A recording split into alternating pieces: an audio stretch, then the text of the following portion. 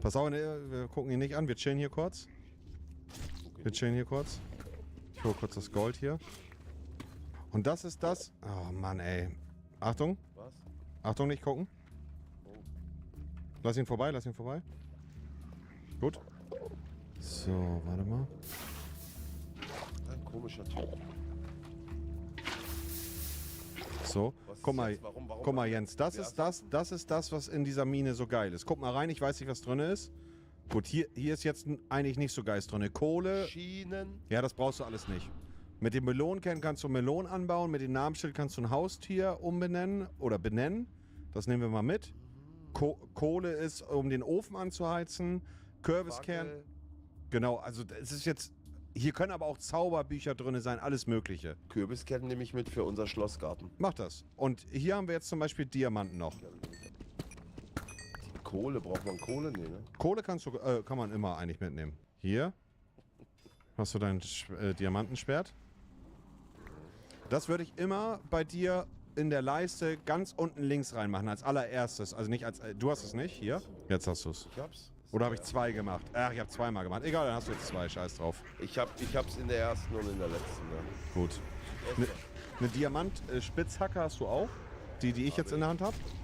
Gut, okay. Gut, dann gehen wir weiter. Oh, hier oben ist noch ein Wagen, Jens. Wir haben richtig Glück, dass wir das sofort finden. Gucken, was haben wir hier drin? Haben wir ein Glück? Oh! Boah. Oh. Was war jetzt? Ist nicht dein Ernst, oder? Was hast du gemacht? Was? Gar nichts.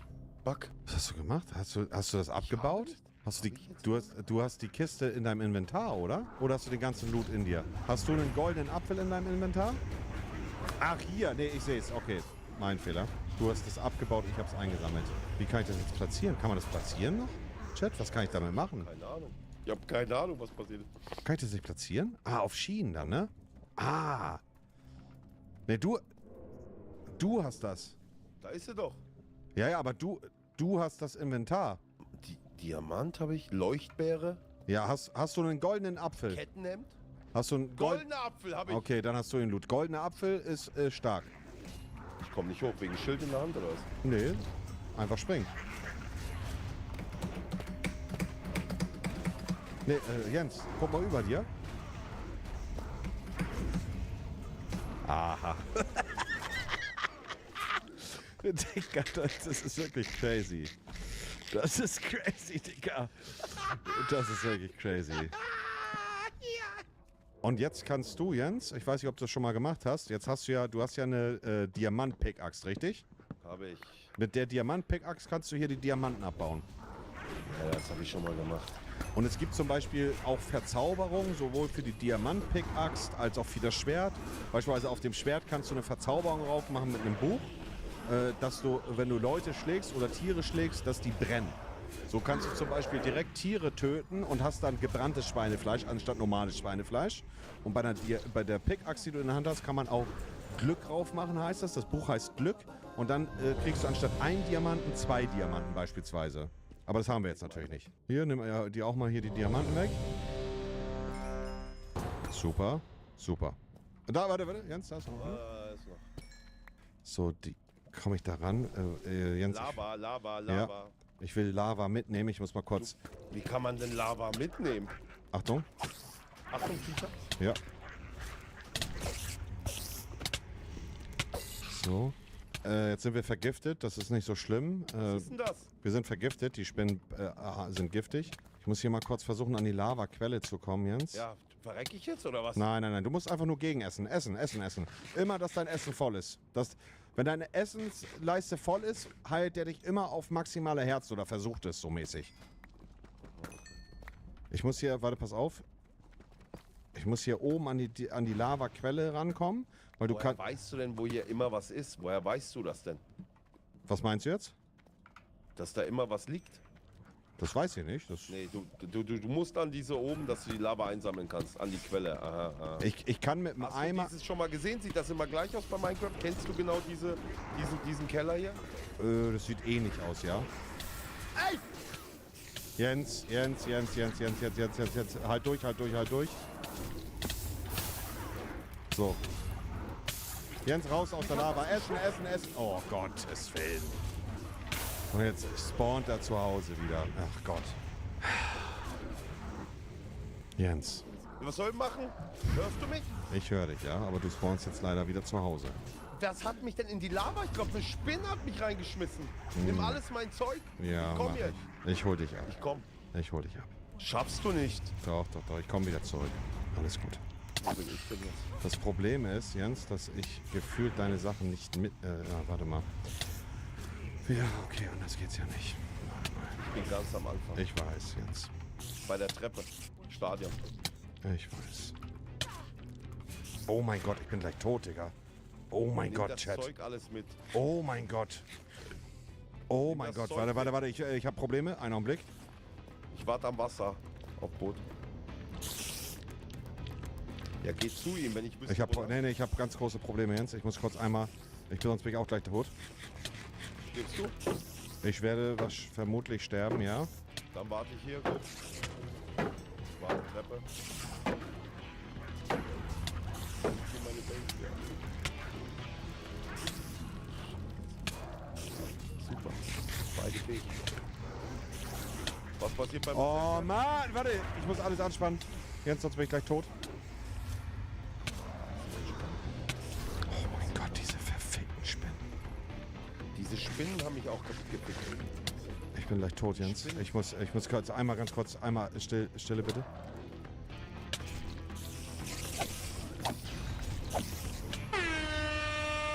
Das ist so unlustig, Yusuf.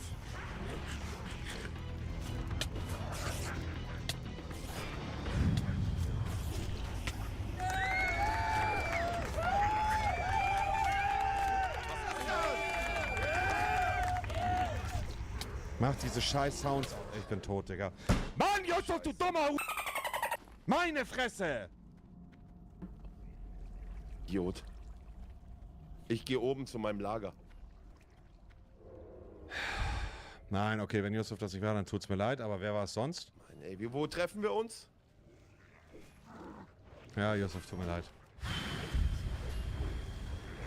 Ja, wir haben Probleme jetzt, wir haben alles verloren. Aber das kann doch nicht sein. Doch. Sorry, Yusuf. Sorry, Mann. Mann, du dummer Asi, du dumme Sau. Du Scheiß. Ja, ich werde deinen Arsch. Wart ab. Ist er hier am Clown, Digga? Meine Fresse. Ach, holt der unser Zeug? Nein. Jo, warte, Digga. Ich hab nichts geklaut, Digga. Nee, leck mir die Eier.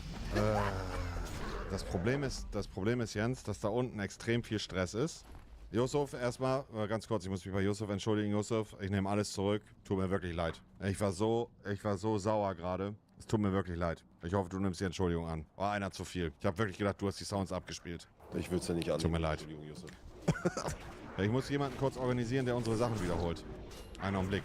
Wenn, Kann der unsere Sachen holen? ja, sobald du... Aber schnell, nur 5 Minuten. Nein. Ja, genau. Sobald du in der Nähe bist der Koordinaten... Nein, hör zu, Jens. Sobald du in der Nähe der Koordinaten bist, hast du 5 Minuten Zeit. Jetzt haben wir Zeit. Oder, Chat? Ich brauche Hilfe, ich bin gestorben, Digga. Und Jens auch. Du musst unsere Sachen holen. Unser Zeug liegt da. Oh, no, bester Mann, Digga. Danke dir, Digga. Ich werde dich dafür entschädigen. Nicht jetzt. Moment. Weiß ja nicht. Ne? Oh. Du hast ja doch die Sachen von Jens, oder nicht? Ich weiß nicht, das ist nur dein Zeug. Jens? Weil du halt noch ein bisschen gelebt hast und da rumgelaufen bist, die wahrscheinlich diesmal, weil die Zeit nicht mehr gereicht hat, sorry. Hier wieder für eine Scheiße, Mann. Das Okay, krass. das ist die Todesmission. Ich schwöre dir, da unten war ein Lebkuchen, Mann. Wir gehen hinten. Das haben wir professionell die Bass eingepackt. Hast du das gesehen, Jens? Da kannst du eine Menge lernen. Ich Achtung, Lava, ganz viel Lava. Das ist mir echt ein Rätsel, wie ihr das gemacht habt. Das ist der Höhleneingang hier. Oh, fuck, cool, Obla. Mach mal Wasser. Ich will jetzt aber hier Ja, nicht den mach ich, Freifahrtschein, dass ihr spielen könnt. Das sieht cool aus. Wow, das sieht ultra cool aus. Wow. Ich kann euch nicht retten in Notsituationen. Ich bin auch kacke in dem Spiel, ne? Sag mal, ist das Wasser jetzt weg? Ja, das geht gleich weg. Wir gehen hier runter. Rechte Seite. Pass auf, Fallschaden.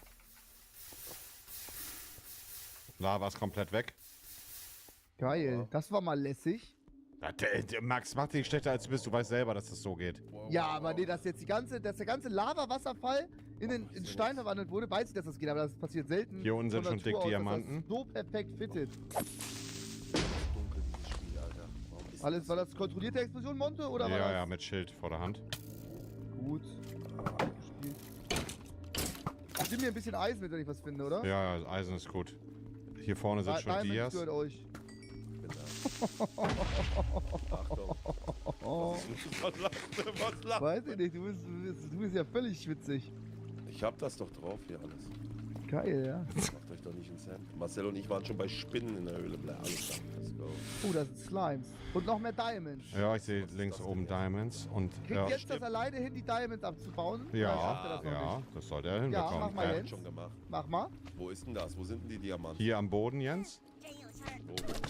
Bist du? Geradeaus. Ja, Gut. natürlich. Wo sind die Diamanten? Hier am Boden sind welche, Jens. Hier Genau. über mir sind noch mehr Diamants. Wo? Jens, hier sind doch die Diamanten, Bro. Jens! Jens, hinter dir, hier am Boden, mein Schatz. Hier, direkt da, wo ich mit meinem Arsch stehe. Das unterm Wasser oder was? Ja, ja. Jens, die Spitzhacke, die Ich Diamantenspitzhacke frag musst du extra nehmen. noch, ob er das schon kann. Scheiße, warte Ich habe mal. extra gefragt. Ja, Mensch, Waffenwechsel habe ich. Hast du die Diamanten gerade abgebaut, Trimax? Nein, die sind hier oben. Die sind irgendwo hier oben. Ah, da. Da. Okay, ich wollte gerade sagen. Nein, brauche ich nicht. Kannst du haben. Super. Die roten sammelt ihr nie, ne? Das ist Redstone, damit Oh. kannst du, glaube ich, nichts anfangen, Jens. Ey, dieser Pfeil und Bogen, mach Schild in Trimax, die mach Hand, den weg. Schild in die Hand, Jens, Schild in die Hand. Habe ich. Gut. Guck mal, da seid ihr mir sogar voraus. Ich spiele nicht mit Schild. Warum nicht? Weiß ich nicht. Ich habe Minecraft angefangen vor 6 oder 7 Jahren. Noch nie gespielt. Und dann kam irgendwann später das Schild raus. Und dann habe ich gesagt, nö. Du hast Pfeile Pfeile nicht. im Als du Arm. angefangen hast, gab's das schon? Okay, wer dann ist habe ich das? Scheiße gelabert. Dann bin ich einfach nur ein dummer Wichser. Wer ist das? Noreax. Krass, das ist wieder krass, Jens. Ey, sorry, ich habe an der Stimme nicht gleich erkannt. Jawohl, ich bin oben bei den Diamanten. Guckt mich an. Mach ein Bild einer. Zeig mal. Ich hab alle Diamanten, Bruder. Einen nach dem anderen. Hier ist Riesenmine. Seht ihr mich? Ich sehe dich. Das ist wirklich groß gespielt, wirklich. Zuerst mit Deep Slate, dann mit Tuff und dann mit Dirt gebaut. Wow. Ich bin hier. Ja, ich hab nichts anderes. Hier bin ich. Guck. Ich hab's abgebaut. Okay, aber wie kommt man wieder runter? Scheiße. Aber einfach runterkommen. Einfach das wieder abbauen, was du hast. Okay, gefährlich. Boah, eigentlich ist easy Spiel für 6-Jährige. Super.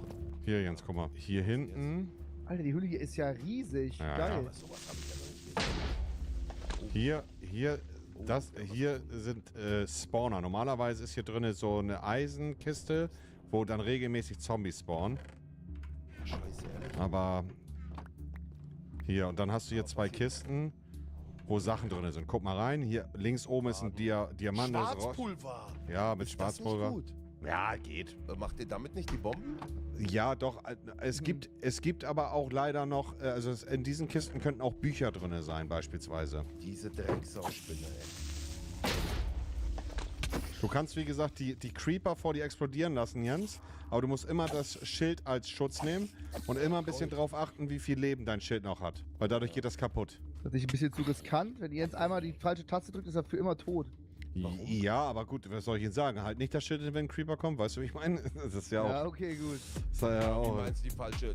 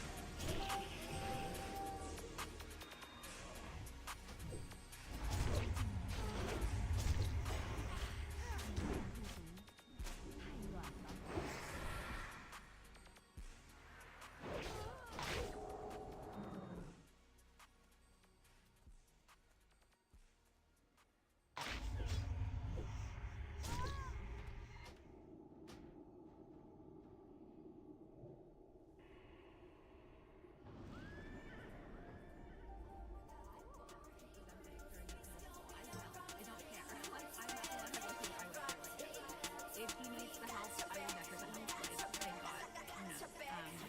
말하지 않아도 알 수 있다 했잖아.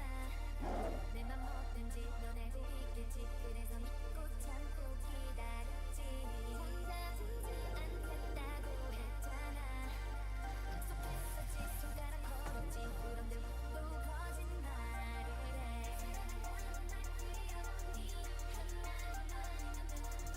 너도 변해가. 이젠 좀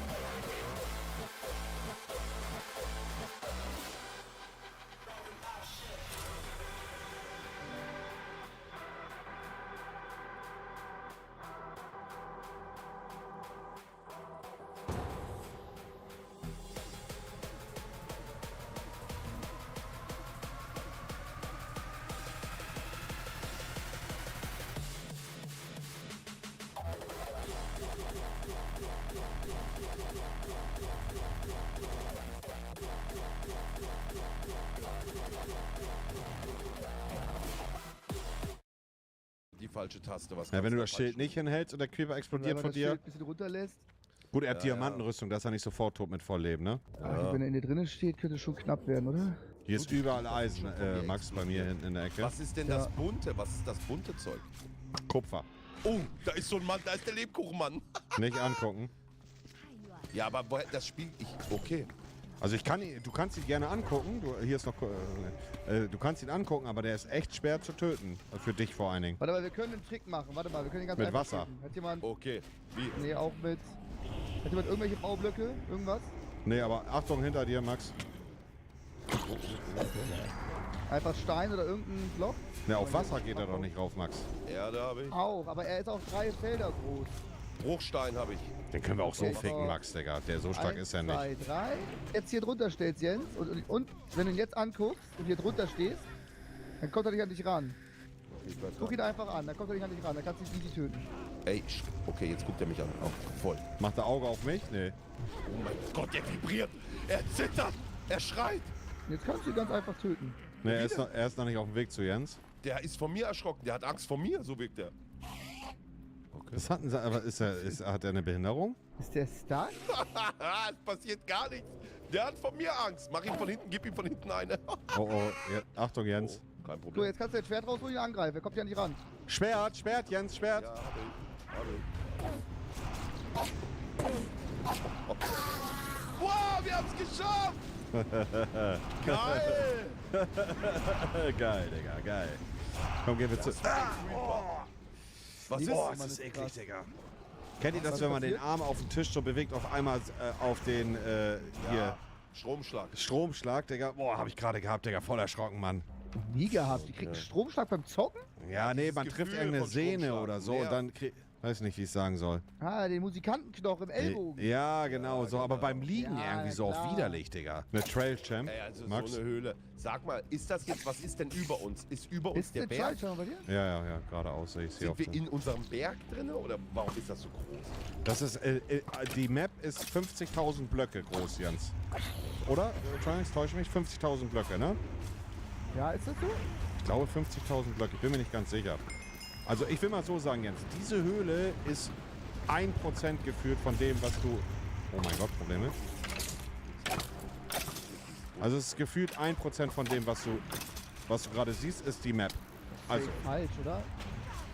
Noch viel weniger. 0,001% oder so. Von allem. Nein, Oder? aber guck mal. Aber es macht ja keinen Sinn, bei Fitnesscraft werden das ja nicht alle benutzen. Oder? was meinst du?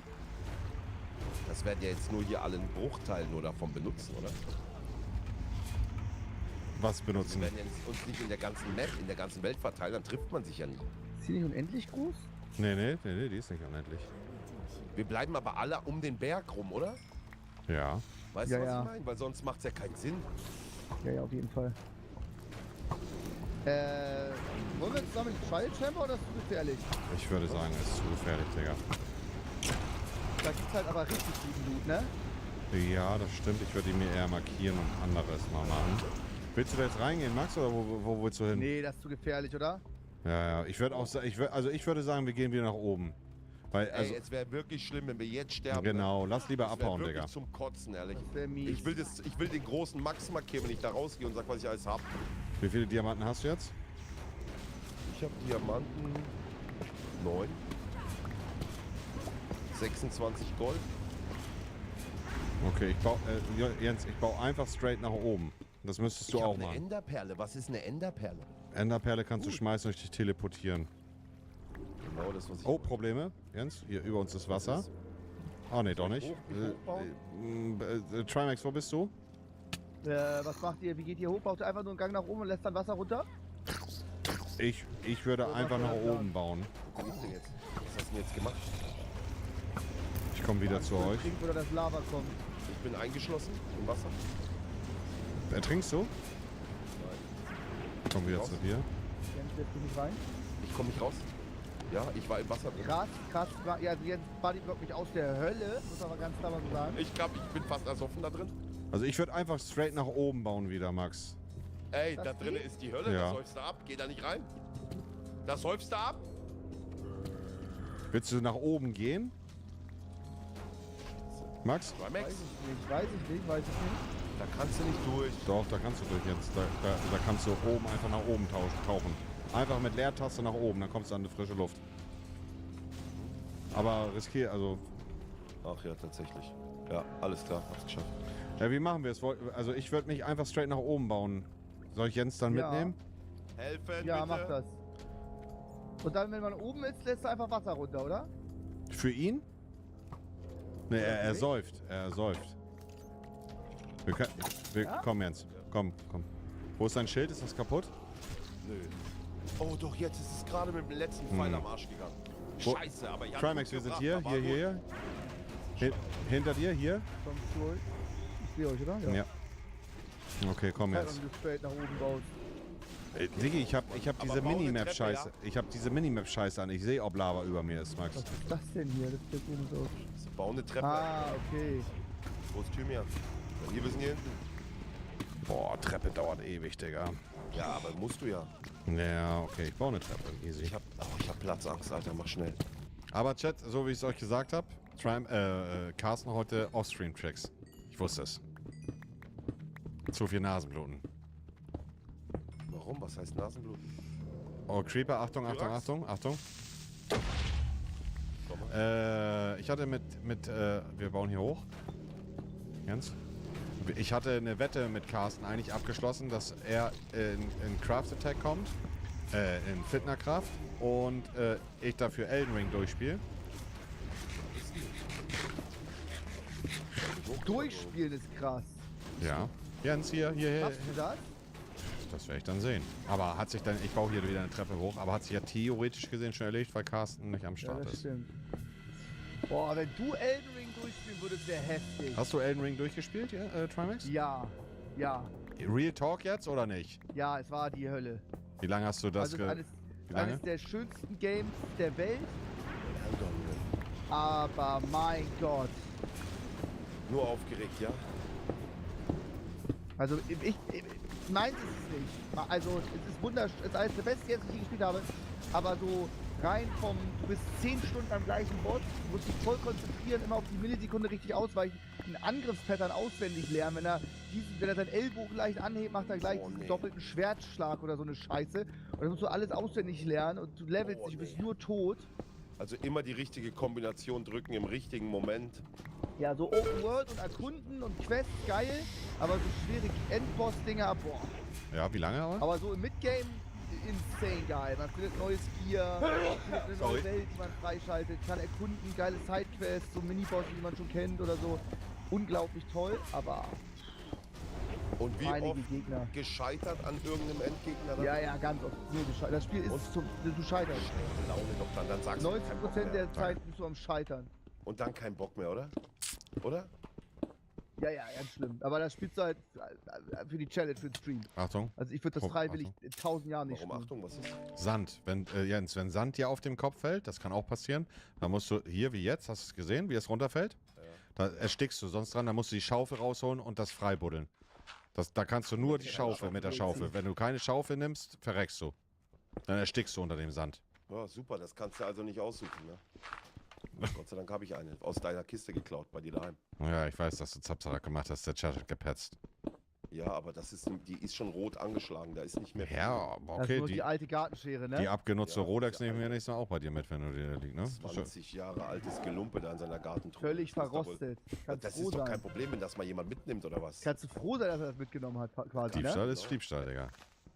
Stahl. So, Stahl ist Stiebstahl, sag ich immer. Ja, mal Siehst zeigen. du, so und raus jetzt. Diamantenschaufel. Geil. Die Diamantenschaufel, guck mal, die schöne. So. Also dass wir das schaffen ohne einen Tod? Wir haben es Respekt. geschafft. Ohne Tod, Jung! Ohne Tod! So, und jetzt zurück, komm. Geil. Super, jetzt ist doch eine geile Erfahrung, oder nicht? Echt geil. Super Erfahrung für mein Leben auch. Das ist was ganz Besonderes. Oh mein Gott, sind wir weit weg. Wie groß war die Höhle? Ja, wir gehen jetzt erstmal. Punkt beamen. Wie kannst du dich denn beamen? Geht halt ab in Es gibt's doch wohl nicht, Digga. Ey! Ey, Marcel! Ey! Ey, Marcel! Digga. Jungs, ich habe euch gerade gelobt, dass keiner gestorben ist. Ey, Marcel, Digga, ich das hab ist nicht dein gerade Ernst, in wo den gehst Chat du lang? geguckt. Keine Ahnung. Ich hab mich fast noch gerettet irgendwo und dann falle ich weiter. Holt mein Zeug. Trimax, du musst da weg, ne? Sonst ist das, du musst es einsammeln in eine Kiste tun, sonst. Kannst du das machen? Trimax, du musst es holen. Oh Ich Mann, rette das euch. kann nicht sein, Mann. Ich hab mich so gefreut. Gib mir das Jens aber ist bitte. hinterhergefallen, Digga. Das gibt's doch wohl nicht. Ey, Marcel, ich laufe Ja, Bro, ich hab gerade auf Also, den dass ihr Chat beide daran geguckt. glaubt, ist heftig. Beide ist krass, ey. Wirklich. Oh, wir haben uns gerade gelobt, ne? Wir haben gerade Lob Wir haben euch gerade ausgesprochen. gelobt. Und jetzt ist einfach hinterhergefallen, Digga. Digga. So geil. Ey, das kann doch nicht sein. Jetzt ist einfach hinterhergefallen, Diggi. Wie geil war das denn, bitteschön? Warte, wir gucken mal ganz kurz. Wie kannst du dich denn beamen? Geht, da heißt habt ihr nicht Es gibt's doch wohl nicht, Digga. Ey! Ey, Marcel! Ey! Digga. Ey, Marcel! Aber, Digga, wenn ich das gerade nochmal sehe, guck mal, wie fies das ist. Du siehst es auch gar nicht auf der Karte, Digga. Das ist so eine fiese Stelle. Ich bin so straight runter dich denn gepropst. beamen? Geht, da heißt habt ihr nicht Es gibt's doch wohl nicht, Digga. Ey! Ey, Marcel! Digga. Ich habe gerade so genüsslich an meiner Vape gezogen. Ich krieg Hast du 80% Trimax? Scheiße. Es ist einiges ist noch viel tiefer gefallen. Wir brauchen Hilfe sofort. Wenn er da steht, ich kann nicht schnell genug hinkommen, bevor es despawn. Er müsste sich ausloggen, dass ich das mache. Ich schaff das, aber wie viele Creeper sind denn hier? Was ist das für eine kranke Scheiße? Was? Ich muss da reinspringen, ich muss da reinspringen. Spring rein. Noreax, kannst du die Sachen in Sicherheit für mich bringen, bitte, wenn Max die in die Kiste gemacht hat? Ja. Weil ich werde es nicht mehr schaffen, dahin zu laufen jetzt, Digga. Okay, Mich macht das ja. Dankeschön. Danke, gut, okay. Jungs, ich wünsche einen schönen Abend. Ich zieh durch jetzt, ich Ich zieh glaube, ich durch. hab alles. Gehst du Ey, raus? Ey, aber Ja, das ich war geh trotzdem raus. geil. Ich leg War dir das sehr einfach in eine geil. Kiste in deiner Base, okay? Nein, das wird Spaß geklaut, dabei, Bro, ne? das wird geklaut. Achso, ja, ich mach's in eine sichere Kiste und die gibt's dir morgen. Genau so machen wir das, Digga. Jens, Digga. Those pipe bombs, they don't want you to know who it is because it's either a connected anti-Trump insider or an inside job. You said that, you know, long before. That was really hard. I'm proud of you. Who likes sleeping? Wait, do you like sleep? I feel like sleeping is the worst ever. You're like literally just wasting away like 8 hours of your day doing fucking literally nothing. Sleeping is sometimes nice if my wife's really pissing me off. I'm just like, Why would you I don't say have to deal that? with anybody right now. It's true. Can I not fucking true? Does she let you go to sleep mad? Well, it's not about being mad. It's about being annoyed. Oh, okay. Wait, Dan, do you have to sleep at the same time as your wife? No, I go to sleep. She goes to sleep a little bit before me. I usually come in like half hour to an hour afterwards. But she has to wake up earlier also. Wait, do you normally go to sleep at the same time, right, Moon? Nope. I sleep when I want. If Peach wants to go to bed, you can go to bed. If I want to go to bed, I can go to bed. Wait, why am I like so last night, I went to cocked? bed way earlier than her. I usually I go to bed between like I would say between 11 and 1, usually around 11 is like most common, and the outlier is around 1. I feel like if Yeah, I last go night to went bed sleep like 10.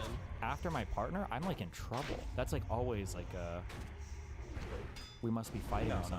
Like if my partner's like, I'm going to sleep, and I'm like, okay, that's like, oh, I fucking hate you. And then if I go to over to the bedroom, the door's gonna be closed, and they're gonna be angry. That just seems immature to me, and I don't mean that in like a meanie way. Like if they have to go to bed with you, it just feels. Yeah, but it also might be in a new, like if you're in a new relationship, I would expect that to be a bigger deal than if you've been married for fucking 20 years. New relationship. I'm pretty sure this is every relationship I've been in.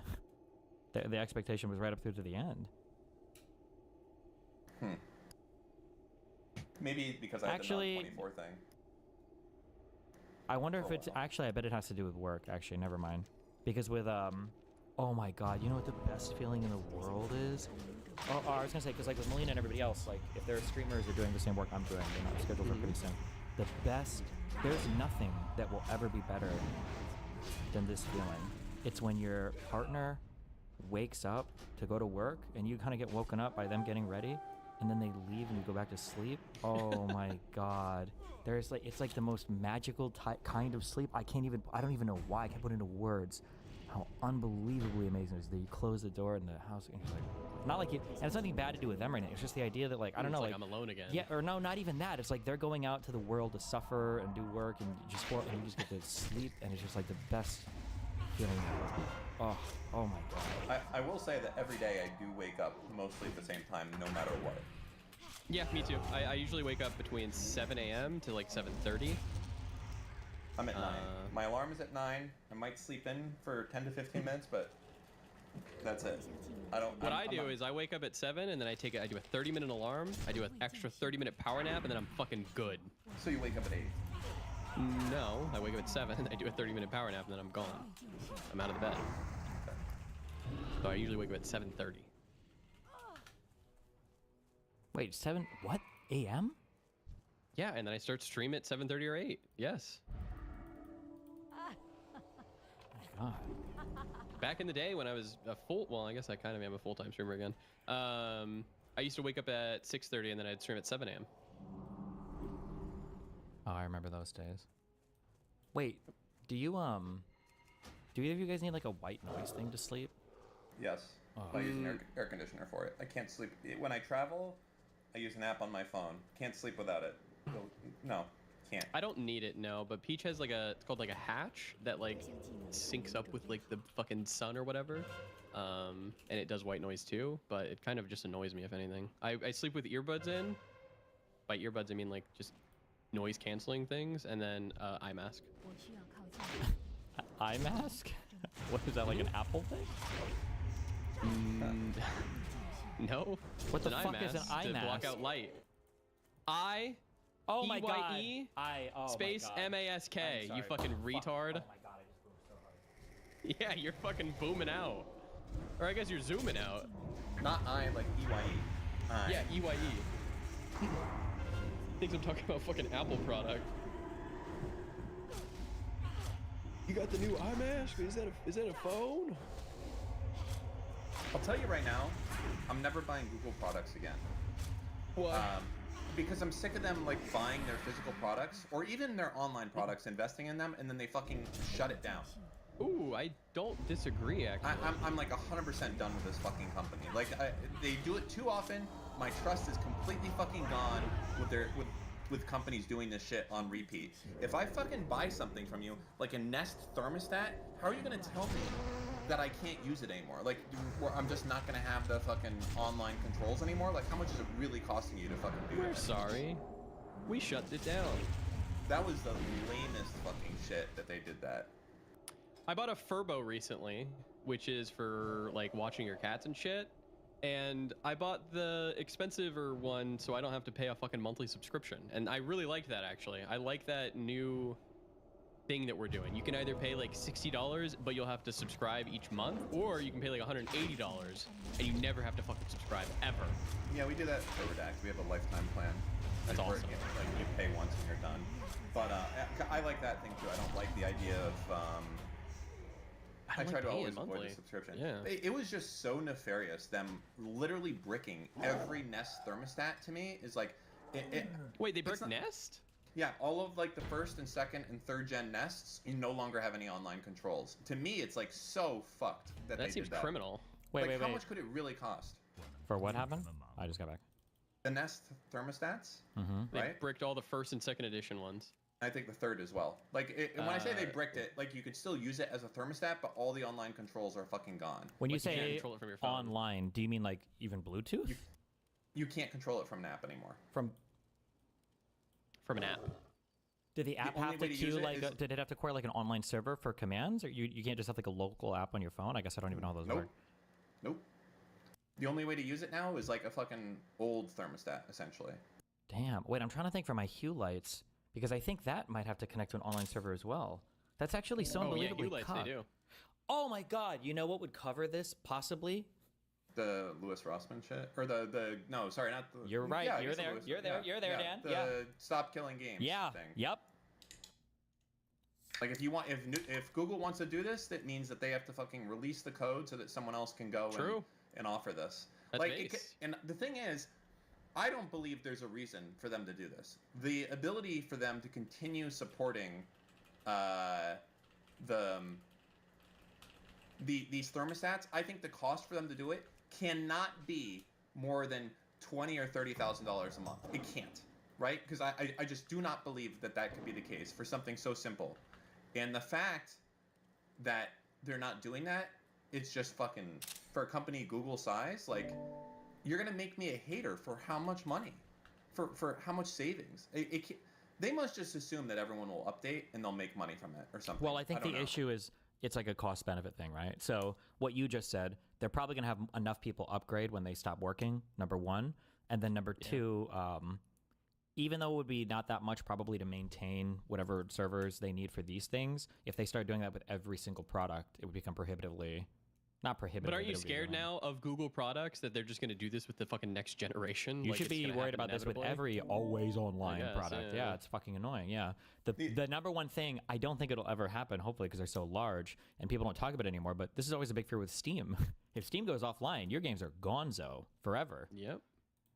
Yeah, That's true, actually. Yeah. Steam is one. The other thing as well is like a lot of people, email is a very important one. I think I could de-Google almost all of my life with the exception of email. And the reasoning is that I don't think that it would be possible for me to run a local email server with more security than what Google has. Like, because my feeling is that like there would be some security exploit that comes out that I wouldn't patch in time, or something along those lines. I just genuinely, even Proton Mail, I would count on Proton Mail getting hacked before Gmail. What if you just like used like had like a local email server setup and then you just had like a YubiKey for everything? I don't think it would make a difference, but I understand the joke. Got him. We fucking got him, boys. People that rely on Proton Mail, I think, have a fundamental misunderstanding of how it works, by the way. Oh, do you think if if email was made today, that it would be subscription based and like locked behind a fucking paywall? No. You don't think so? I think we're incredibly fucking... I feel like email is too much of people would just treat it as a loss leader because email gets you into so many other products and services that people want you to have. And then they do ads through emails and shit. Yeah, they do now.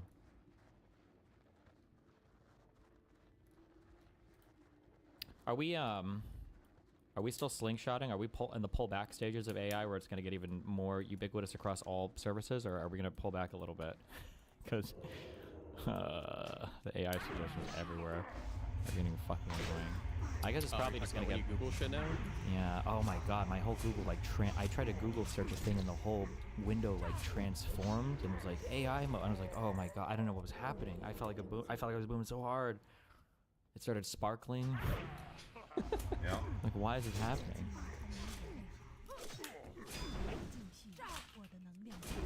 Yeah, things are changing, that's for sure.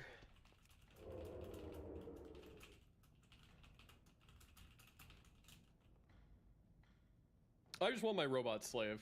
That's what I'm fucking most pumped for. Yeah, why don't we stop with the AI bullshit in the software world? Why don't we get the fucking hardware up to snuff? True. Okay? I remember reading in a magazine 23 years ago. I was still in middle school. It would have been 2003. How long was that? 24 years ago. That we would have life-size Gundams in 10 years. I don't see them anywhere. It's been over 2 decades. Where are my real-life mechas, okay? And that's not even as hard as like a full-on... Well, maybe it is because they're so big. He's right.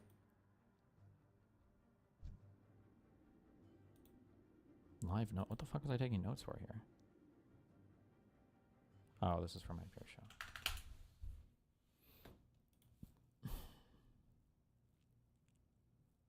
My thoughts on Shedeur Sanders?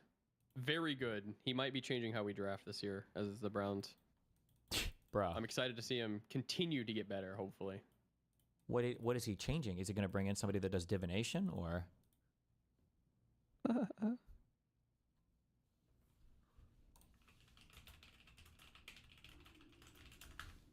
He's mad. He's mad because he Did you see the tweets I sent you?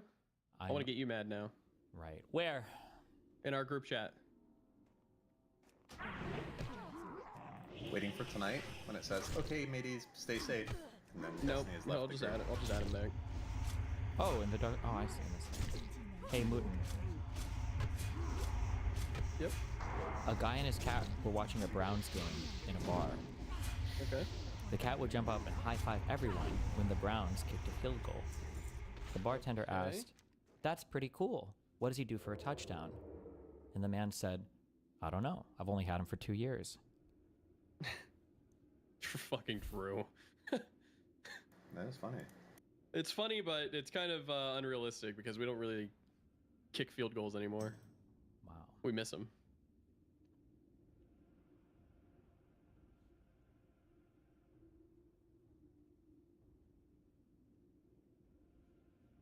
Okay. I asked AI for Browns jokes also. All right. I feel like that could apply to any team though, so.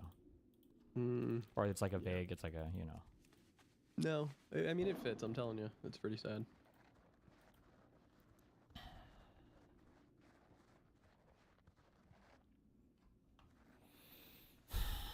Did you see this bullshit? Yeah, he's been angling to get that Tina Peters person out for a long time.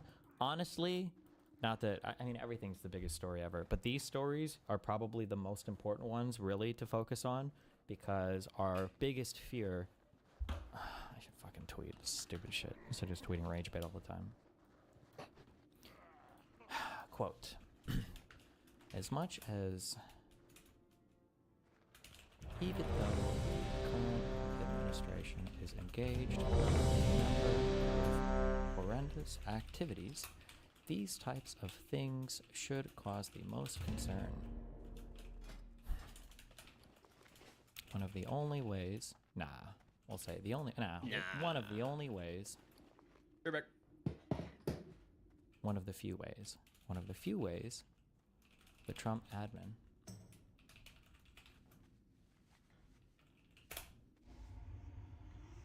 Well, no, wait.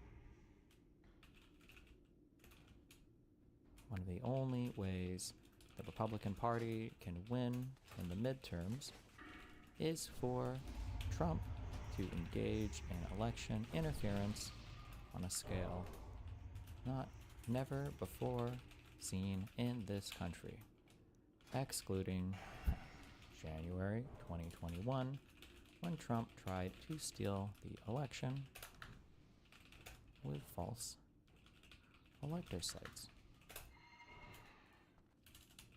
Trump pardoning or excusing everyone who assisted him of improper, is electioneering a word? Election conduct, election-related conduct in the past is a clear signal to loyal Trump supporters that he will do everything he can to excuse you from any crimes you commit so long as you help him maintain his power. Okay, do one spell check, even though it doesn't matter because I always miss them anyway. Even though the current administration is engaged in a number of horrendous activities, these types of things should cause the most concern. These types of stories. One of the only ways the Republican Party can win in the midterms is for Trump to engage in election interference on a scale never before seen in this country, excluding January 2021. Trump tried to steal the election with false elector slates. Trump pardoning or excusing everyone who assisted him of improper election-related conduct in the past is a clear sign to loyal Trump supporters that he will do everything he can, is a clear signal to loyal Trump supporters. He will do everything he can to excuse them for any crimes they commit. Not you. Excuse them from any crimes they commit as long as they help him. As long as they help him maintain his power. Post. There we go. Damn, motherfuckers outside honking a lot today.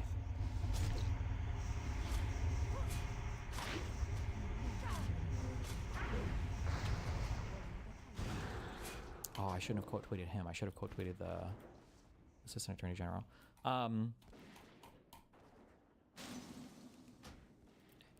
Who is the fuck, I need to know these two lawyer names. The one who just resigned yesterday. What was her name? Haba? And she was one of Trump's personal attorneys. She was made... Oh, Alina Haba. So she was made a prosecutor as well. Was this like one of those temporary appointments where there was no Senate confirmation too, where it was past 120 days? It's my birthday today. I turned 23. Good job, Tristan. You survived. Clappa. Feels birthday, man.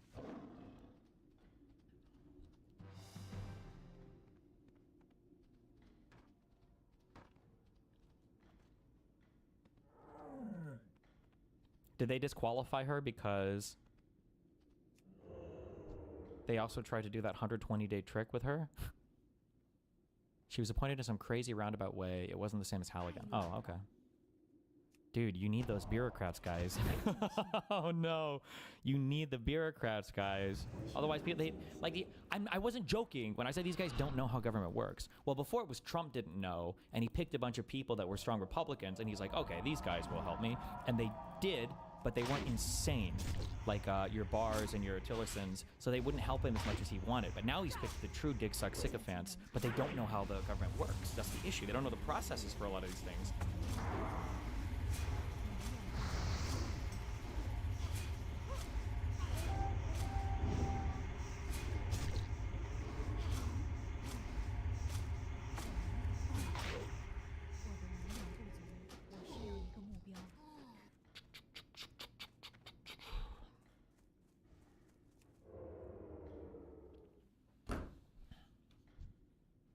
Can you do this?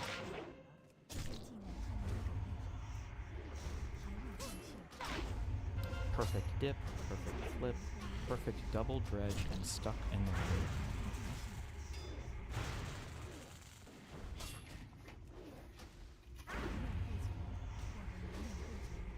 room. No! Oh. Oh my god! Beautifully done. He's such a goofball. This guy.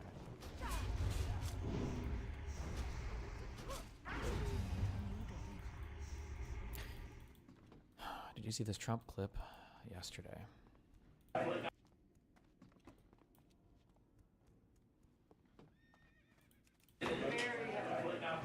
Hey, Deb, you agree with me at Blue Stuff? You know I cannot appoint anybody. Huh? I can't appoint anybody. Everybody I've appointed, their time is expired.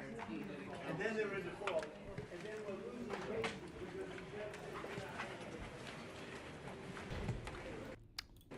case. I need to get that Tom guy. No, fuck. I need business leaders and I need rich people, and we all need to get together and have a conversation, okay? Because I don't know why Trump is allowed to be called a successful businessman. He has all of the makings of an ineffectual leader. He cannot do it. How can you not appoint a single fucking prosecutor, dog? But it's your Congress. You have the Senate. You could do it. Just find somebody that they like. Stop getting fucked by blue slips. It's not that hard. He's so ineffective. He can't do anything. He's such a fucking loser. He can't work with anybody.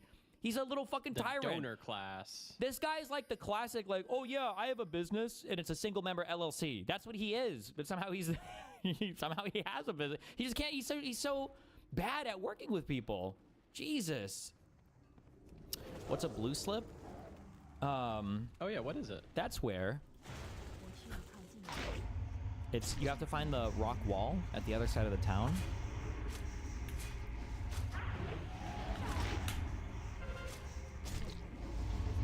Okay, I'm gonna try to explain this, but I could be incorrect. Okay, I don't actually know what a blue slip. I didn't know what a blue slip was until like a month or two ago, but I've heard people talk about it roundaboutly. I think I've pieced it together. Okay, I'm going full ass.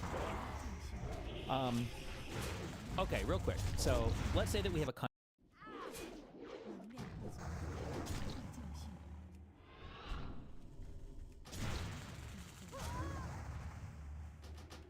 country that has let's say that our country has 4 different states, okay? Each of these states comprises, let's say, 2 circuits, okay? And then up here we have our Supreme Court, okay? Okay. We have our district courts. These are the first level federal courts. From there we have our circuit courts. We'll call this Circuit 1, Circuit 2, and then all that goes to the Supreme Court. These are 3 levels of federal courts. Okay.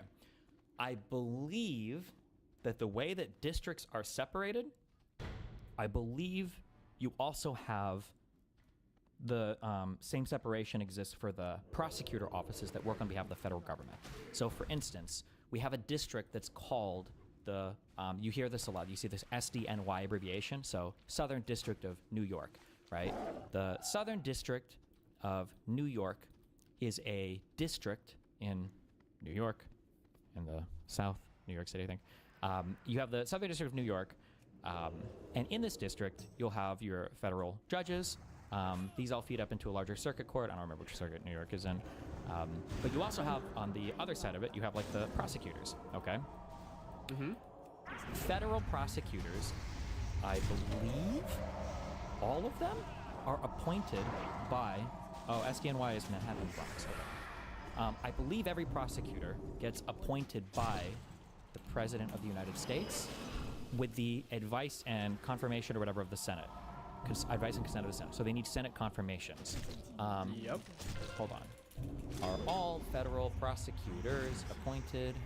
Or no, is it appointed or nominated would be the word. Does the president appoint a Supreme Court justice or nominate a I think it's appointed, right? Appointed by president. New York is the Second Circuit. Okay. Okay. U.S. attorneys are appointed by the president. Okay. And then you need confirmation from the Senate.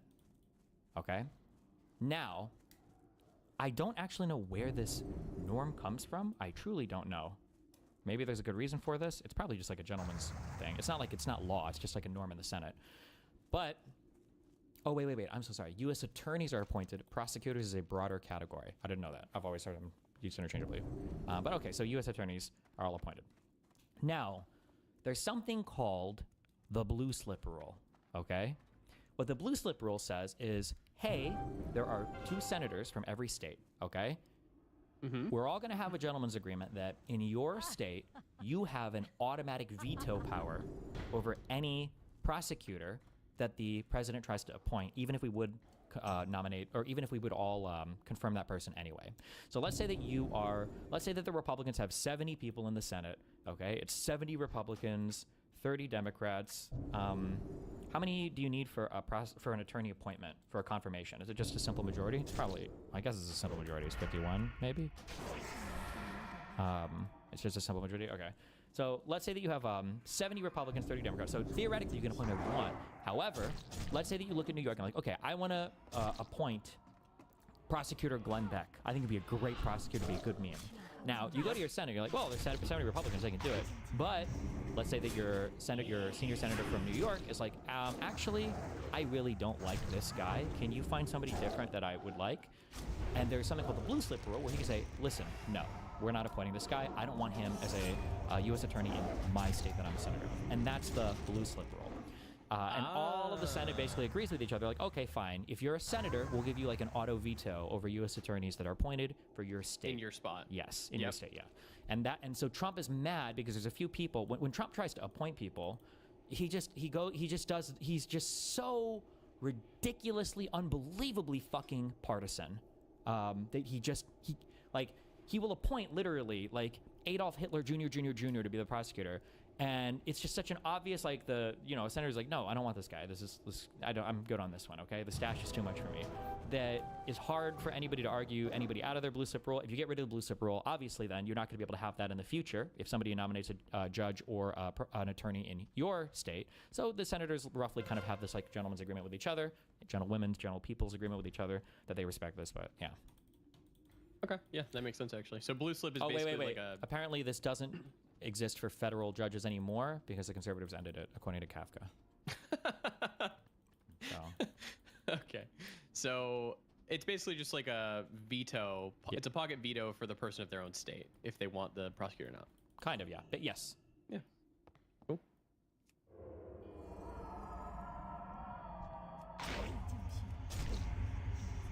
Yeah. It is cool. That is not what a pocket veto is. Yeah, I don't know. You said pocket veto. I don't know what pocket veto means. I guess I just meant just like get it's rid like of a pocket veto. It's just a veto. Yeah. Loser. I just meant like a veto in your pocket. Then don't say that. It's not in your pocket. Pocket veto means something. Yeah.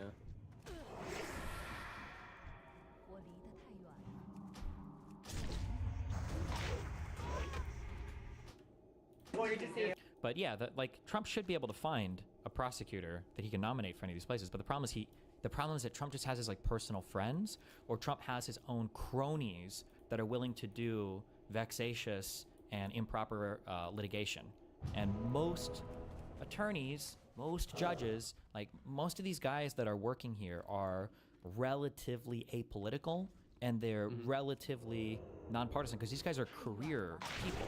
Like you'll be a federal judge for decades. Like, and people that are U.S. attorneys, these are like the most prestigious types of prosecutorial attorney type jobs when you're talking like criminal stuff that exist in the United States. It's like your cream of the crop people, and they'll be in these positions for decades. So the idea that Trump is trying to appoint, like, nobody's fucking gonna work with Halligan, that insurance lawyer, whatever. Like, nobody's working with these fucking losers past Trump's term. These are literally just political partisan hacks. She resigned, right? I don't know if Halligan resigned, or if I don't know if Halligan resigned, or if she got like kicked out by the judge, or by that court ruling. I don't know if you consider that resignation, but I'm pretty sure she's gone. Yep. And then you saw for that they were trying to do the 120-day meme. Did you see that?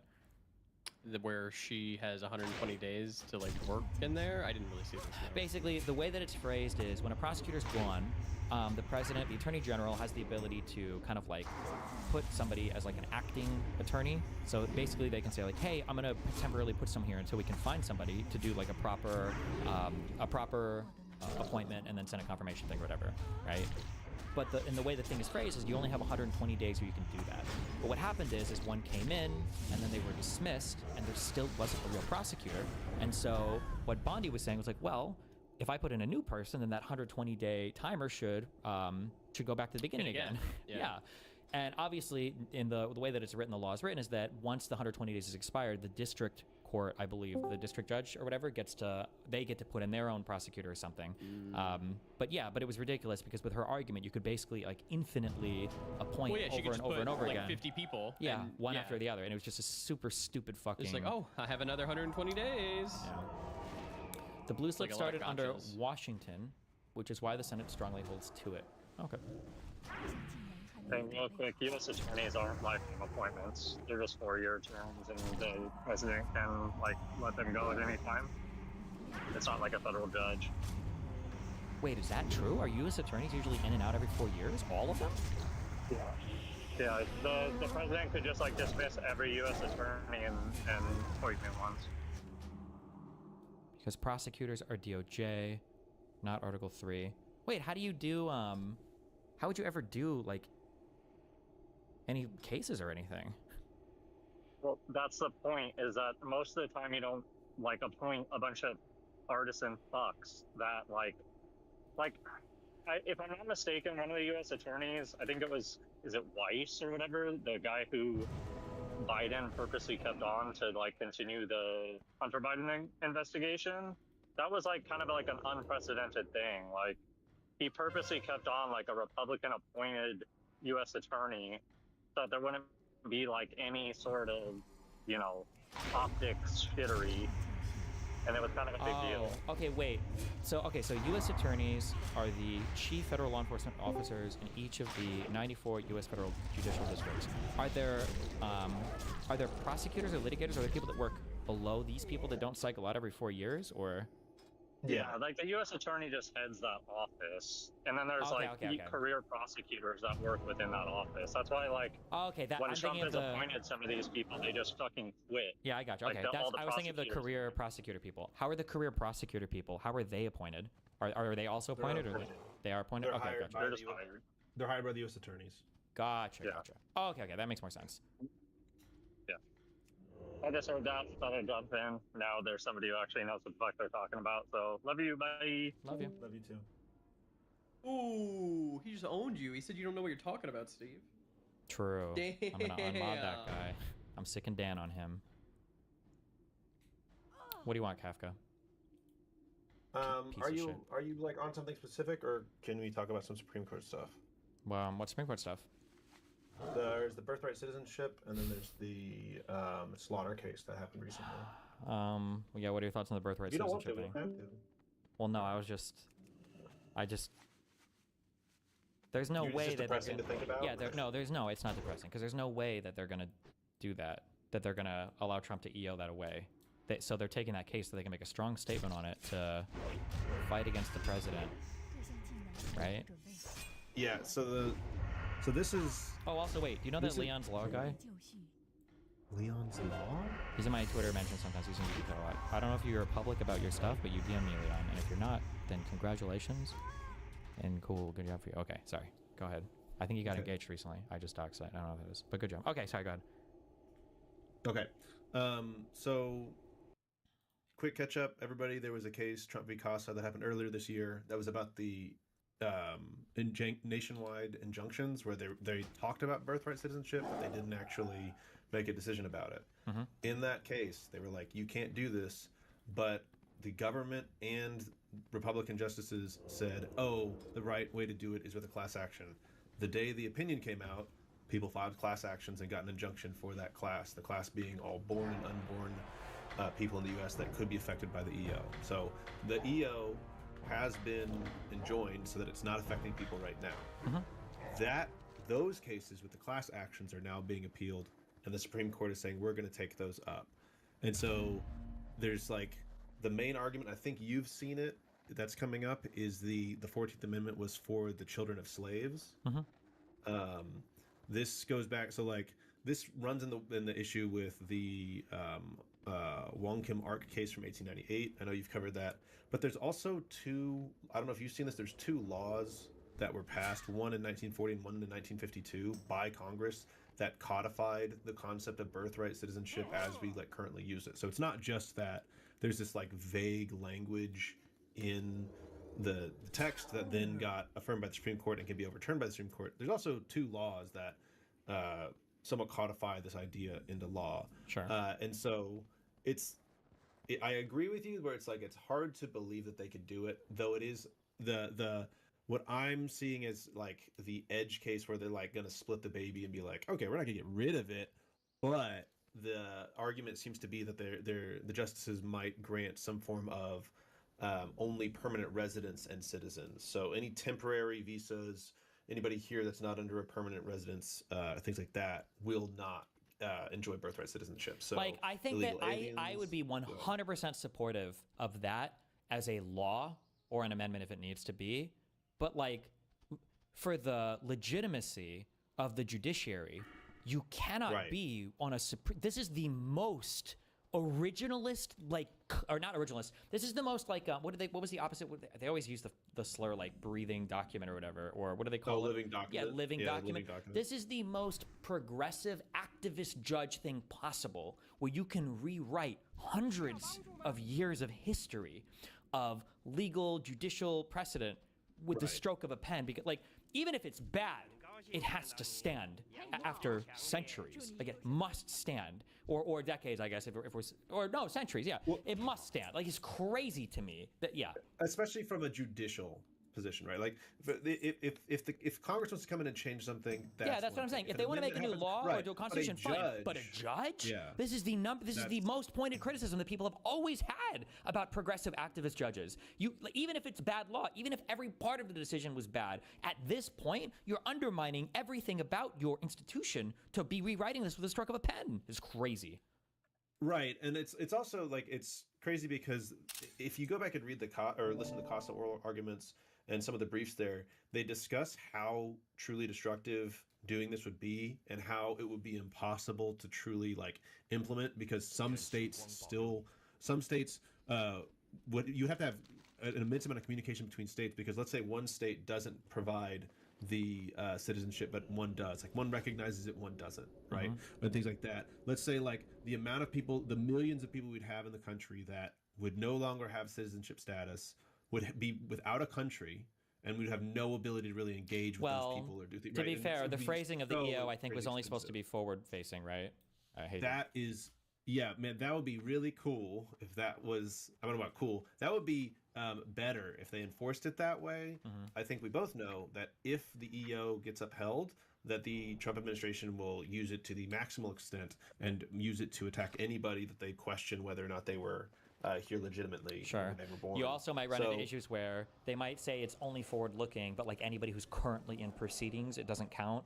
And so Right. you've got like people Right. who have been 10, 20, 30 years in. Yeah. Exactly. And the thing is like when you look at the administrative cost, right? Think about the amount of like judicial hearings that would need to happen, Yeah. the amount of like enforcement that would happen. This is all a huge factor that is an actually legitimate argument to make, and is an argument that the Trump administration made about the tariffs, saying, "Oh, we can't get rid of these illegal tariffs because it'd be too expensive to do it." Sure. Meanwhile, this is like in the other direction of like we don't care about the cost, just do whatever we want. Or even when it came time to give due process to people they were deporting, right? We don't have time. We don't have the Right. judges for all these. That's why we're paying the money and getting them out of here. It's Exactly, but in ridiculous. this case, they're like, "Oh, we're going to happily take on this massive cost." Not to mention, this isn't a real problem. like our country, we might have, even if we say we have issues with illegal immigration, which we have a decent number. I don't know if it's like 15 million, 16 million right now, total, not that just came under Biden. But like, yeah, there might be an illegal immigrant problem. But the idea that we have all these people coming here on visas, all these people that are getting illegal citizenship through their children or whatever, this is not such a serious problem that we need this massive we need this massive reconstruction of how we determine citizenship. It's just ridiculous. Yeah, the harm, the action here is apparently fixing some harm that hasn't really been materialized or recognized, anything like that. And so whenever you're seeing these massive policy shifts, like we said before, this should be through the legislative branch. It should not be an EEO. It should not be judicial. Because whenever you're making these changes, it's not the president going, "Oh my God, there's a problem that needs to be fixed, so I'm going to do something to fix it," and then just discussing whether or not that's legitimate, because that hasn't even been established here. He's just saying, "I don't like immigrants having kids here and them getting citizenship. I personally, Donald Trump, don't like it, so I'm going to change it." That's basically the argument right now. And they're kind of working backwards from that and making up these arguments that have all been knocked down. But it doesn't make sense. There's, birthright citizenship exists in other countries. It exists a long time in other countries too. So this isn't something that's unique to America. And also, there are much narrower things that could be done than this EEO. Let's say we are going to do it for whatever reason. There are much narrower, more direct, less cost, less expensive ways to do something like this that would address whatever the problem that they're trying to identify is. Yeah. Right.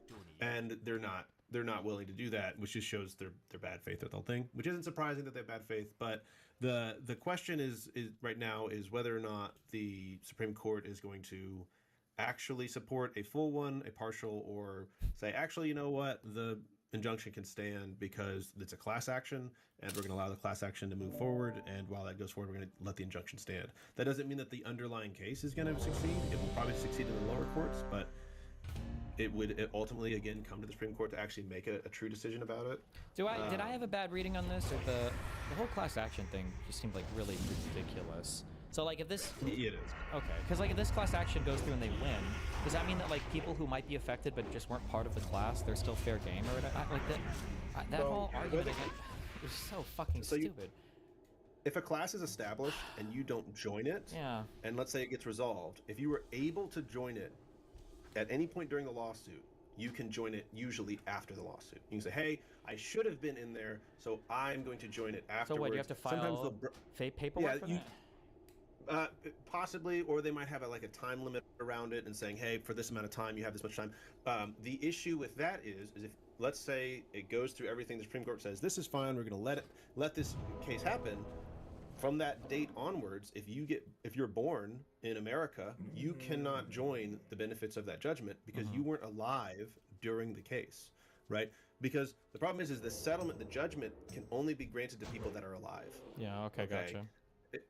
Yeah, and so that's a big problem. Is that then presumably you need to have another case for people that are continuing, right? So it's unworkable. It's stupid. I think we talked to death about universal injunctions on here, so we don't need to go back over that stuff. But yeah, the class action thing is a huge cope that was it's just them delaying and creating more problems and making more trouble so that they don't have to actually, expressly say, "We hate immigrants and just want them out." They're just saying, no, like this is the proper process. And then when you go through it, they go, "Actually, lol, we don't even care about the process. You still should lose because we hate immigrants." Oh my God, I just got the best fucking idea in the world. But not really. Okay. But it would be legal warfare.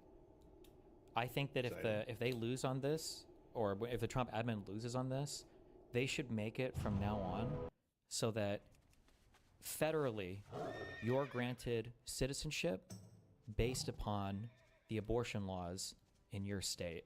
So like if you go to Georgia, Florida, whatever, if abortion is illegal past 6 weeks, that means that at 6 weeks, a fetus is guaranteed citizenship in the United States, no matter where they're born in the world.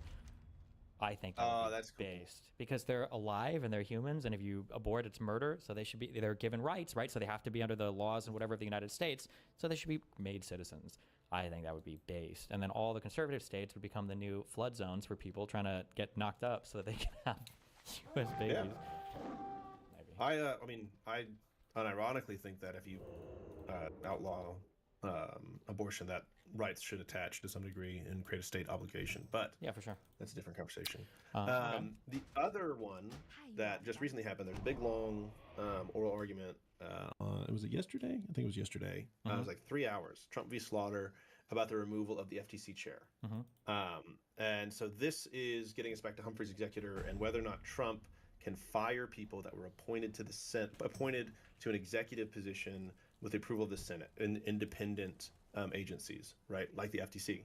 Okay. How is this person normally appointed? Does he come from the head of the FTC, or is he appointed by the president himself? So yeah, the president appoints, and then the Senate approves, right? And so there was a previous case about this in which they were like, "Lol, he can fire whoever, it's fine, except for the FTC." The FTC is our special baby. It's different. We're not going to let you do that. Oh, okay. So now they're suing again, and they're saying, no, the FTC should not be separate. Arguments being that the FTC exerts so much executive power that it should be under the president's ability to fire them and replace them. That being said, like the idea, it falls apart under any kind of analysis. We've had committees and positions like this for like 200 years in the U.S. The Trump administration has made a very, very like concerted effort to destroy and remove all independent agencies. They find them to be antithetical to their administration because it doesn't follow. Yeah, this is bullshit. So there are a few offices, I believe. Are there any? There are a few that are established by the Constitution, right? Yeah, I believe so. And then the majority. What are you referring to? I don't make me look. Like, is the Department of Defense, is that in the Constitution? The DoD? Or the Department of War? I don't remember if it was specifically. I feel like there are a couple offices that are. Or maybe there are none. Are there none? Okay, never mind. Maybe none are established by the Constitution, but the Congress is what creates these offices, and Congress can attach special rules to the offices that they create in terms of like, I think it might be, we need to do a full constitutional reading on this stream, okay? But it might be that like the president always has the ability to nominate or appoint or whatever the head of a particular office, but I think Congress is allowed to attach rules saying everybody subordinate to this guy is appointed by other people or whatever else. The president doesn't have the ability to do everything he wants within every single department in a way that Congress can legally authorize. If they want to change that, are you just going to... before I was going to challenge you and say, wouldn't they just delete these entire departments? But I guess they would probably be okay with that. They already did that with the Department of Education. Yeah, so the big part of it is that when it comes to also wait, real quick, I'm sorry, the reason why I called it the Department of War in the Constitution is because back then it actually was called the Department of War. I think it was changed to the Department of Defense after like World War II. That's why I refer to it as Department of War, not because of this orange fucking office. Sorry, go ahead. Okay, I refer to the Department of War because I respect our president. But with these independent agencies, these are ones that are created by Congress to be what's called multi-member agencies. So there's no single head of it, right? They've got a council, and then that council might have a chairman or something. Those are usually headed by experts and not politicians and bureaucrats. And so the idea is these aren't really political in nature in the same way that other ones are. And so we don't want we don't want this to become political, so we don't want it to change with the administration. We just want it to change only if the person's doing bad or they want to retire, right? So like if it is the Department of Education, right, you are going to get approval from the Senate on that stuff, but the Supreme Court has ruled that he can remove those ones because it's not an independent one in the same way that the FTC is. And so now whenever it comes to the FTC, it's the origin of it was quasi-legislative and judicial in such that it didn't ever exert executive powers. But now, right, it's spending money, it's setting policy, things like that, and like, oh, we've got to bring it in here. The weird thing is that the courts seem to focus on the fact that Congress is violating the separation of powers by preventing the president from firing and from firing people at will from these things. But that has never happened it has never happened where the president provided legitimate, good reason to fire someone, and the Congress blocked it. Okay. Meanwhile, or like, it's never been the case where there was actually good faith reason found to like do it, but Congress like got around it somehow. That's never really happened, and it's also never really happened where there was like the Congress like unreasonably blocked an appointment, right, or something like that. Sure. But then on the other side, the people suing are saying, well, look, if we remove this, the president can just remove people at will, put in people that are loyal to him, and use these agencies to enact his will in an incredibly corrupt and bad way. And the court is like, well, but what's the chance of Trump doing something like that? And so it's this real misbalance of like the conservatives very clearly like creating a reason to be afraid that doesn't exist. Meanwhile, like all the evidence in the world exists to keep it, but they won't. And so it looks like a lot of people are saying it's going to like either 5-4 or 6-3. They're going to probably let them remove the FTC chair, which is really unfortunate and a horrible thing for our monetary policy. It's a really scary thing because I think I talked about this before, where there's this like, there are infringements on rights, and then there's like dismantling of checks and balances within the government. And I personally am way more concerned about the removal of those checks and balances and the dismantling of these operations in the government that limit power. And this is one of those things, right? This is what we're seeing is this consolidation of power and the ability for Donald Trump to further exact bribes, pick winners and losers, play with, everybody's lives, because this is our monetary policy, and now he will have full reign to just put in, a full-on sock puppet to this position, and then just try to just ram through anything he can to make his numbers look good while all the rest of us suffer. Yeah. So, well, thanks for letting me on to cheer everybody up about the Supreme Court. But yeah, those are the two kind of really big things that have been in the news recently, and I just wanted to go over with you in case it came up, in case anybody says some stupid shit to you like the FTC is it doesn't comport to like our history. It totally does. There's 200 years of history of things similar to the FTC and things like that. None of the historic arguments make sense. There's no reason to do this. And then same with the birthright citizenship. There's no historic argument that comes in here that makes any sense. It is purely just they want to do this thing because it's beneficial to them, and that's it. So yeah.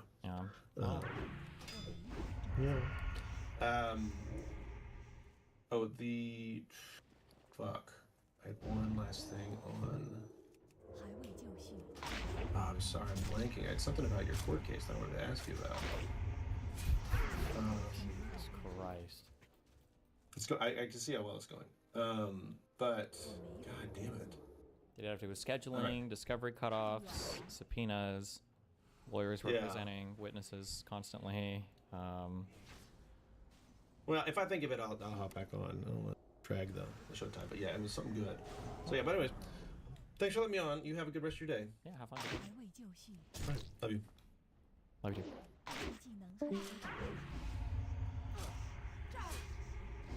I think Hussein is hopping on right there.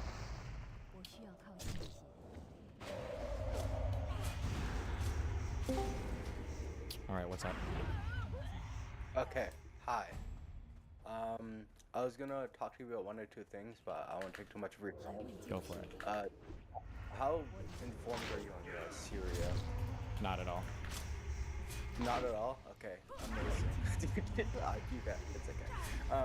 Essentially, this whole like news, recently it's been like the Syrian like kind of like day of independence. They're celebrating like 1 year without Assad, and what they've been doing is like after the fall of Assad, and that was really influenced by the war in Ukraine, and as well as Israel kind of walloping the Iranians in Lebanon and Hezbollah. The Syrians have been kind of like having some internal struggles with like the SDF and the Alawites and the Al-Hijri and the Druze. So I guess my main topic conversation was Trump and him like constantly glazing Ahmed al-Shara while his entire like Republican base fucking hates Ahmed al-Shara, because Ahmed al-Shara kind of used to be part of Al-Qaeda but not necessarily part of ISIS. So yeah. Sure. Do you have any initial thoughts on that? I don't ever trust when it comes to Middle Eastern stuff, especially when it comes to Syria. I generally, when somebody starts saying like, "Oh, he was with Al Qaeda" or "He was who, whatever," so he was the bad guy, I usually just never listen to this person for foreign politics or foreign policy takes. At least not to the Middle East, especially in Syria. There were so many different factions fighting on so many different sides. Sometimes switching, sometimes different people within like it's really stupid. Like anybody could say at some point in the Syrian civil war, like, "Yo, you were fighting with Al Qaeda, you were fighting with ISIS, you were fighting with Al Nusra, they were fighting with these guys." It's like, oh, okay, it's stupid, yeah. I think an important piece of context with Al Qaeda and Al Nusra is that Al Nusra specifically was like there was Al Qaeda in Iraq, right? And then Al Nusra was supposed to be like a branch off of Al Qaeda in Syria to fight against like the Alawite regime, and there's this whole like call to jihad against like the Alawites. But I think something that's important is Al Nusra lost many of its soldiers and its recruits because it was a very like internationalist, transnational organization where it took recruits from Russia, it took recruits from America, from Europe, and it kind of like funneled them to the Syrian civil war. But they were not directly engaged with ISIS. Al Nusra was not like allied with ISIS. It was actually very confrontational with ISIS. So when people say Ahmed al-Shara was like this ISIS guy, I was just like, that's just like insanely retarded. Because, like, one, he was fighting with ISIS. Two, he lost a lot of his soldiers with ISIS and he reorganized it to Hayat Tahrir al-Sham. And then three, he legit gave information to the United States which led to the assassination of Abu Bakr al-Baghdadi. Why the fuck are they doing construction? Let me close my window, sorry. Well, they're building shit, bro. No, but yeah, he directly led to the assassination of Abu Bakr al-Baghdadi. And he was like the one who was giving information to like the American special forces during that assassination. Sure. So like it's just like so obviously fucking stupid. It's just like every day I go on Twitter and I look at my Twitter feed and there's like Laura Loomer and there's like Tommy Robinson. They're like, oh, this guy's like ISIS's top guy, and it's just like really fucking stupid. Sure. I mean, for these guys, a lot of it is literally just, as cringe as it is to say, a lot of it is literally just racism or. As much as I hate to say this, because I think there are issues with Islamic people and everything, but a lot of it is just Islamophobia and anti-Arab racism. Like a lot of it just is that. Progressive goat, you said the word. Ugh, I know. Ugh, feels bad, man. But it is for a lot of these people. Yeah.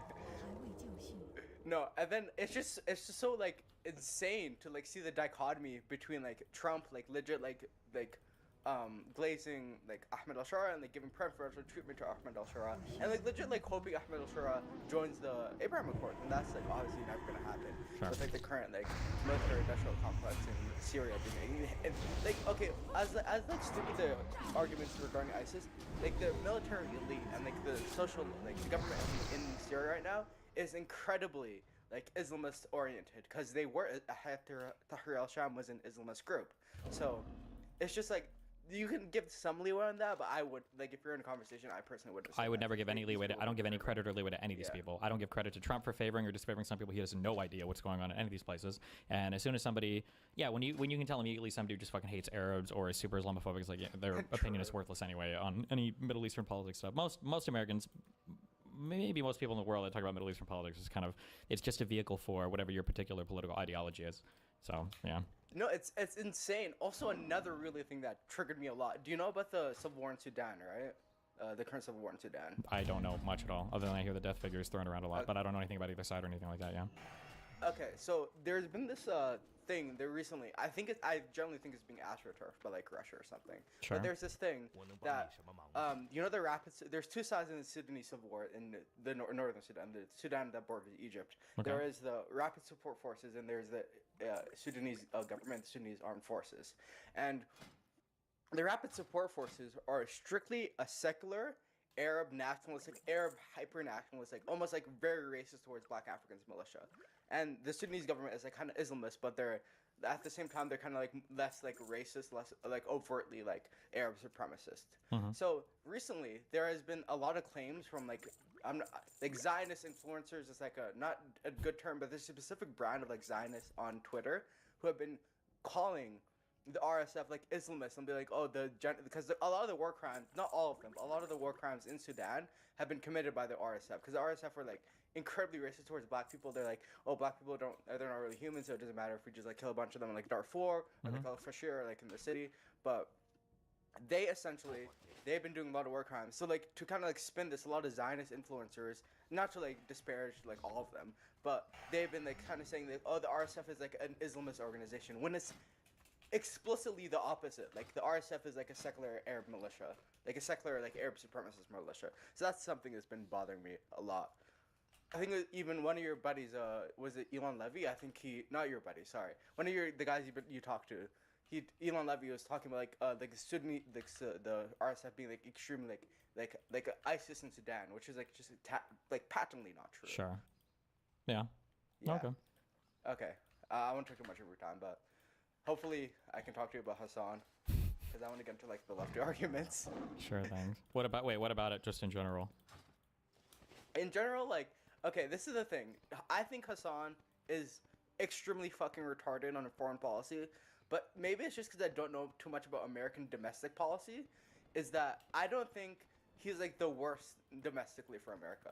Oh, Like, maybe it's the just 'cause I don't problem. know much. The reason why all these topics are so boring to me is that like none of these people are like real. They're not very interesting. Like honestly, like somebody like Fuentes, as much as I hate him, is more interesting to talk about because he has like real political beliefs that he believes in and is willing to stake his reputation on and fight for, and he like thinks he like wants to exercise these in some political manner. But like Hassan is just like a fucking loser, like dick suck, who just gets gaped by whatever anti-American organization wants to do advocacy through pumping cum up his ass and whatever comes out his fucking mouth. Like listening to some dude go to some fucking chiropractic place in China and talk about how great it is, but he's petrified if anybody touches his neck because he knows that it's all bullshit. Yeah, it's like I don't like. Why do I like doing any kind of serious political analysis? And then, like anytime this guy addresses me, he just calls me a rapist or whatever. Like meanwhile, this guy is banging chicks in fucking brothels in Germany when he's on his little frat boy. Like he's just, everything about this guy. Part of his like rapist fucking frat or whatever.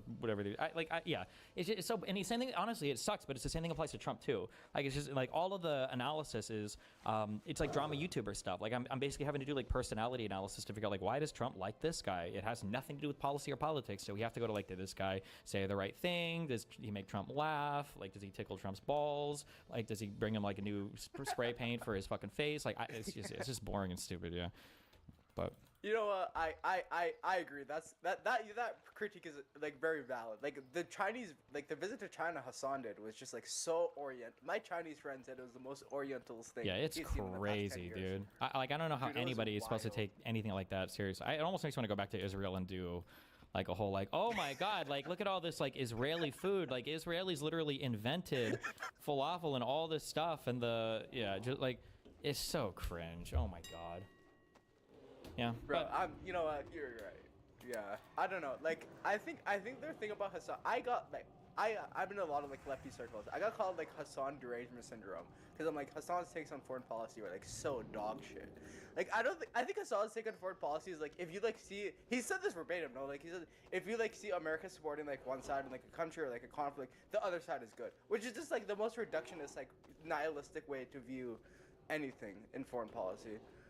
But, yeah, but I mean, like the thing I'm saying is that like imagine you're trying to debate some guy over like World War II history, but the guy plays he just plays like Hearts. Is it Hearts of Iron? What is Hoy or whatever? Is that the game? I love Hearts of Iron 4, but the community is like Yeah, but like imagine this guy just like constantly talking about what happened in his last campaign. That's over World War II, right? Or what's the fucking time period for that? I have no idea. It's World War II. I see what you're saying. Yeah, and it's like I mean like this is why I don't even like it when you say or I guess you don't necessarily say it, but when you say like, oh well, Trump is kind of right here or Hassan is kind of right here. It's like no, they're not. Like if somebody had their last Hoy campaign or whatever, I don't know how you pronounce it. If like Germany invaded Russia and lost, and you're like, well, yeah, they accurately pointed out. Like, no, it wasn't accurate. They're talking about their fucking video game. It doesn't even matter if it happened in real life. Whatever they're talking about, the referent here is not even remotely real. And it's the same thing with Trump and Hassan and everything else. So it's like, what is like even if you say like, well, Hassan kind of can have some good points. Like no, I mean like he can stumble onto some good points, but. But it's not because they're good. Okay. Yeah.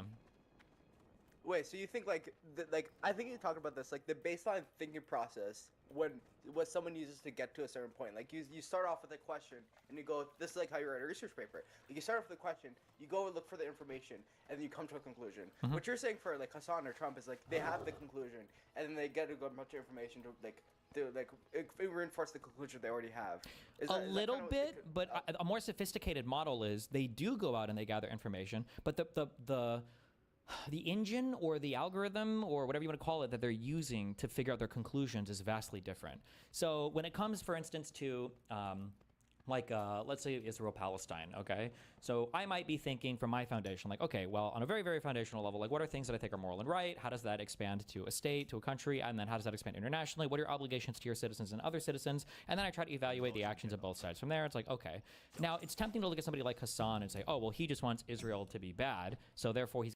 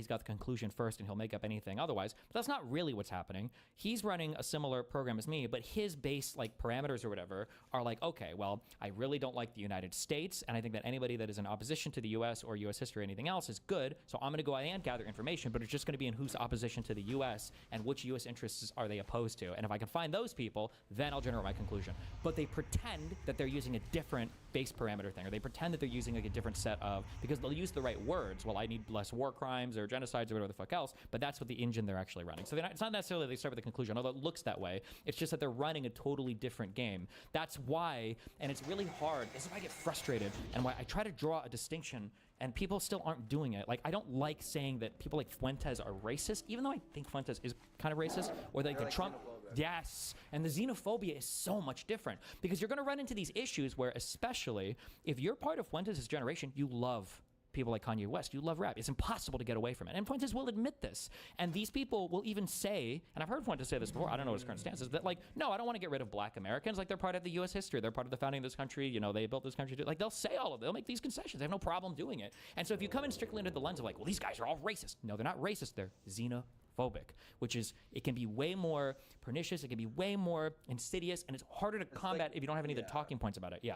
And that's the issue, yeah. I think it's. Oh yeah, because real quick, because people look at Hassan and be like, oh, Hassan just likes all the Arabs and he hates like the Jews or whatever. No, Hassan fucking hates Saudi Arabia. He probably, I don't know if this new Syrian dude is working with us, he probably fucking hates the Syrian dude. Like, it all comes down to that U.S. Yeah, that's all it comes down to at the end of the day. So.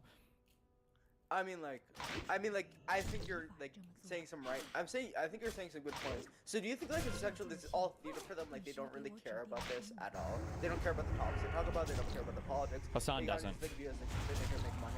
Fuentes cares.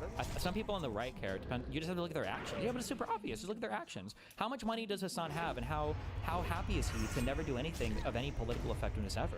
Like, he could be running so many on-the-ground canvassing operations. He could be doing so much volunteering. There's so many things that he could do to activate his fan base to go out and do protest. He doesn't care. This guy's been a streamer for how many years, and they've gotten zero political power basically anywhere, and they don't give a fuck about it? That's crazy to me.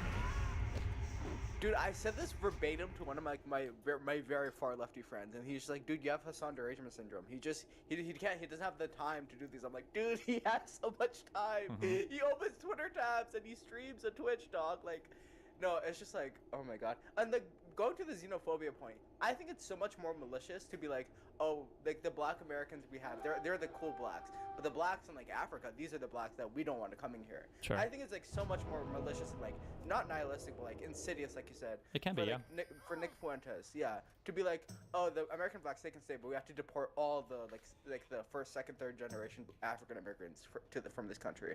But again, like they use the same to be like push back a little bit against you. They use the same rhetoric as like racist people, no?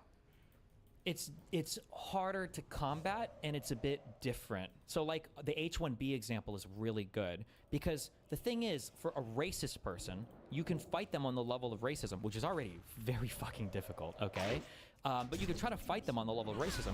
But a xenophobic person can be working from a totally different set of moral values. So for instance, a racist person will say things like, if you were talking about a racist person in H-1B visas, really to win that argument in front of an audience of racists potentially is like, you can try to fight on like economic grounds. Like, listen, you're saying that these people are bad for the country, blah, blah, blah. I can show you with all the data. They're not bad. Like, these people come over, they make our economy better. Yeah, we're they getting don't the care best. about the data. Well, for a racist audience, there are people who can convince that way. On a xenophobic audience, they'll immediately concede the economic grounds. They don't care. They'll go to culture, right? That's where the Sam Hyde is so good at crystallizing these talking points. So like, we are not exchangeable units of like economic output or whatever. I don't care if our economy is worse. I don't care if we don't have the talking points used to be. We don't need the latest iPhones all the time. Or Fuentes 10 years ago used to say, what, you think culture is just about importing a bunch of people so we can have better music and taco stands? Like, these are the arguments that people make, and they're okay sacrificing huge parts of like the economy or our general well-being to maintain their cultural purity. Like, they're willing to go a lot further with it than just racist people are. But like, like, there's so much like good conversation to be had on like what American or white culture is, but I don't think they have it. No, they not like, that much. Well, because okay, unfortunately, so, like, this is probably, you know, like the great man thing or whatever we kind of talked about. I think, and I feel more of this every single day and every time I see it. It's true of history too. This sounds mean. Well, no, it's not mean. Fuck it. I have all of history behind me. It's convenient for my side, I guess. But like, I think that certain ideologies probably pick certain people Have you seen Harry Potter and the Sorcerer's Stone? No, I'm a Percy Jackson fan. I would never watch Harry Fuck Potter. you. Okay, well, there comes a part where there's a subreddit for enlarging your dick with magic or whatever, and in order to be the moderator of this subreddit, you have to get the secret Janny Stone. And the issue is all of these people, okay, there's a guy called Voldecock or whatever, and he wants to be the head Janny, and they're all looking for the Janny Stone. But the guy who runs all of the subreddits at Hogwarts, the Dumbledore guy, he has it so that the only way you can become a Janny is if you don't want to become a Janny. So when Harry finds the Gunnar mirror, Harry, suddenly the Janny Stone appears in his pocket, and then he's all of a sudden the head Janny. And I think the issue is that you run into this issue, and I think you can generalize this to real life, where every time a person is super seeking power or wants to be an authoritarian or wants to be part of these movements, it almost always seems to select for kind of, this sounds on me, but like lower IQ people or dumber people, or people that are just usually responding emotionally with fear to things. And I think a lot of like racial essentialist movements and white nationalism, I think they kind of pick for people that are more afraid of what's going on in society, want to retreat into their homes or run back to the past or whatever. Yeah. No, that's exactly true. That's where it comes to meme like, oh, these are my white like supremacists and like their master race. Look at my master race song. You see like these white supremacists, they're like 30 IQ, they're fat. Yeah. No, exactly. Like imagine how much stronger that movement would be if it's like, here's our race realist fucking movement, and it's all like high IQ engineers, like the smartest fucking people, the Einsteins, not the Jewish ones, I guess, but like, yeah, but like, I think there's a reason why those people don't gravitate towards those movements, you know? Yeah, you know what? I don't know. Like it's just like it's like there's so many factors in like this like current like online like media landscape that it just makes everything just so like shit to talk about. Like I was in this is the one thing I talked about you last time I hopped on. I was in your Discord talking about Ukraine, and like just like you can once you like see it, you can't like not see it. Like the arguments they use, like the debate like tactics, the debate pervertry that they use in conversations is just like it's so annoying, but it's become so widespread. It's like yeah, it's actually, like, and it sucks because there's like, and I could even take, they're like edgy, I don't know if I call them contrarian positions, but like there are things that like I actually think we could have a form of culture testing to get into the United States. I'm not like immediately repulsed by that idea, you know? Like if somebody wants to immigrate to the United States, even on a perfect background check, like they don't, or in a perfect background, they don't have any criminal history or whatever. If they're a person who's like, I think that we should, you know, like mutilate little girls' genitalia, and I actually think maybe like spousal rape is okay or whatever. Like, I don't think it's the worst thing in the world to have some type of cultural test possibly for people that are coming to your country. But that's, you can't even begin to approach that conversation because as soon as I say that, I'm in league with a whole bunch of crazy racist, xenophobic retards, low IQ, you know 75 IQ white people who are smoking meth and fucking their cousins all day. It's like, this is not my fucking ally in this conversation. Fuck this. Well, to be fair, was it like the miscegenation? I don't know how to say that Miscegenation, word. I think, or misogyny? In Pakistan. Yeah, miscegenation. And like in Pakistan, it's really high. But you know what? The far, like the extreme, like Islamists and like the far right neo-Nazis, they were made for each other.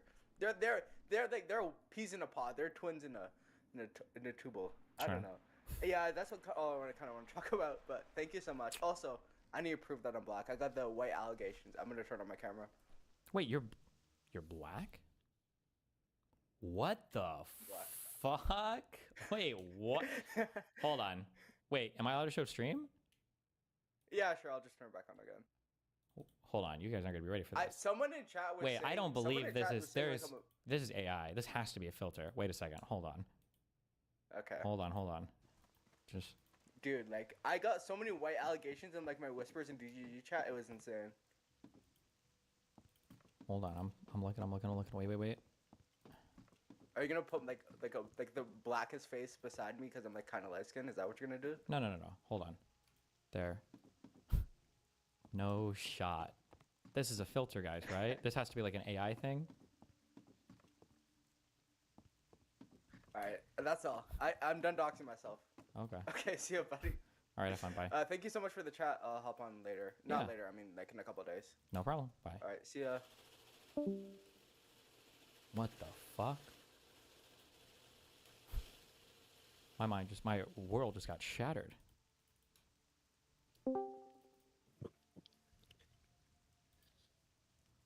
Hi, who just joined?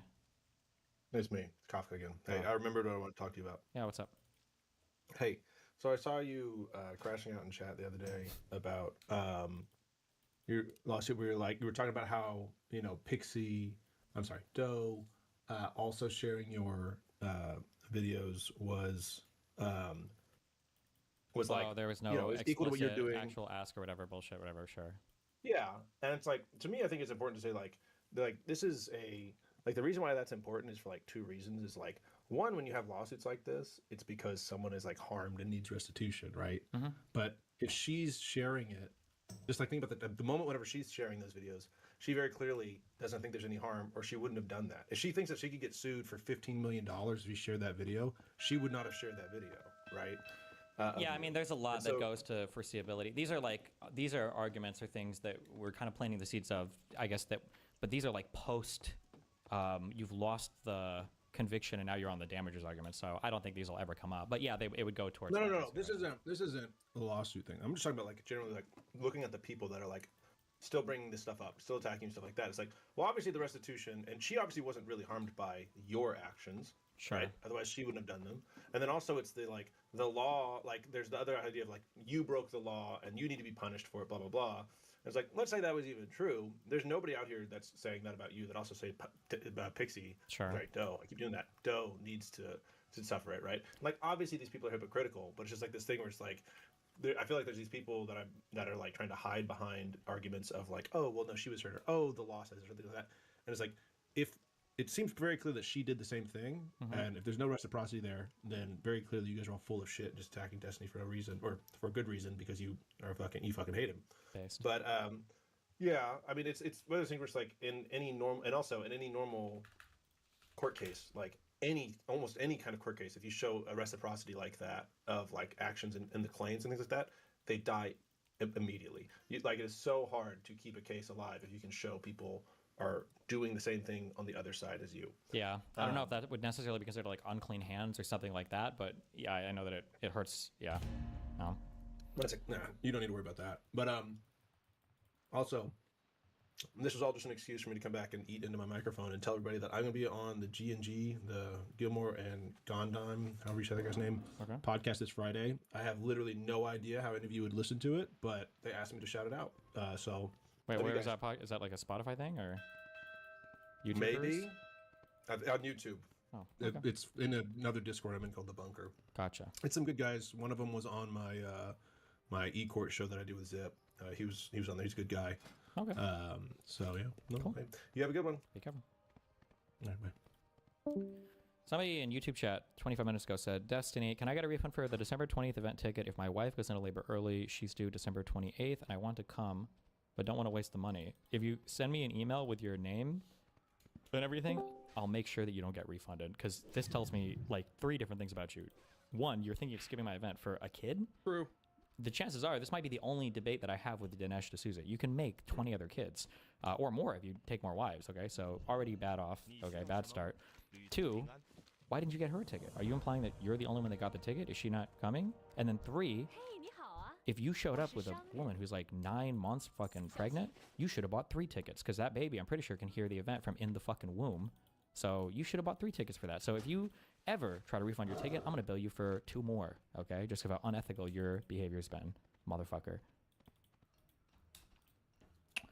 Believe you can go home. It doesn't matter where they're going. What matters is deciding to get on. CBP Home app to self-deport today. I wonder if anybody's abused the fuck out of this yet. Can you? Go on like a vacation? Or just like make it false, like, how do you self-deport as an illegal immigrant? Like, what, you don't even have paperwork, right? Is there no way that you could get like 500 different people all filling out this shit and doing it over and over again or something?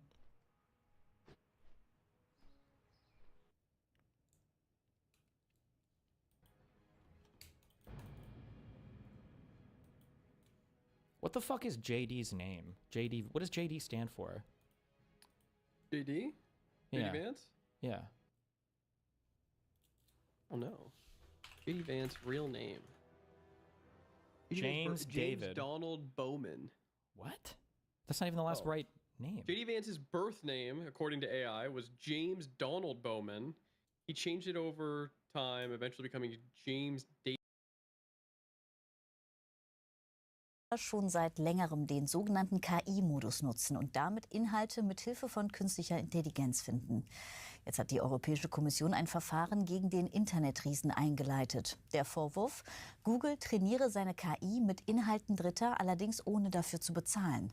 Der Konzern kritisiert die Ermittlungen der EU. Damit würden Innovationen auf einem Markt erstickt, der wettbewerbsintensiver denn je sei. Wer hier fragt, kriegt Antworten. Googles KI fasst es bequem zusammen. Schnelle Frage, schnelle Antwort. Die künstliche Intelligenz durchsucht dafür fremde Webseiten, Quellen, Texte. Dieser KI-Modus gerät nun ins Visier der Europäischen Kommission. Der Verdacht, die Nutzung Inhalte Dritter sei rechtswidrig. Denken Sie an KI-Inhalte in Ihren Zusammenfassungen, oft erstellt ohne Zustimmung oder Vergütung und möglicherweise auch mit Bruch von Urheberrecht. Deswegen waren wir alarmiert und deshalb haben wir heute Ermittlungen gegen Googles KI-Praktiken eingeleitet. Today, we have opened an investigation into Google's AI-related practices. Google nutze bei der KI-Anwendung seine Marktmacht aus, so der Vorwurf der europäischen Wettbewerbshüter. Es geht zum zweiten Mal in kurzer Zeit gegen einen großen US-Tech-Konzern. Bereits vergangene Woche verhängte die EU eine Strafe gegen Elon Musks Mitteilungsdienst X. Der Grund: Verstöße gegen in Europa geltendes Recht in Sachen Transparenz. Die Strafsumme: 120 Millionen Euro. Die Antwort an Brüssel von Musk war deutlich. Abolish the EU, schafft die EU ab. Und auch der US-Präsident hatte auf Nachfrage zur Strafe spontan schon eine Meinung. Oh, that's a nasty one. Das ist frech. Elon hat mich deswegen heute noch nicht um Hilfe gebeten. Ist eine harte Sache. Ich denke, das ist falsch. Europa muss sehr aufpassen. Europe has to be very careful. Immer wieder schießt er in diesen Tagen gegen die EU. Sie sei von schwachen Leuten regiert. Und stellt sich gleichzeitig vor seine US-Tech-Chefs. Und die bleiben ihm treu, wie schon dieses Treffen im September zeigt. Auch Google war da. Wir freuen uns auf die Arbeit mit Ihnen. Danke für Ihre Führung. Und so wird die Frage von Gesetzgebung in Europa, ob Brüssel das will oder nicht, auch zu einer geopolitischen. Die USA stellen ganz unverhohlen Erleichterungen bei Importzöllen auf Stahl in Aussicht, wenn man sich bei der Plattformregulierung zurücknehme. Handel gegen Gesetz. Alexandra Gese sitzt für die Grünen im EU-Parlament und sagt, das dürfe Brüssel auf keinen Fall beeindrucken. Im Gegenteil. Wir haben klare Regeln für die Online-Welt, wir haben klare Regeln für das Internet und meiner Meinung nach haben wir sie in den letzten 1,5 Jahren schon viel zu wenig durchgesetzt. Und auch der Kanzler wird heute deutlich. So wie deutsche und europäische Unternehmen in Amerika die dort geltenden Gesetze zu befolgen haben und gegebenenfalls mit sehr drakonischen Strafen belegt werden. Genauso haben amerikanische Unternehmen in Europa die hier geltenden Regeln zu akzeptieren. Bestätigen sich die Vorwürfe gegen Google, droht ein saftiges Bußgeld bis zu 10% des weltweiten Jahresumsatzes.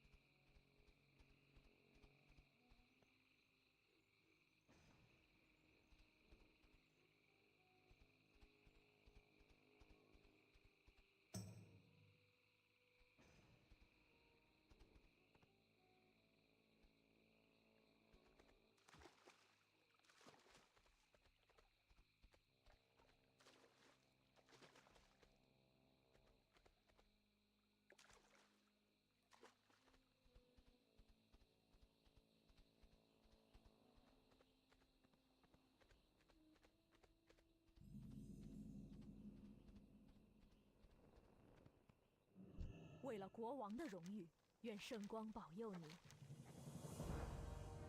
小心！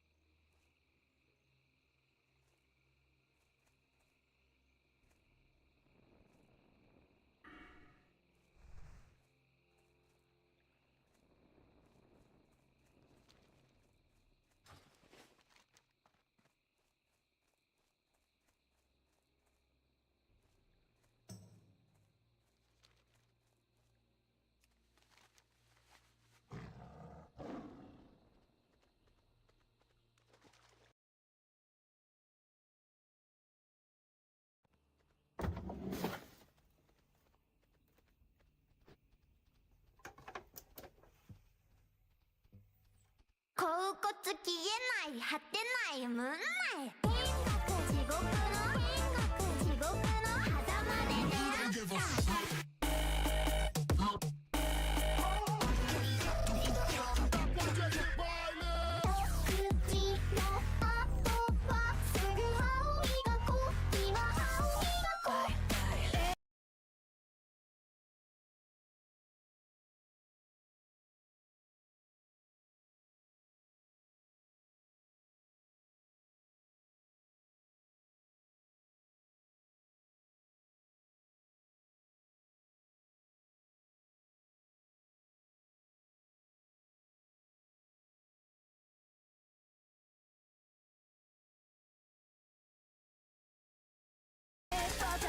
たも譲りゃしない特別情報の風になびくそれから変身乾けば排除いつでもくじけぬバイタリティ僕らは旅の途中太陽の国を目指して Dancing harmony speeding the music as we come alive and sparks ignite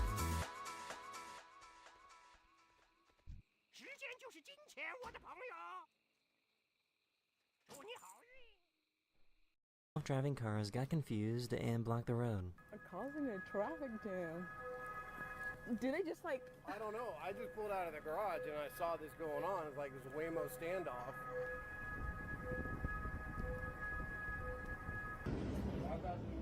Husband isn't supposed to be bad. I'm just saying. I'm not saying he's supposed to be bad. I'm just, at least if they clear it. Like. Like isn't supposed to be bad. I'm just saying. I'm not saying he's supposed to be bad. I'm just, at least if they clear it. Like.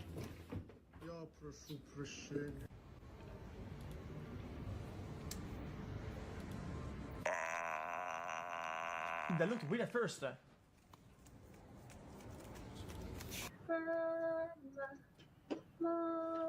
Wow, 6 years subscribed to my favorite streamer. Still no welcome to the jungle. Wow, can I get a welcome to the jungle?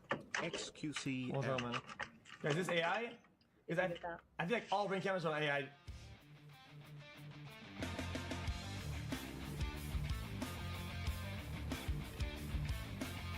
This mom saved this baby from this fight. Uh-oh. Banning coming.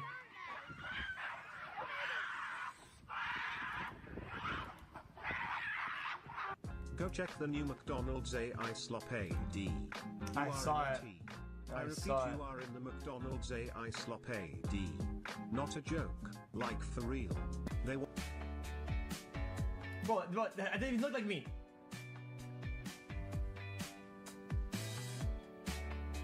They realized that they fed the zebras. Bro, when what they are these specifically clips? told not to. Do not feed the zebras! Do not feed the zebras! It says don't feed the zebras! Chad, do zebras act like horses at all? I feel like they kind of do.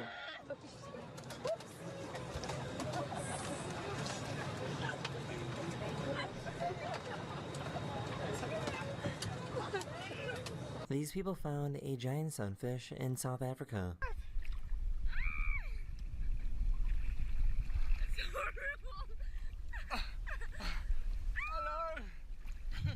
Wait, chat, a real one. Here's a super satisfying way to clean up leaves. Chat, did you know? Chat, this is sunfish. Hello. Chat, did you know that this fish is made to look like a turtle from, if you look at it, under, but from the side? Guys, it's part of its evolutionary trait or survival. Look at it. Look at the sunfish. Look at it. Imagine you're swimming down and you look up. It literally looks like a turtle that's swimming. You see it?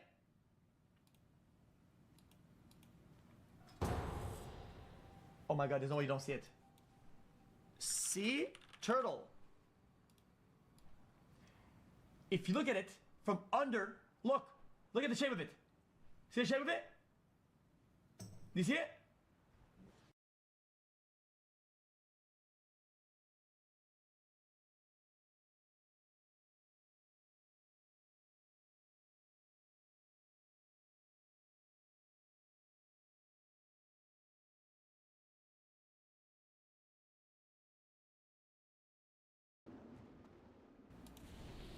No audio. Where's my audio? It's like a cop slop, look.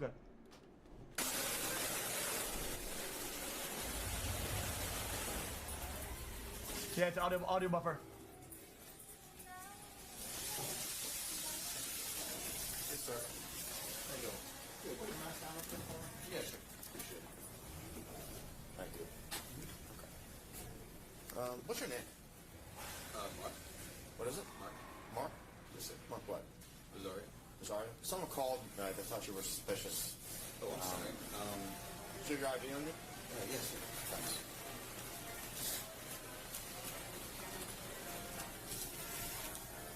I thought she looked like someone,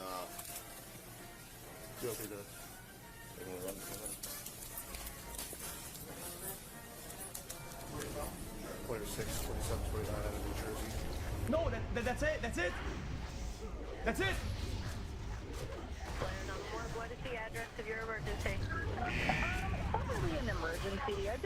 I'm the manager at Plainford McDonald's out here on the Boulevard. Okay. And I have a customer here that some other customers were suspicious of, that he looks like the CEO shooter from New York.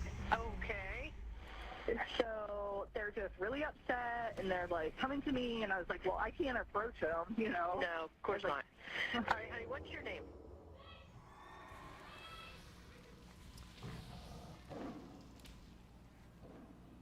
Okay. Is this individual still there? Yes, he's still in the back of our Sorry, I was lobby playing by Rust. the bathroom. Okay.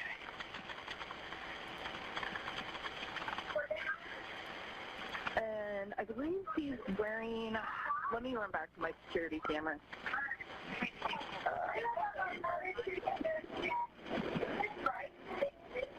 Excuse me. Yeah, I'm trying to sit out and do like individual calm days with my managers, and like 6 customers walk up to me, and I was like, okay guys, I was like, I can't really do anything, but he's wearing a black sweater jacket with a medical mask and a tan khaki colored like beanie. Okay. You said a black jacket? A tan beanie. Okay. Is that what was announced initially, by the way? Blue medical mask. Okay.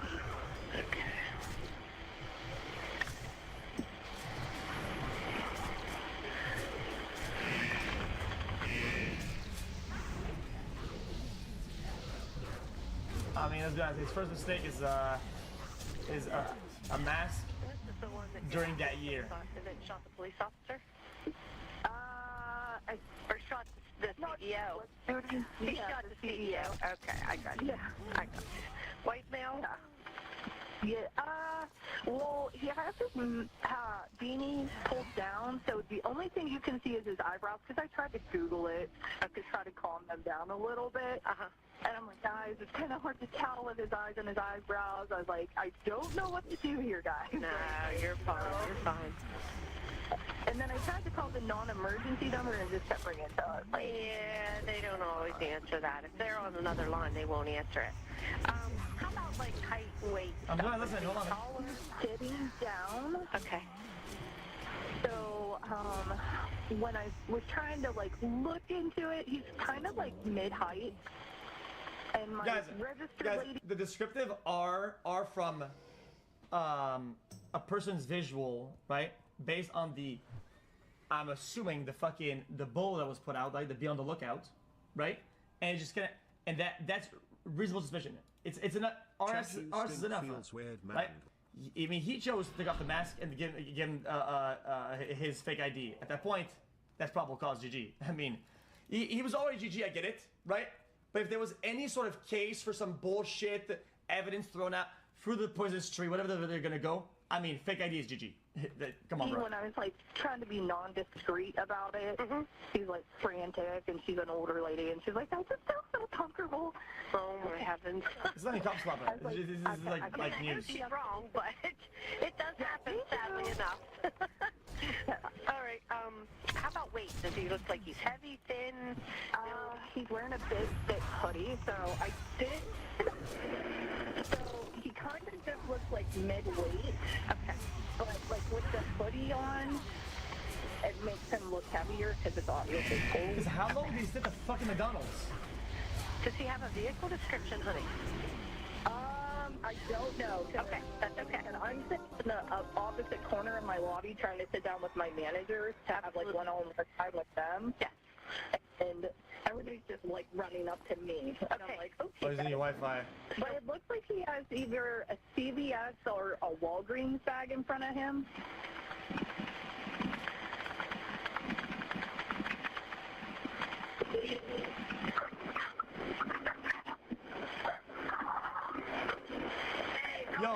Yo, last meal before jail being this piece of shit, dry ass hash brown is diabolical. Like, that's diabolical.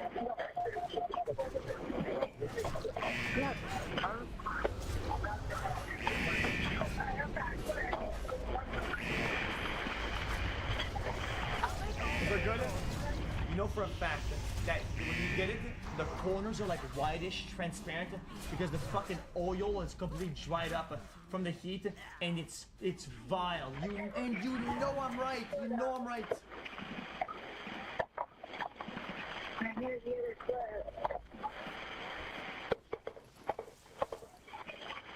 Taking 4 bagels. Chat, how much money they offering as a reward?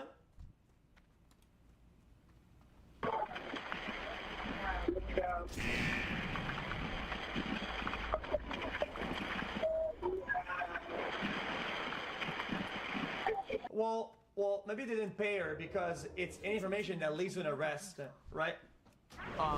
And since he's not technically guilty until proven, maybe it's a reward after it's been proven that it's him. Because imagine, guys, imagine if you would have scammed the government like that. You set somebody up with making it look like somebody. Oh, I have information, and then they get somebody that's the wrong guy. This is your friend, and you ask for payment. That'd be a massive scam. Because that information leads to an arrest, but the wrong arrest. All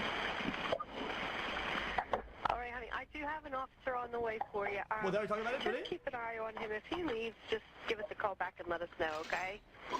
Alrighty, will do. All right, thank you. Thanks. Bye-bye. Bye. Luigi Mangione back in court today. You can actually see him. Oh, let me see this. What was that? Tonight for the first time. He said it looks weird, but not TOS. Is that what he said? It looks kind of wild. It doesn't. It pauses. Time we're seeing the chilling moments after Luigi Mangione allegedly shot and killed United Healthcare CEO Brian Thompson outside the New York City hotel. Wrap it up. See the shooter walk towards the victim, appearing to briefly glance down as he lay dying on the sidewalk before turning to cross the street and starting to run, disappearing down an alley. This week, new evidence is being revealed in court as accused killer Luigi Mangione sits and watches. I have a customer here that some other customers were suspicious of, that he looked like the CEO shooter from New York. We're hearing the 911 call from a manager at a McDonald's in Altoona, Pennsylvania, saying the suspected murderer of United Healthcare CEO Brian Thompson may be in the restaurant. At the time, photos of a person of interest had been plastered everywhere. Several customers in the McDonald's flagging Mangione as the suspect from his distinctive eyebrows. Chat. That's dude. We would probably had a better chance of disguising if he shaved, then got like glasses and maybe even a wig or some shit like that, like some long hair, glasses. Why did he go full cover in the same cover he had previously, kind of? Like, bro, nobody's wearing masks anymore, man. Distinctive eyebrows. Is this individual still there? Yes, he's still in the back of our lobby by the bathroom. Like 6 customers walked up to me and I was like, okay guys, I was like, I can't really do anything. But he's wearing a black sweater jacket with a medical mask and a tan khaki colored like beanie. The only thing you can see is his eyebrows. Mangione has pleaded not guilty to murder charges. It's all part of a days-long hearing. Defense attorneys and... hold on. You're saying not facing the camera, he's facing the camera, whatever, not facing away, because he wants to be caught? Hold on. I would argue, in a state of anxiety at which you did something bad, let's say, allegedly, and you're high stress, whatever, you would not want to be looking away from a place where you can see everything. You wouldn't be caught by surprise. You'd be anxious to look at a corner and be tapped on the shoulder, something like that. That'd be crazy. Prosecutors sparring over the most critical evidence. What should be in and what should be thrown out. The fight giving the public a window into new details of the case. We're not even at the trial yet, and people cannot get enough of Luigi Mangione and this case. Everyone thinks it's just eyebrow ID, as if this guy didn't have a manifesto. I mean, yeah, bro, I can't be honest with you. About this case, the public, I have to be honest with you, it's like if they would say one thing, oh, Miranda rights, and they'll just spam that over and over again. They'll say, yeah, but this, and it will, yeah, but 4th Amendment rights of America. It's like, they're just brain. They're just brain. This entire story had appeared like something out of a movie. Mangione, a good-looking Ivy League graduate, accused of the assassination-style shooting of Thompson. This act of terrorism and the violence that stems from it. Why would they? Oh my God! I hate the media. In the city. We're going to respectfully decline. When do they say good looking about anybody else? And when do they say ugly about anybody else? When do they even talk about somebody's looks when they talk about somebody who committed a crime? Never. Actually, never. Appealing to the fucking schizos. That media is awful. At this time, but Mr. Mangione appreciates everyone's support. Thank you so much. The case has captivated the country, earning Mangione rabid fans not just for his looks, but for his alleged mission, taking on the U.S. health insurance system. I have never seen a case like this. It has a life and an energy of its own on social media. Policeman, he come and take Luigi far away. And the outpouring was instant and intense. It's too much. And then all the merchandise that people are trying to sell. Thompson had been in New York for a United Healthcare Investor Conference. Wednesday, December 4th, 2024, shortly before 7 a.m., he was on West 54th Street when cameras captured the moment of... Show it again, Shirley, right? The figure is seen shot. She flinches and sees Thompson stumble, then seems to look straight at the gunman, still taking aim, before running off. Seconds later, a man in the hotel steps outside, sees Thompson crumpled on the ground, and starts pointing in the suspect's direction. But it would be 3 minutes before police arrive and tend to the CEO. Another 8 minutes until an ambulance pulls up. The United Healthcare CEO, Brian Thompson, shot and killed at point-blank range in Midtown Manhattan early this morning. Gunned down. Police calling it premeditated, pre-planned. The gunman, they say, was waiting. All eyes. Yo, if he was ugly, some guy would have went on Twitter and said it. This guy is a megatard moron, fuck! Out of nowhere, with no proof. The public would have fucking bid on it, and they maybe would have moved on. That's it. Hey, yo, come on, bro. I'm not gonna. You're not gonna make me. I know I'm not stupid. I've been on Twitter. I've been on social media. I know you know for a fact that if he was ugly, it would have been it. Okay, my bad. Sorry, it would have been it. libtard, whatever the fuck, or magatard. One of the two, I guess, side whatever, and then people would have moved on. They would just take it as a truth and move on. Riveted by the week-long multi-state manhunt to find the suspect. We start with breaking news today: the arrest of a person of interest in Pennsylvania. The manhunt tracked the killer using video from the thousands of cameras that blanket New York City. First, as he left the scene, then rode a bike into Central Park. Leapfrogging over one camera over another. Also, guys, I hate the wording when they say, "Oh, on the mission." I hate that they have to like kind of they glorify and validate the fucking the whatever motive it is by giving it another fucking wording for it. It's bad. It's the small things like that that make these things bad. It's why the media sucks. They suck. To track this guy to this youth hostel on 103rd in Amsterdam. So at the youth hostel, they find this amazing piece of video. As he's checking into the youth hostel, the lady behind the counter asks him to drop his mask to see his face, to see his smile, and he obliges. And that was the picture that went viral. That viral photo fueling an extensive search, which finally ended with that tip call from McDonald's in Altoona, Pennsylvania. The hearing is focused on the evidence police collected when they confronted Mangione there. Police body camera footage has been shown in court, revealing what happened when officers approached and later arrested him. Mangione and his defense team are working to use that body camera footage against the prosecution, trying to get key evidence thrown out before he goes on trial. Guys, I'm not a lawyer, but I mean, we saw the body cam footage even for just a minute. I mean, they make entry and they're pretty cordial.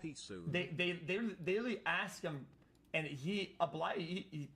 It's like he literally does whatever, and then he voluntarily gives them fake ID. I mean, bro, this guy is GG's himself. Like, specifically, Mangione's backpack and the contents inside. A 3D printed 9mm gun, there's not much there. Full of handwritten notes detailing the writer's animosity toward the health insurance industry.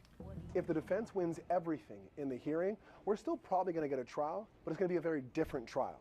A trial without the murder weapon, without the journal. Whoa, wait, say that again? So what? Insurance industry. If the defense wins everything in the hearing, we're still probably going to get a trial, but it's going to be a very different trial. I mean, that's a trial without the murder weapon, without the journal, and without key identifications in this case. Mangione's defense says police seized and searched that backpack before the 24-year-old was arrested and before they had a warrant to do so. Prosecutors say under Pennsylvania law, officers had a legal right to search the backpack. In court, they showed blurred video of Mangione peeling off his clothing before officers' cameras are turned off for a strip search. Some of the newly released images of evidence show what police say they pulled from Mangione's pockets, including what they described as a to-do list with items like USB, digital cam, and a map of streets. It also included notes, survival kit, and hot meal and water bottles. Body camera footage also shows officers taking this wallet from his jacket pocket. They said it contained thousands of dollars in cash along with foreign currency, seen here. The hearing was paused today. Of dollars in cash along with foreign currencies. What the fuck? Is that Gandhi? Gandhi? Who is that? Is that Napoleon? I don't know who that is. Seen here. The hearing was paused today when the judge announced Mangione was sick. He'll return to court next week. In a case where so many people are already polarized as to the right or wrongfulness of a case, taking away key elements of the prosecution case won't win the trial for the defense, but will definitely help them a lot. I mean, it cooked. I mean, my brother cooked. Like,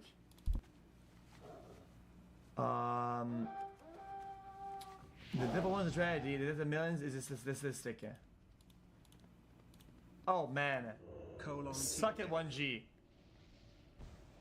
Remember, criminals only legal if you're poor. Suck it 1G. Act of terrorism, lol. Do they use the same word? Suck it 1G.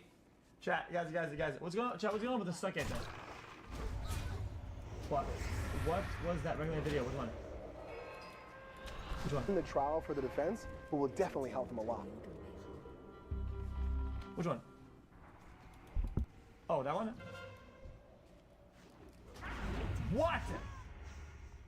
Oh yeah, I'm not watching that. Jesus.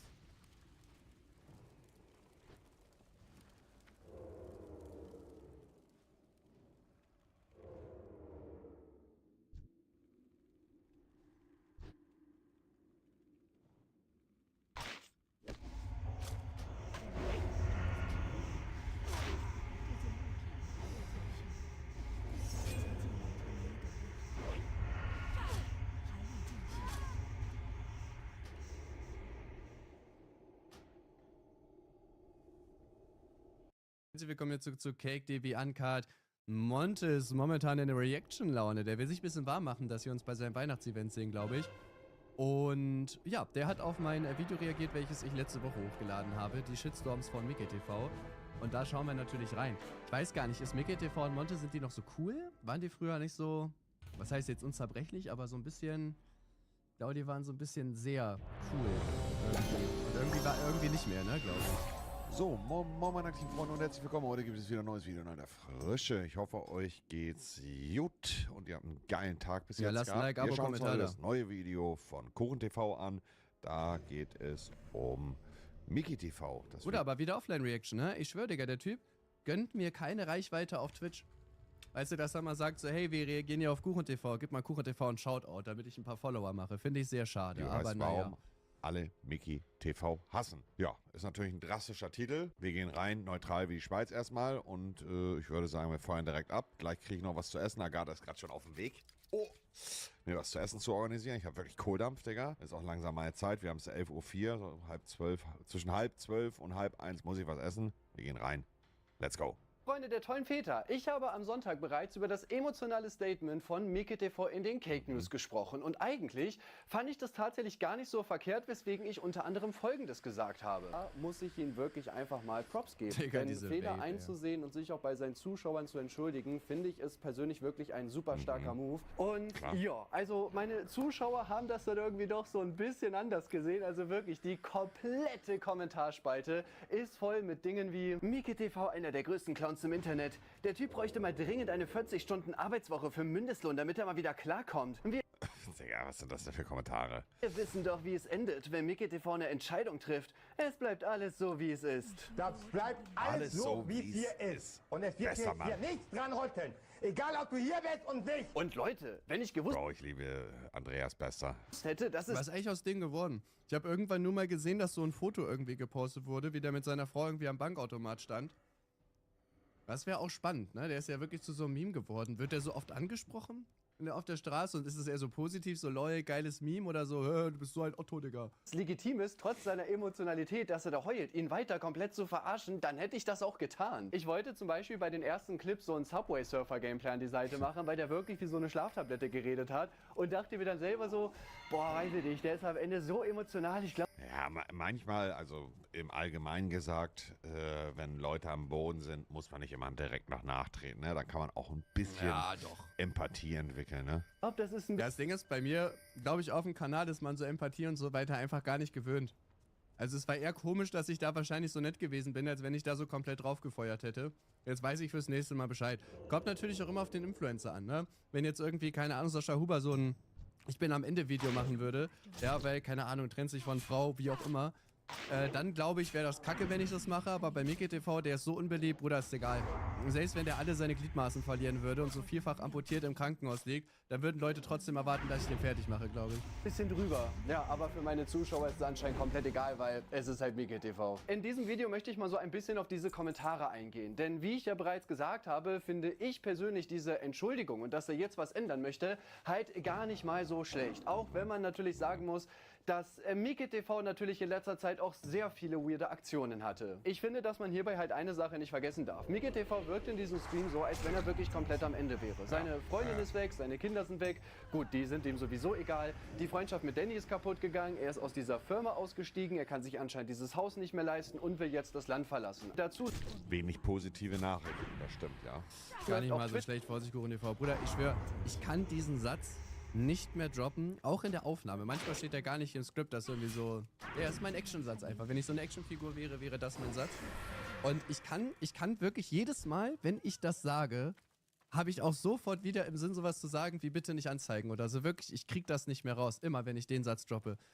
Aber weiß ich nicht, irgendwann muss man auch loslassen. nicht mehr. Und man muss halt einfach sagen, dass Menschen, die komplett am Boden sind, ja auch meistens diejenigen sind, die dann irgendwann Einsicht zeigen. Genau sowas brauchen viele Leute, um einfach mal aufzuwachen, sich selbst zu reflektieren und sich zu ändern. Ja, manchmal, da hat Kuchen TV definitiv recht. Manchmal muss man erst richtig auf die Fresse fliegen, dass man dann auch wirklich mal zur Besinnung kommt. Das ist einfach so. Das ist in vielen Punkten im Leben so. Du kannst einen Haufen Leute um dich herum haben, die dich auf jeden darauf hinweisen, aber wenn du selber so von dir überzeugt bist und denkst, du machst alles richtig, dann bringt dir auch ein gutes Umfeld nicht wirklich was. Also wenn du wirklich so richtig, nicht selbstverliebt, aber ich glaube, ihr wisst, worauf ich hinaus will. Manchmal muss man wirklich richtig auf die Fresse fallen, um zu realisieren, dass nicht alle um einen herum das Problem sind, dass man selber das Problem ist. Ja. Ne? Im Allgemeinen jetzt gesagt.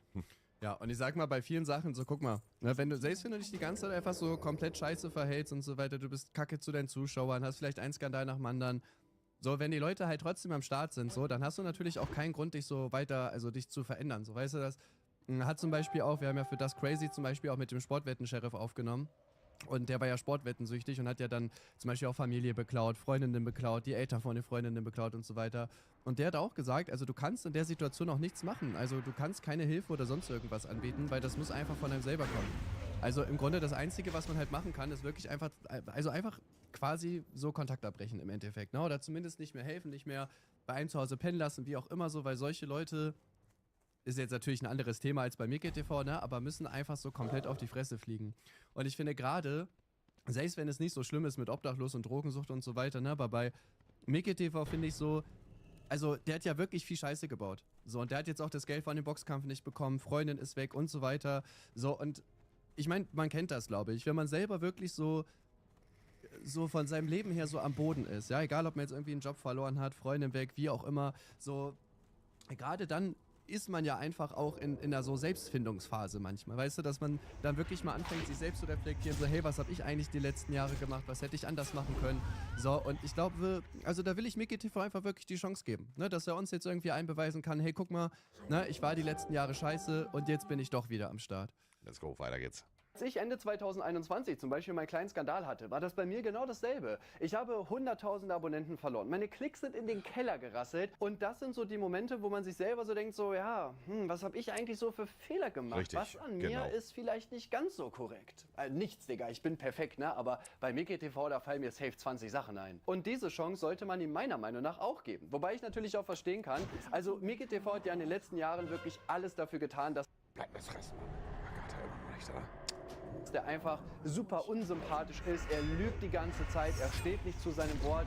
Ja, Bruder, und dann bist du halt auch nicht sonderlich beliebt im Internet. Beispielsweise sagt er im Stream ja Folgendes. Zum ersten Mal in meinem Leben quasi so für dieses Haus hier und alles quasi auch Schulden aufgenommen, wo ich gesagt habe, hey, okay, weißt du was? Ich bin der Mann. Bist der Mann, Versorger, Beschützer. Was ja erstmal grundlegend nicht verwerflich ist. Ich glaube, auch einige Zuschauer, also würde ich jetzt mal behaupten, auch einige Zuschauer von euch, von mir, also ihr, ihr habt mit Sicherheit auch vielleicht Eigentum und habt dafür Schulden aufgenommen.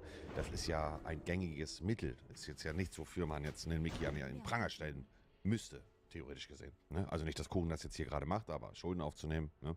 Ich mich hier frage, was sind denn... Das ist ja was komplett Normales. Ja, also, oder wie willst du 3, 5, 6, 7, 800.000 Euro für ein Haus einfach mal auf der hohen Kante haben? Aber dafür auch schön 4% Zinsen oder 3,5 oder wie viel das gerade ist, ne? Mega. Also. Quasi Schulden. Quasi, also entweder du schuldest jemandem Geld oder halt nicht. Ja, so quasi. Also jetzt nicht direkt, aber irgendwie auch doch. Du kannst nicht vor deinen Problemen davonlaufen, es sei denn, du hast Schulden bei irgendwelchen aggressiven Landschildkröten.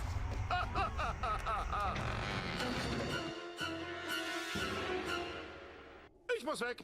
Und hier finde ich übrigens eine Sache sehr spannend, die mir aufgefallen ist, als ich mir das gerade nochmal angeguckt habe. Und zwar ist das Haus von MickeyTV... Kollege Fox ein paar Monate und fühlt sich wie das krasseste Alpha-Mail.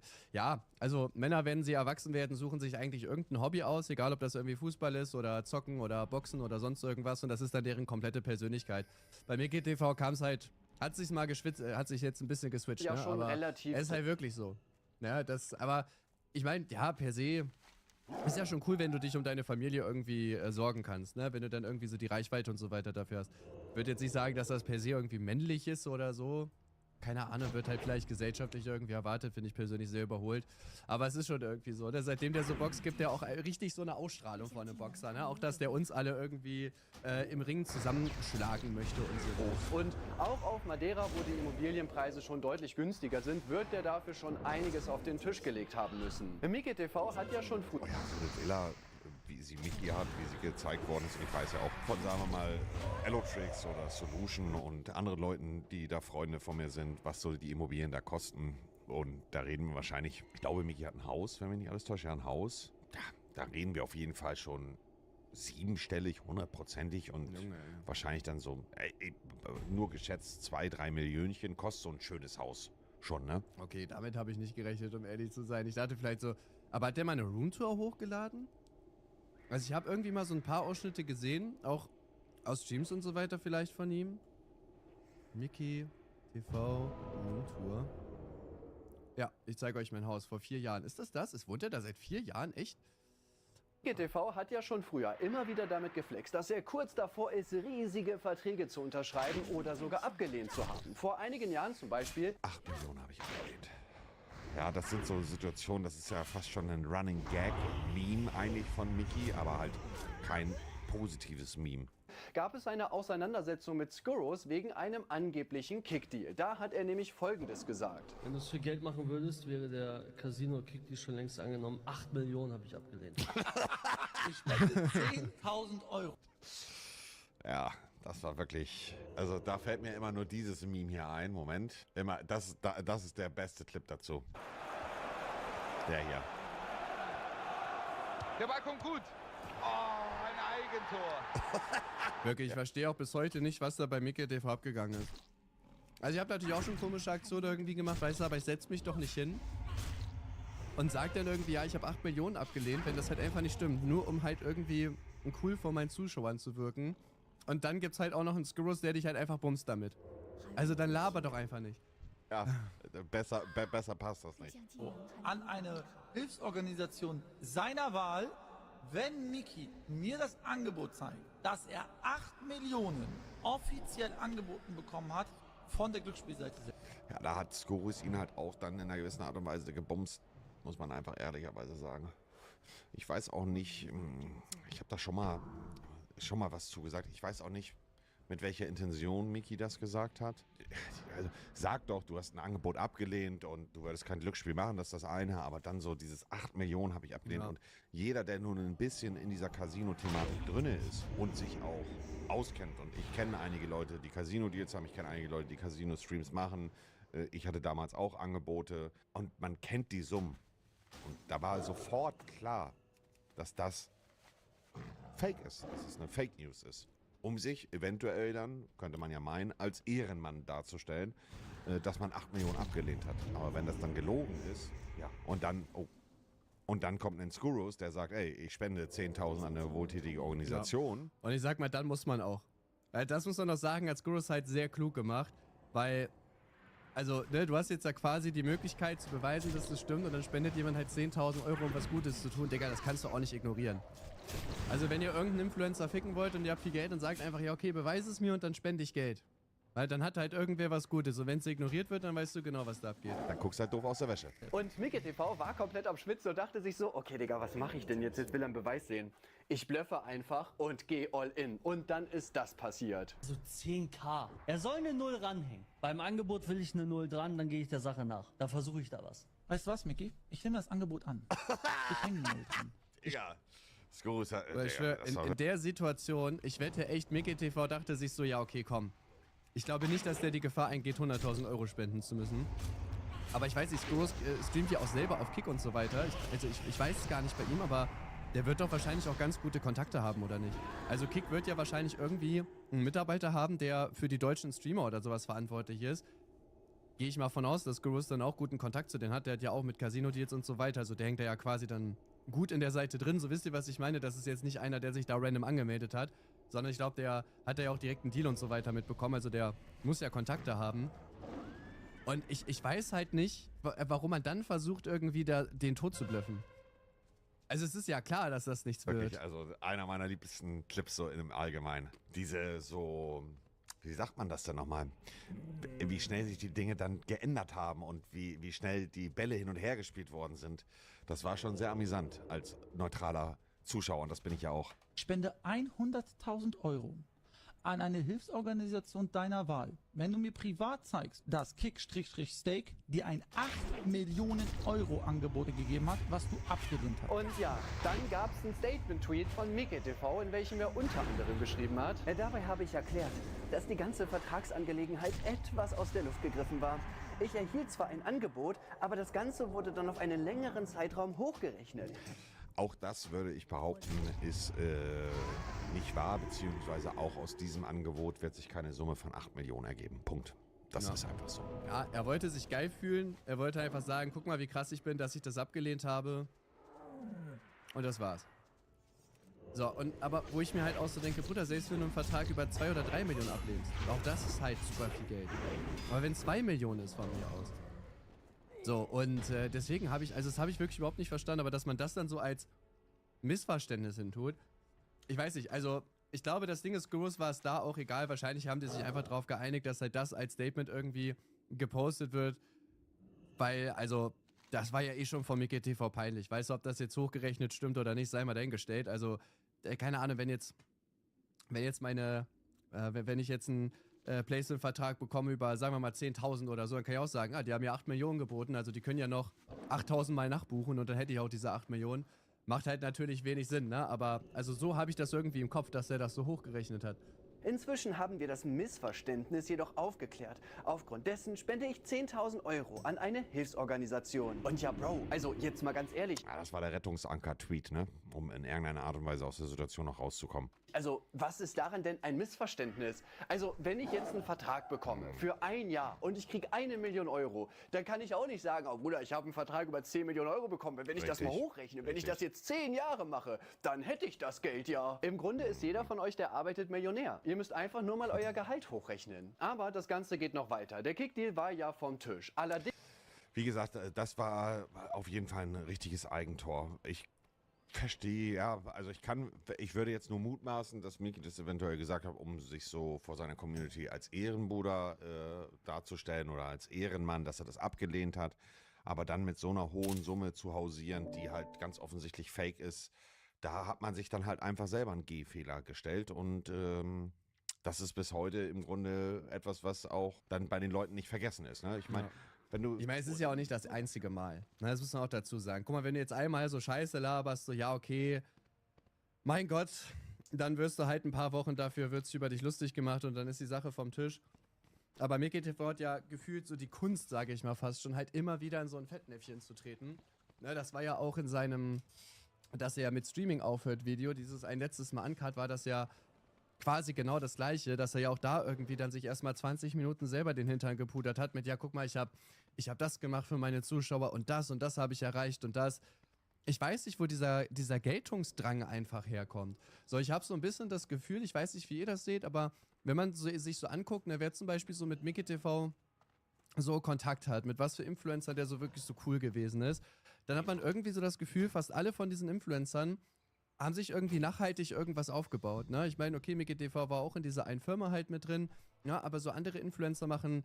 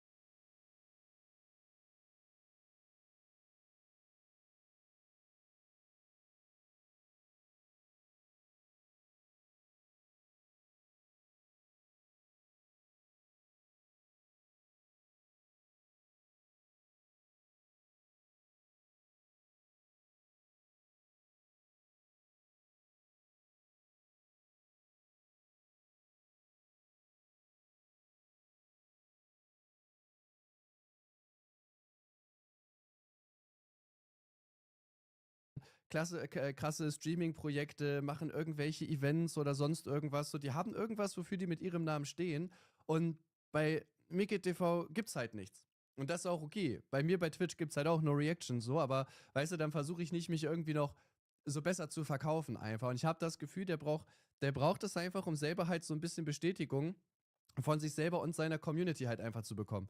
Ja, weil also ich wüsste nicht, was der krasses gemacht haben soll, um ehrlich zu sein. Vielleicht mal bei irgendeiner Zahl schummelst, dann ist das eine. Aber ich glaube, wenn du als Stilmittel einen Casino-Deal sagst, dass du den abgelehnt hast in hoher Summe, um dich dann selber als krassen Typen hinzustellen, das vergessen die Leute auch nicht so schnell, ne?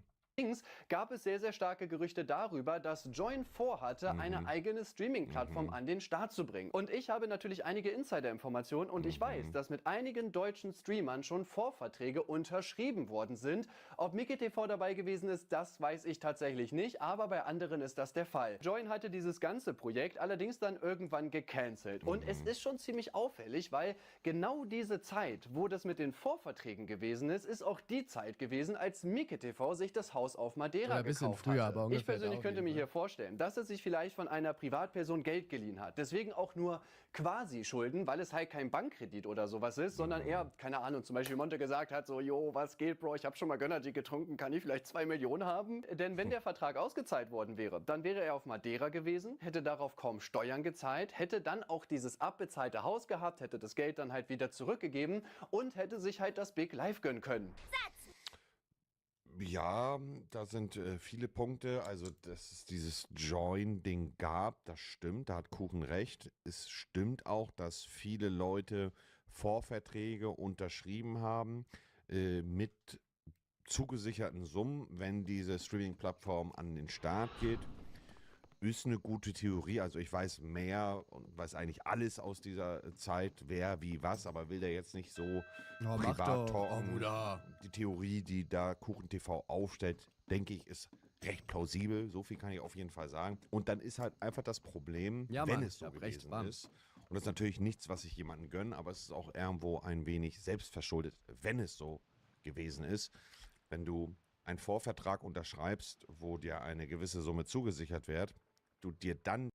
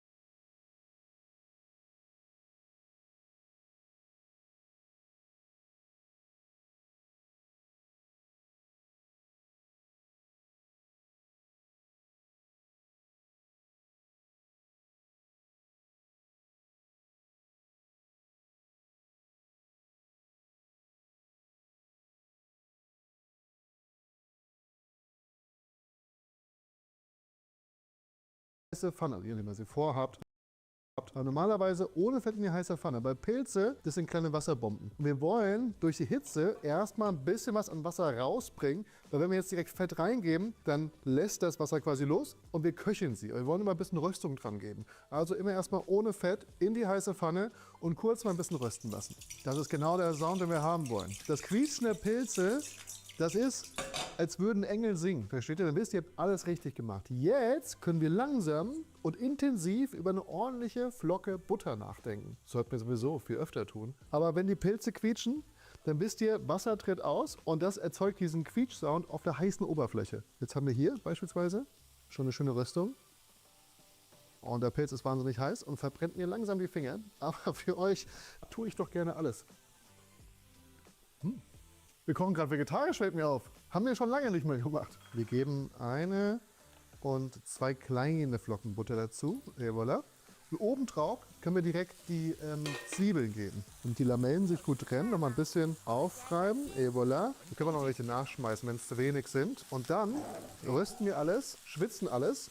Glasig an, nicht rösten, schwitzen. Also Hitze ein bisschen runterdrehen, Butter schmelzen und dann gibt das an sich schon so einen richtig schön leckeren Sud aus Zwiebeln, Pilzen und eben der Butter. Jetzt, wo die Pilze schon so ein bisschen Röstung haben, geben wir auch schon mal eine ordentliche Prise Salz dazu. Was wir wollen ist, dass Zwiebeln und Pilze ihr Wasser verlieren und das ergibt dann quasi diesen eigenen Saft, von dem ich gerade eben gesprochen habe. Und dann, wenn Flüssigkeit jetzt gleich im Spiel ist, können wir auch schon mal den Knoblauch mit dazugeben. Wir wollen nicht, dass der Knoblauch zu dunkel geröstet wird. Mit Flüssigkeit kann es nicht passieren. Wo Feuchtigkeit ist, findet keine Röstung statt. Das ist einfach Fakt. So, wir können nicht etwas verbrennen, wenn wir es dämpfen beispielsweise, oder wenn wir es kochen. Das geht nicht, das kann nicht verbrennen. Jetzt geben wir ein bisschen Knoblauch mit dazu für den Geschmack und lasst das einfach mal auf niedriger Hitze vor sich hin simmern. Und dabei entsteht dann Stück für Stück unsere Pilzpfanne. Außerdem frisch gemahlenen schwarzen Pfeffer, etwas süßen Paprikapulver, und ich liebe es einfach, etwas geräucherten Paprikapulver. Das passt hervorragend. Und jetzt fehlt eigentlich nur noch Liebe. Und das ist immer ganz wichtig, Leute. Spart nicht an frischen Kräutern und guten Gewürzen. Wirklich. Das ist das, was am Ende den Unterschied macht von einer Pilzpfanne und einer wirklich guten Pilzpfanne. Und ihr könnt hier ranhauen, wo immer ihr drauf Bock habt. Also Schnittlauch oder Frühlingslauch, Kerbel, hat kein Mensch, Petersilie, das schon eher. Oder was würde denn sonst noch passen? Vielleicht ein bisschen Majoran oder so, aber nee, nehmt Petersilie. Petersilie und Schnittlauch, das ist top. Spread some love über die Pilze. Und während die jetzt noch so ungefähr 5 Minuten ganz sanft vor dich hin, ach, eigentlich können wir die Hitze fast ausdrehen, so ganz, ganz leicht simmern, weil ich glaube, da kommt auch der Geschmack zustande. Auf den Weihnachtsmärkten kochen die stundenlang. Das ist das Geile an Pilzen, die kannst du eigentlich nicht tot kochen im Prinzip. Aber es muss auch nicht sein, dass wir die über 2 Tage lang kochen lassen. Aber wir haben genug Zeit, unseren Knoblauchdip vorzubereiten. Und der geht ganz schnell und ganz einfach. Ihr nehmt euch eine Schüssel, jede Menge Schmand, saure Sahne, etwas Knoblauchöl. Jetzt wieder im Shop erhältlich. Viel Spaß beim Shoppen. Übrigens, Kochbuch auch wieder da in der neuesten Auflage. Und es gibt noch eine kleine Überraschung. Für die, die jetzt schon mal eine Sneak Peek haben wollen. Nee, hier war Shop immer oben. Shop immer oben. Salz, frisch gemahlener schwarzer Pfeffer, für die Konsistenz noch ein bisschen geriebenen Knoblauch und eine ordentliche Menge, eine gute Mayonnaise. Alles gut miteinander verrühren. Das ist crazy. Habe ich gelernt. Low-key beste Antwort, was man geben kann. Oder, Oskar?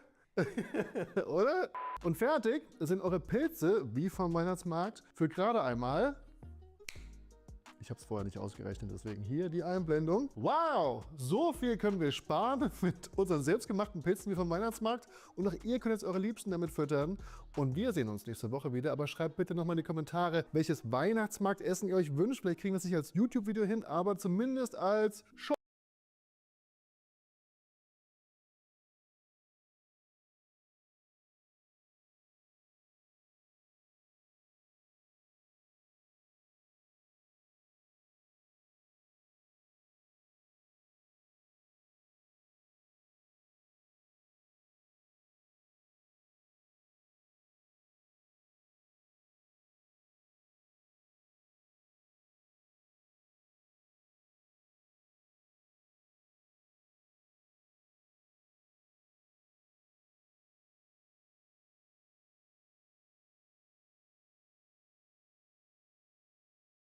Geschaut und ist die ganze Zeit in den Eiern von Trimax dran. So.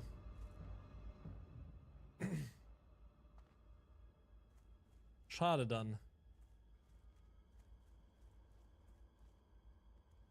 Was kann ich für euch tun? Hallo! Mögen eure Reisen sicher sein. So, was nun?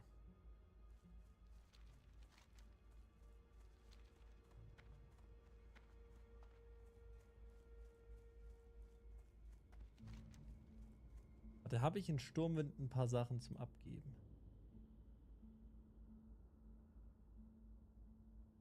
Nee, gar nicht. Ich habe nicht eine Sache. Doch. Nee.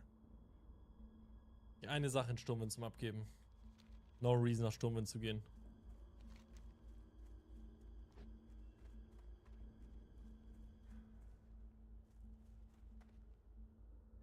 Ich glaube, ein altes Geschichtsbuch, das ist dasselbe wie hier, ne?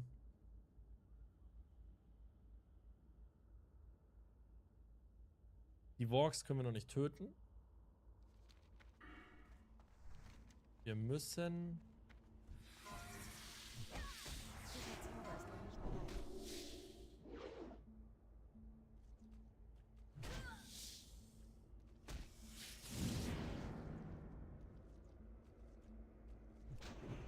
Nein, ich habe meinen Spell verkackt. I.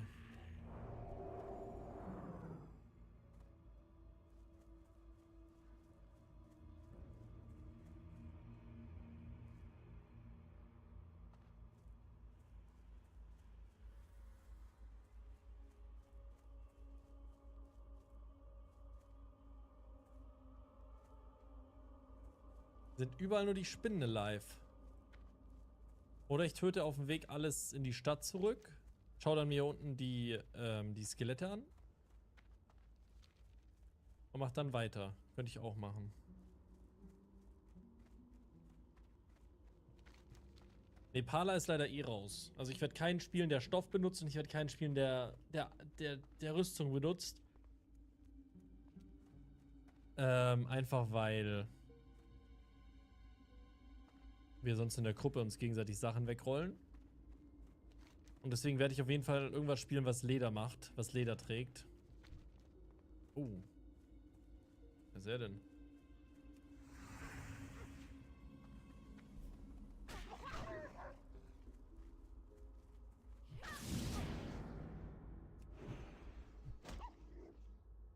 Guck mal, wenn ihr wollt, wenn ihr denkt, es sind so viele Rogues, dann müsst ihr zu den anderen Streamern gehen, die alle Rogue spielen wollen, und die davon überzeugen, dass die kein Rogue spielen sollen.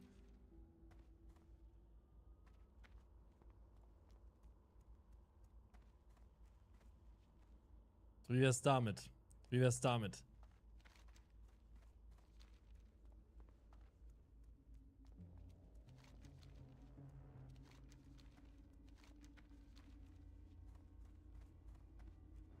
Krutscher will zum Beispiel auch Rogue spielen.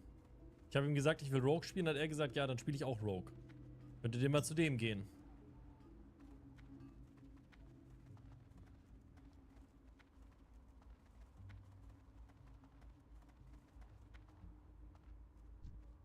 Frechheit.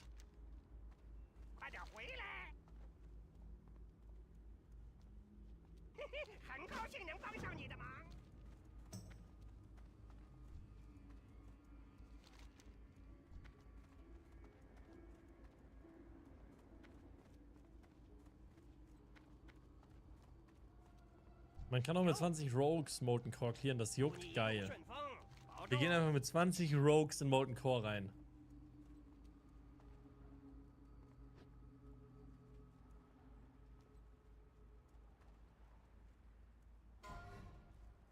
Gültig.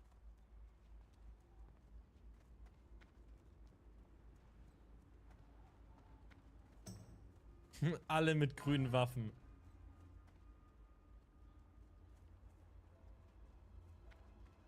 Wir wissen doch gar nicht, was wir überhaupt spielen.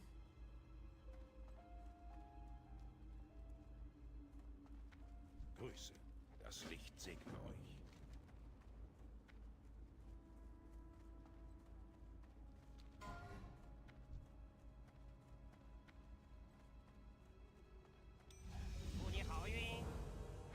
Ich glaube, am 13.12. kommen die nächsten Big Infos. 13.12. gibt es dicke Informationen wegen, wer was spielt.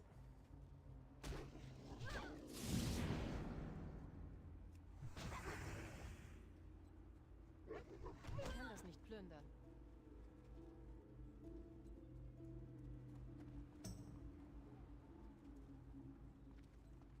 Leute, Stitches kann mir gar nichts. Ich habe auch vor Stitches keine Angst.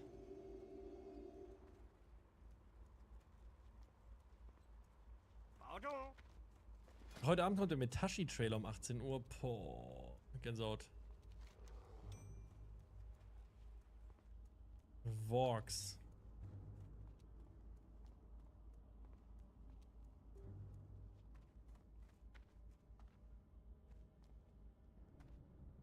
Ja, Stitches ist mein Homie. Der macht mir nix.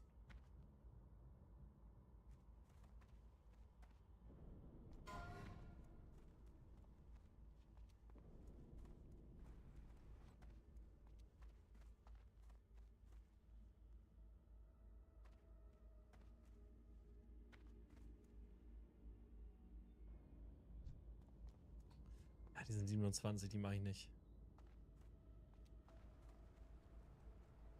12. ist Gildenkonferenz, ich dachte am 13.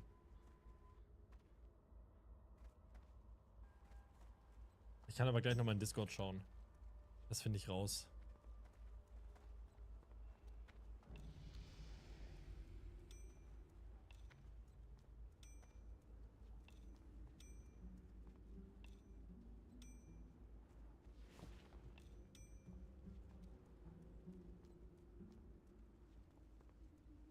Das ist easy.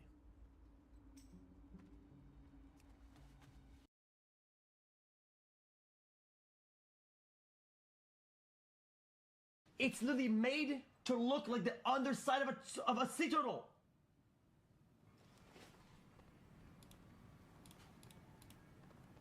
Here's a super I'm not satisfying joking! way to clean up leaves.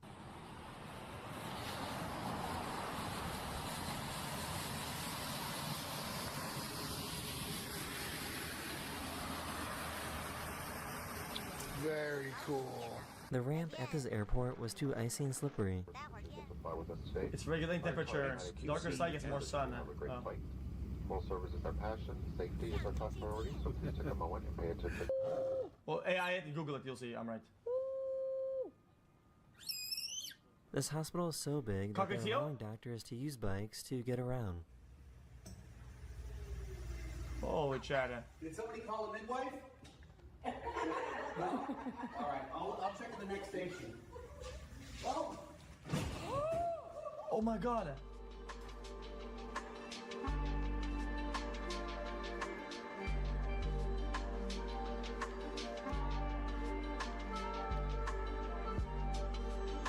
Other day, and I just Cool. reopened it, trying to get this bike out of here.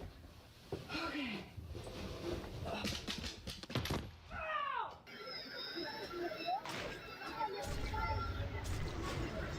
I know, like I heard, like really bad.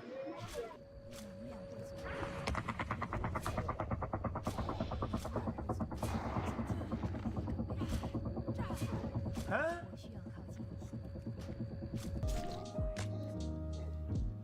Is it doing a sound? It's kind of cool, like a reverb.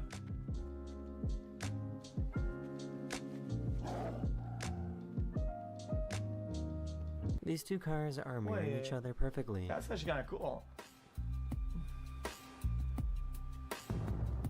Oh, very cool. Go back, go back. It's not AI, it's a hippie jumper. Look at this dog. Did you steal? Back.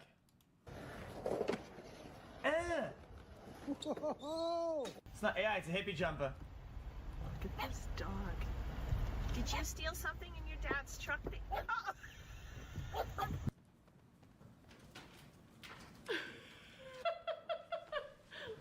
That's actually cool. This mailman was afraid of these ducks and was too scared to move. Nothing, I just delivered your mail. Oh, okay. okay, those dogs are crazy. I'm so sorry for the way they act. They're I'm crazy. up here terrified of the dogs not bothering me. Oh my god. Okay. Oh, chat, are these the ducks with the fucked up face? The dogs not bothering me. Yo, chat, I told you guys I have those in Florida. They wag their tail like a dog, and they do this weird dog noise, and they have this weird like cancer face. You know what I mean? They pant like a dog. Get it, girl, get it, get it, get it, get it, get it. Yep, there we go, there we go. Get it, girl, get it, get it, get it, get it, get it, get it. Ugly. Jungle, welcome to. They're called what? A Muscovy duck? Is that what it's called?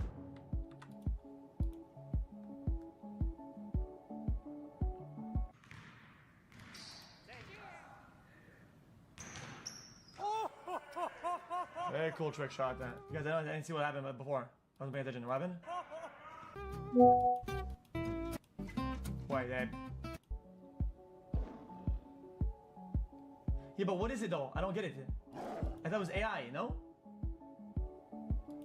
Dude, I think everything's AI these days. I've turned it into chat. It's a string. Yeah, I've turned it into chat. I'm chat nowadays. Not AI.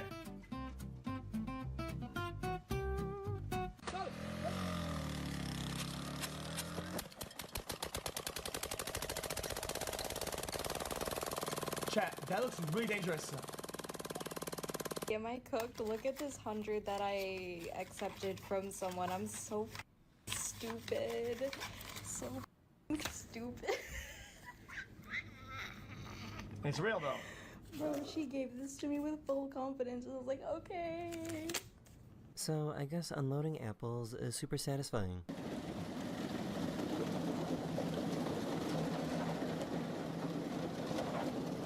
Chat, what is favorite apple one? Green, red, yellow.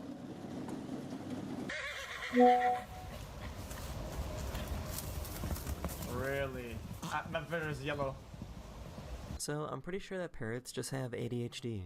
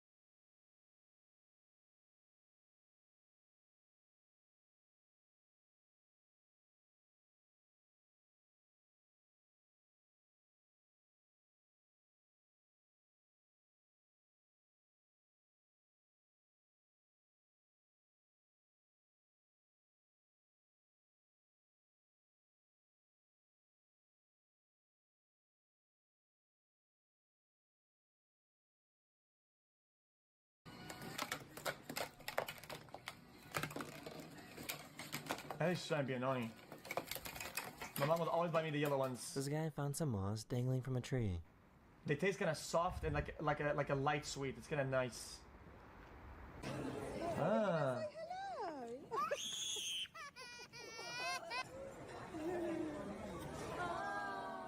So what's this guy's name? Tiger? Or pears? Yeah, my mom would always buy me those as well. A nice yellow pear. Tiger.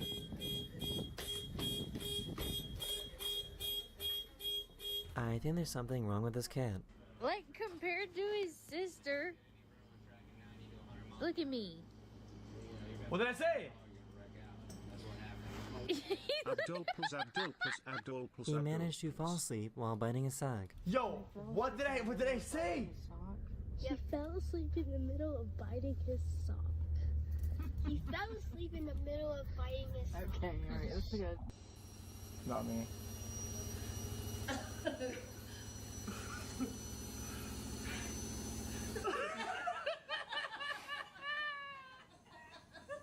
Пойдемте посмотрим. Я обожаю такие дела.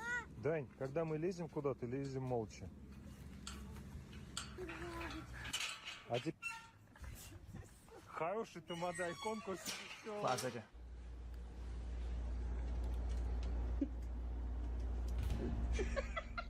Chad, that's a possum. That is the end of this video. I hope you enjoyed. And I'll see you guys again very, very soon. Later. Now launch it 60 feet in the air. Just kidding.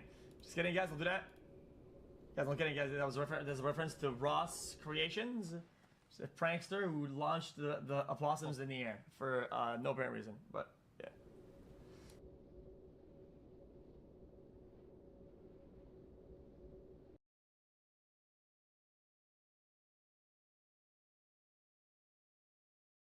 Das Geld, was dir zwar zugesichert ist, eventuell von einer Privatperson leihst, dann damit dir ein Haus kaufst und dann dieser Vorvertrag hinfällig ist, weil das Projekt nie umgesetzt wird, dann guckst du halt richtig doof aus der Wäsche. Dann guckst du richtig doof aus der Wäsche. Und ich meine, da ist halt das Ding, dann nehmen wir mal an, das würde stimmen. Guck mal, wenn du jetzt einen Privatkredit holst, ja, keine Ahnung, sagen wir mal, okay, das Haus, wenn das halt 1,2 Millionen kostet, ist die Rate wahrscheinlich schon sehr teuer. Sagen wir mal, er hat einen guten Kreditrahmenvertrag, irgendwie 5.000, 6.000 im Monat oder so. Dann zahlst du halt diese 6.000 Euro, auch wenn du jetzt einen Millionenvertrag nicht bekommst. Als Streamer mit Placements und so weiter kannst du das auf jeden Fall trotzdem abbezahlen. So, das kriegt man auf jeden Fall schon hin.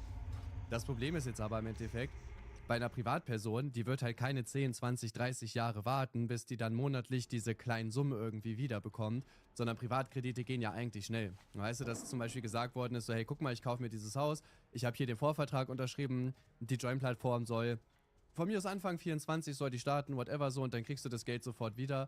Und wenn das natürlich dann halt nicht funktioniert, dann ist natürlich richtig scheiße. Na, dann ist richtig scheiße, wenn du dann, keine Ahnung, ja auch keinen anderen großen Vertrag hast. Und du hast jetzt vielleicht dir 1 Million, 2 oder sonst irgendwas genommen. Ja, ob man dann Bankkredite aufnehmen kann, theoretisch wäre das wahrscheinlich möglich, ne? Ich weiß halt nicht, wie gut MickeyTV gewirtschaftet hat, ob es da halt eine Möglichkeit gibt oder so, weil er hat ja zum Beispiel auch gesagt, dass er das Geld von dem Boxkampf auf jeden Fall gebraucht hätte. Ich weiß nicht, wie viel MickeyTV für einen Boxkampf bekommt. Ich kann mir nicht vorstellen, dass das jetzt so viel ist. 30, 40k oder so.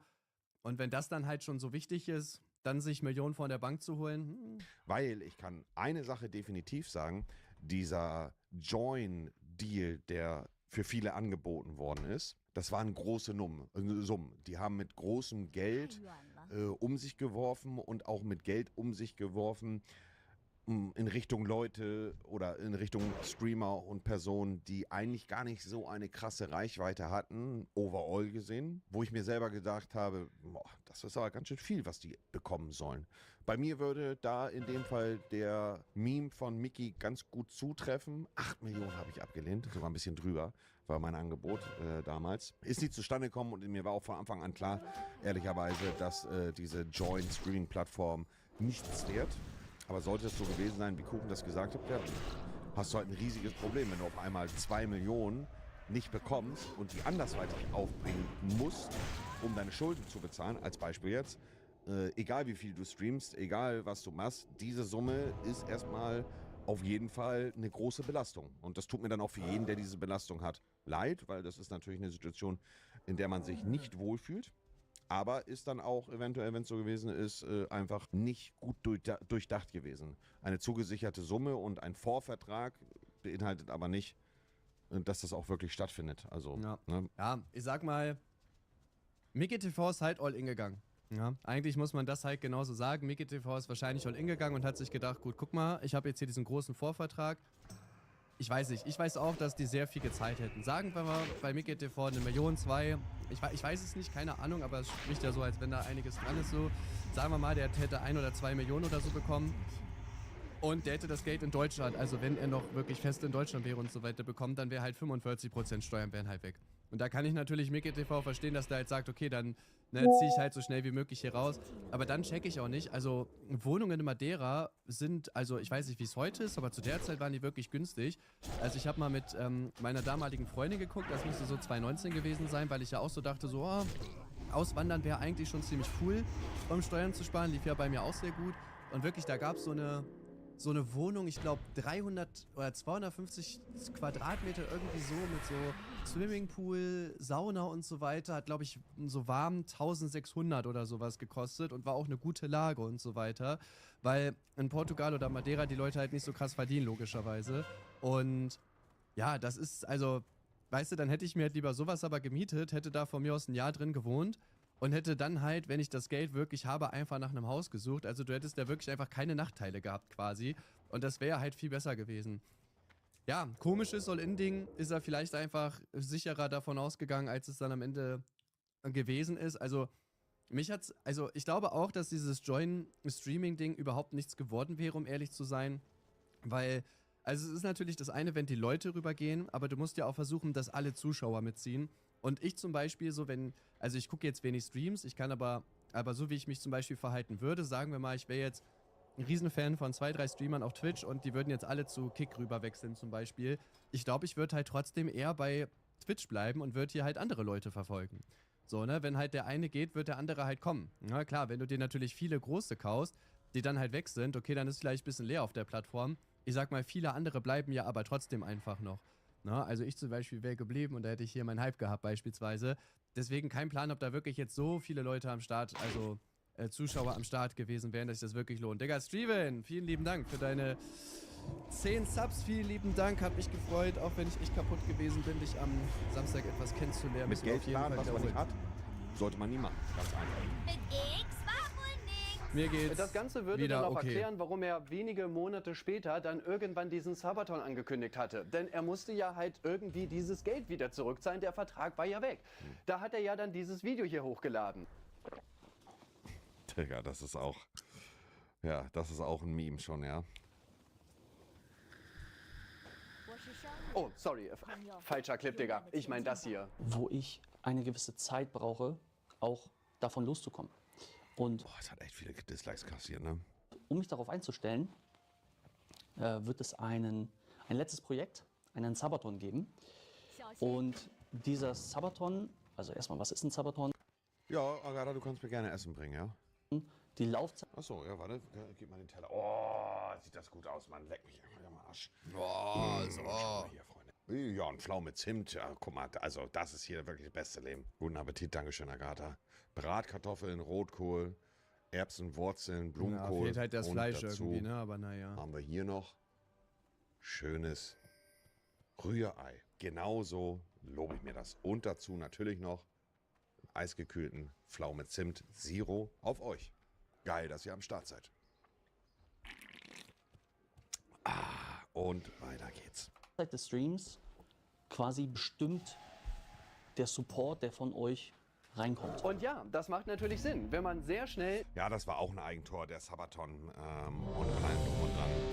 Natürlich, Sabaton ist ein gängiges Stilmittel, aber wie Mickey das da auch kommuniziert hatte, da hat er auch Kritik für bekommen, dass der O-Ton für die Leute, die es nicht wissen, wenn ich mich recht erinnere, war, ihr bestimmt, wie lange der Stream läuft, durch Spenden, durch Subs und ähnliches. Und danach verschwinde ich. Das ist mein letztes Projekt. Das war so, glaube ich, der Kritikpunkt, so ein emotionaler Druck auf seinen Zuschauern, dass er danach verschwindet und die bestimmen halt, wie lange der geht. Dann war noch irgendwas mit seinen Kindern und ähnliches, dass er eigentlich gesagt hat, er will mehr Zeit mit seinen Kindern verbringen.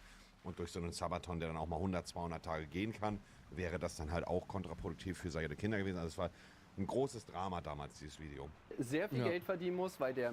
Ja, und weißt du, das ist so, da habe ich Mickey TV nicht verstanden. Weil, also, Monte hat ja schon gesagt, könnte ja auf jeden Fall was dran sein, so. Sagen wir mal, er hätte den Sabaton wirklich gemacht, um halt schnell viel Geld zu verdienen.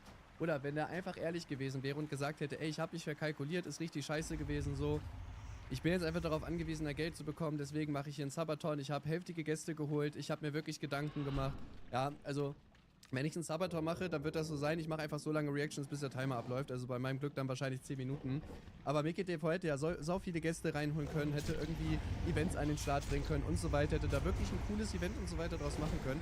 Und ich finde, wenn er dann ehrlich damit umgegangen wäre, dass er sagt, ey Jungs, so, ich brauche das ja einfach, sonst verliere ich mein Haus, whatever, dann hätte man das auf jeden Fall eher verstanden, weil dann wäre es ja immer noch ein cooles Streaming-Event, was halt trotzdem an den Start geht, selbst wenn er Geld braucht, so ist okay.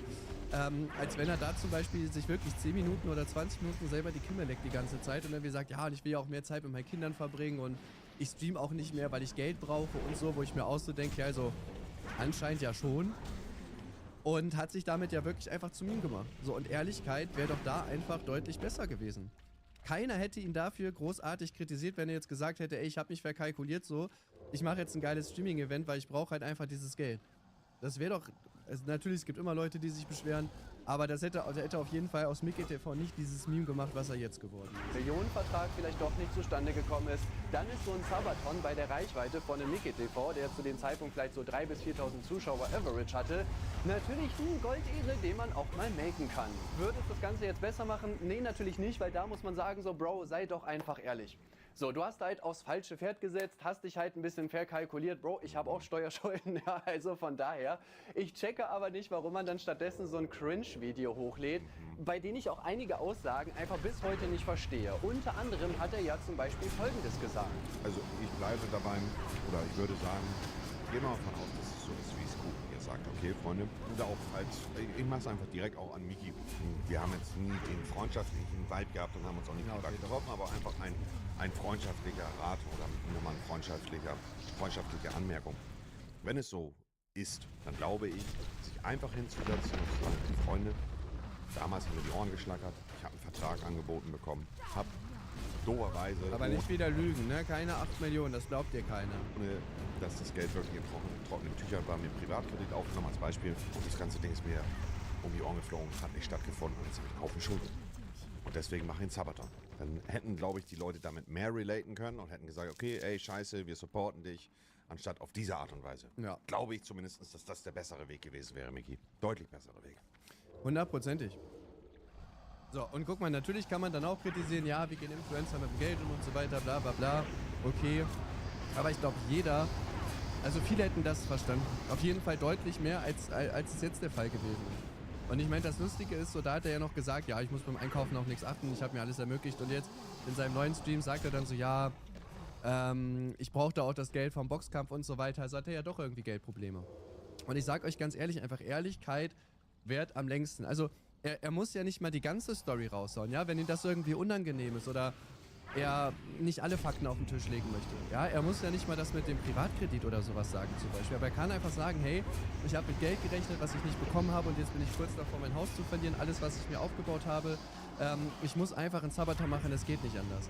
So, weil, ich sag mal, es war ja eh klar, oder ich sag mal so, er hat stattdessen sich in eine Lüge verstrickt, die halt jetzt immer mehr rauskommt. So zum Beispiel mit seinen Kindern, da habe ich ja schon häufiger drüber geredet. So, er sagt, er will mehr Zeit mit seinen Kindern verbringen und das ist ja cool, so, und gleichzeitig streamt er dann ein paar Monate, nachdem er zu diesem Sabaton nichts mehr gesagt hatte, streamt er dann teilweise 400 Stunden. Wie willst du da Zeit für deine Kinder haben? Und auch da kann ich natürlich verstehen, dass du sagst, ja, aber ich musste streamen, ich brauchte ja Geld. Das könnte man jetzt im Nachhinein verstehen, aber dann laber doch nicht so eine Scheiße in deinem Video. Also es ist doch klar, dass wenn solche Sachen rauskommen und du dann damit natürlich auch kritisiert wirst, weil sich die Leute auch die Frage stellen, naja, also wie wichtig sind dir denn die Kinder, die du häufiger sehen wolltest, wenn du dann jeden Monat 300, 400, 500 Stunden irgendwie streamst, plus ja noch die anderen Sachen, die du für die Arbeit privat machen musst, ob das jetzt irgendwelche Videos sind, Calls oder sonst irgendwas. Also stellt sich für mich dann schon ein bisschen die Frage, warum ist man da dann nicht ehrlich? Es macht für mich Real Talk keinen Sinn, sage ich euch einfach, wie es ist. Es macht für mich keinen Sinn. Wenn es gewesen ist, ne? Zudem möchte ich mehr Zeit mit meiner Familie, ich möchte mit meiner Freundin mehr Zeit verbringen. meine Kinder waren letztens zu Besuch hier auf Madeira und die haben mich für eine Woche besucht. Und ich habe in der Woche hatte ich nur einmal gestreamt und ansonsten hatte ich nur Zeit mit denen verbracht. Und ich habe einfach gemerkt, was das mit mir gemacht hat. Ich habe auch gemerkt, was das mit meiner Seele gemacht hat. Wie gut das mir getan hat, mit denen Zeit zu verbringen, wie gut das denen getan hat, mit mir Zeit zu verbringen. Miki TV hat, soweit ich weiß, 2 Kinder, die in Deutschland wohnen. Und ich finde, alleine, egal um wie viel Geld es geht, einfach wegzuziehen, in diesem Fall nach Madeira und seine Kinder dann bei der Mutter alleine zu lassen, ohne dass man wirklich tiefgehenden Kontakt mit diesen Kindern hat, einfach schon wirklich einen absoluten L-Move. Ich würde auch wirklich Hunderttausende Euros im Jahr sparen, wenn ich irgendwie auswandern würde. Aber wenn ich dafür nicht mehr die Möglichkeit hätte, meinen Sohn aufwachsen zu sehen und wirklich eine richtige Bezugsperson in seinem Leben zu sein, Bruder, ganz ehrlich, diese Erinnerung, die du mit deinen Kindern hast, ist so viel mehr wert als all das Geld auf der Welt. Ist ein solider Punkt von Kuchen und ich glaube, das ist einer der größten Shitstorms oder einer der größten Probleme, die Miki da hat in seiner Karriere, dass er halt hier ganz offensichtlich gesagt hat, er will mehr Zeit mit seinen Kindern verbringen, dann einen Sabaton angekündigt hat. Sehr viele Menschen von euch da draußen sind leider nur mit einem Elternteil groß geworden und können sich in die Situation der Kinder hineinversetzen, dass die ohne Vater aufwachsen, weil der Vater auf eine Insel gezogen ist. Welche Gründe es dafür gibt, schlechtes Verhältnis zur Mutter, Stress in Deutschland, man weiß es alles nicht. Aber ich glaube, viele von euch können sich in die Situation hineinversetzen, die die Kinder jetzt haben, nämlich eine Kindheit ohne richtigen Papa. Ja. Und das ist auch etwas, was kein... Und ich meine, guck mal, selbst wenn du dich irgendwie mit der Mutter nicht gut verstehst oder die Stress macht oder sonst irgendwas, Bruder, also ich sag mal, selbst dann, also es kommt natürlich drauf an, es gibt sicherlich auch Möglichkeiten, wo die wirklich super viel irgendwie dagegen hat, wo die wirklich auch Scheiße labert über dich und so weiter, na klar. Weiß ich jetzt nicht, ob es halt bei ihm so ist, aber es gibt auf jeden Fall immer bessere Möglichkeiten, als dann zu sagen, ja okay, dann ziehe ich jetzt halt nach Madeira. Er hat ja mal irgendein Video gemacht, ich weiß gar nicht, woher ich das habe, da hat er, glaube ich, irgendwie auch gesagt, dass die Luft in Deutschland irgendwie so schlecht, irgendwie so einen Grund hat er mal irgendwie genannt, dass er dann immer irgendwie Nasenprobleme oder irgendwie sowas hat, meine ich. Das klingt so dumm, aber ich meine, der hat das gesagt, oder? So, wo ich mir dann aber auch die Frage stelle, naja, okay, aber du hast ja trotzdem noch Kinder in Deutschland, also dann ist es doch für deine Kinder das Beste, wenn du jetzt zum Beispiel sagst, okay, ich bleibe aber zumindest in Deutschland, so, dann zieh doch irgendwie an die Küste oder so. Wenn er jetzt an die Nordsee, Ostsee oder sowas hingezogen wäre, dann hätte er da hundertprozentig auch eine bessere Luft gehabt, wäre klargekommen, aber wäre zumindest nicht 4 Flugstunden von seinen Kindern halt weggezogen. Und ich finde, das sind halt so Dinge, also ich selber als Vater, ich sag's euch ganz ehrlich, ich kann das halt nicht nachvollziehen einfach. Ja, ich kann das halt leider wirklich nicht nachvollziehen, sage ich euch halt, wie es ist. So, weil gerade sein Kind aufwachsen zu sehen und so weiter, ist doch wirklich das schönste Geschenk, was man irgendwie im Leben bekommen kann. Und ja, dass man dann, also für mich gäbe es keinen Grund, selbst wenn ich mich mit der Mutter richtig scheiße verstehe und so weiter. Und Mütter vor Gericht eigentlich fast immer gewinnen, also ein Umgangsrecht kriegst du immer zugesprochen. So, aber dann halt zu sagen, ja okay, ich zieh weg, selbst wenn es so gelaufen wäre, keine Ahnung, so wäre das halt trotzdem A-Move. So, man will doch trotzdem in der Nähe von seinen Kindern bleiben. Haben sollte. Ne? Leider gibt es manchmal Situationen, wo man das nicht vermeiden kann, was ja traurig ist, aber ich glaube, deswegen hat er auch echt viel Kritik bekommen. Zum Beispiel Glück, Digga. Mein Sohn ist momentan einfach so richtig im Crow-Fieber.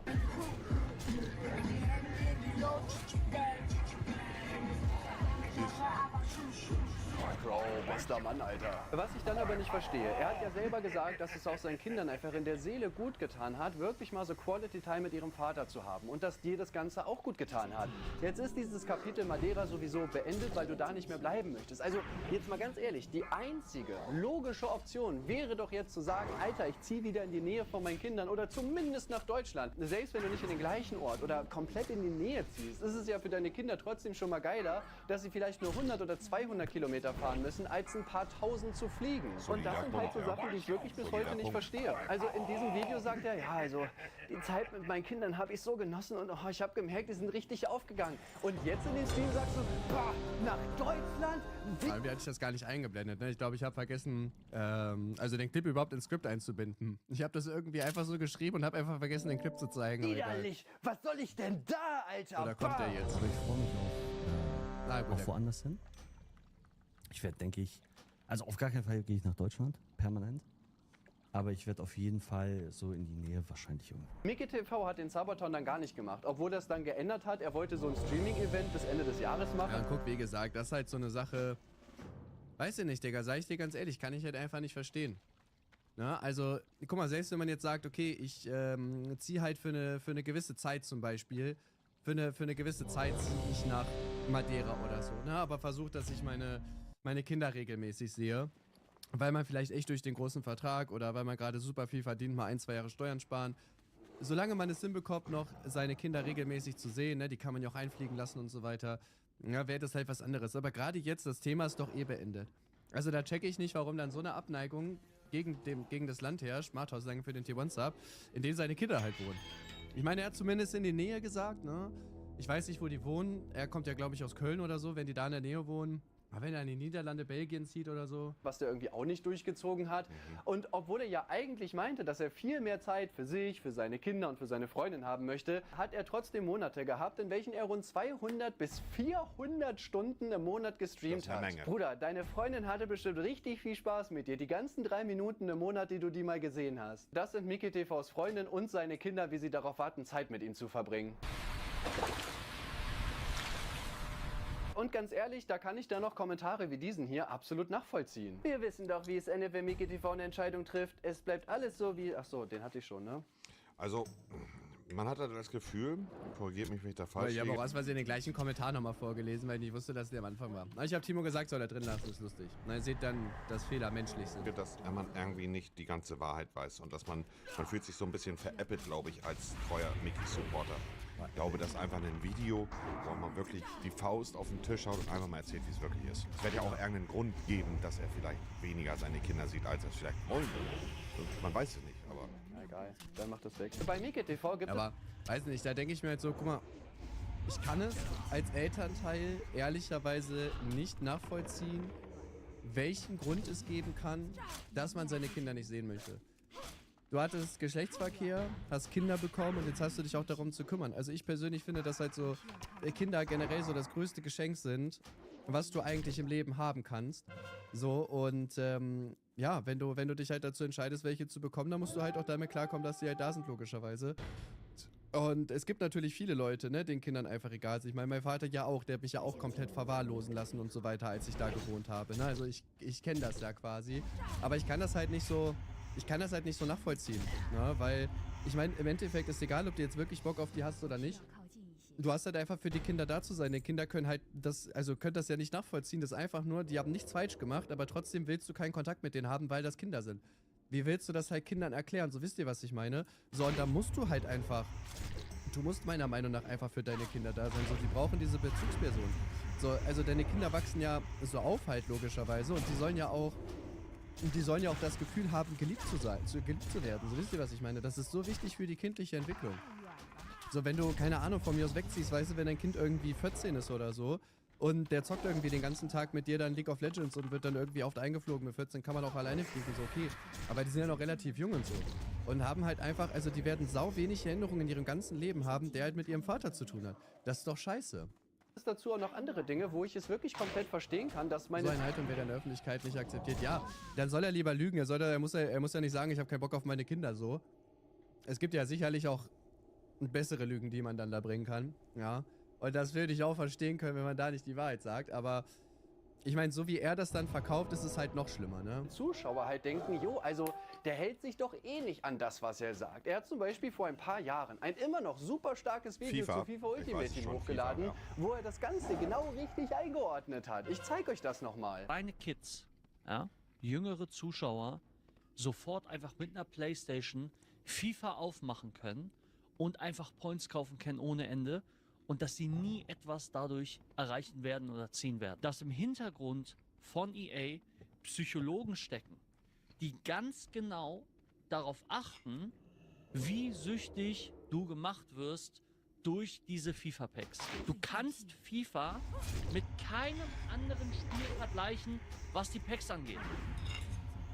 Kein anderes Spiel hat so eine niedrige Chance, was die Packs angeht. Er hat recht, was er da sagt.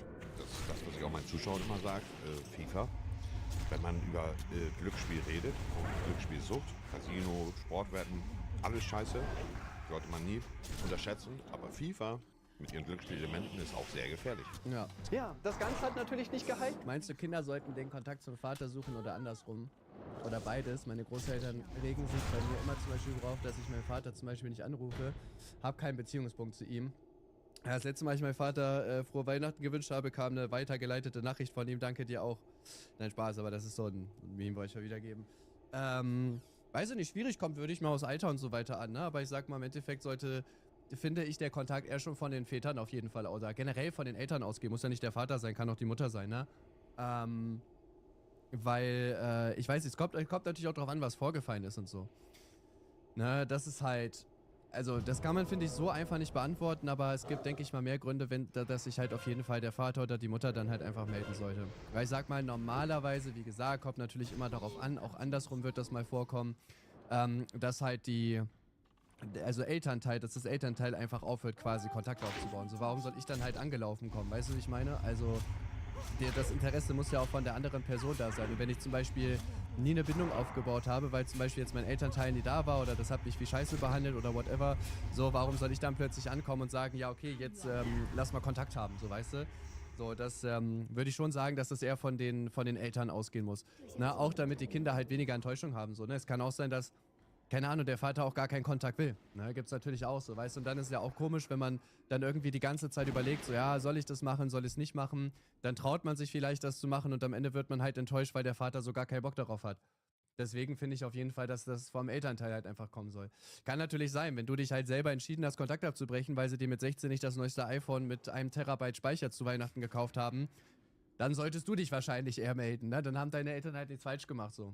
1-2 Jahre später haben wir ihn natürlich wieder im Stream gesehen, wie er ein Pack nach dem anderen gezogen hat.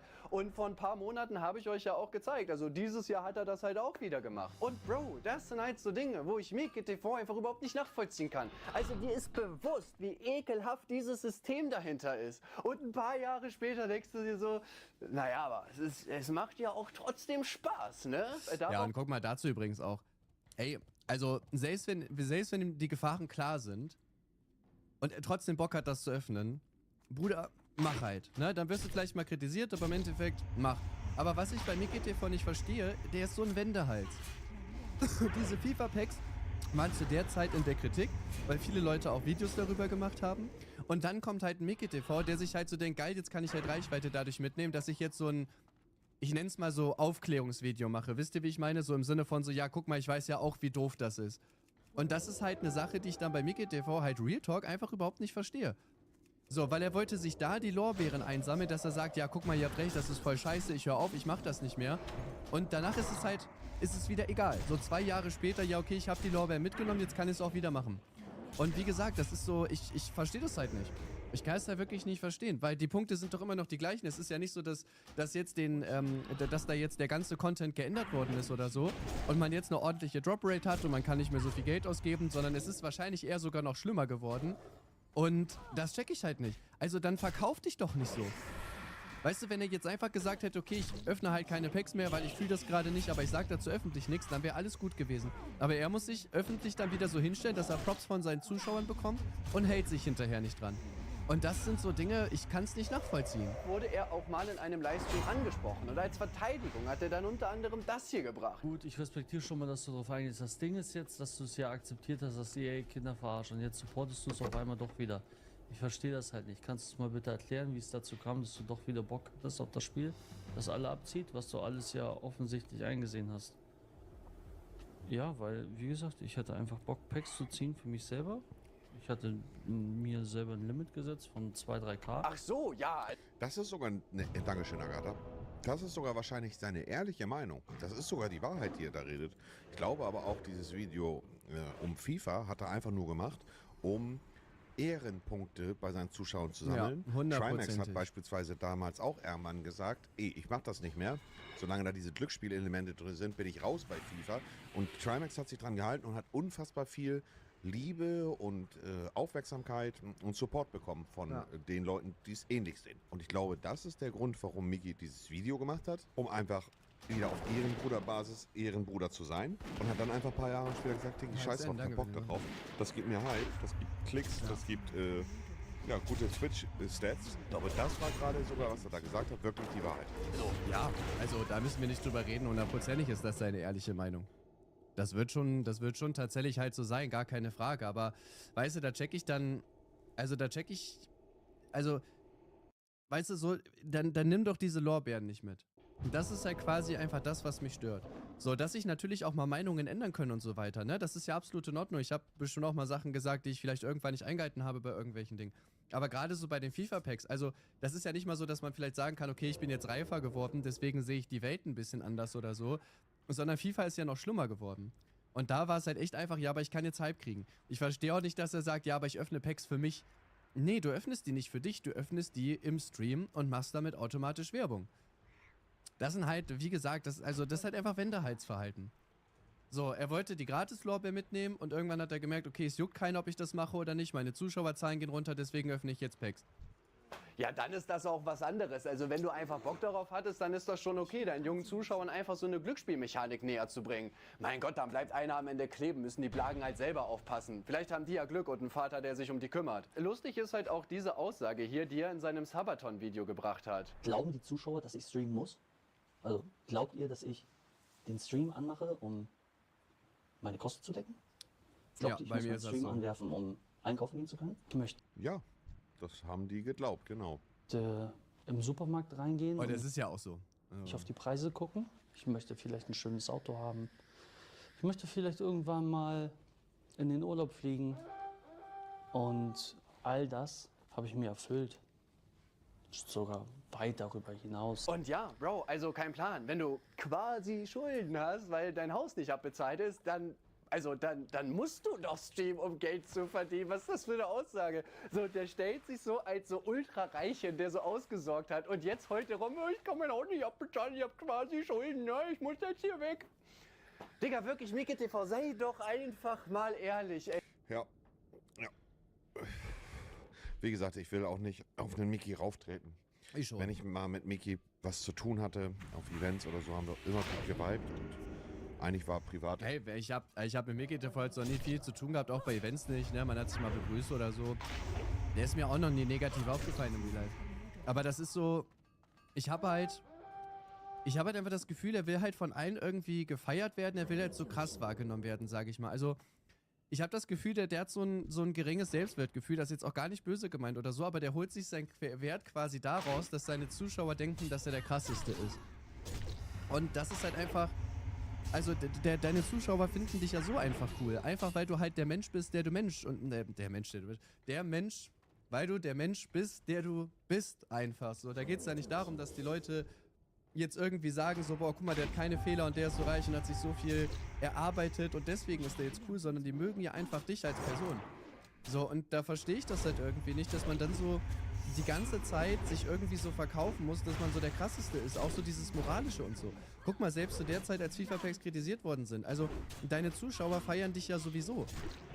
Also, es ist doch vollkommen egal, ob, vollkommen egal, ob dann von mir aus ein paar Leute dich ein bisschen kritisieren oder nicht. Wenn du Bock drauf hast, Packs aufzumachen, dann sei doch real. Also Realness, finde ich, verkauft sich halt immer noch am besten. Und das merkt man ja auch. Und Mickey TV, der wirklich einfach gar nicht real ist, muss man ja einfach so sagen, wird halt immer mehr kritisiert. So, wenn du einfach weiter FIFA-Packs geöffnet hättest und gesagt hättest, so, ja, ey, ich verstehe das, aber keine Ahnung, ist halt mein Content, ich ziehe meine Reichweite dadurch. Gut, dann hätten dich vielleicht ein paar Leute kritisiert, aber gut ist. Und jetzt kannst du es dir jahrelang anhören, dass du dich nicht an deine eigenen Grundsätze hältst. So, das ist doch deutlich schlimmer. Immer sehr nett zu mir, das muss ich einfach auch fairerweise hier mal sagen. Und jemand, der am Boden ist, sollte man auch nicht so nachtreten. Bleibe aber auch dabei, ein einfaches, ehrliches Video wäre deutlich besser für ihn, wo er einfach mal die Karten auf den Tisch legt und sagt, ey, so ist es, ohne Lügen, ohne Aussagen, die ein halbes Jahr später wieder anders sind. Ist nicht immer leicht, Person des öffentlichen Lebens zu sein, das weiß ich selber genauso gut. Auch ich habe unfassbar viele Fehler gemacht und versuche einfach jeden Tag ein besserer Mensch zu sein. Das gelingt mir mal mehr, mal weniger, aber die Wahrheit wird sich am Ende immer auszahlen. So ein Ding ist das. Wirklich. Und dieses Wendehalsverhalten muss man einfach wirklich zugeben, gibt es bei Mickey TV halt wirklich schon seit Jahren. Nachdem ich meinen Skandal hatte, hat er zum Beispiel mir komplett random, ohne Kontext, in einem Livestream einfach entfolgt. Erstmal eine Sache so. Erstmal. Ja, nimm sie, aber genau wie du sagst, man soll sich authentisch verkaufen. Aber ich glaube, keiner von uns hier im Chat würde Mickey TV als authentisch einstufen. Und dann ist es halt schlimm. So, du musst, Digga, keiner erwartet von einem Influencer, dass du der moralisch perfekte Mensch bist. So, überhaupt nicht. So, und zum Beispiel bei mir, ich habe ja auch dieses Better Help Placement irgendwie gemacht, weil sie anscheinend sollen die nicht so seriös sein, was ich so gefunden habe, war okay. Dann hat auch einer 3 Videos später noch kommentiert, wir haben das nicht vergessen und hat so 2 Likes aus seinem Kommentar. Wo ich mir so denke, doch Bruder, es juckt offensichtlich keinen. So, und es wird auch immer Leute geben, die dich nicht feiern. Aber authentisch zu sein heißt halt nicht, dass du keine Fehler machst. So, und es ist doch auch okay, dass man vielleicht mal eine Aussage bringt, die jetzt vielleicht nicht so cool gewesen ist oder keine Ahnung, dass man auch Dinge mal falsch sieht oder so. Da wird vielleicht eine Reaction oder ein Video mal gehatet oder mehr gedisliked oder so. Das ist doch alles komplett fein so. Aber, keine Ahnung, wenn ich jetzt zum Beispiel hier jedes Mal nur sitzen würde und immer nur das nachplapper, was gerade der Mainstream hören möchte, damit ich halt bei allen super beliebt bin, dann wäre ich nicht da, wo ich jetzt bin auf jeden Fall. Und bei Mickey TV sieht man ja auch, dass zum Beispiel seit Jahren eigentlich die Zuschauer immer weiter sinken. Auch auf YouTube und so. Also dafür, dass der also wirklich so 100.000 Abonnenten hat, auf seinem Hauptkanal wie 660.000 oder was das ist, der hat da kaum Reichweite. So, weil er ist nicht authentisch. Er gibt dir auch keinen geilen Charakter oder sowas mit. Das ist jetzt keiner, wo du sagst, so, boah, Mickey TV, das zeichnet den jetzt aus. Eigentlich alles, was ihn gerade auszeichnet, sind halt wahrscheinlich irgendwelche negativen Attribute. Ganz kurz hier den Und Follow. Franz, 20 Jahre. Oh, wenn schon die Stimme. Erstmal muss ich hier den Follow wegmachen. So. Weg. Und das verstehe ich halt nicht. Also entfolgt mir so. Du hast sowieso noch nicht eine Sekunde von meinem Stream geguckt, davon mal ganz abgesehen. Aber das check ich nicht. Also warum? Da gab es nicht mal einen Ehrenbruder, Pluspunkte vom Chat. Ehrenmann entfolgt. Das ist genau die Situation, wie wir sie jetzt schon des Öfteren gesehen haben. Pluspunkte bei der Community sammeln. Text. Ich war nicht mal Thema. So, das ist doch einfach nur Gratismut mitnehmen. Und das Lustige ist auch, der sagt da ja so, wenn ich schon die Stimme höre. Ja, aber als ich noch im Hype gewesen bin, konnte man sich die ganze Zeit meine Videos angucken und Reactions dazu hochladen oder was. Ja, und das Lustige ist, nachdem ich dann wieder beliebter geworden bin, konnte er mir wieder folgen.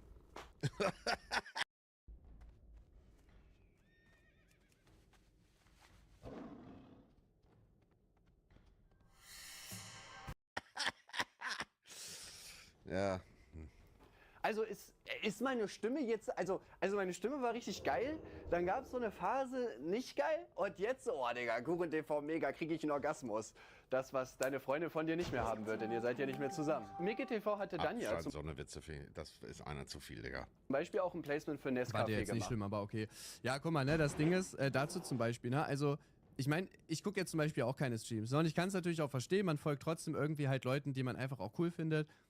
Also, ich weiß, ich bin auf der Plattform ja echt gar nicht so unterwegs, ne, aber ich folge, also den meisten Leuten, denen ich folge, sind halt eher Leute, die ich halt auch raiden würde, so, ne, dass man halt, wenn ich dann fertig bin mit Stream, dass ich halt gucken kann, okay, wen kann ich raiden, aber ich sehe hier, ich folge echt vielen Leuten, weil ich das auch noch nie aufgeräumt habe.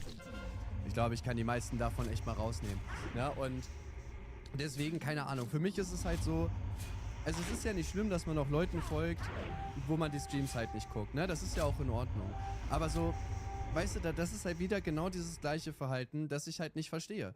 So, er entfolgt mir extra on-stream. Bruder, nicht jeder Influencer, der aufgehört hat, meine Videos zu gucken, hat das ganz groß an die Glocke gehangen, sondern hat einfach hat gar nichts gesagt. Man hat sich einfach nicht mehr angeguckt.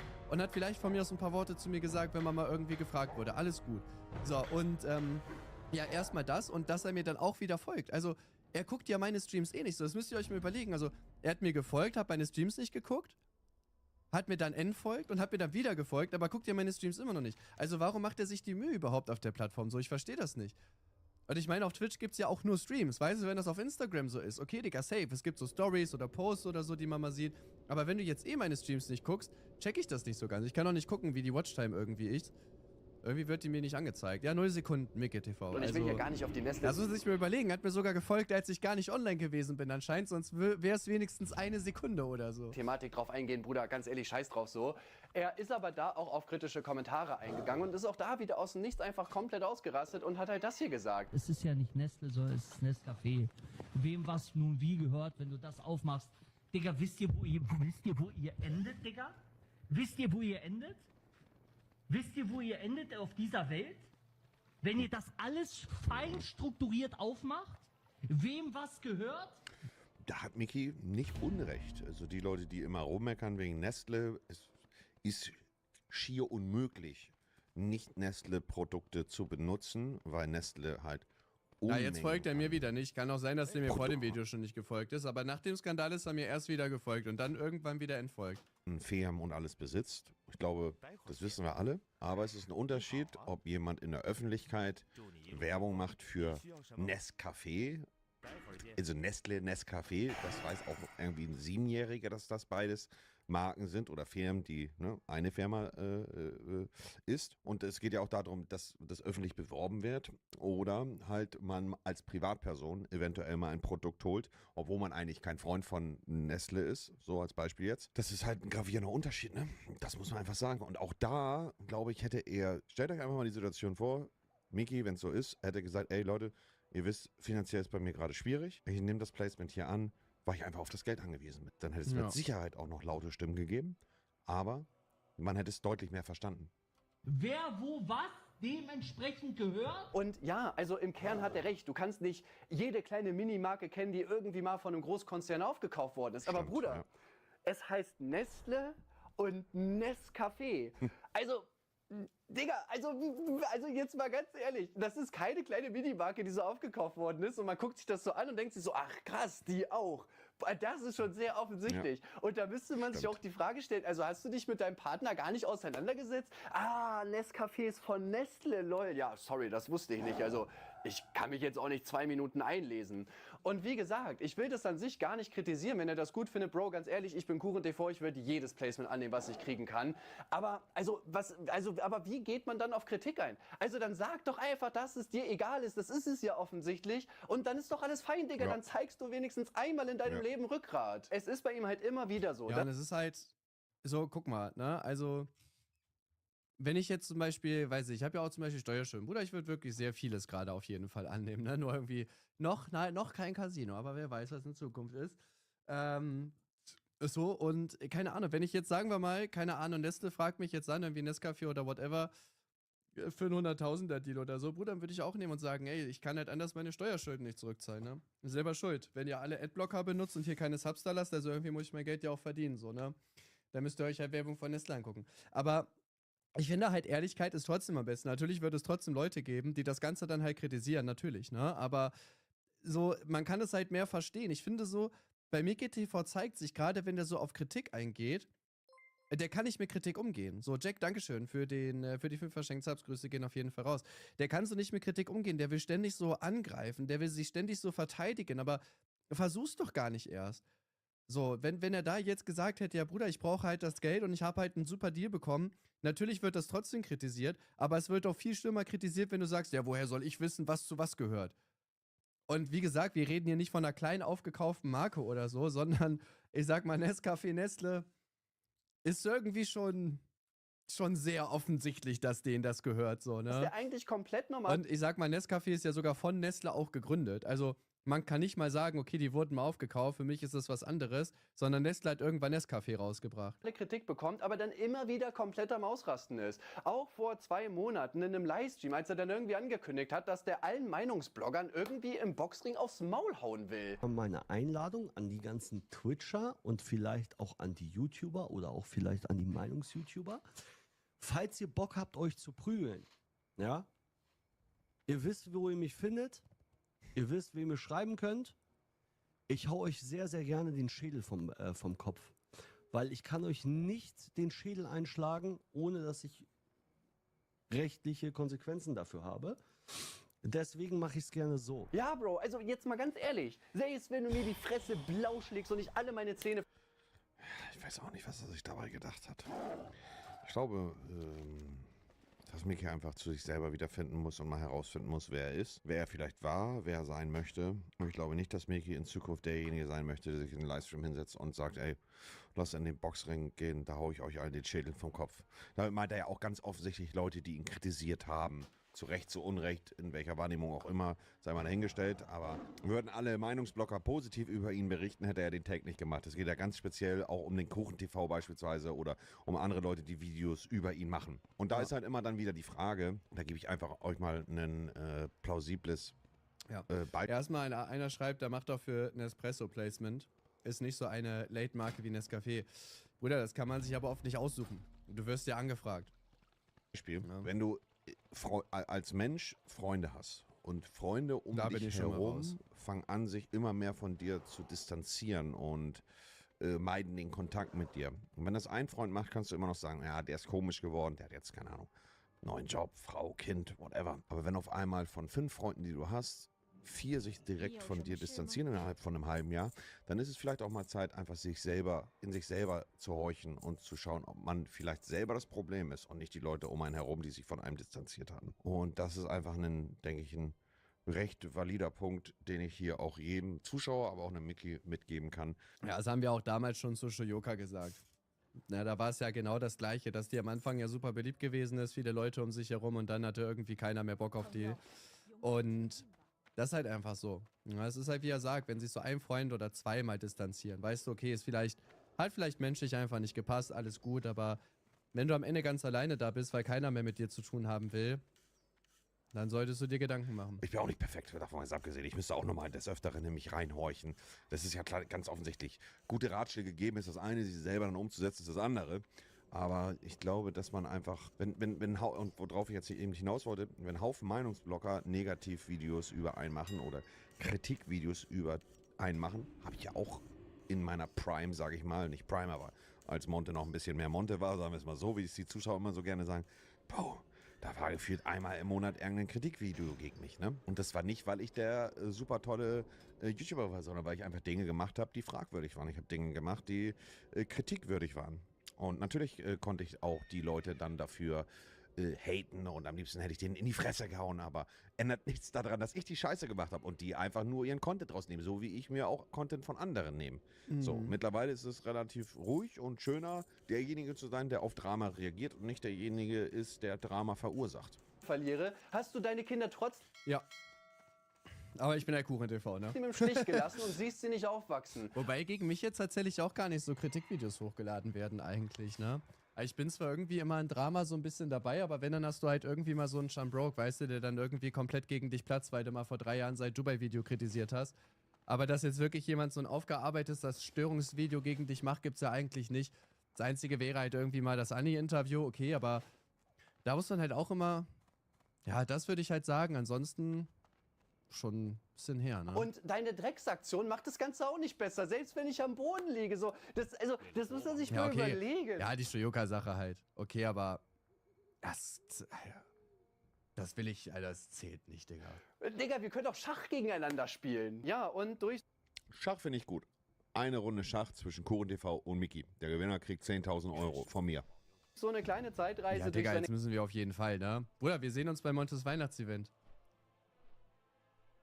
Bruder, der soll mal machen. Wir machen 5+5, machen wir mit Zeit. Wir sagen Mickey TV nicht, dann kann ich trainieren und er nicht. ganzen Aktionen, die der in letzter Zeit so gebracht hat. Kann ich, wie gesagt, jeden Kommentar absolut verstehen. Also, ist ein ernstes Angebot. Der halt sagt, ey, Ja, Digga, auf jeden Fall, Digga. Bruder, ich brauch die 10.000.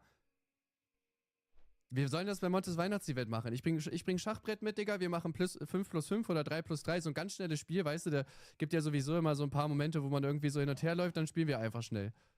ist schon immer ein Wendehals Wir gehen direkt gewesen. ans Der hält Ernste. sich nie Die soll er mir per Rechnung dann geben, meine ich natürlich, ne? an das, was er sagt. Warum sollte er jetzt in dieser Entschuldigung, wo er emotional ist, dann wirklich mal sein Wort halten? Seine Kinder hatten die gleiche Hoffnung und wurden enttäuscht. Ich habe hier zum Beispiel noch mal einen Kommentar rausgesucht. Finde Mickey TV so unglaublich unsympathisch und fake. Wie kann man nicht checken, dass der Dude gefühlt alles nur spielt und aufgesetzt ist? Ach, kommt Denn der gar am Ende nicht? von Dachte, der seinem Stream, kommt. das will ich hier vollständigkeitshalber noch mal einblenden, hat er ja diese Aussage hier getroffen. Hat nicht Tobias Hoch jetzt irgendwie abgesagt oder so beim Monte-Event, wo er vorher gesagt hat, er freut sich ganz dolle, weil dann hat man mitbekommen, dass Maestro auch kommt. Ich weiß nicht, ob das der Grund ist, der aber... mich mal irgendwie privat getroffen hat oder auf einem meiner Events war, der weiß, wie ich persönlich bin. 100%, Digga. Das werde ich niemals dementieren. Mickey ist privat ein richtig geiler Typ. Aber ich glaube, dass es Zeit ist für ihn, mal wirklich reinen Tisch zu machen und sowohl den Hatern als auch die Leute, die ihn supporten, einfach mal zu sagen, was in den letzten Jahren in seinem Leben los gewesen ist. Das fängt an bei seinen Kindern. Das ist einfach ein Punkt, wo sich sehr viele für interessieren, weil sie halt einfach selber auch leider in ihrem Leben schlechte Erfahrungen gemacht haben, ohne Vater groß geworden sind oder die Mutter sie nicht richtig interessiert hat. Da können so viele mit relaten und haben auch so einen Hass auf Männer oder Frauen, die Kinder bekommen und sich nicht drum kümmern. Es gibt noch so viele andere Punkte auch, wo Mickey mal einfach einen Tisch machen muss. Wie gesagt, das, was er gerade gesagt hat, 100%. Privat ist der. Ja, es wäre halt eigentlich das, was Monte sagt. Wirklich mal so ein komplettes Real Talk-Video hochladen, wo man wirklich so alle Punkte einfach rausholt. Ja, wo man wirklich einfach mal Real Talk, vielleicht, guck mal, ich sag dir ganz ehrlich, vielleicht nehmen wir das mit den Kindern auch falsch wahr. Ja, das kann auch sein. Ja, ich sag mal, es kann ja auch andere Gründe geben. Na, sagen wir mal, der ist nach Madeira gezogen zum Beispiel und die Mutter hat gesagt so, hey, ich fliege die alle 2 Wochen dahin und dann siehst du die. Und dann hat sie es nicht gemacht als Beispiel. Na, so ähnliche Geschichten hatte ich auch schon mal im Freundeskreis, nur da ging es nicht um Fliegen zum Beispiel. Na, also, das sind halt Sachen, die es halt gibt. Und ja, es geht uns an sich nichts an, aber guck mal, dann soll er sich aber nach außen hin nicht so verkaufen. So, das ist ja halt genau das Ding. So, es gibt auch Influencer, die haben Kinder, ihr wisst nicht mal, dass die Kinder haben. So, wenn du das aber in die Öffentlichkeit trägst und zum Beispiel sagst, ja, meine Kinder waren hier und ich will jetzt mehr Zeit mit denen verbringen, das hat deren Seele gut getan, so, dann stellst du natürlich Fragen, wenn du dann siehst, okay, aber seitdem hat sich nichts geändert, der streamt immer noch genauso viel wie vorher, teilweise sogar noch deutlich mehr und macht ja anscheinend nicht irgendwas mit denen. So, dann soll der halt einfach sein Maul halten, so, und dann ist doch auch alles geklärt, dann würde auch keiner nachfragen. Ja, und ich glaube, so ein Real Talk-Video wäre halt wirklich einfach das Klügste, was er halt machen kann. Und wenn er selber merkt, dass er Fehler gemacht hat, ja, vielleicht, weiß ich nicht, ne, vielleicht ist es auch so, dass der halt jeden Abend mit den Kids telefoniert oder so. Das ist natürlich nicht das Gleiche, wie die jetzt wirklich im Real Life und so weiter zu sehen. Aber kann ja auch sein, dass er zum Beispiel sagt so, hey, ich will einfach, ne, ich bin nach Madeira gezogen, weil ich jetzt, ne, ich wollte quasi, also, ne, so viel Steuern sparen, dass ich dann wirklich sorgenfrei mein Leben zu Ende leben kann und so weiter, dass ich wirklich den ganzen Tag Zeit habe, ich muss nichts mehr machen. Das hat alles nicht gepasst, deswegen habe ich jetzt wenig Zeit für die Kids, wir telefonieren aber jeden Tag. Es gibt irgendwelche Gründe, die es jetzt vielleicht nicht, also die es jetzt vielleicht nicht ganz ungeschehen machen, so, aber die vielleicht ein anderes Licht auf jeden Fall auf das Ganze werfen und Mickey TV da nicht so schlecht dastehen lassen. So, aber man sollte halt einfach jetzt offen damit umgehen, weil das ja generell auch alles Punkte sind, die uns ja interessieren. Einfach, ne? Und er selber hat die halt groß gemacht. Ein korrekter Typ. Natürlich, jeder hat Ecken und Kanten, auch privat. Aber ich kann nur von mir aus reden, wenn ich mit Mickey mich getroffen habe, der war immer nett zu mir. Immer höflich, immer nett, immer korrekt. Ich verdanke euch alles, was ich habe. Ihr habt mir einen Ausweg gegeben aus so vielen Situationen, aus so vielen Möglichkeiten. Und ich schäme mich dafür, wie ich das die letzten 2-3 Jahre teilweise, wie ich damit umgegangen bin. Was ich getan habe, wie ich teilweise zu Zuschauern war, wie ich teilweise zu mir selber war. Und ich bitte einfach um Vergebung. Ich hoffe, dass vielleicht der eine oder andere, der sich von mir abgewandt hat, der gesagt hat, hey, ich erkenne nicht mehr wieder, dass er mir vielleicht noch eine zweite Chance gibt. Und die Leute, es gibt auch so viele Leute, die die letzten 2-3 Jahre einfach trotzdem an meiner Seite waren. Dem möchte ich halt einfach sagen, ich kann euch nicht genug danken dafür. Das glaube ich dir gerne. Digga. So Leute, Forscher ist fertig runtergeladen. Wollen wir mal eine Das ist auch ein All-Time-Meme, Digga. Runde starten? Und ich muss hier sagen, obwohl ja auch alle Kommentare komplett negativ sind und obwohl ich Kuchen-TV bin, der ja Mickey-TV offensichtlich jetzt nicht allzu dolle leiden kann, muss ich sagen, dass ich da tatsächlich Good Faith rangehe und ihm die Möglichkeit geben möchte, hier einfach mal zu beweisen, dass er sich jetzt wirklich gebessert hat. Ich weiß, es wird nie zustande kommen, aber sehe ich auch eine schöne Folge Kuchen Talks. Mickey und Kuchen geben sich die Hand. Ich glaube, Mickey hasst Kuchen und Kuchen hasst auch irgendwie Mickey. Aber mit Hass kommt man im Leben nicht weiter.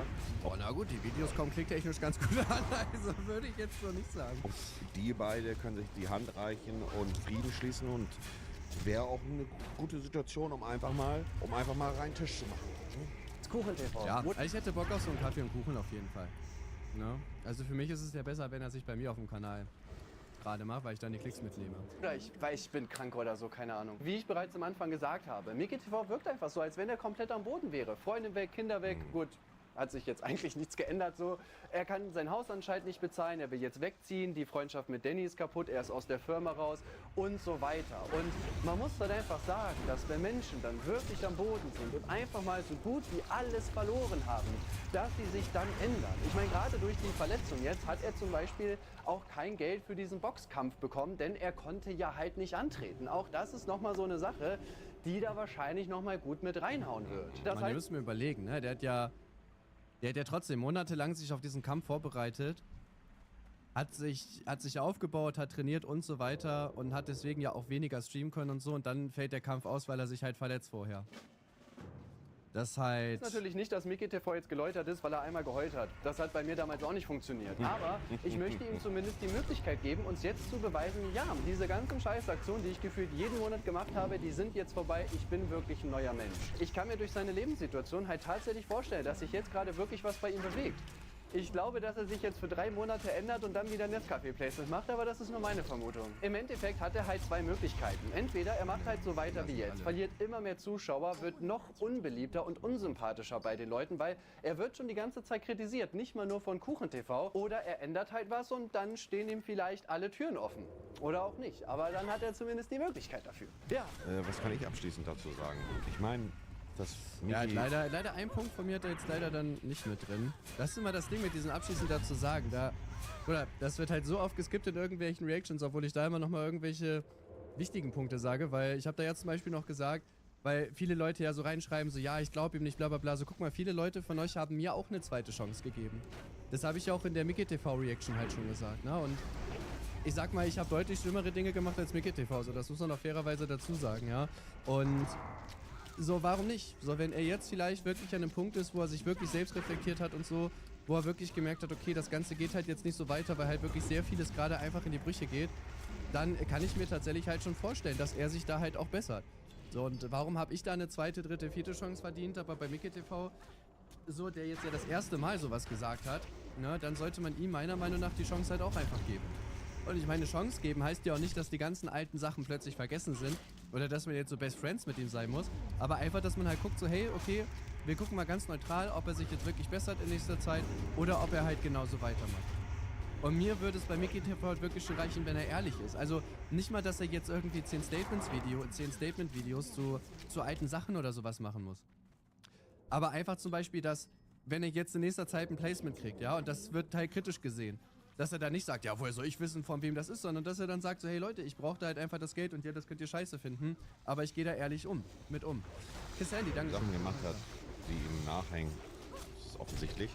Das kenne ich selber auch zu gut, aber vielleicht schafft wie viele Mickey Chancen einfach, soll man geben? So viele, wie ich mit brauche. sich ins Reine zu kommen, mit den Leuten um sich herum, vielleicht auch mit seinen Kindern oder mehr Zeit mit seinen Kindern zu verbringen. Was der Grund jetzt ist, das wissen wir nicht. Am Ende des Tages interessiert es auch niemanden, weil die da drunter leiden, werden wahrscheinlich die Kinder sein. Ich sage euch ganz offen und ehrlich, und eine Sache dürft ihr nicht vergessen. Und wir sollen nicht nur negativ in diesem Video hier die ganze Zeit sein, weil jemand, der am Boden ist, danach zu treten, bin ich jetzt auch kein Freund von. Mickey, RP-Zeit, geile Zeit gewesen, Digga. Geiler Content, geile Streams bei Mickey, gerne reingeschaut, gerne mit ihm gemeinsam RP gemacht. Und das sind so Dinge, auf die sich auch ein Mickey fokussieren sollte, wieder guten Content zu machen, ehrlich zu sein, auch mal mit seinen Zuschauern reintisch zu machen und dann einfach nach vorne zu schauen. Und wenn es so ist, dass er das Haus verliert auf Madeira, weil er es sich nicht mehr leisten kann oder die Schulden, die er dafür aufgenommen hat, nicht mehr bezahlen kann, dann ist es. Bro, Mickey, ich weiß nicht, wie alt du bist. Ja, Bruder, das ist halt, also jetzt mal ganz ehrlich, natürlich ist es halt irgendwie eine doofe Situation, in der Mickey TV dann gekommen ist, so. Aber ganz ehrlich, das ist halt auch so, ja, passiert. So, bei mir zum Beispiel ist es ja auch so, dass ich ja meine ganzen Steuerrücklagen in mein Haus gepackt habe. Und jetzt mit den Steuern hinterherhänge. So, wisst ihr, wie ich meine? Und ist natürlich auch Kacke von mir. Das ist auch meine eigene Schuld, dass ich halt in diese Situation so gekommen bin. Passiert. Du triffst halt mal schlechte Entscheidungen. Ja, du bist vielleicht auch ein bisschen so, ich weiß jetzt auch nicht, als der Joint Deal kam, müsste bei Mickey TV noch sehr gut gelaufen sein. Und da dachte man, dann hat man vielleicht einfach nicht lange genug drüber nachgedacht. Bruder, ich kenne das. So, ja, das passiert, das ist halt absolut in Ordnung. Aber bei sowas dann halt ehrlich zu sein, gibt dir ja so viel mehr Respekt, als wenn du dann halt das letzte Mal Uncut-Video da hochlädst, wo man ja wirklich so viele Widersprüche hat, was ja auch einfach generell so wie er geredet hat und was er gesagt hat, auch einfach super unangenehm gewesen ist. Du bist jetzt vermutlich Richtung 30, um die 30. Du hast noch so viele Jahre vor dir, Digga. Du bist in deiner Prime deines Lebens und auch wenn es sich vielleicht gerade nicht so anfühlt und du deep down am Boden bist, Freundin weg, Haus vielleicht weg, man muss von Madeira wegziehen. Bro, Mund abwischen, weitermachen. Ja, im Selbstmitleid suchen, das klappt meistens nicht. Einfach gesteckt zurückkommen und geilen Content machen, Digga. Ja. Weil dafür sind wir doch alle hier am Ende des Tages. Für geilen Content, die Zuschauer einfach unterhalten, eine gute Zeit für die Zuschauer bieten, die sich die Zeit nehmen reinzuschauen. Und als Wichtigste einfach mal reintuschen und sagen, was jetzt Phase ist, Digga. Und nicht dieses Rumgelaber. Ja. In dem Sinne, schreibt mal eure Meinung in die Kommentare. Ja, sehe ich genauso wie er. Ich denke, dass bei sowas Ehrlichkeit auf jeden Fall am besten ist. Und weiß ich, stellt euch mal vor, Mickey TV würde jetzt echt so ein Real Talk Video einfach hochladen, wo der wirklich mal so die Eier auf den Tisch legt. Ich sag, das wird gut ankommen. So, das würde gut ankommen, wenn er da wirklich mal sagt, hey, guck mal, so sind die ganzen Sachen, so ändere ich mich jetzt. Er muss sich mal sagen, wie er sich ändert. Einfach nur, dass es vielleicht so nicht weitergeht, wie auch immer. Wäre meiner Meinung nach das Klügste. Ja, aber wir gucken. Der Kuchen TV wird so oder so weiter Content daraus ziehen können und ich denke, das ist das, was wir hier mitnehmen können. Was sagt ihr dazu? Schreibt es in die Kommentare und dann sehen wir uns im nächsten Video. Bis dann. Okay, thanks, bye.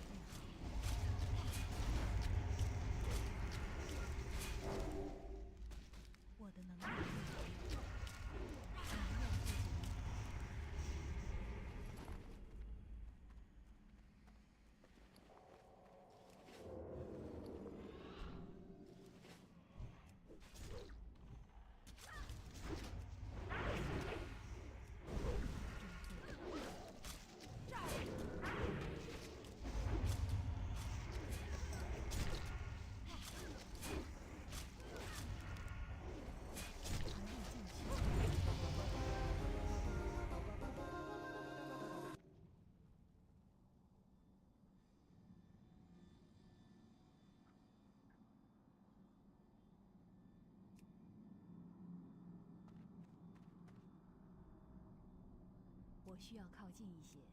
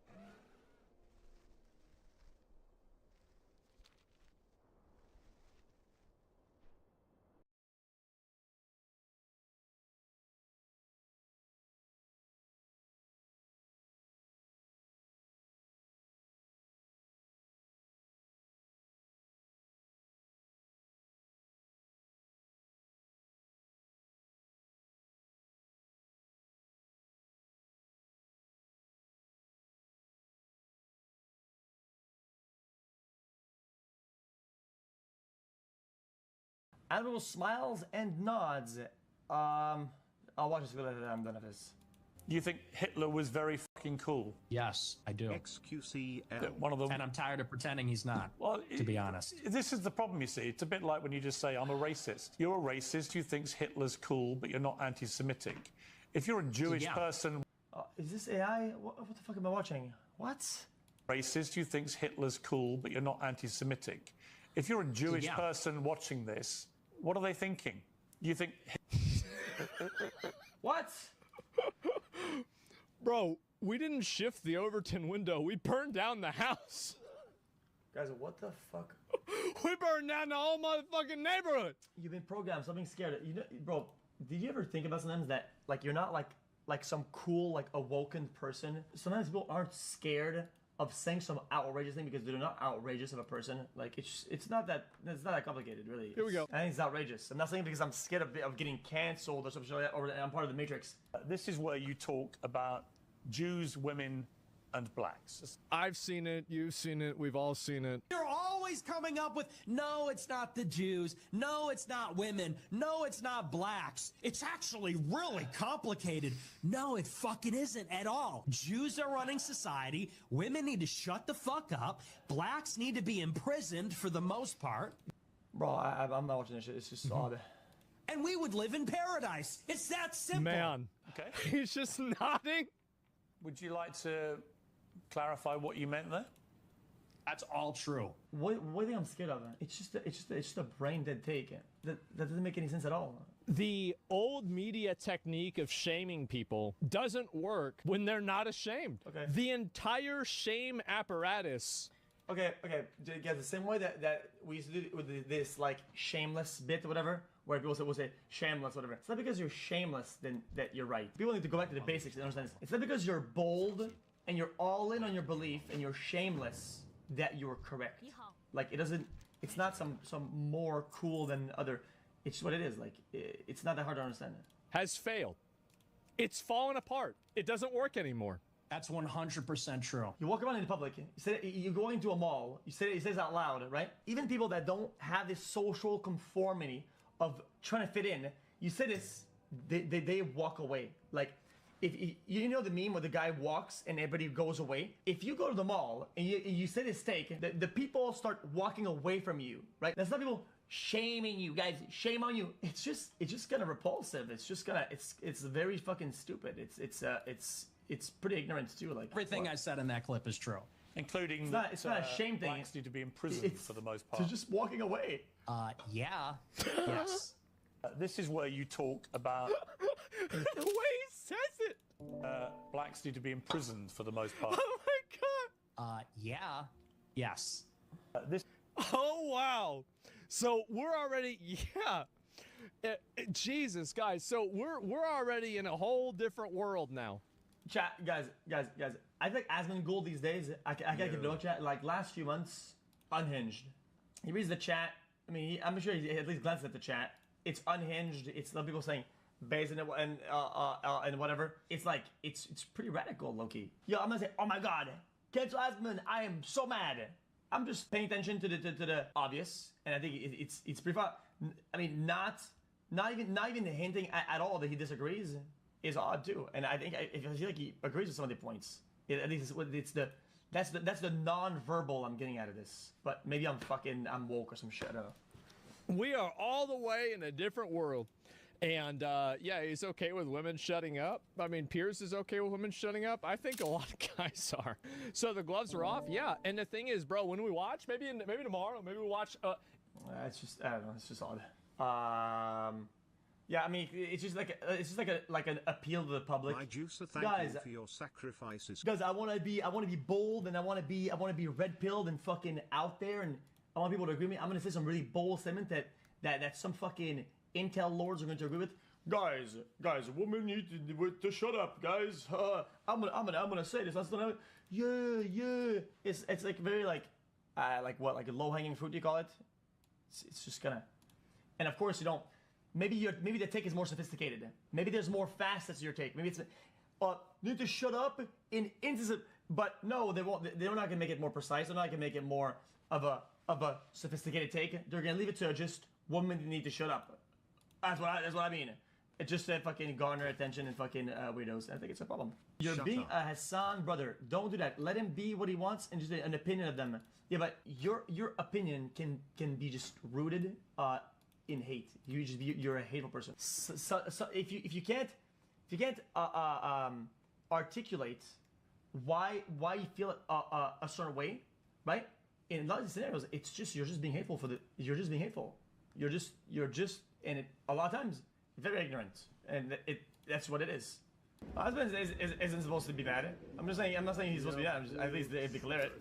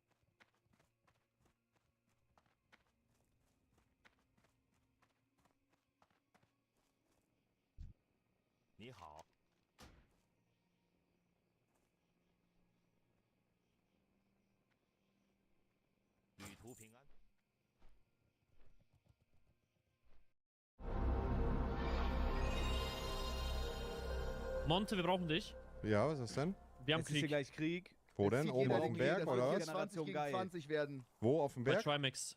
Okay, wo sind sie? Wo sind sie? Ich brauche eine Himmelsrichtung. Hier bei den Bäumen, Max. Kommt alle zu mir, kommt alle zu mir, lauf mir hinterher. Kommt zu mir, kommt alle zu mir, ich führe euch. Okay.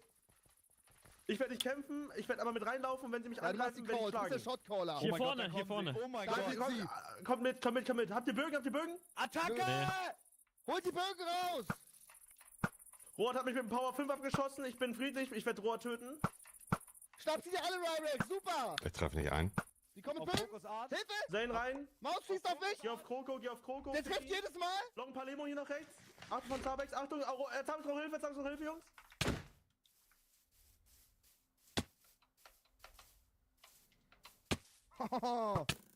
Wir sind am Gewinn, Leute. Weiter rein. Ja. Ich hab Maus, den Wichser. Hier ist sein Loot. Hier ist sein Loot. Hier Loot. Hinter uns jemand mit Bogen. Hinter uns jemand mit Bogen noch. Zane redet nicht. Das ist Rohat. Ihr fickt Rohat. Jetzt komm mit. Max, Monty, wir ficken jetzt Rohat. Monty, du weißt, wie man spielt. Ich hab's dir damals gezeigt. Komm mit. Wo ist das? Wo seid ihr? Monty, ess dich voll. Immer voll essen, Jungs. Immer Ja, essen. easy. Sorry, Zane. Monte, du bist gut. Und ist wirklich nicht schlecht. Ich hab's nicht mal gemacht. Komm mit. Rohat könnte mit einem Power 5 Bogen. Fick ihn. Du hast mich 5-mal abgeschossen. Darf ich dich töten?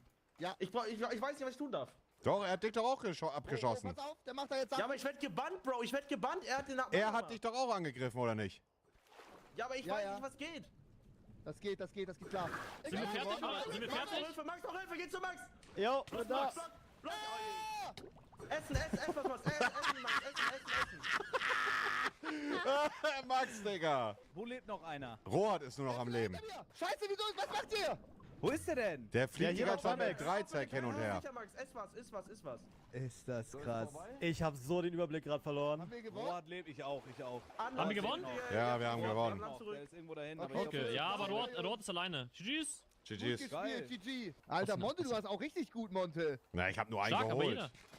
Ja, aber das war ein super wichtiger Kill. Aber ja, Maus. Schnaps in dich Bogen auf mich Ja, ich habe auch Bogen. Ich habe ihn mit dem Bogen zurückgefickt. Nee, ich habe ihn mit dem Bogen. Aber Jungs, ist jetzt Ende im Gelände. Ihr habt verloren im mäßig eine Schlacht und jetzt ist hier alles erledigt. Also Jungs, wir haben gewonnen. Ich würde auch sagen, dass auch jetzt nichts mehr gesprengt wird. Das war eine faire Schlacht, 1 gegen 1, Gruppe gegen Gruppe. Wenn die jetzt noch sprengen, wäre echt unverhältnismäßig. Also wäre nicht korrekt. Die schreiben seit 10 Minuten rein, die werden alles sprengen heute Nacht. Na, aber das wäre nicht korrekt, Digga. Die wollten faires die wollten einen Kampf, den haben wir gemacht, die haben verloren und gut ist. Wund abwischen, weitermachen. Montinius, was ist dein Plan?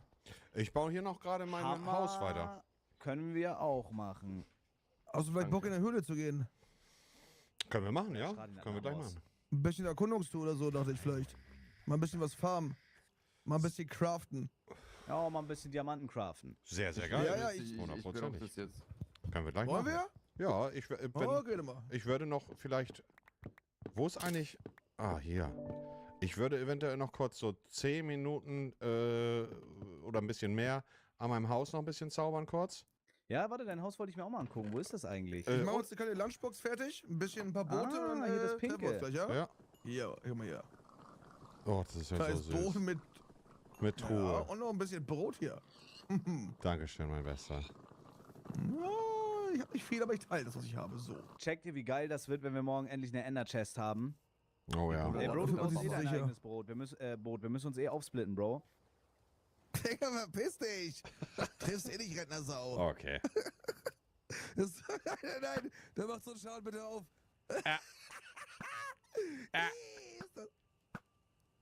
Ein Boot. Oh, mein Boot ist auch kaputt. Probleme. Komm, lass jetzt mal Diamanten suchen, Digga. Das ist nicht deine TNT-Farm, Digga. Wo soll die denn da sein? In der Höhle quasi. Das ist Cap, das weißt du selber, Digga. Das ist eine verfickte Pilzinsel, Digga. Die hab ich auch in der Hose. Was willst du in der See bei TNT-Farm? Die ist eh kaputt. Ja, lass in eine Diamantenhöhle. Aha, hier war jemand schon, Digga. Okay, aber was bringt uns das, die Pilzinsel, Digga? Was können wir da bekommen? Pilzkühe? Oha, hier oben, die Pilzkühe, ja. Guck mal, die Pilzkühe hier oben, Bro. Oha, die habe ich wirklich noch nie gesehen. Hä? LOL. Ich meine, ich habe die schon mal gesehen. Kann man die mitnehmen, Chat? Unendlich Pilzsuppe.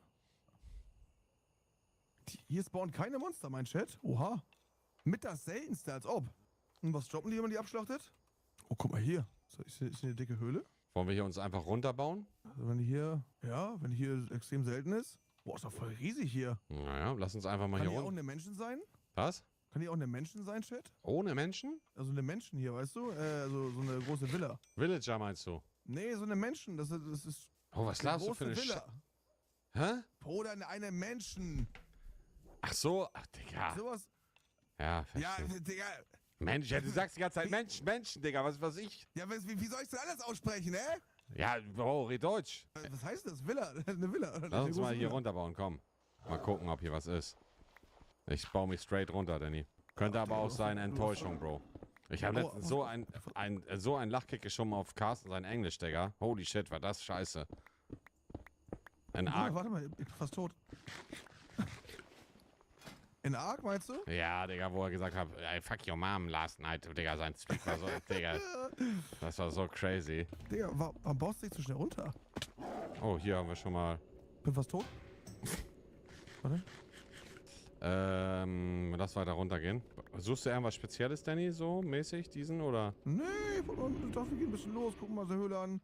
Vielleicht so eine Ancient City oder sowas finden, vielleicht eine große Menschen, also eine große Villa finden. Das ist auch sehr geil. Bisschen Erkundungstour. Was ist eine große Menschen, Digga? Sag's mir mal ganz kurz.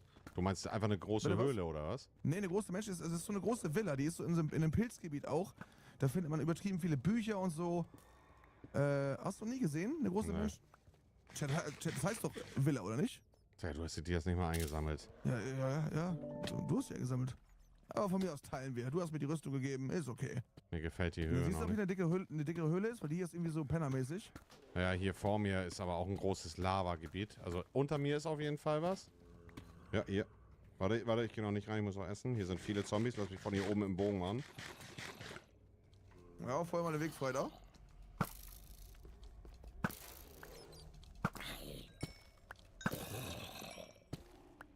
Ich sehe da, oh Ach, geil, ja, Digga. Mann. Ich sehe rechts, lol. Mann, Danny, Digga. Digga, wo war der Creeper? Ja, unter uns. Hilfe. Hier rechts ist eine Dings. Mine, das ist cool. Wollen wir erstmal links... nee, hier rechts ist die Höhle theoretisch gesehen zu Ende. Warte mal, lass mal kurz gucken.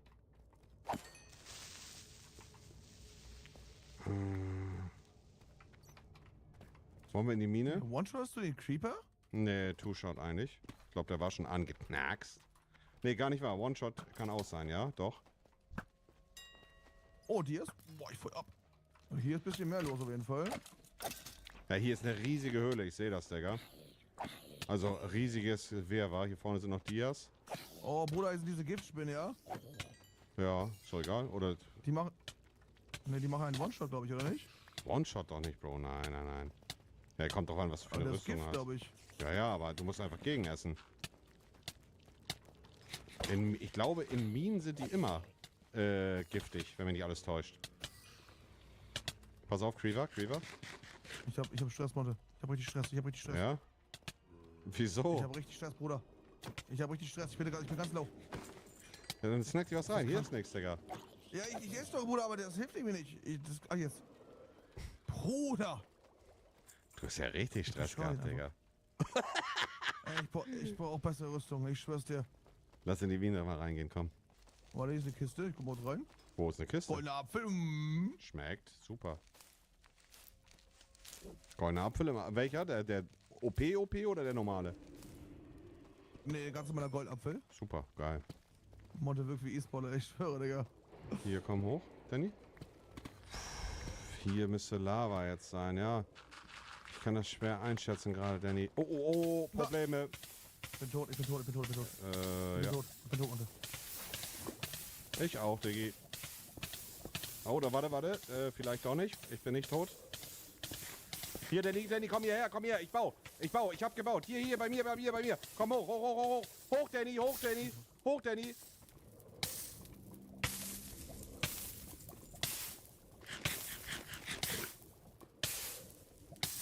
Ja, das ist natürlich sehr schade für Danny, Digga.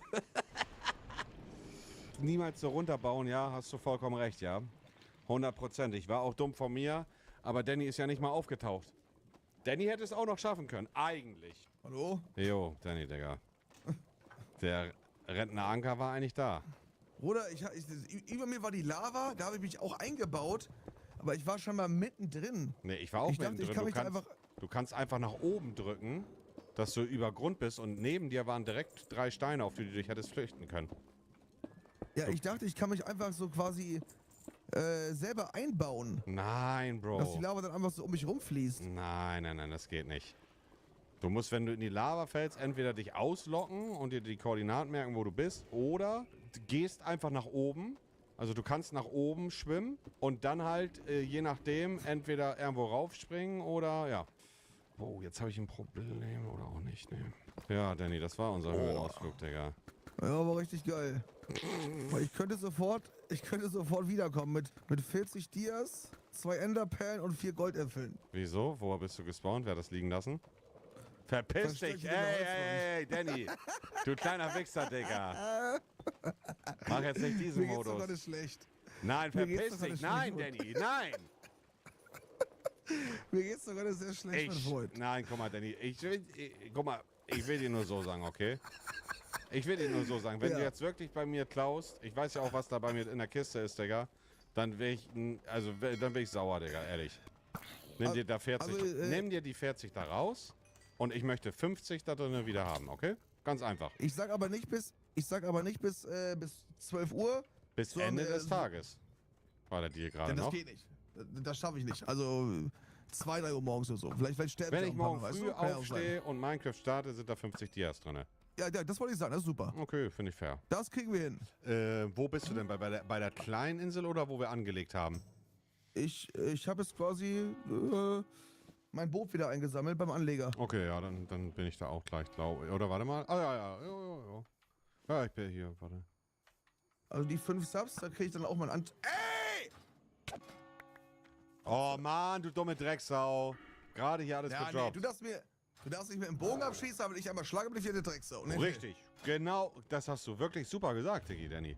Ah, ich kann wie runterbauen. Danny, komm, lass hier runterbauen. Warte.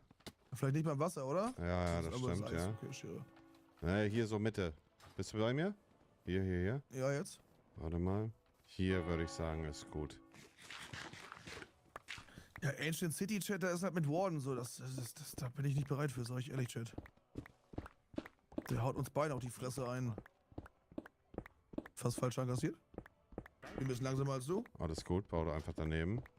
Ist sowieso besser für dich, wenn Lava nochmal kommt. Ja, hier unter mir, Danny, hier unter uns. Oh mein Gott, Danny, das ist genau das, was wir gesucht haben, Bro. Genau das haben wir gesucht. Oder ändern wir hier an? Ja, soll er kommen. Scheiße, ich hau ihn auf die Fresse. Hier, guck. Kleiner Wichser. Ich finde, die machen so einen Schaden, die Bastarde. Schon tot. Ich muss alles... Guck mal, über uns, Digga. Guck mal, über uns. Boah. Aber enttäuschend wenig Diamanten auf den ersten Blick. Ich sehe einen Diamant noch, da oben noch Diamanten, aber vielleicht gibt der zweite Blick noch ein bisschen was. Ist die Höhle noch weiter? Nee. Hier über uns, Danny, sind zweimal Diamanten. Ja. Easy, sagen wir, wir machen 50-50 zum Schluss. Vor uns. Oder sogar so eine Mine. So eine, wie heißt das? Wo ist eine Mine? Ein Trial ist da vorne. Wo? Sehe ich nicht. Ja, unter uns. Wenn du jetzt... Ist das nicht? Ja, ich sehe es nicht bei mir auf der Karte. Wenn wir uns in die Richtung hier durchbauen.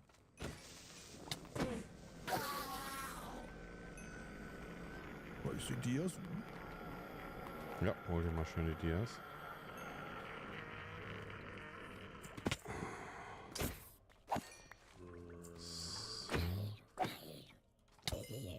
Ich sehe die nicht. Komm mit, in die Richtung. Es ist riesig hier. Aber können wir was machen in dem Trial? Ich glaube nicht, oder? Theoretisch gesehen können wir das schon machen, doch, klar. Das können wir theoretisch gesehen machen. Wo denn, Danny? Hier, guck mal. Aber warum siehst du das nicht? Ich weiß nicht, ich habe ein bisschen andere Mach Einstellungen. mal Dings, Bro, mach mal M. Ja. Ne, Karte meinst du? Warte mal. Ja, also M für Karte. Ne, ich habe K für Karte bei mir. Also ja, dann mach Karte einmal auf. Ja. Da ist auch wieder eine so. Chat, ne? Oh, ich brauche eigentlich heute noch die ganzen entschadeten Sachen, Chat. Ich brauche auch das. Ich muss auch so schnell abbauen. Ah, Das ist jetzt ja so sehe ich lästig. sie auch. Oh ja, die ist ja riesig, Digga.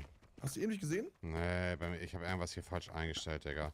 Irgendwo ist hier Lava, da müssen wir aufpassen. Wo ist die Chatties? Über oder unter uns, ne? Oh mein Gott, Danny. Achtung, Achtung, Achtung, Achtung, Danny. Nicht. Tiefer Fall. Warte. Spaß. Hier, Fall, geh runter. Achso. Super, Danny. Boah. Alter. Boah, guck dir erstmal an hier, Mortinius. Boah. Ich sehe ein paar Oben Dias. Diamanten. Oh, die sind... Boah, Digga. Oh, Ich bin erschrocken, Alter. Digga. Ich wäre gestorben, oder, Chat? Ja, ja, 100%ig wärst du da gestorben. Oh mein Gott, hier sind so viele Dias. Diese Skelette, ne? Ich gehe irgendwann, mache ich Ansage gegen Minecraft. Oben, hier. Ich bin hier, 100%. hier, ich bin bei mir, Danny, bei mir. Ja, ich baue mich durch, Warte. Servus. Hier. Aha. So, Abfahrt, pass auf, jetzt geht's los. Ja, hä? Ich dachte, wir brauchen jetzt einen Trank dafür erstmal. Nein. Du musst eine Etage höher gehen. Und da sind dann die... So. Oh mein Gott. Und Abfahrt, jetzt geht's los, hier. Okay, du musst carryen. Ich gebe mir Mühe. Ist eigentlich nicht so schwer, Digga. Nur die Opis, die Schradins gehen hier auf den Sack, weil die mit so Windbällchen schmeißen.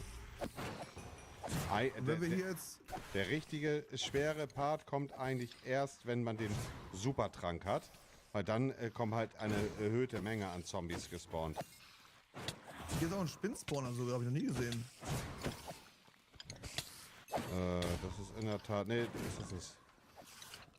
Also ich glaube, den müssen wir tot machen. Bin mir nicht ganz sicher, aber es... Oder, Chat? Den Spinnen-Spawner, den muss man tot machen. Mann, Opi, geh mir nicht auf den Geht das Ding aber gar nicht kaputt, Bruder? Ja, der macht keinen Schaden mit seinem Wildbäuchchen. Der macht keinen Schaden, der nervt einfach nur. Ich krieg den Spawn nicht kaputt. Nicht abbauen? Der Chat sagt nicht abbauen.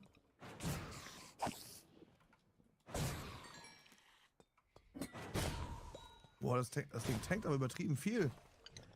So. Fackeln drumherum. Hier, jetzt haben wir schon mal zwei. Guck mal hier. Ah, jetzt droppen die was. Was hast du gedroppt bekommen? Pisse. Ich habe 2 Schlüssel. Pisse. Oh, warte, hier ist noch was. Hier ist ein Trank. Was für ein Trank ist das? Ich glaube, halber. Generationstrank. Ja. Komm mal her, Danny. Hast du das hier schon mal gemacht oder noch gar nicht? Ich habe einmal gemacht, aber ja, bin... Hier. Ja, warte. Okay. So, ich mache auf. Gönn. Oh mein Gott! Ja! Digga! Ja! Ja! Was? Ja! Kann ich den gleichen auch benutzen? Das erste Mal, Digga! Diggi, Danny, tut mir leid, Bro. Ich weiß. Was denn? Ja, Diggi, hätte ich dir auch gegönnt vom Herzen. Das erste Mal, Digga, dass ich den bekommen habe. Oh mein Gott. Ja, warte mal ab. Ich bin doch dran. Ja, du kriegst Schmutz, weiß ich jetzt schon. Geh zurück. Sonst sieht man das nicht. Oh, warte mal eben. Protection 2, Feuer ab! Nice. Oh mein Gott. Das ist eine 0,3% Wahrscheinlichkeit, Digga. Es ist die Spielothek. Du hast gerade ein Oberteil bekommen, ne? Ja, Protection 2 ist super. Also hier, ich habe noch einen bekommen, Protection 2 und Haltbarkeit 2. Oh ne! Oh! Ja, wollen wir nochmal machen? Nee, Können wir nochmal das hat Cooldown, aber es gibt ja ganz verschiedene Räume, Danny. Komm mit. Warte, ich muss mal kurz selber gucken. Schere. Diggi, also ich bin jetzt ganz schwindelig gerade, Digga. Lass mich mal kurz gucken. Hier, Danny, hier. Hä? Boah, ich bin so bescheuert, dass ich das nicht gefunden habe. Komm. Hier, die Treppe musst du gehen. Und wie viele Räume haben wir hier? Von bis. Oh. Von 3, 4, 5 Räume kann das geben. Wir brauchen halt den Super. Also hier ist jetzt die Tür. Ja, genau, richtig. Hier ist die Tür. Und hier, Danny, guck mal, hier musst du immer die hier aufmachen. Hier, guck. Hier. Droppen Smaragde. Hier, guck mal, hier habe ich jetzt die Schlüssel gerade gefunden. Hey, du Sacknase. Hey, verpiss dich. Achso. Sorry. Komm, wir lösen hier aus. Hier, geht los. Wo ist das? Geht los? Da ist der Pottery-Schaden. Oh nein! Kleine Zombies, Digga, ist vorbei. Weil kleine Zombies in die Hocke gehen. Die sind nervig, ich weiß, ja. Aua! Digga, ich hasse die so sehr. Digga, ich krieg die nicht klein, jetzt aber. Und die kommen manchmal, letztes Mal, genau, da war ich hier. Da sind die mit Dia-Schwerter, kommen die kleinen Söhne. Das kannst du auch haben, ja? Nee, du kriegst nicht getroffen aus der Entfernung. Aber oh, ich gehe mal eine Etage höher, also das ist hier ausgelöst.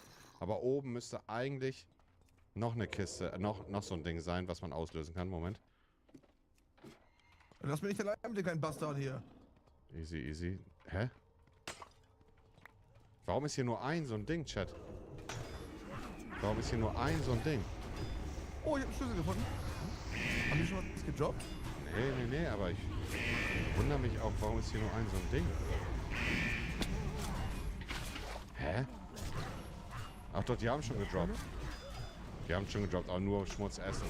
Chat meinte mit Fackeln irgendwie. Nee. Arbeiten. Nee, wir gehen in einen anderen Raum, kommt Danny. Warte, ich hab einen Schlüssel bekommen. Wo gebe ich den jetzt ab? Ach so. Ach, da oben, glaube ich, da oben. Nee, ne? das ist die Superkiste, Danny.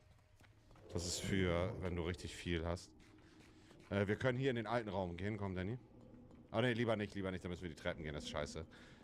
In manchen Räumen hast du auch gar nichts. In manchen Räumen hast du auch gar nicht die Möglichkeit, den Schlüssel irgendwo reinzustecken. Gehen wir mal ganz drauf an. Guck mal ganz kurz. Kommt hier oben.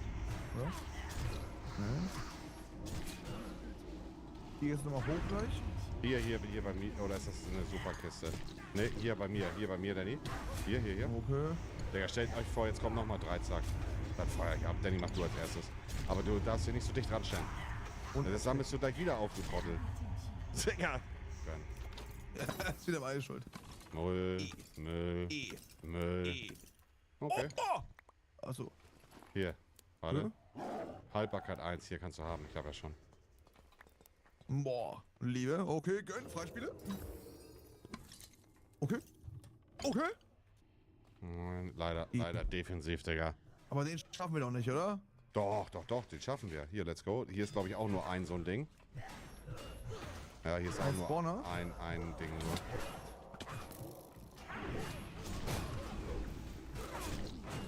Wo ist das für eine Klasse? Aua. Digga. Ja, der droppt hier nicht viel. Das ist so ein schmaler Gegner. Nee. Hier ist noch mehr. Hier ist noch ein Spawner mit Skeletten. Ja. Das Wasser ist suboptimal, Danny. Achso, warte mal. Oh. Vorsicht hier. Oh mein Gott, ich habe Fehler gemacht. Nein. Habe ich den jetzt verbraucht? Nein. Sag bitte nicht, ich habe ihn jetzt kaputt gemacht. Nein. Nein, bitte sag mir nicht, ich habe ihn jetzt gebumst. Oh, ich wollte gerade sagen, Digga, ich habe Angst gehabt. Mann, welcher Idiot hat hier das Wasser ausgelöst? Oh, hier kommen unendlich Skelette, ja? Ich schwöre, die müssen den Muttertank droppen. Ein Schlüssel, 2 Schlüssel. Hast du was? Ich hab so den Schwanz! Digga, was machst du denn hier gegen den OP?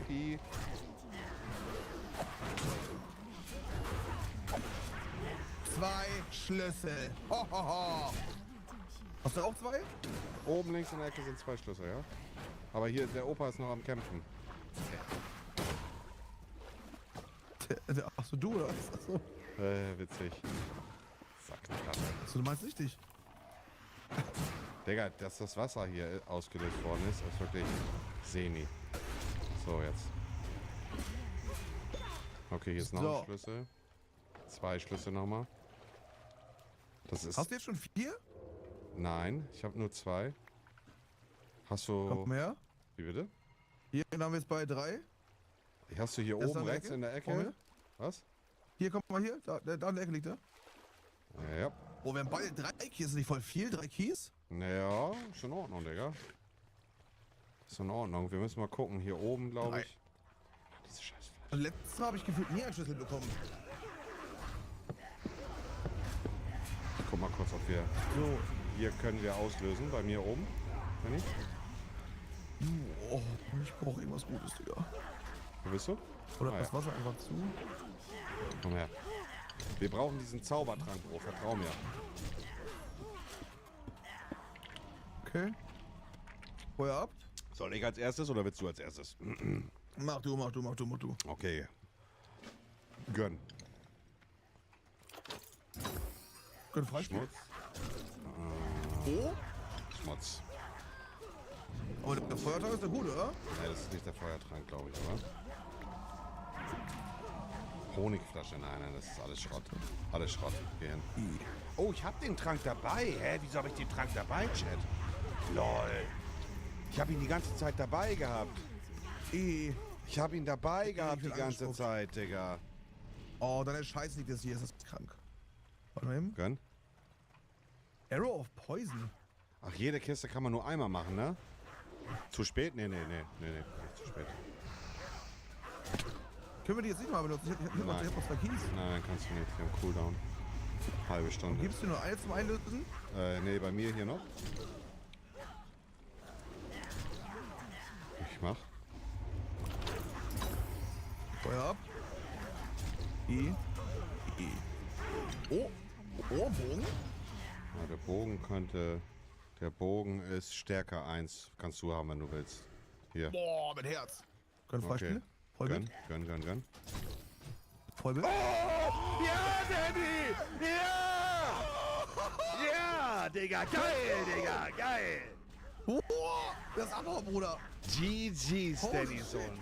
GG's, Digga. Boah, wir feuern richtig ab, Bro. Bruder, wir beide hätten 0,5%. 0,3, mein allerbester.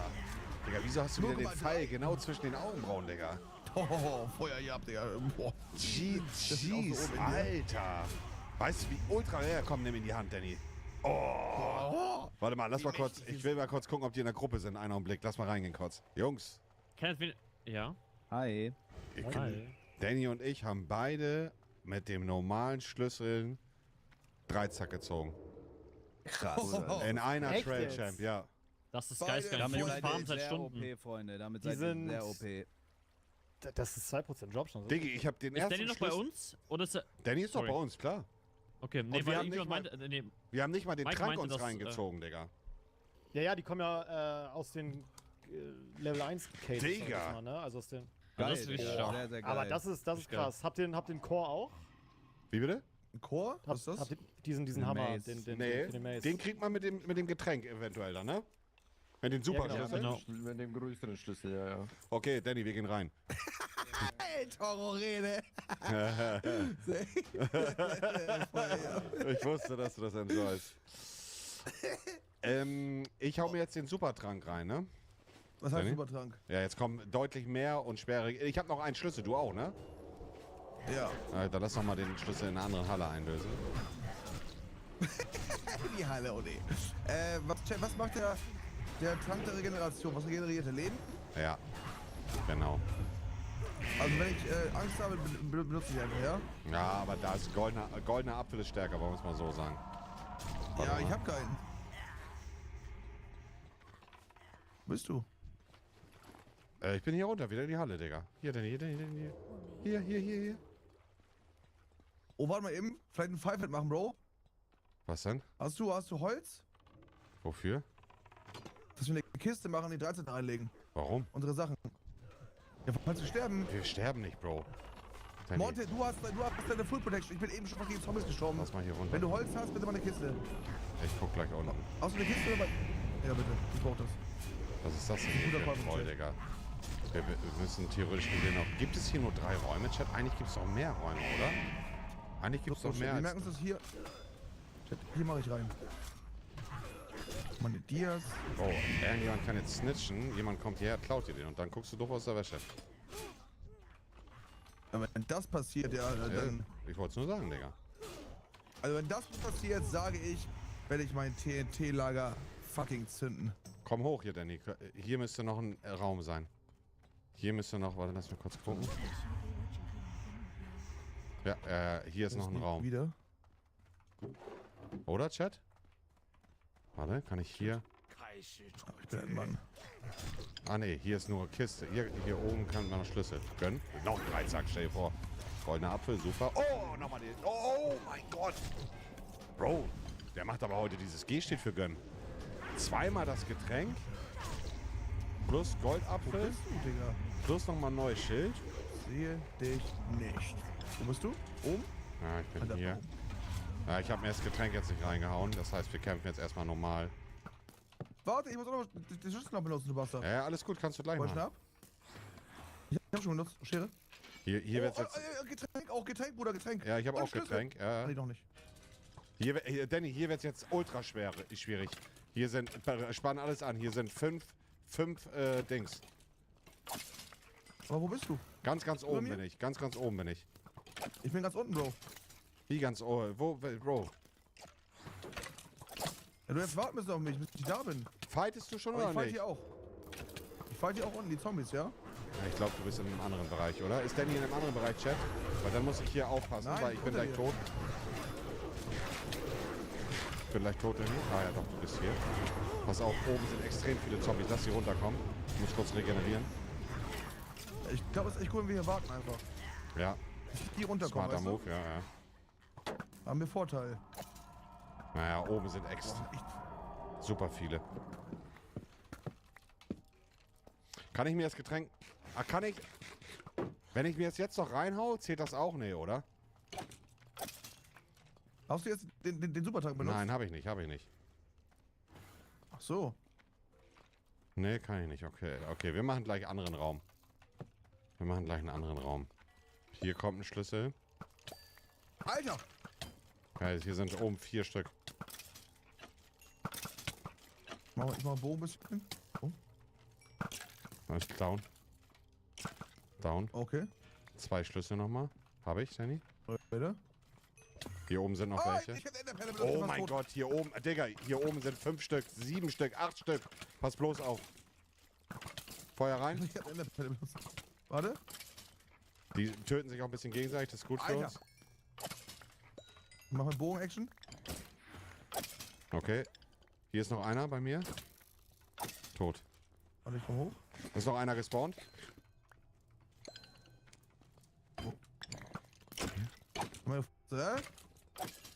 Warte mal. Kommt aus der Kiste jetzt was? Okay, wir haben so viele Schlüssel, Digga. Ich habe 4 Schlüssel. Ich hab nicht einen, aber warte. Okay, ich mach auf. Gönn. Warte. Platte. Ich geb nochmal einen ab, damit 3. Oh, 13! Ah, nee, das ist ein Pfeil. Achso. Digga. Hier. Oh, warte mal. Was ist das für eine Platte, Digga? Warte, Danny. Schallplatte. Gönn, Freispiele. Gönn. Warte. Trank. Buch. Oh. Welches Buch? Warte. Du dumme Sau! Sofort her damit. Was für ein Buch ist das? Her damit. Gebe ich nicht her, Digga. Ist zu gut. Das gibst du mir her. Nee. Gib her. Nein. Danny, ich würde es nicht wagen, Digga. Ich zieh dir da Dreizack ab, hier. Ich schlachte dich in der Halle ab, hier direkt. Gib das verfickte Buch her. Auf keinen Fall, Digga. Was ist das für ein Buch? Das ist für den Dreizack, super. Brauche ich. Monte, wir sind hier jetzt zusammen Hand in Hand reingegangen. Nein. Wir haben die Schlüssel fair geteilt, Digga. Wir Willst sind du auf jetzt 31er machen? Ja. Nein, hier, das ist nichts Besonderes, Digga. Digga. Komm mal, ja. Komm mal, sie den Hund an, ja. Impaling 2, was ist das, Shit? Das für einen Dreizack ist okay, aber ich hab's besser schon in der Hand. Also, all gut. Ich hab nur ein bisschen Show gemacht, mein Bester. Komm, wir gehen runter. Nee, warte. Wir haben noch Kies und die können wir noch reinfeuern, glaube ich. Oder ist das wieder... Nee, hier unten. Also, ich hab hier an den beiden Kisten schon gemacht. Du kannst... Oh, nee, warte mal, du kannst rechts an der Kiste. Oh, nee, hier... Nee. Da kann ich nicht hin. Wo bist du denn? Ganz runter. Ja, ganz runter. Entweder an einen der Kisten kannst du noch. Ich weiß nicht. Ich kann an der noch. Ich mach hier an der. Gönn. Hier steht für Gönn. Komm, bitte ein gutes Buch. Oder Dreizack für meinen Freund Mikey Mike. Oh! Oh mein Gott! Oh mein Gott! Bro, das kannst du dir nicht vorstellen, wie ultra rare das ist, Digga. Du kannst dir nicht vorstellen, wie rare das ist, Digga. Ist das krank? Sofort in die Gruppe und Holy Mikey Bescheid shit. sagen. Danny! Digga, sofort Bescheid sagen. Esse? Mikey, Ich Mikey, denk- Mikey, Ja. ich hab deinen Rücken, Digga. Ich hab noch einen Dreizack. Digga, das ist wirklich geisteskrank. Ich bring ihn dir mit, Bro. Chamber? Ja. Wir haben 3 Stück hier gefunden. Digga, ich hab das Geisteskrank. wirklich. Oh, hier ist eine große Ruine, ne? Ist das Ich eine wurde Ruine? gefickt. 3 Stück, Bro. Okay. Das ist krass. Ich bring ihn dir mit, Mikey. Kuss. Es ist der OG-Squad. Die haben eine So Drop-Chance geil. von 2%, das ist weniger als Die der haben weniger als dieser Maze. scheiß Maze, Digga. Das ist Ja. geisteskrank. Also absolut. Digga, und wir haben noch nicht mal den Montebonus. Supertrank. Montebonus, 100%. Ciao. Oh mein Gott, Digga, das ist ultra. Ihr könnt euch nicht vorstellen, wie ultra rare das ist, Digga. Digga. Kann ich auch noch hier reinstecken? Ja, ja, ich kannst du. Ich hab noch 2 Keys. Ja, ich habe auch noch einen. Der geht nicht mehr rein. Ah doch, oh, okay. Gönn. Ich hau mir den Supertrank jetzt rein, Danny. Jetzt geht's los. Okay? Los geht's. Komm, Danny. Jetzt musst du alles anspannen. Was macht er? Komm. Achso. Danny, ich hab das Getränk drin. Komm runter. Jetzt geht's gleich rund. Das Motherfucker-Getränk? Ja. Aber wir müssen eigentlich woanders hingehen, Chat, ne? Weil hier war nur eine Kiste. Wir müssen woanders hingehen. Ich weiß, nee, hier Hast nicht du schon hin. reingehauen? Ja, habe ich schon reingehauen. Oh, nee. Aber sag du Bescheid erst, Digga. Kann ich mit dem Getränk nochmal da? Ach, ich kann jeden Raum nochmal? Okay, dann lass oben, wo so anstrengend war. Komm. Danny, wir gehen hier. Nee, warte mal. Nach oben wieder, nach oben war wieder. Am besten eigentlich. Oben, ja. Lass wir gehen uns nach da gehen, oben. wo wir die wieder abfangen. Scheiße. Oder die kommen hier. Okay, gut. Dann machen wir hier. Wir können den anderen. Nein, Bruder. Wir können den anderen Raum gleich. Bruder. Nein, stell dich nicht so an, Digga. Der hat einen Dia-Schwerter, keine Sohn. Ich bin tot. Laber doch nicht. Monte, killt mich. Hau dir was zu fressen. Hast du jetzt Und 13 Shit. Ich hasse diese kleinen Viecher auch so sehr.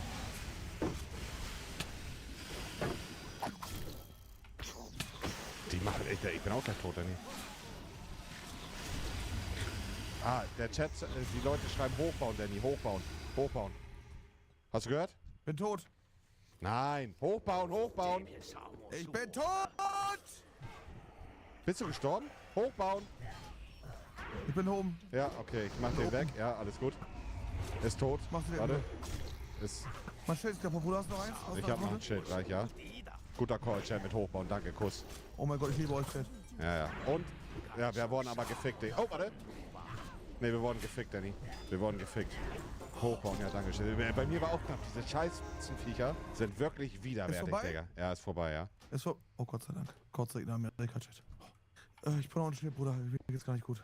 Was kam da jetzt Hier? raus? Nix, Müll. Hier ist das Schild. Komm, wir gehen direkt in den anderen Raum, Kilo Danny. oder 2? Gar nichts ist gekommen. Komm, Danny. Wir gehen direkt oben in den anderen Raum wieder rein. Wo war denn der nochmal? Hier, bei mir. Da wird's aber krachen jetzt, Digga. Das sag ich dir so. Aber wir machen so, Digga, dass wir machen die Politik auch unten hin. Hast du noch genug Essen? Ich hab Essen, aber ich also... Hier, hau dir den zur Not rein. Trank der Generation. Das sollte eigentlich dir ein bisschen helfen. Danke.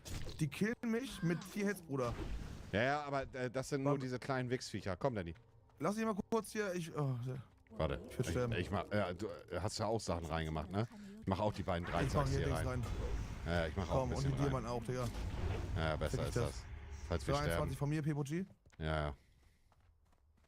Wie die anordnen, Igitt. Mach alles auf deine Seite, du Wichser, Digga. Verpiss dich, Digga. Was warst du an meiner Seite? Du kleiner Wichser, Digga. Okay, let's go. Jetzt geht's rund. Danny, jetzt musst du anspannen. Jetzt wird's anstrengend, Diggi. Ich sag's dir, so wie es ist. Wer ruft mich an, verfickt? Muss ich alle auslösen, Chat? Ich versuche alle auszulösen und dann schnell abzuhauen. Ja, sind alle ausgelöst. Ich komme wieder runter, ganz runter.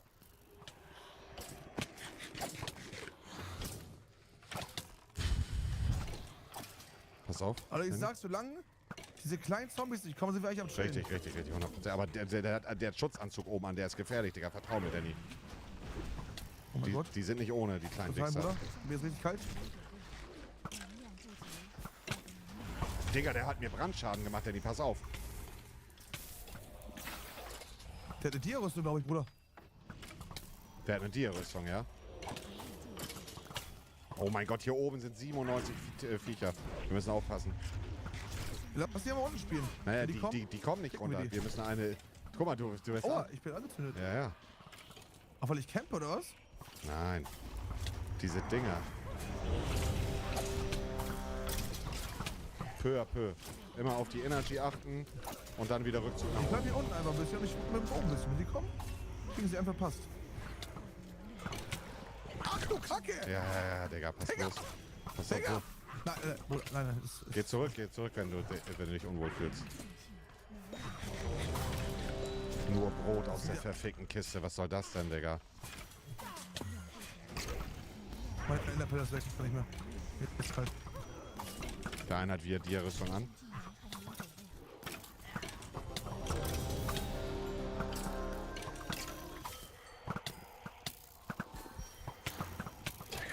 Vorher ein Ich bisschen. treff nix. Ich treffe ein bisschen. Ich geh nach oben. Oh mein Gott. Geh nicht nach oben, ist nicht gierig. Ah, nicht. Aber hier sind die Zombies entspannter. Also die Kleinen sind schlimm. Die Kleinen sind echt schlimm. Wir haben gleich. Ja.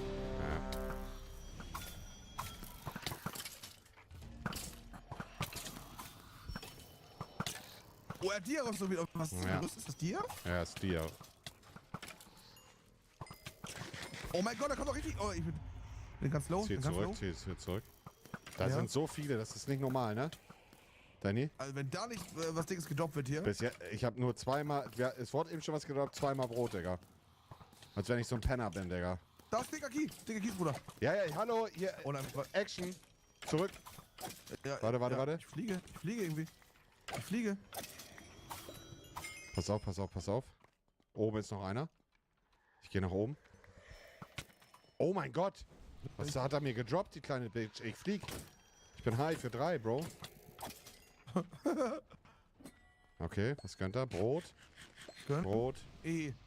Stinker. Er spuckt uns an, der Hund. Warte, hier. Wie viele Kies? Ich hab Kies. Ich hab 4 Kies. 4 Kies, Danny. Wir können zweimal die Big Kiste aufmachen. Warte, ich geb dir. Feuer. Hier. Boah, nur Liebe.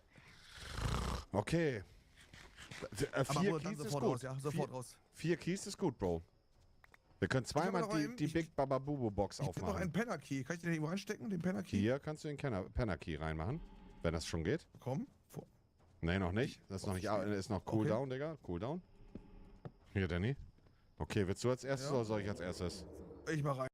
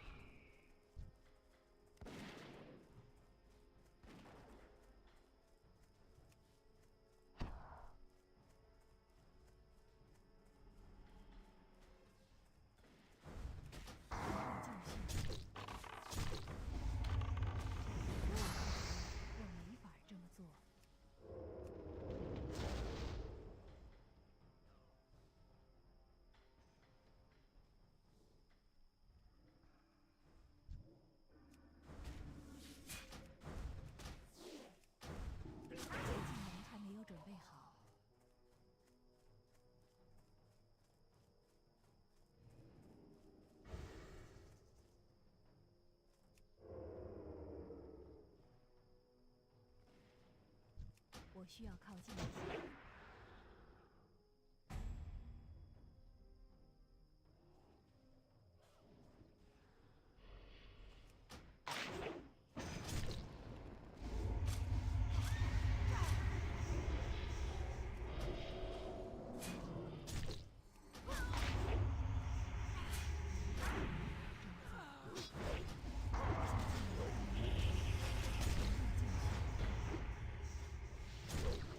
太远了，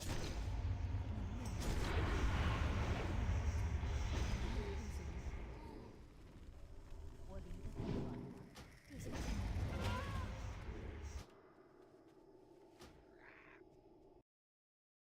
David Vance by adopting his maternal grandparents' surname to honor them. Can people give birth This at is a your events? hallucination? Only if I can slap the baby. Yeah, if people want to do this shit with trans people, Trump HHS changes transgender Biden official's nameplate back to birth name during shutdown. Then can we like get rid of... And listen, for all of you want to hate trans people, fine. But then can we get rid of all name changes? Who's Ted?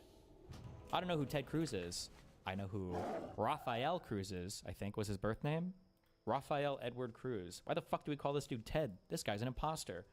Give this motherfucker back his Hispanic wet name. Sorry. Wait, I can say that, right? Am I allowed to say? I don't know. Never mind. Are you Cuban? Well, yeah, but technically it's a nationality, not like an ethnicity. I think. Like American. I don't know why I'm saying technically, it just is. Okay. 我没法这么做。 Ooh, it's from those are my people. I can use that term. Shut up. Ooh, are we getting a real interview or a dick suck interview? Let's go! This... Okay, I can only comment on her appearance because we comment on Trump's appearance all the time. I feel like this is a sociopathic cut. This is like, she's an enemy android from some movie. I don't know what Dragon it is Ball about Z. this, but this is just way... Oh, like Android 18? 17? Android 6-7. Ha, good one. I would. You pardoned former Honduran President Juan Orlando Hernandez and let him out of prison, even though he was convicted in a massive international drug trafficking scheme. How is that zero tolerance on drug trafficking? Well, I don't know him, and I know... Bro! I need somebody to graph all the times conservatives use this comment, because I use this tactic, because I feel like they all watch my stream. They do. And as soon as I feel like as soon as I said it, it's probably just because I pointed out now that I notice it even more. This whole, like, I don't know anything about that is literally the GOAT of all debate strategies. I'm going to do that with my own court case. Somebody who tries to get me on that in the future, like, weren't you accused of blah, blah, blah? I was like, I don't know anything about that. I haven't heard of that. I don't know. I didn't read all the fucking filings, did you? I don't know anything about that. Trafficking scheme. How is that zero tolerance on drug trafficking? Well, I don't know him, and I know very little about him, other than people said it was like a Obama-Biden type setup, where he was set up. He was the president of the country. He was set up? It was fake? Country deals in drugs like probably you could say that about every country. And because he was the president, they gave him like 45 years in prison. And there are many people fighting for Honduras, very good people that I know, and they think he was treated horribly, and they asked me to do it, and I said, I'll do it. Do you think that could send the wrong message to drug No, I don't dealers? think so. Look, I think, you know, when you weaponize government, they've weaponized their government just like they did over here. I'm one of the people that survived, but they weaponized the government. We had the most weaponized government. Our election was rigged. They went after me. I was impeached twice. I was indicted. They indicted me. I came out good. Here we are in the White House. Things are looking nice, but they were vicious, and they are vicious. They're sick people. Wow. This interview is such a dick suck, no pushback at all. Well, we don't know what she says after this, so.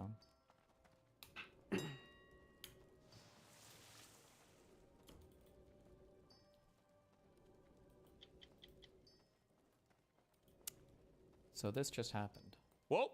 Video game clip, hold on. Why is it marked not safe for work?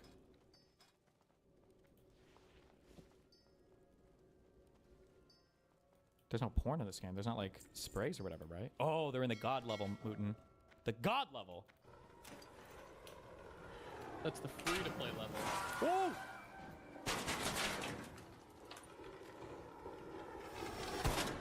Ah! What the fuck? What the fuck was that?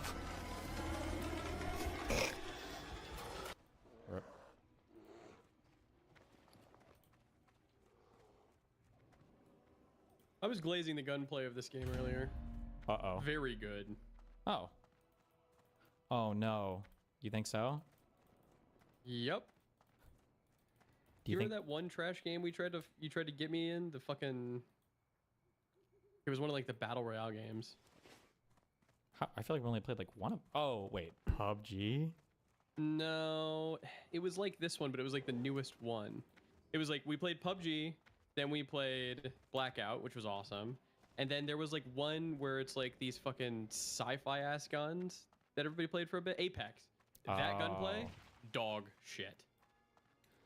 I wonder, I don't know if it counts as booming. I don't know what the professionals think. I actually really like the gunplay on this game too, but I wonder if it's just because it's a lot simpler. Like there's not like fucking spray patterns or crazy one-tap things or whatever with ultra scopes. Like, so I don't know if it's like a boomer take. They're like, oh yeah, the gunplay is really good. I do like the gunplay of this game a lot, yeah. Really good.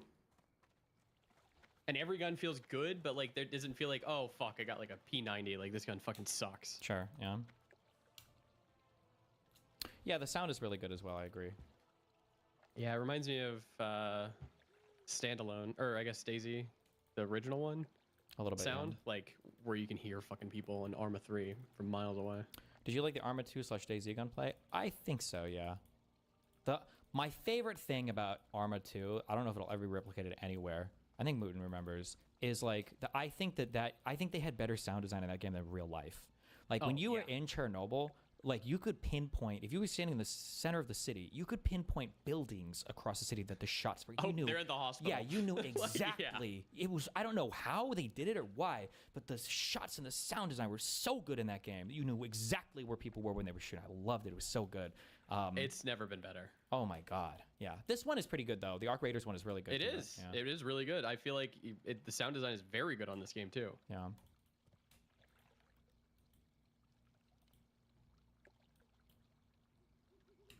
I want to sit in my chair. Oh, the cat took his chair. Why do you have a booster seat, dog? And why is it so old? Get a new one, bro.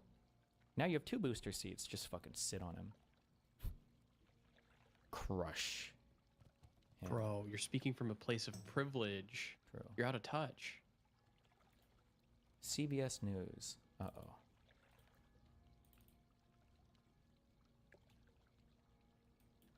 A single bullet took Charlie Kirk's life. Jesus Christ. Is there any pay to win in this game? You might be able to level stuff slightly faster with a battle pass or something. I'm not sure. I don't know. There's no battle pass right now. Oh, okay. I don't know then. Or it's a free battle pass. A single bullet took Charlie Kirk's life, leaving Erica Kirk, a widow and the leader of one of the most powerful conservative groups in the country. 3 months after her husband's assassination, Erica Kirk will join CBS News for a town hall on faith, grief, and political violence in America. The conversation, moderated by Barry Weiss, will feature... Why do I hate this person again? I feel like every time I see this person, their name is attached to some pseudoscientific bullshit or some false reporting bullshit. Am I retarded? What were they attached to that I hate so much? Barry Weiss was like a singer. Barry White. Oh. Forgot to tag you in my last message. Too lazy to retype it. Let me go ahead and stalk you then, buddy.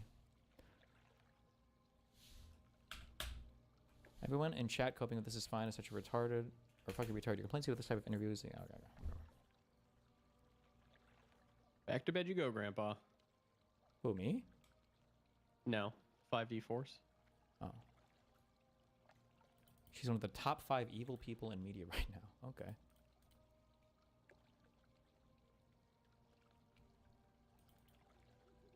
Thoughts on third-person POV? It sucks, and if you like it, you suck. Generally, I like in these types of games FPS, first-person more, but I think it's fine. I haven't had any complaints or anything with this. It handles well on everything for the most part. Fine. I might like it more if it was first-person, but it's good. Mm-hmm. I don't know why it hasn't come up. Maybe if we get more into this game, maybe I'll start to resent it more. I really don't like corner peeking with no risk. I don't like the idea of being able to camp. Like, I have a feeling that if I get deeper into this game, if we start playing more, like the idea of people camping spawns, like from around the corner, or not the spawns, the despawns, the extract points, being able to camp those around the corner without having to risk anything, because you can just, that's, I really don't like that. But maybe there are counters to it or something, I don't know.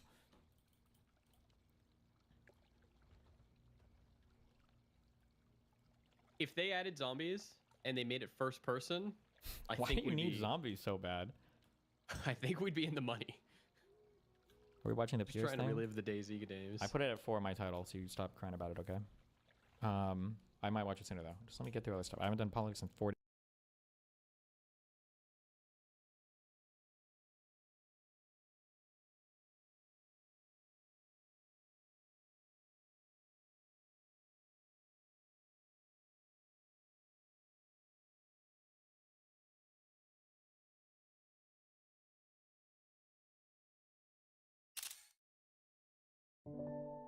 Moin. In letzter Zeit gab es einige Trolle und Menschen, die es nicht so gut meinen mit uns.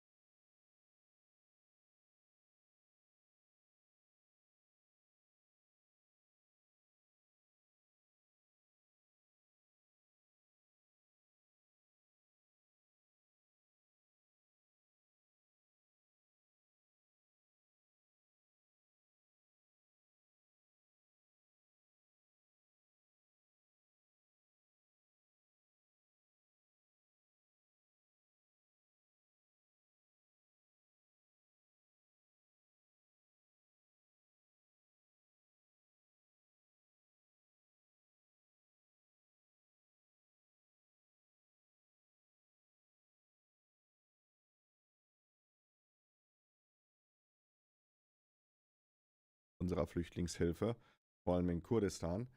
Die haben dann geschrieben, ja, zeig doch mal, wo die Spenden hingehen und unterstellen irgendwelchen Quatsch. Und da dachte ich mir, da habe ich doch richtig viel Material. Wir haben auch einiges gar nicht veröffentlicht, beziehungsweise wir haben eigentlich das meiste gar nicht veröffentlicht. Wir haben immer wieder zu jeder Verteilung haben wir Material rausgehauen, den Leuten gezeigt, dass die Hilfe ankommt und deswegen spenden die Menschen ja auch bei uns, weil wir das so offen zeigen. Aber es gibt auch längere Videos, die ich vielleicht auch aus Zeitgründen gar nicht online gestellt habe. Ein Video, was richtig lange geht, da lag es nicht an Zeitgründen, da lag es einfach daran, dass wir Wichtigeres zu tun hatten, denn das war direkt zum Zeitpunkt des Erdbebens in der Türkei und in Syrien. Da war ich ja selbst in Erbil, in der autonomen Region Kurdistan im Norden des Iraks. Da hat die Erde auch gebebt und da habe ich die ganze Zeit gefilmt.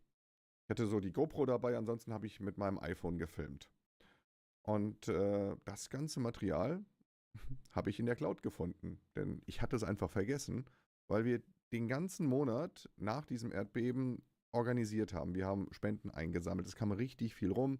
Es kam auch eine Großspende sollte an uns gehen, die haben wir direkt gesagt, wir können das gar nicht mehr alles handhaben. Das waren 100.000 Euro, wurde an eine andere NGO direkt weitergeleitet, also ging gar nicht bei uns rein, sondern wir haben dem Großspender gesagt, mein Freund, schick's dahin, die sind auch tief dabei. Und ansonsten haben wir auch die ganze Zeit nur rotiert mit der kurdischen Gemeinde, mit Hevassor, mit Our Bridge, mit der Basani Charity Foundation, der alevitischen Gemeinde in Bremen und so weiter. Überall haben wir fleißig geholfen. Da ging das natürlich unter. Und da dachte ich mir, ich kann das doch mal offen zeigen. Da geht es unter anderem, das ist ja Februar 2023, um das Camp Badarash in der autonomen Region Kurdistan. Das ist das Camp, was wir lange Zeit am meisten betreut haben. Klar, da hat das UNHCR, hat die Basis geschaffen, aber wir waren immer die notwendige Feuerwehr, die gerufen worden ist, wenn etwas gebraucht wird, damit die Menschen dort nicht wortwörtlich untergehen. Und ihr seht dann auch ein kurzes Interview mit der Campleitung, die ja uns sehr, sehr dankbar ist und das nochmal erwähnt. Es ist wichtig, mal so einen Einblick zu sehen. Was haben wir da gemacht? Zu dem Zeitpunkt haben wir übrigens Lebensmittel verteilt und Decken und Matratzen. Und da seht ihr mal, wie es in so einem Camp aussieht, 2023. Denn die Kamera lief die ganze Zeit. Ich habe die ganze Zeit gehalten und in etwa, ich weiß nicht, wenn der Cutter es richtig hinbekommt, es wird so eine Stunde sein. Also schaut es euch an. Ich werde mich immer wieder reinschalten bei so Punkten, die man erklären muss, damit auch keine Fragen offen bleiben. Sozusagen wie bei Hallo Spencer, wie Galactica komme ich so von der Seite vielleicht rein in so einem Kästchen und erkläre dann die einzelnen Situationen. Ansonsten, ja, viel Spaß bei dem Video. Wenn du unterstützen möchtest bei der Flüchtlingshilfe, Link ist unten in der Beschreibung. Jetzt, kurz vor Weihnachten, kann man was Gutes tun und so den Menschen in Kurdistan helfen, denn da wird immer noch Hilfe benötigt. Auch 11 Jahre nach IS und Terror. Viel Spaß. Ja, guten Morgen aus Bremen. Frühmorgens, 5:30 in Deutschland. Um 4 Uhr hat mich das Taxi abgeholt. Ging relativ schnell. Was erwartet euch in dem Video? Ich bin auf dem Weg in die autonome Region Kurdistan im Irak. Gleich geht es nach Frankfurt, von Frankfurt dann nach Erbil. Und was erwartet euch? Genau, ich werde euch Erbil zeigen, wie es da ausschaut. Natürlich geht es auch in das Camp Baradash, unser Hauptcamp.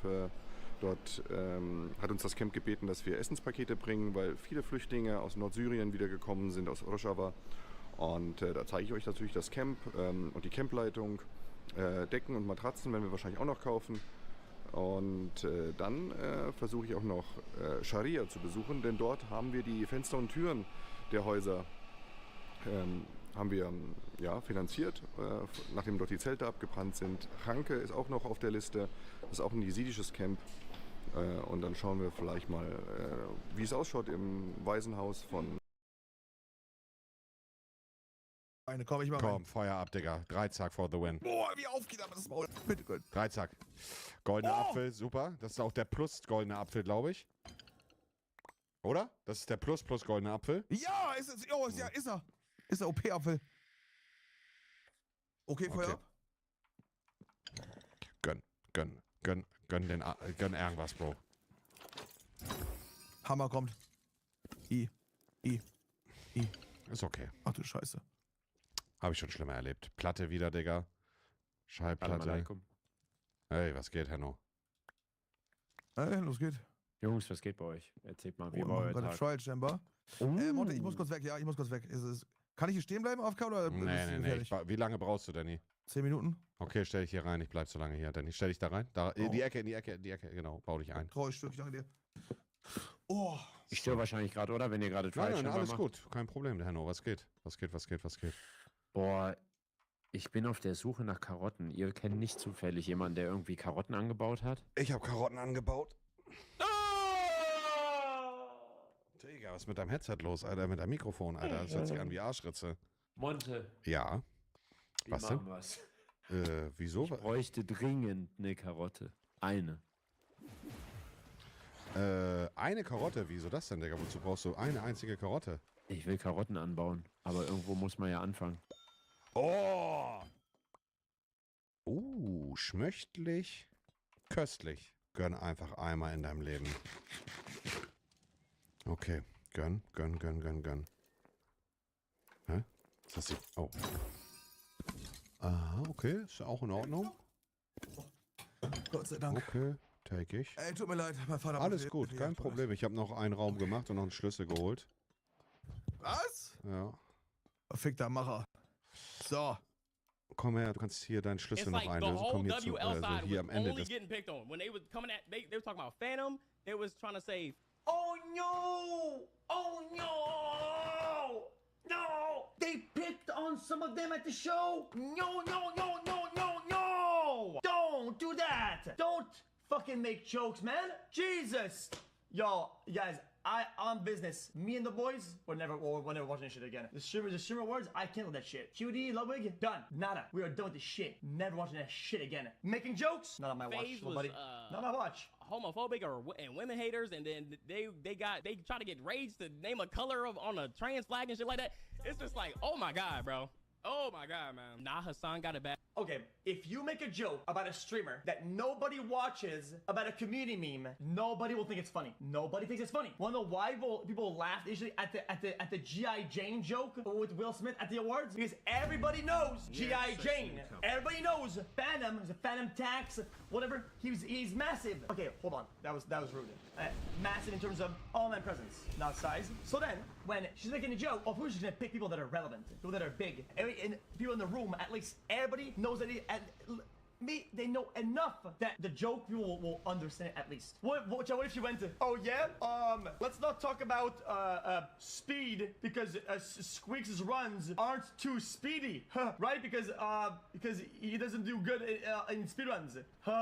Like, okay, crickets, not funny. Nobody in the room, I'm sure there'll be the audience that don't know Squeaks. Like, it's what it is. So they make jokes about people that are big and relevant, and a lot of those guys are WL. A lot of the nominees this year are WL. That's very good. It's a lot of new blood. They make jokes about all the other guys. He names 3 people.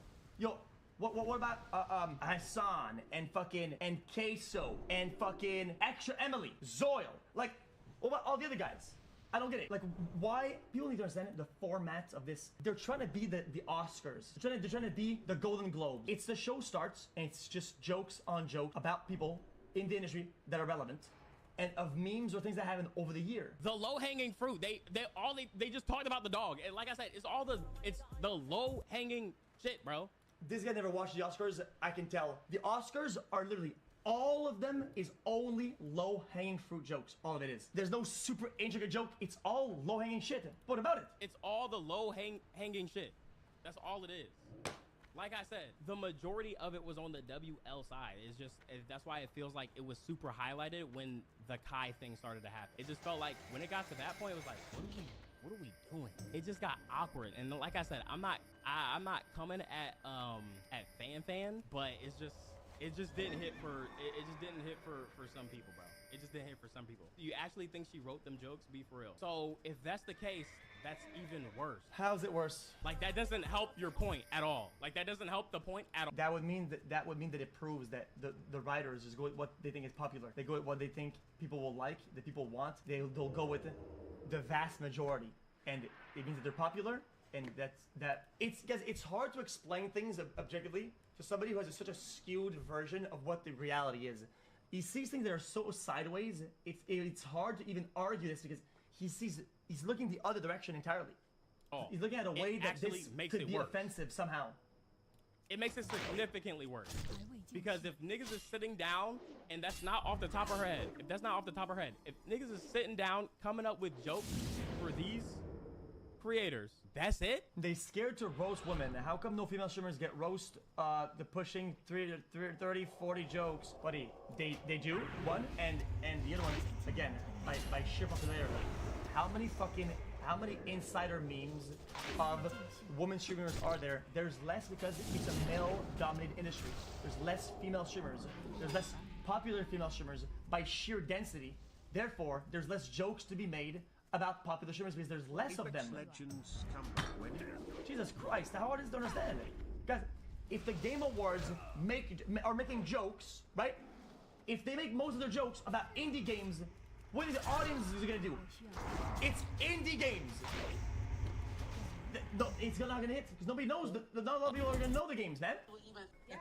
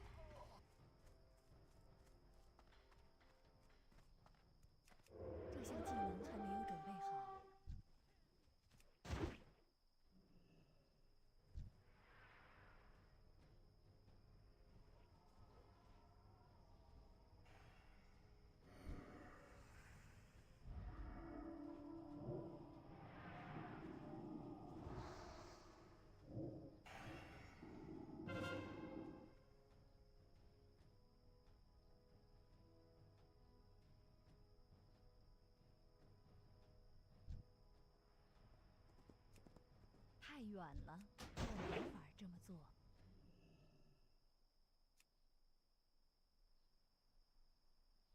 这项技能还没有准备好，或者没有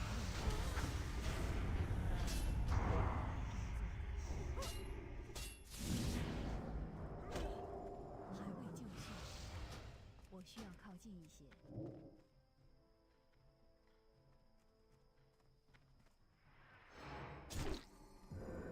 太远了，这项技能还没有准备好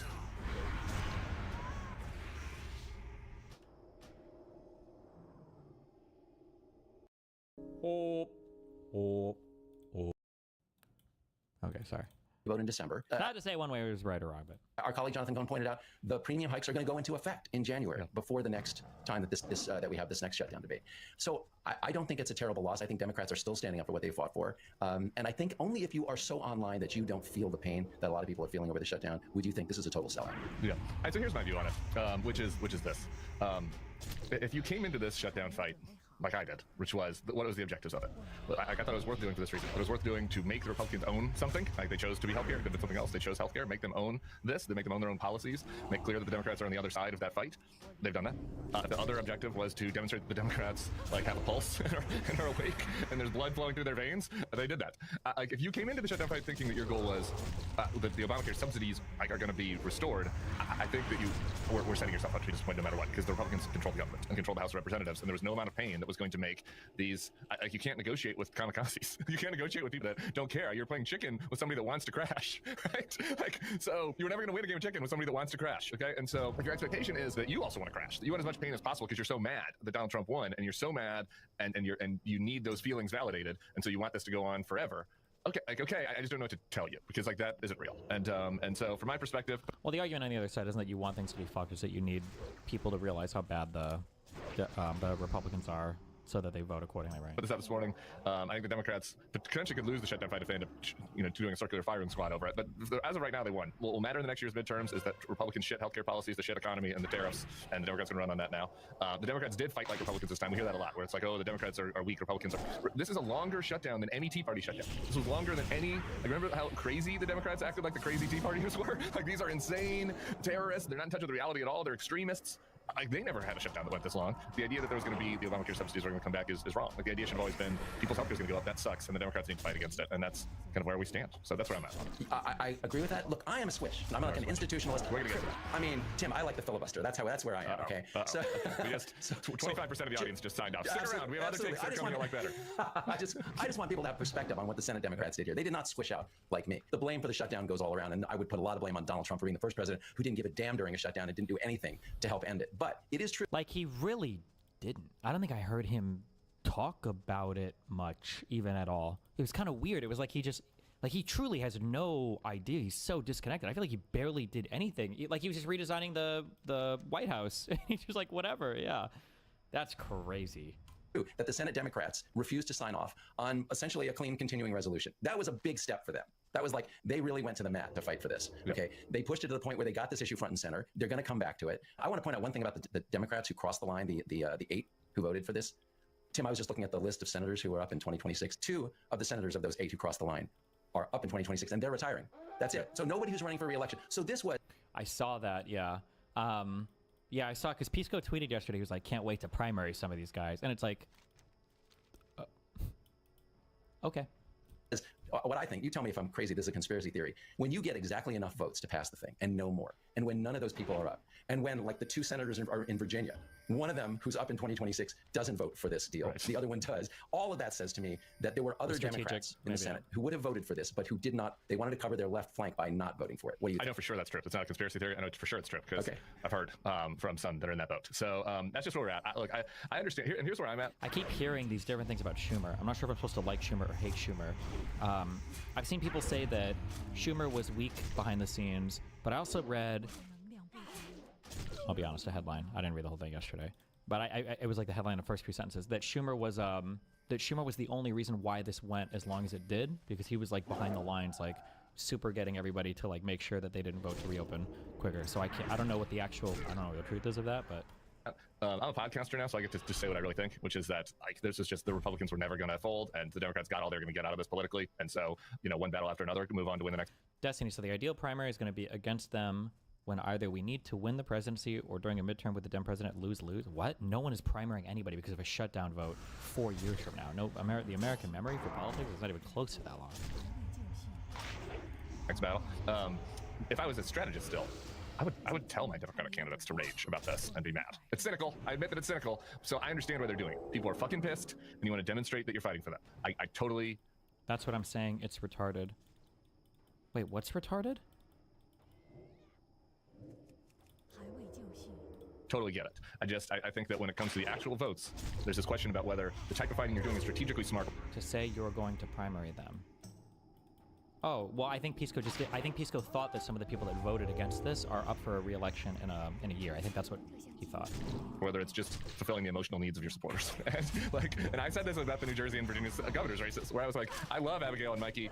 They're not fulfilling my emotional needs as a supporter of them right now, the way in which they're fighting. But by the way, they fought and they won by 13 and 14 and 15 points. So I think it's important to have some perspective on this. Sometimes there's strategically smart fighting that is happening, and that is not just food fight, temper tantrum, and do any. The media needs to have their 2 to 3 days of talking about this, and then the Dems need to refocus the conversation on Trump's illegal shit. Yeah, sure, but the only failure I would say still is that there should have been more coordinated messaging.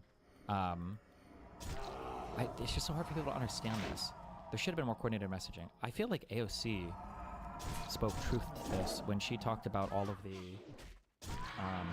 Biden, Kamala, Obama, Pelosi behind the scenes talk a long time ago. I feel like she was doing an Instagram live or something, or a TikTok, I don't remember. She was on some stream, and I think she was saying as much that like we should support whoever, but like it can't be that there are leaks coming out and everybody seems like they're backstabbing. Like there has to be some kind of coordinated party thing, Ex Machina was so mid and overrated. What?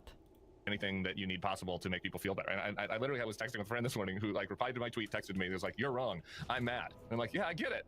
I get that you're mad. That's cool. I get it. Be mad. There's a lot to be fucking mad about. I'm mad. I just mean that like there was not a magical world in which they were fighting so hard that Mike Johnson would have said, you know what?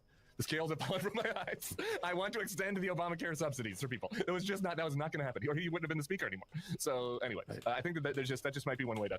If you're mad, I hear you. I'm mad too. I don't want to. I'm not. I want to validate your feelings. Right. But there's just way. Top right video. Oh.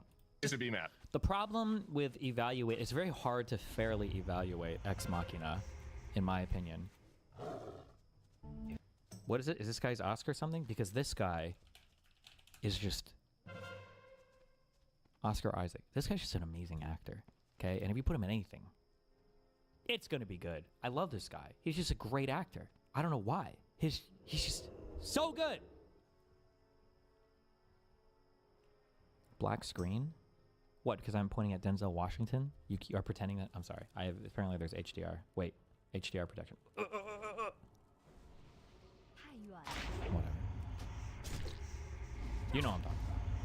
And for all the people who are like mad, like it's not over. It's not over. Stay in the fight. Stay in the fight. It's gonna be a long fight, especially if you're a young person. Like you're mad you didn't get what you want right now. Guess what? Things take a long time. Civil rights took a long time. Medicare took a long time, right? This is gonna take a long time. All right, yo.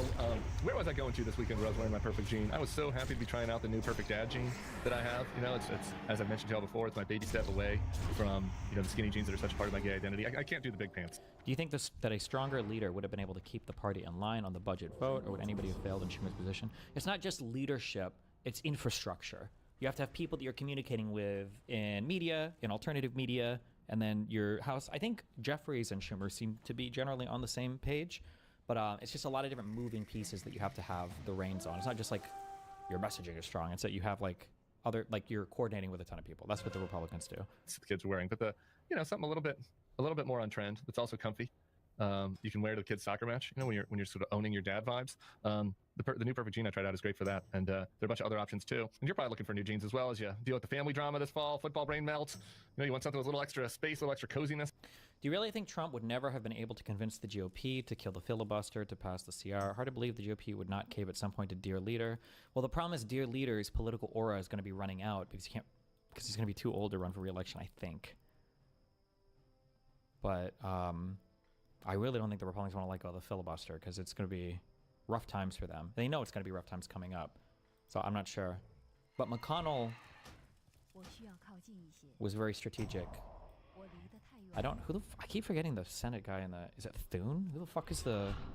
Why don't I hear anything about this guy? Senate, Majority, Leader. It's Thune, right? Okay. This guy sounds like a lightning user.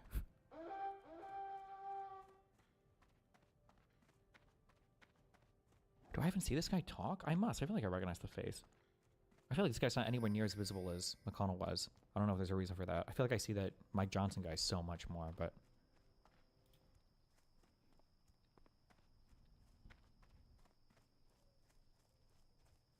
Not because it's illegal to run again, but because he's getting too old. If Trump was 10 years younger, he would 1 trillion% run again. There's no doubt about it. And the Republicans would support him, so...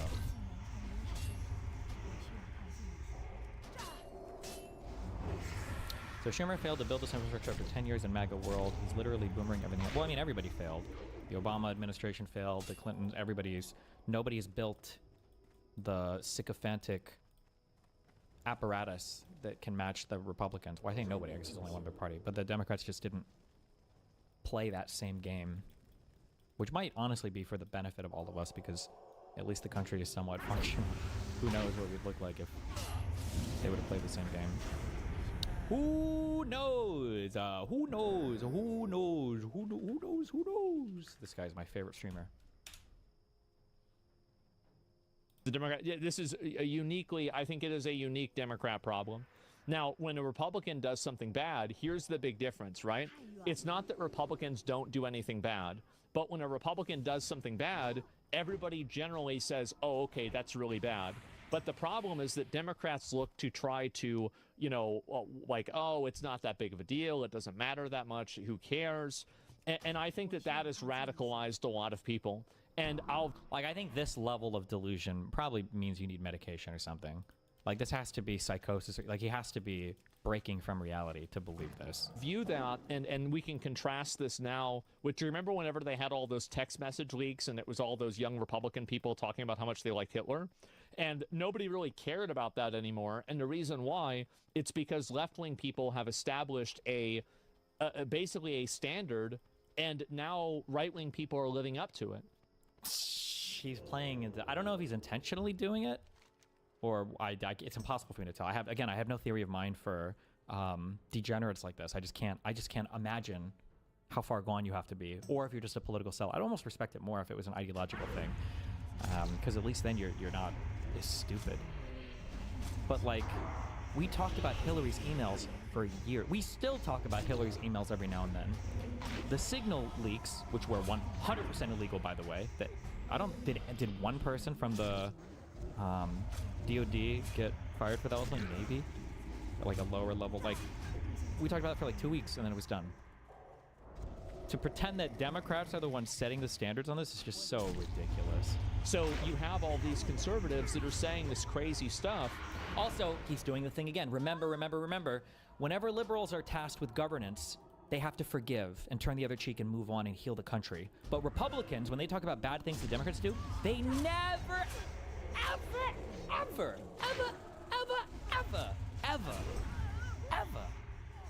ever say.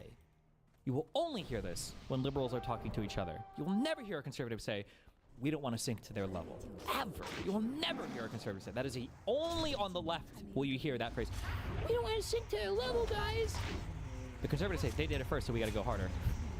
And there's never a point of moral authority that, you know, any liberal can have when you're the one justifying, you know, shutting down a college, or you're the one justifying being violent to an officer, or you're the one justifying, you know, destroying property, somebody's car, something like that. They all got blacklisted and fired from their jobs. Yes, but I understand that structurally, but that doesn't matter. It doesn't matter what happened to them. What matters is how the public perceives it. And I think that this is continuing to become the case. I think that any conservative at this point should totally stop purity testing, because left-wing people don't purity test themselves. Like, how delusional do you have to be? It's got to be the cockroaches like crawled into his brain. Can he hear out of both of his ears? There might be a hole there where one got in. And if you allow other people to create the optics for you, all you're doing is you're allowing your enemy to define how you lose. And it's crazy too because see again, they have such a, he's got a really good understanding of how it works. It's just that his side is the one that's doing it, but he's like blind to that somehow. And well, it's not. I need to stop saying somehow. Ooh, the next uncomfortable question I need to start pushing onto people. I didn't do it on Tom. I think I was a lot more aggressive on the Tom debate than I am normally, which I'll start being. But the next aggressive question I need to start pushing is, what do you consume for media? Because Asmongold is a slave to whatever Elon shoves down his throat. All Asmongold is reading is whatever comes across his Twitter feed. I think you can see him do it on his streams. I think he just scrolls through his Twitter feed. This is not critical media consumption. All you're doing is you're allowing your enemy to define how you lose. And basically, you can see how they had no problem voting for Jay Jones, right? This is a guy that like fantasized about killing, his political opponent's children. Well, if you're going to vote for that person and you're not going to have people withdraw their nominations from them, well then I don't want to hear from you about how bad it is that somebody said something bad in a group chat. Good one. Based king.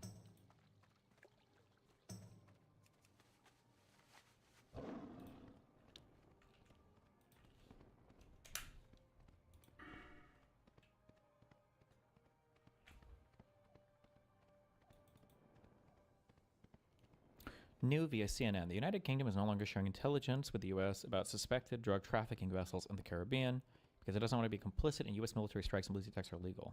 Uh-oh.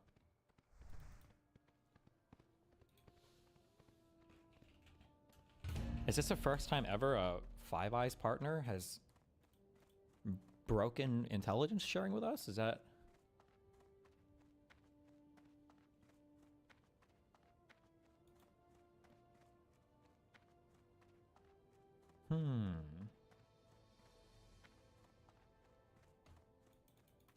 And publicly too. Well. 你有什么事儿吗？待会儿见。保重。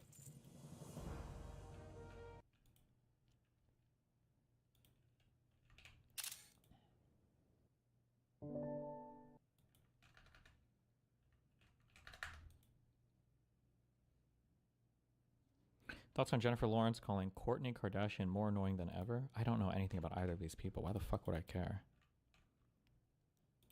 Also, wait, why do we care about Sydney Sweeney? Well, I don't even know who this person actually is. Apparently she had a movie come out and it busted, but like who was she in like movies or... I know the whole Gene Skippers, but like what was she known for before? Is there like a movie I've seen with her in it and I just don't remember? Euphoria. Oh, the TV show?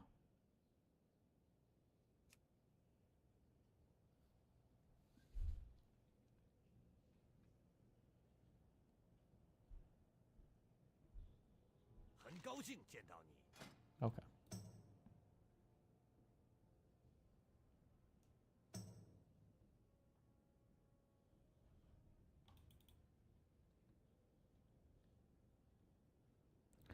Oh, she was the one girl in Once Upon a Time in Hollywood too. Okay. All right, I guess. Okay. I've never seen Euphoria before. I don't know if I've seen any of these other movies. Spiders 3D. What the fuck is this? Sounds like a movie I need to see the trailer for.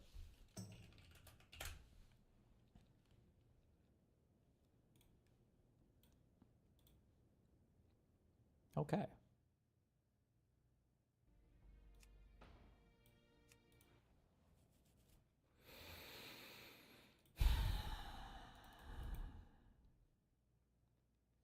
Oh, my Tom Talk is up. You guys can watch that while I'm gonna get a prototype. Prototype. I'm gonna get... We... Can you guess the IMDb rating of that movie? 1.8.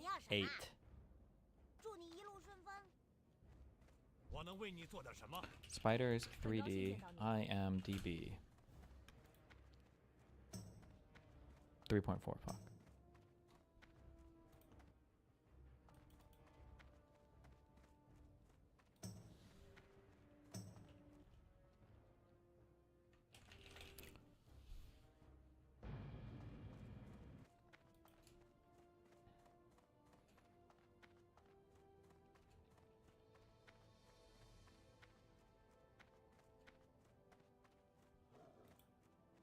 under Democrats. The last balanced budget we had was under a Democrat. Every time a Democrat comes into office, it's on the...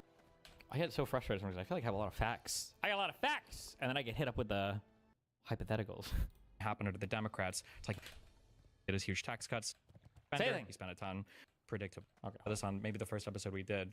Like, everything that Trump has done is like very predictable. Like, I think that from the first term, it was obvious that he's a crazy spender. He spent a ton when he came into office after Obama. He doesn't care about balancing the budget. He did his huge tax cuts in his first term. He made them permanent in the second term.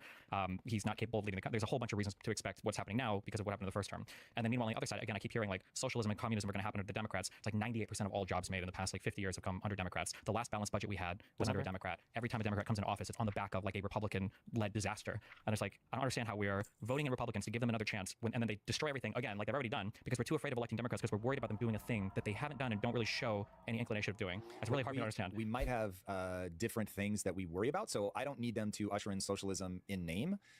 What I need them to do for them to be a not only moral hazard, but a literal physical hazard for the United States is to deficit spend. So I just rank order the parties by how much they're going to deficit spend. In that case, the Democrats still easily win.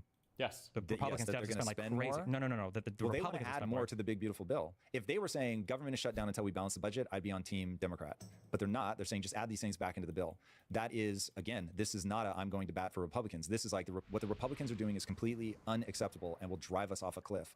And then the Democrats are like, but wait, let's go faster. That's the part where I'm like, no, okay, it was because the Republicans did a whole bunch of like tax cuts, increase for funding for ICE, and a whole bunch of other stuff like this. And they cut the way they balanced it was by cutting. They haven't balanced it. Foods. Well, the way that they make this kind of work and the way that they didn't, it doesn't work, right? Yeah, I was gonna say, we see this very different. But the way that they've balanced anything, when I say balanced, the way that they brought back a little bit of the budget is by cutting things like SNAP and Medicaid. Yeah, but I couldn't fucking care about bringing it back a little. Like it's deeply problematic. What the Republicans are putting forward is within 10 years you go off a cliff. Sure. So now I'm just saying you've got the Democrats going, no, we can do it in 8. And so but now all the big beautiful bills are Republican bill. Yeah, what the fuck? So I think you think I am either identifying as a Republican or I'm going to bat for No, I'm not thinking that.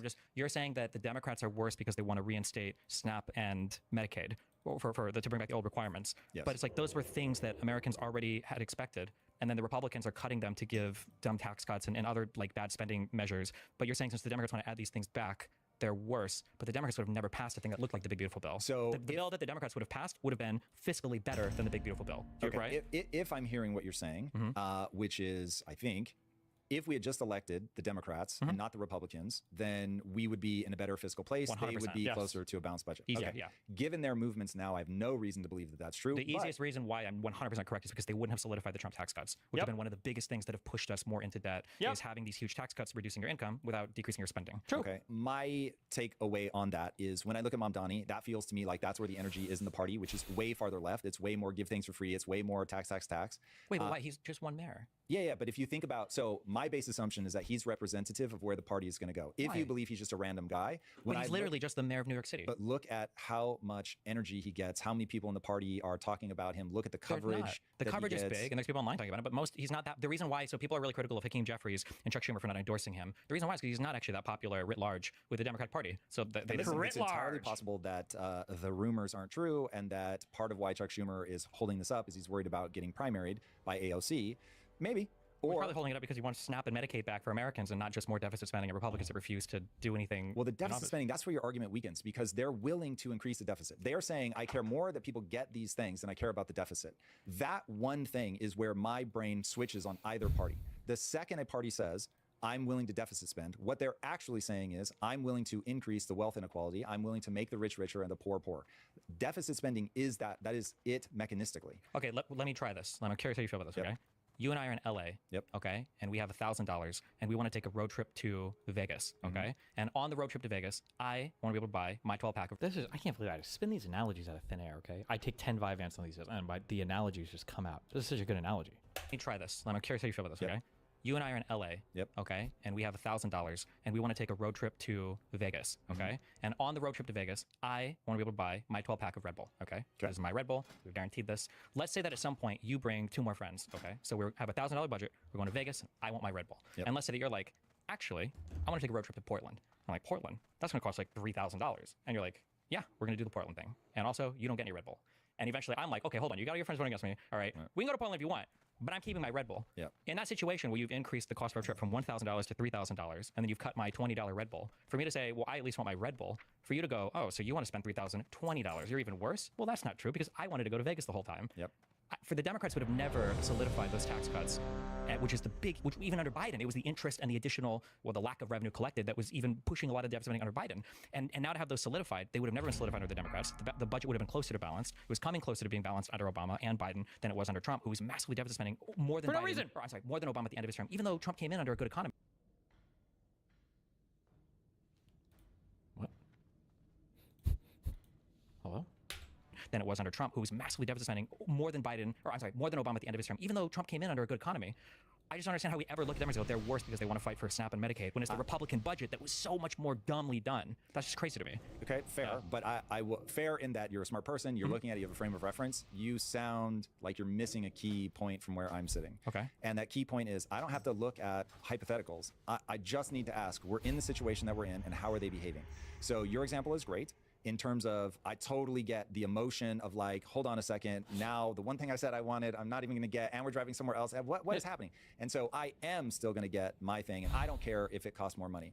And so what I'm saying is, even if I can't get you to agree that I think that that analogy is kind to the point of being nonsensical, but even if I can't get you to agree to that, that's the surface. What I am literally kept awake by is the fact that the entire nation is arguing up here what my wife and I call never talk about the tea. So the biggest argument I've ever been in with my wife was over a cup of tea. And after 2 hours of screaming at each other, almost ruining an entire vacation, I was like, there's no way I'm this mad about a cup of tea. So what am I actually mad about? Then I got into the building blocks of what was actually going on. We started talking about that, which had everything to do with insecurities. And all of a sudden we were able to resolve the issue. What I'm saying is all the stuff that manifests up here at like, we've got to give this to that person and I want my Red Bull, is everybody needs to get on board with. It is the government has a moral obligation to balance the budget. So I have all of these base assumptions in my brain that paint my worldview. One of them is when you look back in history, every time, minus Japan, every time a country has spent more than 18 months at over 130% debt to GDP. I didn't call him out on this, but anytime you get somebody using these like really particular like number percentage, like, okay, like what? They've gone into open violence. So revolution, civil war, or just default, which leaves people starving in the streets. So it's happened every time except once, again, Japan being the only exception. And we're at 122% and growing rapidly. We add $1 trillion to the budget. So you can look at a spreadsheet, and it really is, it's somewhere between 7 and 10 years from now, barring some miracle, we cross that 130% mark. And given that we are already at each other's throats, like this all breaks. So I'm just like, any step in that direction, and I'm just like, this is crazy. Sure, I can kind of understand what you're saying. So in my analogy, right, well, it's $3,000, it's a lot for that trip, but like $20, that's even more money. And by the way, I'm screaming at, why the fuck, how are we already doing a $3,000 trip? Sure, I understand. I guess my question then is, do you acknowledge, or would you say then that had Kamala been elected, if there was a Democrat Congress, we would have been closer to a balanced budget than we got under the one big beautiful bill? It is a hypothetical rerun that I have a natural inclination to say no. Even though all the history disagrees, all the history points to the Democrats. I'll walk you through the beats because, dude, honestly, I'll give a 30-second pitch about why I don't care, Republican or Democrat. Okay. I really believe this country is going to default on its debt, and that will end America for 100 years. In terms of anything that people think of as America being important on the world stage, having a stable economy, being a place where people are safe, that goes away for 100 years. It's just the normal cycle of this stuff. Even China had their 100 years of humiliation. Look at what happened to Argentina. Defaults, uninvestable. And if it's some less, I don't think driving a single thing, it's going to be some untold number of people that get murdered in the streets. It just plays out over and over and over. I don't disagree with a single thing you've said so far. Perfect. So now it's like, okay, that seems, but when some more, we're that, it's just a disqualifying statement. Now, what do you think? Because Trump has said so many more things and more. We're never going to agree on that. Well, no, but there are some things that you would just be objectively, factually incorrect on. So, for instance, if you're worried about socialism, how do you feel about the fact that Trump now, the United States is getting shares, the United States government is getting shares in like Intel or U.S. Steel, Nippon Steel? Like that's like that's like an AOC Bernie Sanders wet dream. Oh, the government has like shares, voting shares or whatever. Capital letters moronic. Yeah, but a Democrat would have never done that. So this came from Trump, right? And then when we look at things in terms of like catastrophic impact on the economy, nothing that Kamala said, and Democrats say a lot of dumb things, is the equivalent to the tariff regime that we have right now. That is continuing to, our currency devalued 10% over the past year. Our trade relations. The tariff thing is very complicated because you have to devalue the dollar. There is no way out of this without devaluing the dollar. Now it's interesting he says this, and I think I call him out briefly. I could have leaned in harder, but Thomas Miller talking about long, so I won't. But like, he just said a whole thing about how like inflation is like the worst possible thing in the universe. But then he talks about devaluing the dollar. It's like, wait a second. you have to generate more tax revenue. Tariffs are a tax. Look, Trump is bordering on indefensible. So you're no, it's not. Even what you just said doesn't make sense, because if you're trying to generate more tax with a tariff, why can't you just raise income taxes? Wouldn't that be so much easier, and it wouldn't hurt our trade relations with the rest of the world? Or because bumping up your income tax by a few points in every bracket is going to raise you hundreds and hundreds of billions of dollars. Easy way to raise a ton of money. But the import tax is damaging. It's destroying our relationship with so many other countries around the world, and it's hurting our domestic economy, and it's having disproportionate impacts on the people that probably need the money the most. I think this is going to have to play out before we know if it's helping us on an international stage or hurting us. I honestly don't know. Okay, we've got 0 deals in however many days. We said we would have 90 deals in 90 days. We have none so far. Well, that's not true. We do have deals. We don't. Trade deals? Real trade deals? No. We got some truths. Define real. A trade deal would be like a market-wide deal that dictates different terms across the different sectors of your economy. Like these are usually hundreds of pages long. That it's not like we'll tariff you 10% and you tariff us 10%. Because there's like markets are sophisticated things depending on how you run it. Like let's say that I buy milk from you and I also sell milk to you, and you're like, okay, cool. And in our economy, we also have a thing where if you produce milk, you pay 0% taxes. Okay, there's a whole. We did the senility thing. I will fight on this. I don't care. I will fight on this with everybody. I think Trump is more senile than Biden.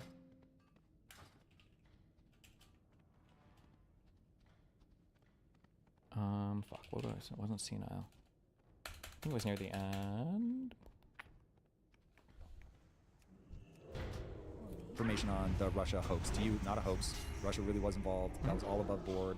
1,000,000%, of course. Okay, so then. But I've read all the underlying documents. Yeah, I've read the Mueller report. I've read it's all. Not only is it true, it's worse than most people even. So your map is Democrats, honorable, Republicans, Trump especially, unhinged liars who will do whatever to amass more power. 100%, yeah. Not my read in the slightest. Okay. So and I'll just say that a year ago I made a bunch of predictions. I feel like, go ahead. Was Biden cognitively capable of being president? I think absolutely. I never saw any evidence that he wasn't. Then we look at the same thing and we see something different. Sure. And If I were to point to an example, if I were to ask you, did Biden need his executive orders explained to him when they were brought? You couldn't find a single way that happened. I have to imagine Biden wouldn't be able to take his own medication without somebody explaining it. Sure, you can say that. But the difference is that Trump has already lied about his medical history. Do you acknowledge that his doctor has lied as well? I don't know, but would not be He has the chronic venous issue. Okay, so he lied about his medical history. Biden never lied about his medical history that we can see. Then he doesn't know it or something. The man had dementia. Whether it was Alzheimer's or not, I don't know. But you can say that, but you have no evidence for that. Yes, I do. What? I trust my eyes because of the fact that inside of their own government administration, they had a group that referred to themselves as the Politburo, which, as you well know, is the group in a communist country that runs the country. So to me, and again, this is what are my sensitivities versus what are yours? I am totally freaked out by communism, socialism. Okay, so let's get away from the random reports of Politburo. How did that come out in a policy manner? What is our external evidence of like? My map of the situation that you did not, for some number of years or some percentage of the time, that Biden was not actively the one running the country. Because I don't have any evidence of that. Whereas today, I can say, for instance, here's the thing. We just saw Trump admit that he had no idea, I guess, that he pardoned the Binance guy or whatever. He didn't say he didn't know that he pardoned him. He said he didn't know who he was. So who pardoned him? Yeah, this guy's telling me who I trust. You should pardon this guy because this is all bullshit. This is Biden going after these guys. Yeah, Biden going after anybody in crypto. Cool. So what you've just described is there's somebody else running the government besides Trump. No, look, even as a CEO, it's not that you're not running the company. It's that you trust certain people to have a sense of what's going on. They're going to bring it to you, get you to weigh in. But I'm saying if they're not bringing it to him, if they're not getting him to weigh in, that he's just completely checked out because he can hardly talk and hold a thought in his head. That's a very different thing than you're running an entire country. You've got all these international. So who deals. is telling Trump who to pardon? I don't know who that person is. That's supposed to be the power exclusively granted to the president. Yeah. So they bring it to him, they make the argument, and he says, Who's yeah, they? I'm here for it. Whoever the person was that came to him. Who is that? But it doesn't bother you, don't even know who that is? It's a knowable name, right? No, it's not. We don't know who's so you're giving saying these they're going to keep that under shroud? I'm saying that the weird stuff that you're worried about under Biden, that we have no evidence of it ever happening, we see it happening right now on TV with Trump, but for some reason you're not perceiving that. Trump is pardoning people, and he doesn't know anything about them, and he can't answer questions about them. There are politicians being killed in this country. It happened to the 2 Minnesota lawmakers. He didn't know anything about it sometimes, even though he did 6 months earlier. He told Walls, I'm not calling that guy, he's a work. Yeah. You give such a pass to Biden in a way that I cannot reconcile. Because I'm trying to tell me, what is the evidence of Biden being senile that doesn't involve him being a shitty debater? Put the clips on. He literally can't speak at times. So besides him being a bad speaker? No. It's not being a bad speaker. That is cognitive decline. So you have no examples besides him being. If we were to compare, this is so weird. Well, here, I'm curious. If we were to compare Biden's years. State of the Union to Trump's State of the Union, which one do you think sounded more coherent? I mean, with Trump, for sure, far and away. Absolutely not. I totally disagree. Trump not only, like, so for instance, Biden was able to deliver his State of the Union while I think Bo Burt and Marjorie Taylor Greene were standing up and screaming at him in Congress. He had a comeback for him and he continued on. When Trump had any people making noise, Mike Johnson started saying he was going to throw people out of Congress because he couldn't deal with it. Trump repeats the same 5 talking points over and over again, right? Well, the difference is, like, you can say, well, just look and see, and I can give you example after example. Like, how many illegal immigrants came into this country? It started at 10 million under Biden, then it was 15, 20. The last I heard from Trump, it was 25 million came in. I don't know what the actual number is. I see that he's lied about his health. That seems to be the case. He just got an MRI recently. We don't know what it was for. They're not releasing the evidence there. Let's go one by one, because wall of facts, Sure, it's not admittedly, is a very impressive technique that you use. Sure. But if you take them one by one, should we have opened the border? What is that? Should we have opened the border? Yeah, just open borders, let people in. No, but we never had open borders. Really? Correct. So should we have treated the borders the way that we did? Like, you just hung up on the word open? Well, yeah, because open implies some, like... Did we do a good thing over Biden's term in terms of it positively impacting America? With the borders. We could have had better border enforcement, I think. Okay, look, hold on. I remember my training, okay? Because he tries to pull me away from this.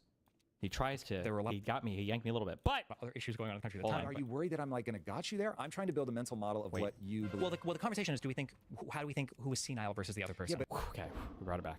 Remember, so you and I are probably involved in a very different conversation right now. So I'm just thinking in terms of senility, in terms of mental faculty. Yeah. If I'm looking at mental faculty, so one at a time. So the very first thing, I've never seen somebody have to explain an executive order to Biden. Every single one that Trump signs is explained to him, and oftentimes it looks like he doesn't even know what he's like. Oh, this sounds like a good idea, and then he signs. Okay, so on that, what I see is somebody who we've had all these policy discussions. I know what they're going to end up being. When you present them to me, just remind me which one this is. And then, yep, cool, got it. This is not somebody who's like, I have no idea what's going on and I'm befuddled. Okay. Like that is, now that may be your read, but that definitely is not my read. Like that seems so like blasé. Yeah, got it. Like there's so many things, so many moving parts. So what? Okay, so then the second thing, Trump said he was going to Russia instead of Alaska. He's going to talk to Putin. What are the gaps for Biden here in terms of mixing up even like the places he's visiting? Does that, like if he said I'm going to Azerbaijan to meet with Putin, that might be a little bit weird. But if you say the country name of the person, the number of times I see people point out gaffes that Trump made that I'm like, God damn, I could see myself doing the same thing, and I'm not in cognitive decline. So that one like just doesn't feel like a big gotcha. Like tries to argue with Zelensky, you got invaded in 2015 instead of 2014. I don't know why he tried to argue that point. Yeah, but now you're doing the thing my wife does, where you think you're average and everybody else is dumb. Like your mind remembers facts in a way that the average person just is never going Trump shouldn't be the average person. He's the president of the United States. He's going to be good at different things. So he obviously knows how to aggregate people around him to get into power. He was, should have been an invisible real estate developer in New York that nobody ever knows about, but has been able to make himself absolutely the most famous person on planet Earth. You can hate that all you want, but it is. I don't hate it. So I acknowledge you want a popularity contest. I got that. Okay. Cool. So, unfortunately, as you said at the beginning of the interview, that's really what today is about. We live in that age. But you could be senile and be popular. I think it is important for each of us to understand that we look at the same thing and we walk away with a different read on it, and then we can explain why we think that. Like, I have tremendous fears of the distortions that happen on the pathology that happens on the left. I'm far more afraid of that. And when I look at Trump, even though I am afraid of the pathology on the right, I don't see Trump as having enough of the amplitude of those types of things, having looked as closely as I've looked at Hitler specifically. I just do not see the amplitude. I get where people see like there are similarities here, but the amplitude is just so far off from me. So then I'm like, I don't really have big concerns there. Now, I totally get it. One, I know I could be wrong, and so I don't overtrust myself, and I'm not screaming to the world, hey, this guy's amazing, we got to keep him in power. That is not my take. But that, like, if anybody's just trying to understand me, not necessarily convince me, but understand me, it's like, over here on the left, because I've spent so much time reading about how we end up over here trying to do these things out of what I will say is resentment, not a desire to help the poor, but resentment. I understand the mechanisms of how the economy breaks when you do those things. So I'm looking at it going, it's never going to work. And so even if we all say, we can ignore Tom when he says something about Trump, but let's listen over here. And maybe we say, we can, Destiny, when he sounds an alarm on the right, you need to listen. He is super attuned. He's got some blind spots to people on the left just because maybe he gets it more, whatever.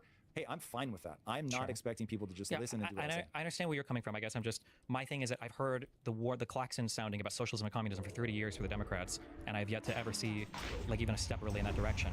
Okay, and then let's address Trump, that. Yeah, we've like so far in that I'm like, holy shit, like there's so much. This is really enlightening. Okay. So let me tell you what that sounds like from my perspective. Okay. I'm looking at it and I'm like, over the last 40 years, we have gone so far with left policies, lunatic left policies, unfortunately both from the right and the left, but they've both been running big government, big spending, deficits are fine. Why are these left instead of, these are just fiscal things? It depends on where you're spending it, whether it's left or right. I'm going with traditional definitions. Even traditionally, so like Republicans used to be way more hawkish, right? So the big spending there is going to be I would define small government by Republican. Like Republicans want small government. I don't like this weird no true Scotsman thing that gets played here. I don't know if I use that phrase or not, but it's weird when we definitionally I actually should have backed up and just said that you've defined away the parties as being good and bad. The left is more spending, and you think more spending is bad. So Democrats are always bad, and Republicans are only bad when they act like Democrats. That is a really weird... To me means that there are just fewer costs. What about Iraq and Afghanistan? Yeah, that's what I'm saying. Sure. The last 40 years, remember, I'm not a Republican. Yeah, no, I I'm understand. Democrat. I'm just saying, when I look at these two, they have both become completely irresponsible. Sure. I'm saying hold on, because you gave me a very specific thing that you're saying, and I'm trying to explain how it sounds to me. Okay, sure. And what I'm saying is, you say we haven't moved any to the left, and I'm like, what the fuck is happening? In the same way that when I go, what do you mean, this is not crazy? Like, taking the National Guard into LA, what's the problem, bro? And you're like, are you fucking out of your mind? Like, that seems so obvious to you. You're like, can I even take this person seriously if they don't see this? That's how I feel about people who are not afraid of what's happening on the left. I know, wait, real quick. I know, there's a real thing, okay? Go ahead. I'm not disagreeing with you that it's bad. I just feel like we're having a weird, almost no true Scotsmanish fallacy where we're saying that, like, here are bad left-wing things, and one is big government spending. And I'm saying big government spending isn't always a left-wing thing. Pursuing a lot of wars, you could argue, is a right-wing thing, depending on what you're looking at. But the government can spend a lot of money. It doesn't necessarily make it a left-wing thing. If we're going to define it that way, then we've almost, like, through definitions, just won our arguments. And then, oh, good job. Never mind, I do say that. Nice! Both parties are basically left-wing party. Or actually, the Republican would be even more left-wing than the Democrat, because they spend more than the Democrats. I have a belief, okay, if this ends up being wrong, then cool. I have a belief that the modern left, no matter what, they will keep funding entitlements, making them bigger. Because I believe that about the left, then I'm just like, yeah, this is never gonna work. At least the right now, pays lip service to trying to grow their way out of this. Now, the good or bad news is, that is the only option. We collectively, left, right, everybody, center, everybody, has let this get to the point where growth is the only option. Nothing else is going to work. Okay. So now we've got one guy who's at least paying lip service to it, who's at least trying some things. They're probably crazy, and they probably won't work, but he's at least trying. And so for me, as one guy, I'm just like, I am far more comfortable with that than I am with the way that the left is approaching the situation, which is we've got to take care of everybody. We let the borders be wide open, and we want, when a horrific bill is passed, we're going to get our Red Bull no matter what. And I'm just like, yo, like, I can't do it. Okay. And the horrific bill was a Republican bill by a Republican Congress and a Republican president, and Republicans have been spending more than Democrats and lead the spending and have worse economies and cause contracting economies more than growing economies. And the last budget surplus we had was under a Democratic president. All the facts just seem to lay out, like, very clearly and cleanly. The last time that the average person's wages grew were under Trump. He's at least trying to do something on the world stage to get us back where we are not literally just handing our future to China. By making enemies of every country on the planet? Yeah, dude, look, again, I'm not going to battle for Trump. I'm just trying to make everybody like us, but it's not. They'll hate us now. When I run the experiment of there's a reason you're making sounds, and the reason you're making sounds is you're trying to convince me of... I am understanding one thing that's happening here, though,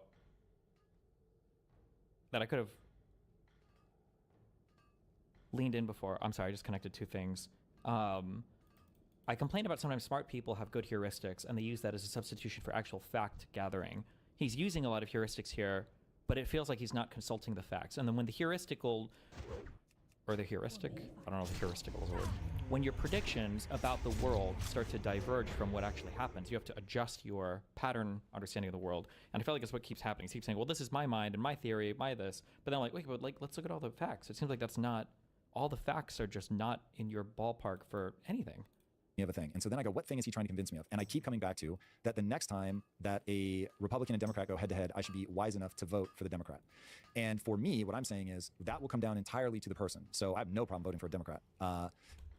My beef is that if I hear economically just disqualifying words come out of somebody's mouth, it's going to be a hard pass. And so we can all say not to trigger that he hasn't. I think it's completely justified. I actually 100% agree with you. But in that case, Trump is just so many more obviously disqualifying things that the Democrats. I totally disagree. Like, for instance, most Republicans right now don't even acknowledge that a tariff is an import tax. Trump still won't acknowledge that. Most, as far as I can tell, the entire left tried to shut down crypto, which is but that didn't happen. Suicide. It did. It literally did not. We had 4 years of Biden. It wasn't shut down. I got sued by the U.S. government because I was involved in crypto. And then the personal example that I don't have information about. Fuck! I hate it when the personal examples come out and I don't know the information about it, and now it's weird to push on it. I'm telling you right now, they were trying to chill that the fuck out. I've heard you make the same pitch about, yo, when you've got Elon Musk coming after you, like, if it were anybody but me, this is the kind of thing that has a chilling effect. It's exactly what it does. It's like, what? Like, crypto is a legitimate thing. In fact, it is the only thing that's going to give people a life raft out of the absolute horrific mess that we are in from the dollar. Like, you have right now, the president of the United States is running the largest crypto scam in all of human history. Horrific. Okay, dude. All right. But if you're talking about where do you balance all this out? I've got one person over here that's telling me you just shouldn't even be able to do this. Let's make sure that we're doing CBDCs. And then you've got a guy over here that is fucking wild westing it, making it like just the easiest thing in the world to bribe, which is god awful. But at least he's trying to make America the innovation home for crypto, which when you know that growing is the only way to get out of this, somebody has to lengthen the runway on U.S. Treasuries. And the best idea that I've seen, it may not be the best, but the best idea I've seen is to create a one-to-one backed stablecoin with treasuries. And if you do that, you create instantly an international market for U.S. treasuries. It will not stop the problem, but it will buy us more time for people to figure out what they're going to do. Is there already an international market for U.S. treasuries? No, because people can't get... right now, if you try to get into international treasuries, you already have to be in a government where you have access to that. So that already rules out God knows how... Wait, private investors can buy treasury bonds? Yeah, we're not worried about those. We're talking about the average guy in fucking Kenya that has a cell phone, and that's it. He's got a governmental currency that's terrible, and so he can't save money in that. Oh my God, I just realized the disconnect on that. When I said private investors, I didn't mean private investment institutions. Anybody in the world can buy a U.S. Treasury bond, right? Is there like some weird qualifying thing that I'm not aware of? Anybody in the world can open an account anywhere and just buy U.S. Treasury bonds, right? Okay. He would be way better off in U.S. dollars. He would be way better off buying U.S. treasuries, but he has no mechanism with which to do that. He doesn't even have a bank account. So many people worldwide would suddenly... How do you even get crypto if you don't have a bank account? Is it getting paid in crypto? Be able to get access, partly because it will allow people to innovate and create things like stablecoins that they make available wherever. And also, is this... So like the poor Ugandan who can't have a bank account is going to be a more worthwhile investor in USD than... And as long as you have something that can be audited and you have a one-to-one backed with the stablecoin, you are still going to get inflated, so people need to be aware of that. But the inflating USD is far better than... Fuck. Also, you know one thing I really like? I've been doing this more, and I realized I should have just done it here. Sometimes people use analogies or like turns of phrase, and I think you can... Sometimes you want to fight against it and you want to make it inapplicable, but I think you can actually... I think you can just follow the turn of phrase even more to its logical conclusion. Like he says, you know, yeah, this guy wants to do this thing or whatever, and then Trump at least is doing like the Wild West, and it's like, we don't live in the Wild West anymore. Do you know why? Turns out regulation, financial and governmental municipality stability, utility, like these things are actually good. The Wild West is actually not good. There's a reason why we don't have the Wild West anymore, right? I should have just followed that analogy more through. Virtually any currency on Earth right now. So people all over the world would be like, oh my God, there's now, all of a sudden, there's massive appetite for whatever appetite there is for the digital currency, there will suddenly be an appetite for the treasury. How do you buy, who's doing the currency conversion if you're buying a stable coin?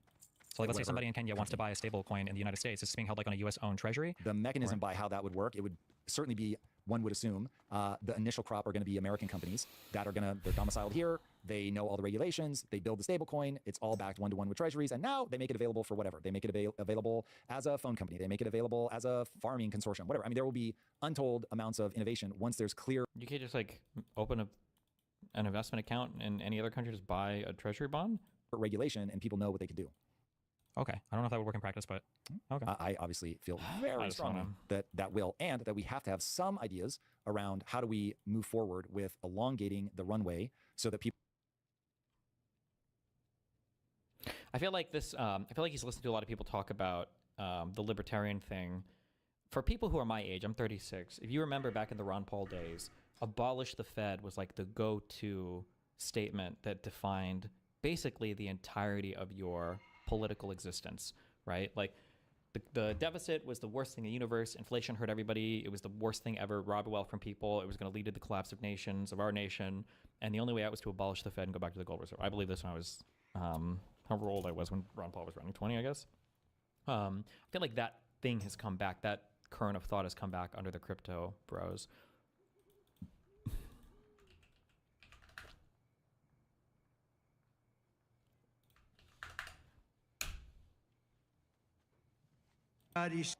Last thing you hear before your insurance provider jacks your premium by 10,000% a month.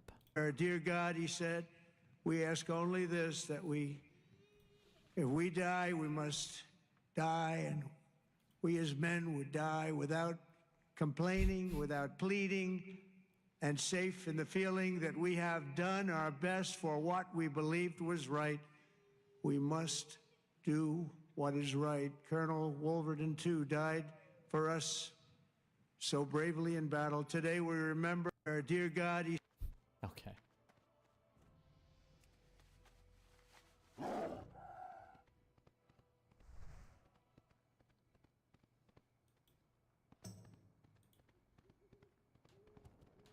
What? Roger Stone blocked me on Twitter? What a fucking loser.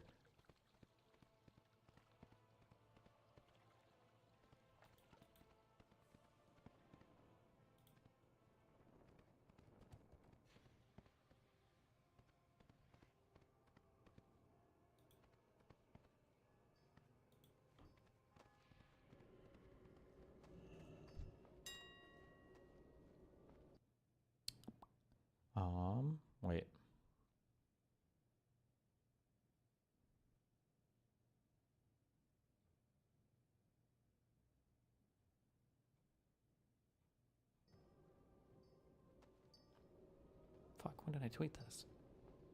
Some Republican tweeted out something where he was like,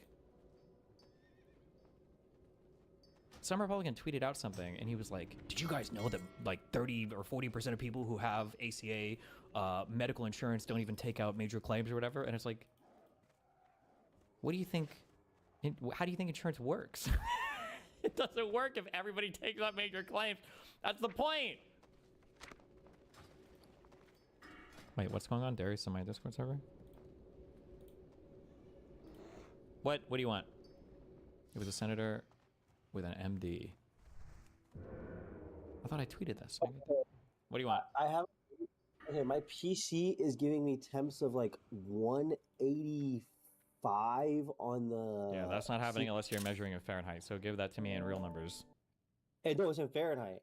Yeah, I know. Give it to me in Celsius. I don't. Who the fuck measures CPU temps in Fahrenheit? Me, because I don't know Celsius. What the fuck is Celsius? I don't know anything about that. You would have to change a setting on any output reading to measure a CPU temperature in Fahrenheit. Oh my god! It's 85 degrees Celsius. How long is your? Is that the actual temperature, or are you just like adding 20 or?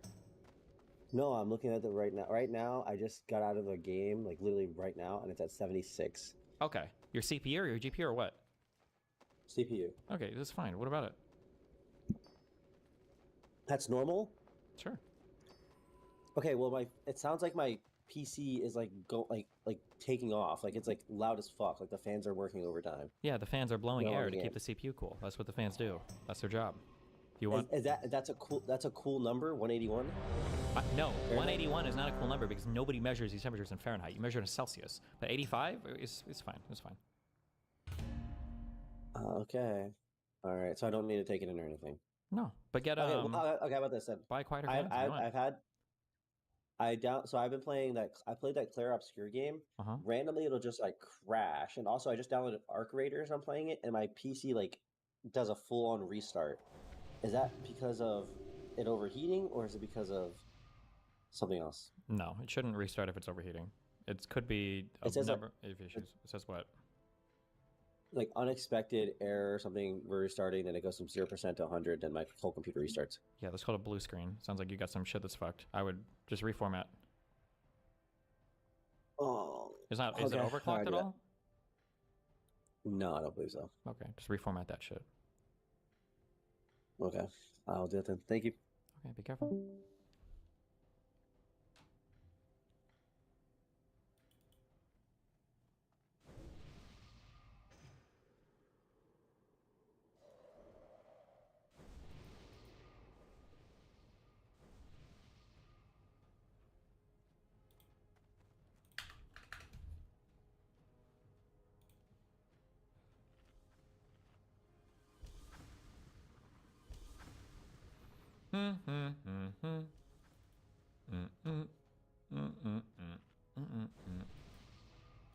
Oh.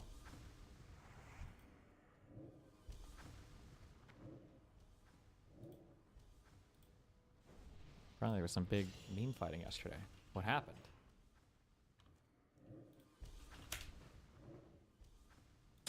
Thoughts on the drama last night. What was the drama? You mean this thing we're about to watch? Two things that, but we didn't do that, and so that's where the frustration I think comes from. So for the latter two things that you said, they gave no indication whatsoever that they were even slightly bending on getting rid of the filibuster or making concessions around the tax credits. So that leaves us with the first one that you said, which is just let them drag this government shutdown out for as long as possible. They're being blamed for it. I understand that, but we should be specific about what that means, because it's true that the courts compelled Trump to pay out the SNAP benefits from the emergency funds. Those emergency funds that we have is $4 billion. It costs $8 billion every month to fund SNAP. So those funds are going to dry up in 2 weeks or in a month if he does like half payments. And at that point, we are talking about 41 million people who are 130% under the poverty level that rely on these benefits, literally rely on these benefits to survive. And I feel like it is. What does 130% under the poverty level mean? They have negative money? I think you misquoted that, but okay. Insanely privileged position for, I'm not going to assume anybody's situation, but I think, like we're all probably like, okay, are any of us going to lose benefits because of the shutdown? What do you mean by benefits? Like unemployment and SNAP? Anything that are you going to lose any benefits because of the government shutdown? Well, yeah, I mean, just need to survive. No. Okay, I feel like it's really easy for us to be like, Democrats should hold the line and fight. That's when not relevant, Touch. Whether or not we specifically, as commentators, are in the class of people who's being helped is irrelevant to the actual argument. You're just making an argument that like individuals who are privileged shouldn't be talking about this. No. It's easy for you to make the case that these. This is the thing I said yesterday where I was like, damn, if my flight gets canceled, I would actually get kind of triggered. And then I thought, man, this actually doesn't really matter that much to me. If my Snap was getting canceled, I might feel a whole lot different, yeah. But benefits should end when you're not relying on them to survive. That's my point. It's easy for you to make the case when the premiums don't affect you because I don't know what the fuck. Like it's easy for you to make any case. Like what kind of argument is that? You're saying that like if you don't so if I were poor, so if I were really poor and making this argument, what would you say? Assume that. Why are we getting into this in the specifics of you as like individuals? Why is that relevant to the argument? That's fine, but I'd be very curious to know what everybody who relies on these benefits, how they feel about the shutdown. That's what I want. This is like classic identity politics. Let me jump in because okay, I know people that are on SNAP. I know people who work for the government who are being furloughed and they've been asked to come back to work without pay. So they're actually working for free right now. They're not even just getting put out of work and not getting paid. And these people are on board with, hey, yeah, this is hurting me, but ultimately I want this fight to win. Now I don't know what the consensus is. Obviously. Wait, real quick. I'm sorry. Before we jump all the way on this, somebody in YouTube chat said in relation to the shares, the golden shares, whatever, that the shares that Donald Trump got in Intel and in the U.S. Steel, Nippon Steel, or whatever merger, that those are non-voting shares. I don't know if it's necessarily appropriate to think of those shares as non-voting shares. Like on paper and for an ordinary investor, they might be non-voting shares. But like imagine somebody owns 20% of your company, but they have non-voting shares. But imagine they're your main supplier. It's not gonna feel like they have non-voting shares. Like, well, yeah, technically we can do whatever we want, but like, I'm probably gonna have to make sure that I'm appealing to this guy's interest because, even though his shares are non-voting, I'm gonna get super fucked if I do something he doesn't like. And with the United States government owning shares in your company, yeah, they don't have voting shares, but they can literally shut you the fuck down and investigate you for crimes and destroy your fucking world. So even though they don't have non-voting shares, in a way, I feel like they have more power with those non-voting shares than an ordinary investor would with voting shares, Especially with Trump at the helm, who's literally demonstrated that he's willing to play, dictator with tariffs and everything else, work and not getting paid. And these people are on board with, hey, yeah, this is hurting me, but ultimately I want this fight to win. Now, I don't know what the consensus is. Obviously, people are going to get hurt. But I mean, yeah, it is easier to say if it doesn't hurt you directly. In the same way, like Hutch, we could, throw it back from last week and be like, well, Hutch, it's easy for you to say, I'll vote for a pro-segregationist Dem to stop a Republican because you're not black. Like, yeah, but that doesn't mean your analysis of the situation is any less valid. It just means it's easier for you, which is true, but it doesn't invalidate your opinion. So it's literally irrelevant. It's mostly irrelevant, but the question is like... But couldn't they just shut you down without any shares? Yes, but you would hope that if the U.S. government is shutting you down, it's because you're doing something wrong or it's in the interest of the country, ideally, right? But let's say, for instance, let's say that the U.S. government had enough shares or the money worked out such that the U.S. government really wanted to fund a new military project, the Kill Palestinian Babies project or something, okay? But they knew that they wouldn't be able to raise the congressional budget to do this or whatever. But let's say then that they look at, another company that's making a lot of money, and they realize that, okay, well, hold on, depending on how you guys act, we could make enough to fund the Palestinian baby seeker missiles, okay? But let's say that that company wants to take their company in a different direction, or they want to do something in terms of how they gear themselves or whatever that would make the government less money. Well, now the U.S. government can apply pressure to that company to ensure that they do the right things, or else they would shut them down. And you don't know now if the U.S. government is acting in the interest that the elected politicians are doing, representing their people, or if they're just doing it because they want the government to be able to make more money from that company, or like, it gets weirder. I'm not necessarily saying it would be bad. I'm not necessarily saying that everything the U.S. government does with regards to a company they have a share in is bad, or that a government that doesn't have shares in a company would never do anything bad. I'm just saying that this is the whole issue with conflict of interest. You just don't know. And it's almost impossible to tell. Right? That's why conflict of interest exists. It's because the interest is conflicted, even if you are making good, wise, and sound decisions, I don't know if anybody would even trust you. It's hard to know. The ultimate question is, well, it's mostly relevant, but I think... Wait, what is the relevant?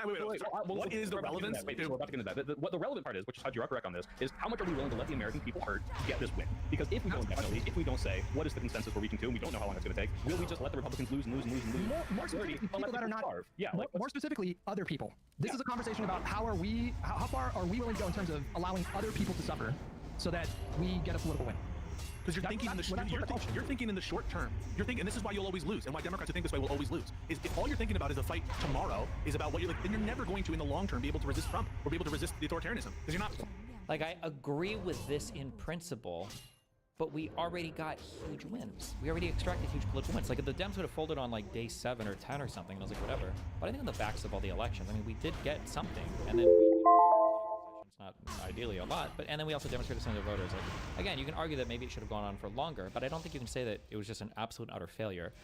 I mean, this was the longest shutdown in U.S. history. The second longest shutdown was under Trump 1. Like I don't know. Playing the long game. You're not playing. I'm not thinking about that. I'm thinking about the cost. I'm thinking about the actual cost of what does it look like when 41 million poor people lose benefits that they rely on to survive. So if the Republicans condition, Did we win off the shutdown? I mean, it's hard to say, but I mean, I think it was definitely part of the national conversation, right? But I mean, like, we can imagine a world where the government reopens in a week or something, or something happens and then the Republicans spin that into some other bullshit. Like, for instance, in Virginia, one of the conversation topics that can't pronounce the person's last name, they wanted to make the whole thing about fucking trans people. They spent like half their campaigning budget on trans people. And who's to say that the conversation wouldn't have been more about that if not for talking about the extended shutdown or whatever, you know? Who knows? It's hard to say.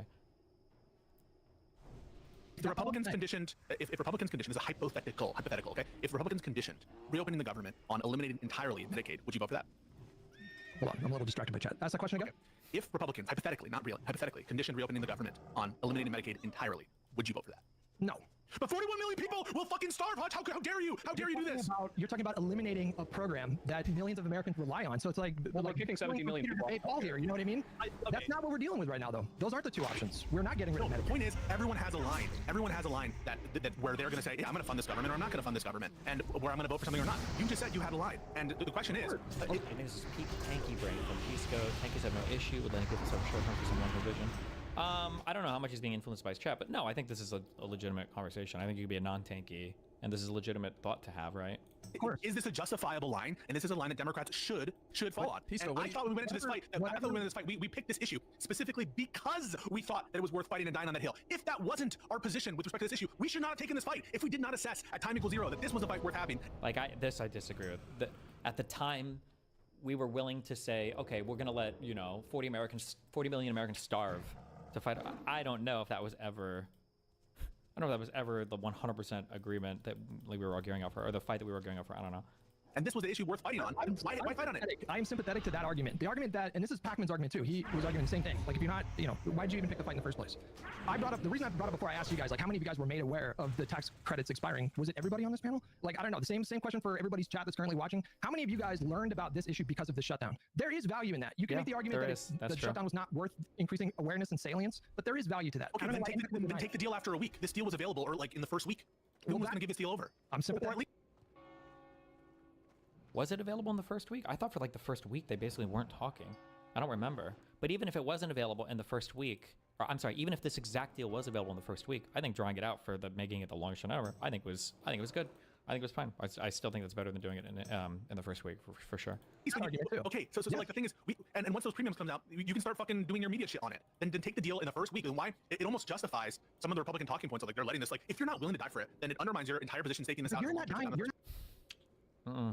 not dying for it. You're sacrificing 41 million poor people. That's not you dying. That's other people dying. Yeah, but also Trump's. So we're gonna deal with this relevance point, okay? Hutch. Is it relevant? What the dynamic? Okay, you don't want to answer. You don't want to answer this question. So this is what Hutch is doing right now. Hutch is basically saying, instead of actually arguing the merits of should we do this or what the import of it, Pisco lives in New York City. Pisco is not poor, and so Pisco is elitist, and Pisco's entitled, and so you shouldn't listen to Pisco because Pisco's not the one fucking dying on the street. That's what you're trying to do right now. That's why I'm taking this so aggressively.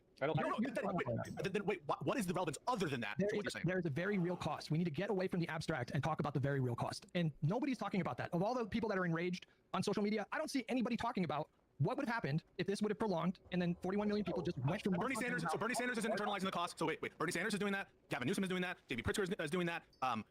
Hakeem Jeffries is doing that, and Chuck Schumer are doing that. Is that right? You think they're not internalizing the cost? Isn't this an appeal? They don't care about because they're rich, right? No, wait, you're making the argument. So I'm associating myself with all the base Democrats who are saying cowardice, bending the knee, and even Hakeem Jeffries and Schumer in their official position. But you're not engaging in what I just said. What am I not engaging with? Because you're saying, oh, it's right because a bunch of people think it's right. I'm telling you, like, okay, if you have a discussion do it. Dude, no. What you're saying. Wait. So Hutch, you said, you're wrong. Did you say people are not talking about the cost of what will be affected if we continue the shutdown, correct? Yeah, I don't think people are talking about it enough. Like, some people are mentioning it in the abstract. Leaders of this shutdown who voted no to end the shutdown are saying, we understand the consequences. People like Gavin Newsom and Pritzker and Schumer, especially Newsom, to my knowledge, is like, I'm going to personally alleviate those things because I think it's worth helping these people using resources that we shouldn't have to continue this fight. Right, Pisco? Yes, essentially this accusation of privilege, which is what Hutch is doing. Like right now, it is clear he's saying this starts to get into like very weird, not weird, but you have to take like a very nuanced political view of what's going on too, in that like you can have an optimal strategy that gives outs to different members of your political like class, your elected politicians, even the ones that aren't directly involved. So for instance, it could be that an optimal political path could be we're doing the shutdown, but also Gavin Newsom is going to shit talk about doing the shutdown, right? Both those things aren't necessarily mutually exclusive. Gavin Newsom is like the strongest fighter right now, that arguably that we have, that's the most visible, strongest fighter that we have in the country. Like there's a world where it makes sense to end the shutdown politically, but Gavin Newsom is also saying, you know, like Trump caused this is horrible, the Democrats should have pushed even harder, whatever like that. Like these aren't necessarily mutually exclusive worlds. You don't understand the cost because you're not in the streets and you're not homeless. That's what Hutch is doing right now to me. And I'm saying, hang on, sorry, my headphones. If it's the case that the leaders of this movement are also, not on the streets, but they have the same position I do, would you make that same accusation to Gavin Newsom? Would you make that same accusation to Hakeem Jeffries? Would you make that same accusation? It depends on what their position is. If their position is keep it going indefinitely, then yeah, I would say to every single one of those people, like, I don't know if it makes sense to fight for, what are we talking about? We're talking about like lowering healthcare for low to low middle income earners. And in that fight, we are willing to, strip benefits away from low income people. So the dividing line between the shutdown was finally an optical win for Dems, and the fact that they caved has significantly reduced that win, if not erased it entirely. I would love to see some polling data, because that feels like a very online take to me. I don't think that Hutch should be making this argument as strongly to Pisco, but that does feel like an argument that's coming from a lot of very privileged Twitter users. Like, oh no, we should shut everything down indefinitely and just see how the fuck it goes. And I can't believe the Democrats fucking caved on this. Now I fucking hate the Democrats. I was like, for federal workers that literally are missing multiple paychecks or have been furloughed, for people that are relying on government benefits, like, I don't know, I'm not sure, but I would like to see polling data on. I feel like it's an optical win for. Plus, it comes back in January, so I guess we'll see. Lead us out of touch, not understand the cost, is my proposition that it be indefinite, even though you have no reason to think that Gavin Newsom or Pritzker had a different position, and they did not signal that they had an end date, because of course you wouldn't signal that if you were in a negotiation like this. Right. But how much? Do you think that caving after all this time will lend credibility to the Republican narrative that it's a Democrat shutdown? No, why? It's their government. I don't think anybody has that feeling. That makes me out of touch, but not them out of touch. You're getting so hung up on the out of touch thing. No. You brought it up. You brought it up, and hang on a second. So the relevance of that point of you're not poor, you're not the one starving. Tell me what the relevance of that is. It's basically saying you're out of touch. You're not internalizing the cost of the shutdown. Because it's easier to offer up other people to have to make a sacrifice like this. That's my point. But wait, why is that?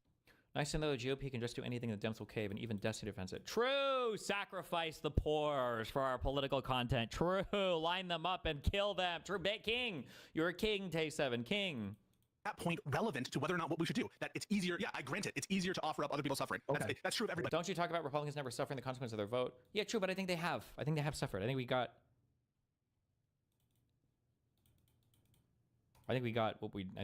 stuff. I think it was okay. I think we came out of this okay. You could push it harder at Destiny. I think it was an online thing too, but Stephen Colbert, Jon Stewart, Jimmy Kimmel,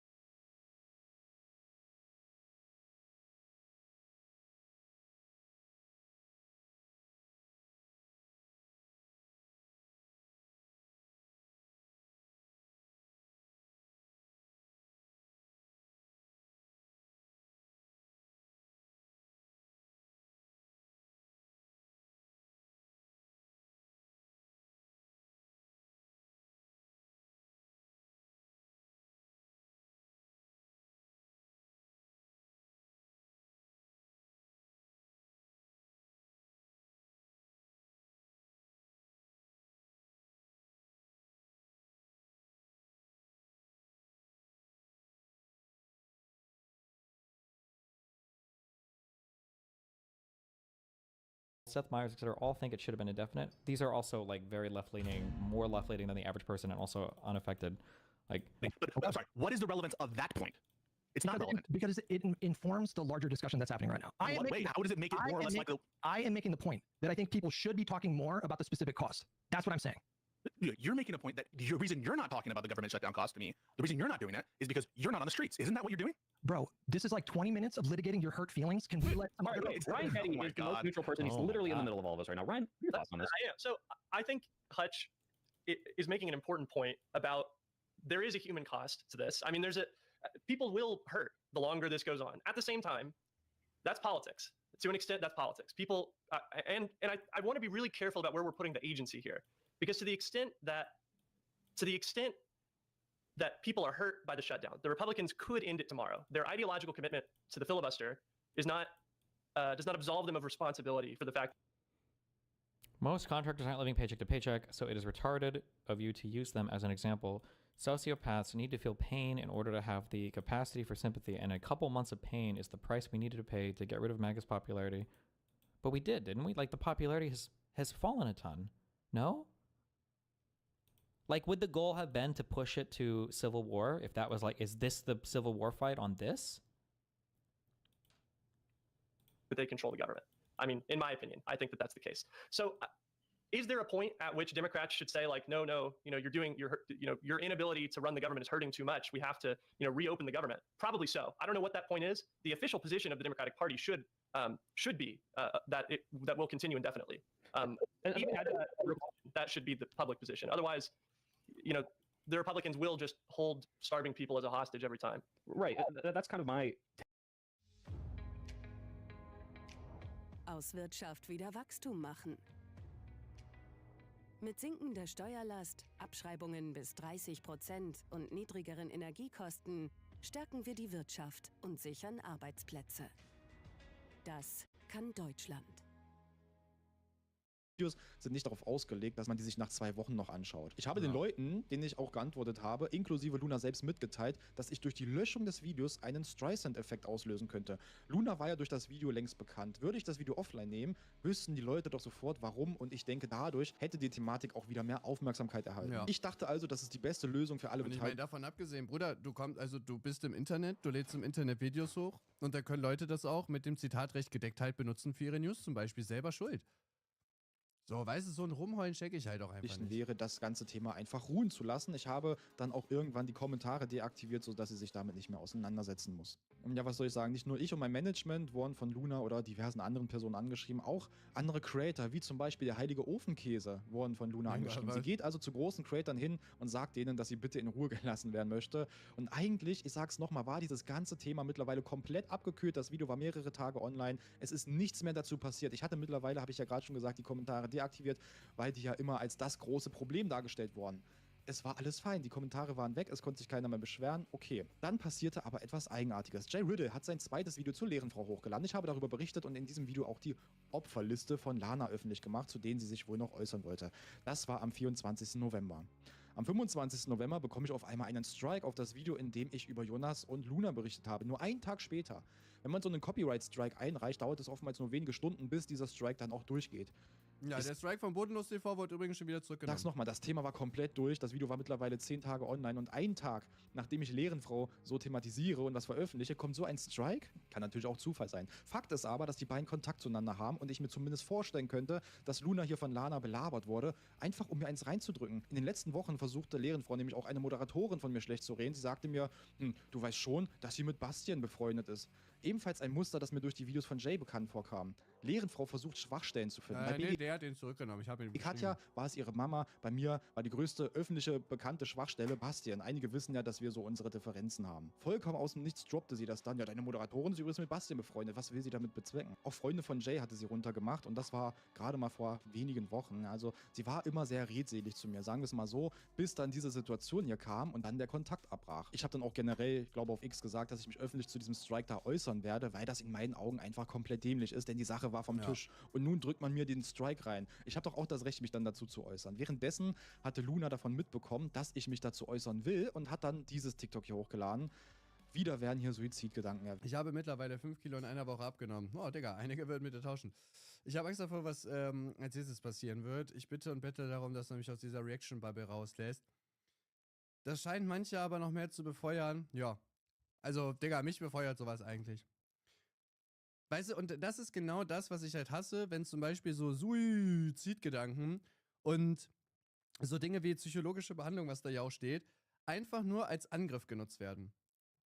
Sorry, Digga, ich kenn die Person nicht, aber bei dem und gerade wenn die mit Lerenfrau Kontakt hatte, wird Lerenfrau ihr irgendwas erklärt haben. Wahrscheinlich so, ja, guck mal, diese ganze Bubble ist auch auf mich gegangen und die haben so krasse Videos über mich gemacht und die machen mich richtig fertig und das machen die mit dir jetzt auch, weil durch Streamen haben die jetzt ein neues Ziel auf dich und so.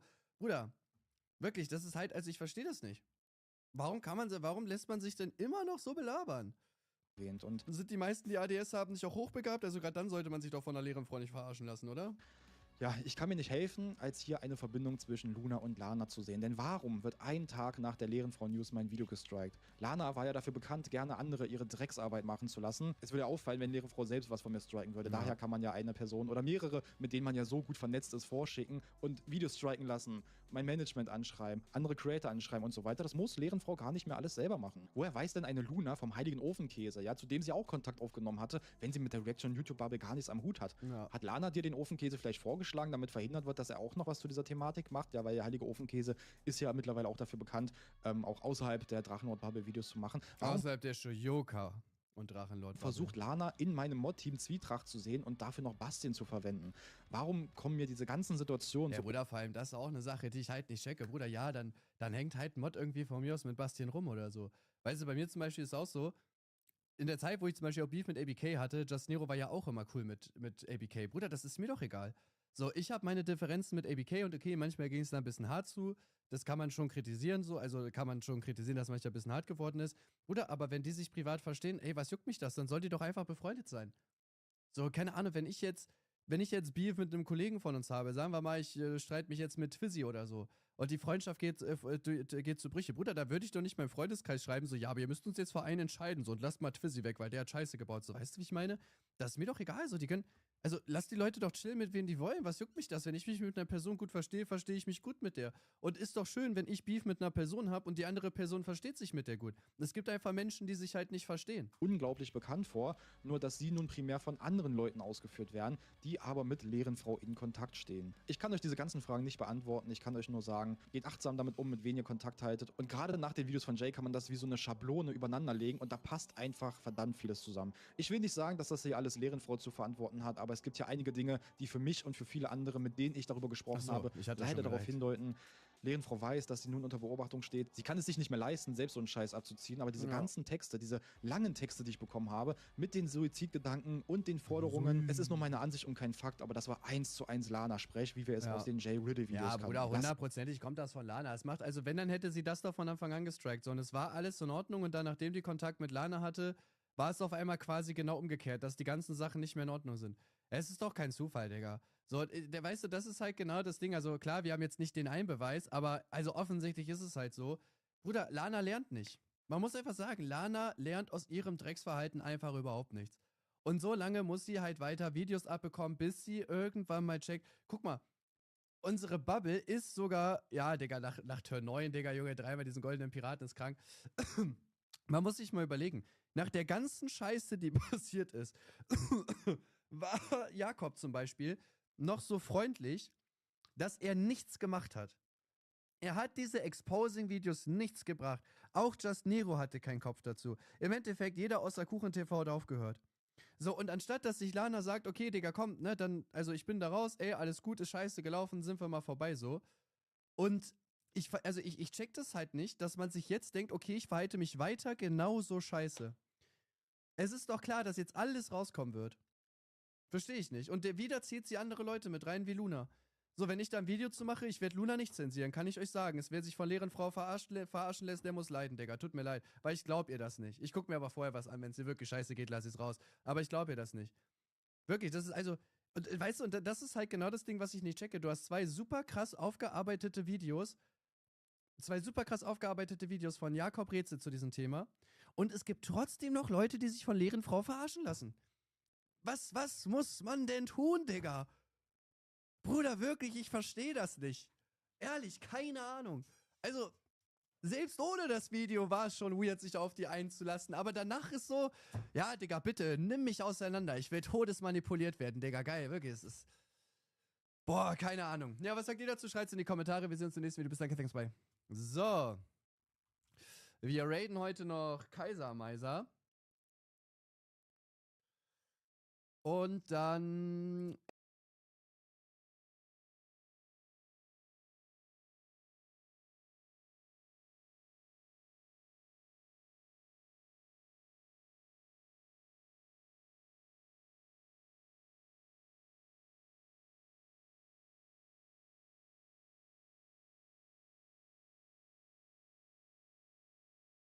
Eskalieren, da ist ja urviel drin.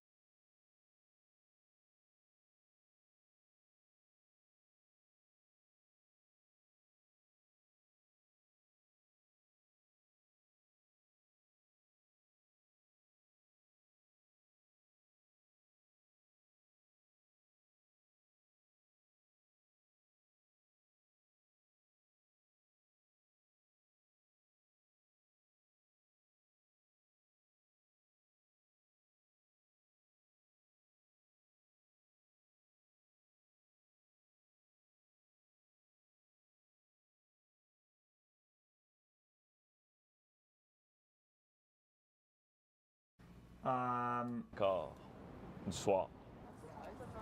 This is now my third time I've done this, so I'm very prepared. I came last December. I had to brave the cold with no supplies, so I knew what it was going to be like. So this time I brought a heat. Guys, what is it in French? It means we met with supporters of Luigi, it says. Guys, is this translated? What is this in French? Do you live here? Heater, tent, blankets, everything. And those 3 times it was for this same trial for Luigi's case? Yeah, for the state pre-trial hearings. Why is it so important for you to be in there? I think when you're in there, you see all the little nuances. You know, you can read the court transcript, you can hear it from other people, but you don't feel the energy, you don't hear the shackles when he's walking in. All those things are very, like, moving and show you the humanity in him. We noticed that there was, like, a difference with how, like, normal cases are being tried versus this one, and we felt like there was, like, political influence in this case. And we consider Luigi to be a political prisoner. If he can't get a fair trial, then who's to say that the next person after him can't get a fair trial? In what way? What? How is this not as fair as it gets when he comes into trial? I don't get it. What the fuck do these people know? What do you mean fair? What do you mean fair trial? I would argue people probably never watched a trial before. Do you feel he doesn't have a fair trial? For example, like, we can start with the perp walk. He was paraded around the entire city with a bunch of, like, guards with guns and rifles. Healthcare is kind of like something that resonates with a lot of people across the US. Yo, if you want to parade yourself like Batman, don't get mad when they parade you like the Joker on the way out. It's that simple.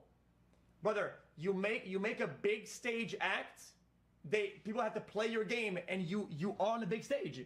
You've built the stage. What do you think is gonna happen? I'm confused. So you've I made think by that. punishing Luigi, violating his rights, and trying to crack down extra hard on him, it's kind of like trying to keep us at bay as well, because they wouldn't want any kind of, like, uprising or people to, like, go against the system. Was that a cool quote? At what time did you arrive here? So I got here around, like, Saturday night-ish. They spent days. Saturday night? Yeah. So it's already been one day? You've been here since 24 hours? Yes. Usually people don't really line up this early, but, you know, once the line sitters get here and people are paying for that, it's only a matter of time before the line fills up. All good? Yeah, I'm good, sorry. Do you mind if I ask you a few questions? Oui. Oui? You speak French? Un peu? You want to do it in French? No, I don't think I'm up for that. Why did you come here today? I'm a placeholder. Okay. I hold my spot for other people. How much are people willing to pay to have their place? I'm not gonna say, but I mean, it's a free market. Yeah. So you're not here especially for the case itself? No, definitely not. Okay, guys, I know this sounds diabolical. What if, hold on, don't get mad at me yet. You sublease the spots to the homeless. You find 10 homeless, you pay them each $20 an hour to stand in line, to placehold, and you sell their spots for $50 an hour, and you profit off other people. Well, okay, hold on. Okay, hold on. I didn't say you should do that. He says it's a free market. I'm just thinking about the economics of it.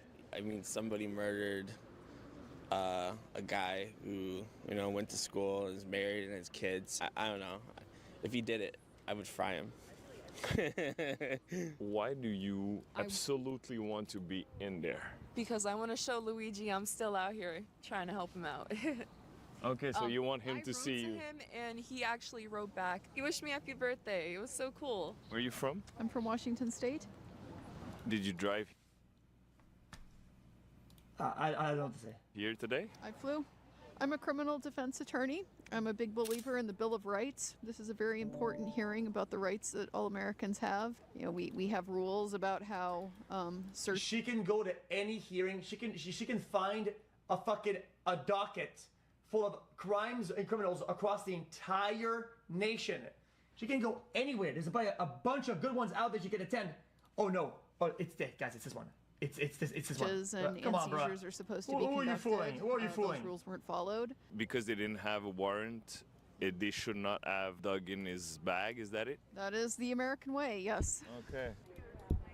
Les audiences visent à déterminer ce qui pourra être admis en preuve au procès. Les policiers... The hearing is about what will be admissible in court. Dans un café avant. Would want a single payer system similar to what you guys have in Canada. Guys, this is Canadian news. Sorry, it's 4,000 views. Fucking Canadian news. I don't know what to tell you. Health insurance is a middleman. It exists for no purpose except to siphon money away from both providers and from consumers. Can I be honest with you, chat? So Guys, do you think Luigi? I feel like you shouldn't even broadcast the whole topic of that. It puts a megaphone on the mission that they say. This bullshit. Nobody gives a fuck. There's a time and a place for all this shit. Not off the back of some fucking cold-blooded killer. I don't give a fuck. I don't care. Is a hero? Like there's sort of a cult around him, almost. Imagine if you start moving things around because of terrorists. Responding to him, I think in part due to all the press coverage around him. It's But I awful. think partly it's that people are so frustrated because there literally is no accountability. Let's just take a look at the case of Little John Cup, who in 2022, he had... No, but guys, I want to see some brain rot interviews. His favorite Pokemon. Vraiment beaucoup de médias qui sont dans. Cette file-là, c'est les gens qui espèrent rentrer dans la That salle means it is the line of people that want to Green see is the hearing. Luigi's color, and then this is Luigi's favorite Pokemon. Why do you want to be in the courtroom? To me, when this happened, it sort of reanimated my faith in the human spirits that, like, oh, maybe we do have heroes among us. You consider Luigi as a hero? Absolutely. No other developed country has this insane for-profit healthcare system that kills thousands and thousands of Americans every year. Une étude publiée dans le journal médical de Lancet en... Anyway, that's just rot. It's just rot. Here today? My mom is disabled. She has traumatic brain injury, and I believe that United Healthcare and just our system in general is delaying her care. It's just been nothing but delay, excuses.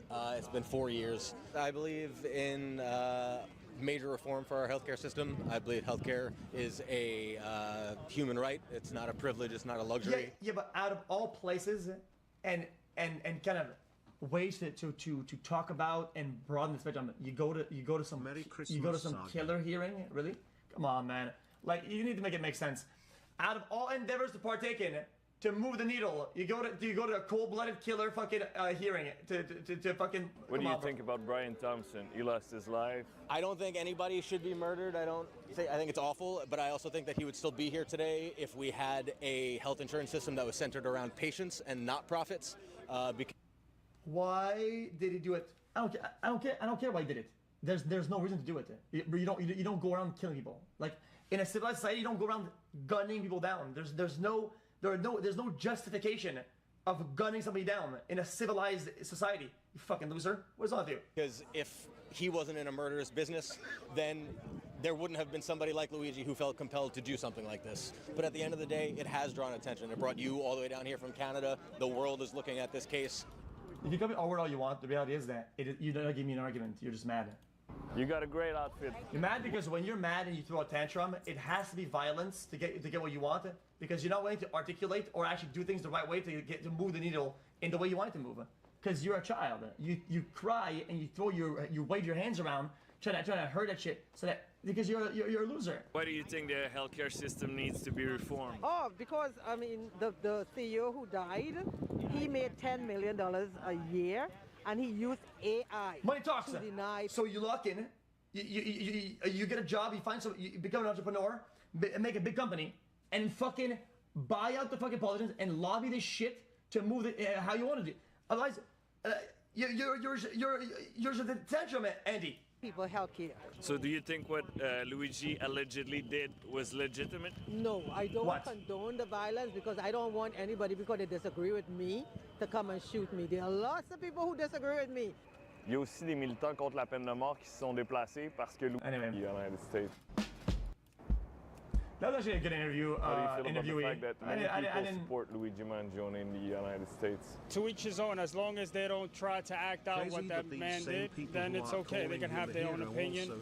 That's what's so beautiful about living in the United States of America. Do you feel the system, like the healthcare system, needs to be reformed? Well, I have health insurance, so I'm okay, but I can understand if someone goes to the hospital and gets a $100,000 bill. It's life-changing for them, right? What do you think about this case? Honestly? Yeah. The guy killed somebody. Yeah. If you look at possible solutions to that problem, the systematic problem of all these companies, everybody, oh no, this one's worse. Think about all the solutions. Gunning a CEO down is literally like at the bottom 100. Out of hundreds of thousands of solutions, it's at the bottom of the barrel. It does nothing. He should go to jail. There's a lot of people supporting him. What do you think about that? Okay. They don't know what they're talking about. Okay. It's a woke movement. They got to wake up. Someone killed somebody. That the person didn't deserve to die. It's not his fault for whatever the company's doing. Have a good day, sir. Thank you. And I hope that's good. Thanks. Have a good one. Have a good day.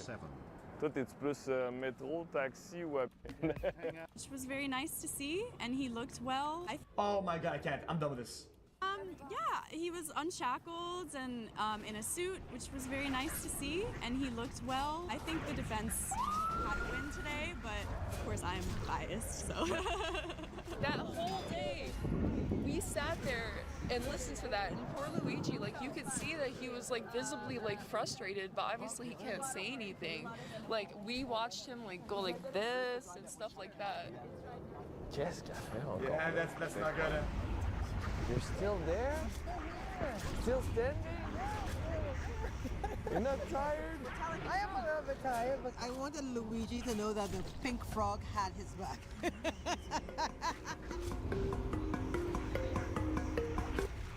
I mean, guys, this is the fall of the West. It is what it is. I mean, there's no other word for it.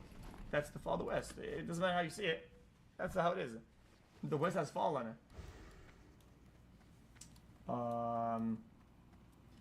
Guys, what? What is the question mark? Explain. Voice opinion. How is that not a symptom of the fall of the West? I'm not a rage baiter. I actually believe that.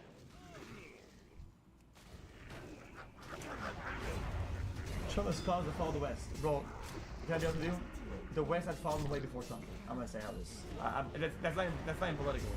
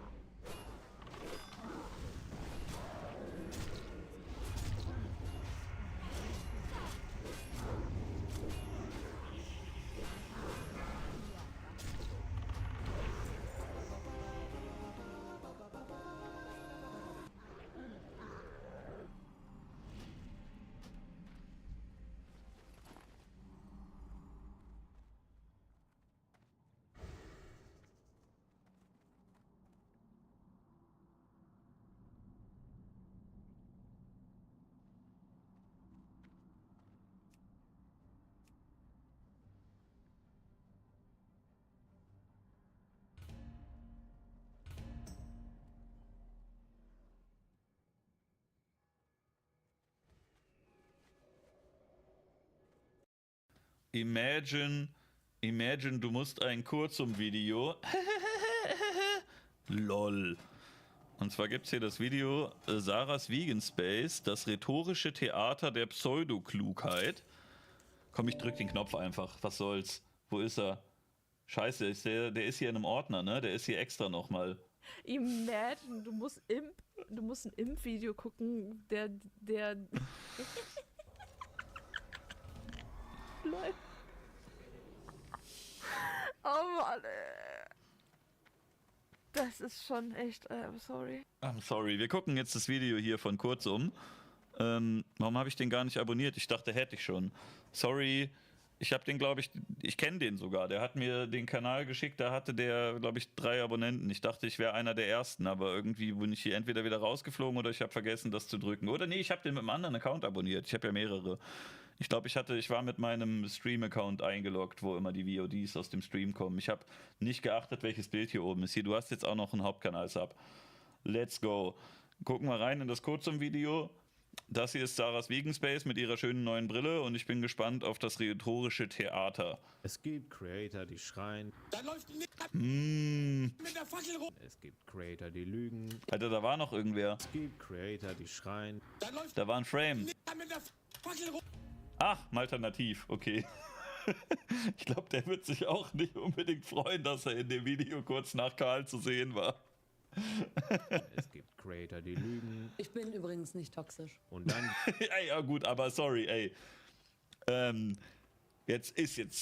Also es ist jetzt nicht direkt gelogen gewesen. Weil ich glaube, sie glaubt das. Sie hat das, glaube ich, nicht wieder besseren Wissens gesagt. Also vielleicht, sie hat natürlich die Unwahrheit gesagt, aber nicht gelogen. Ist der Beste. Danke sehr, Maskilos für dein Prime. Na, also er hat wieder besseren Wissens, würde ich nicht sagen. Die glaubt das schon wirklich. Gibt es Creator, die willkommen in der Welt von Sarahs Vegan. Der Clip ist gut, das hat er den von mir genommen. Und dann gibt es Creator, die willkommen. Das ist der gleiche. Okay, den hat er von mir. Hat er den zugeschnitten? Da ist doch safe, da ist meine Facecam in der Ecke. Guck, unten rechts war meine Facecam, da hat er gezoomt. Seht ihr? Aber ich erlaube dir, ist gut. Ist okay. Ich kann dir den noch schicken. Nächstes Mal frag mich einfach. Schicke ich dir den zu. Willkommen in der Welt von Sarahs Vegan Space. Willkommen bei Sarahs Vegan Space. Ihren Namen hört, denkt man zuerst an Tofu-Rezepte vielleicht oder sowas wie Hafermilch-Tutorials und vielleicht... Hafermilch-Tutorials wie bei Tilted Floste, wie man das ableckt. Komm, das hat er bestimmt nicht drin, aber Tilted Floste hat mal ein Milchvideo gemacht, wo der einen Milchkarton anleckt. Warum? Aber hier, Videos, ich glaube, das ist eines der ältesten. Eins der ältesten Videos. Ja, hier. No Milk von was? Digga. No Milk von Vemondo Lidl inoffizieller Werbespot. Okay. Okay, Bro. Mach einen Werbespot für Lidl, die dich nicht bezahlt haben dafür. Ich will nur den einen, die Stelle will ich. Meine Damen und Herren, Tilted Floste. Ja, Tilted Floste, das Produkt ist vegan, man muss trotzdem keine Werbung für Lidl machen. Lidl gehört dem reichsten Deutschen, Dieter Schwarz, der Chef von Lidl, der reichste Deutsche. Und du machst unbezahlt Werbung für den. So ein Linker bist du. Dass du inoffiziell Werbung für den reichsten Deutschen machst, indem du den Karton anlegst. Ich hoffe, der Karton ist auch vegan gewesen. Vielleicht ein bisschen Weltrettung. Eigentlich ganz nett. Aber wer sich länger als 10 Minuten hier, da ist er. in einen ihrer Streams verehrt. Aber das ist kein Stream, das ist ein Video. Das sieht man. In Videos steht sie meistens und gestikuliert. In Videos sitzt sie halt da und macht LOL oder so. Und in Videos wird gestikuliert und manchmal werden ganze Sätze formuliert. Wird schnell merken, irgendwie geht es nicht primär um Tiere. Hier geht es um Politik.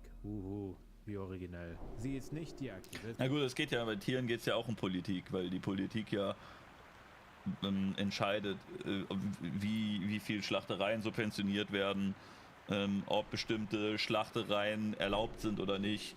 Die Politik kann ja zum Beispiel sagen, darf man die Ferkel vor der Kastration, muss man die betäuben oder nicht?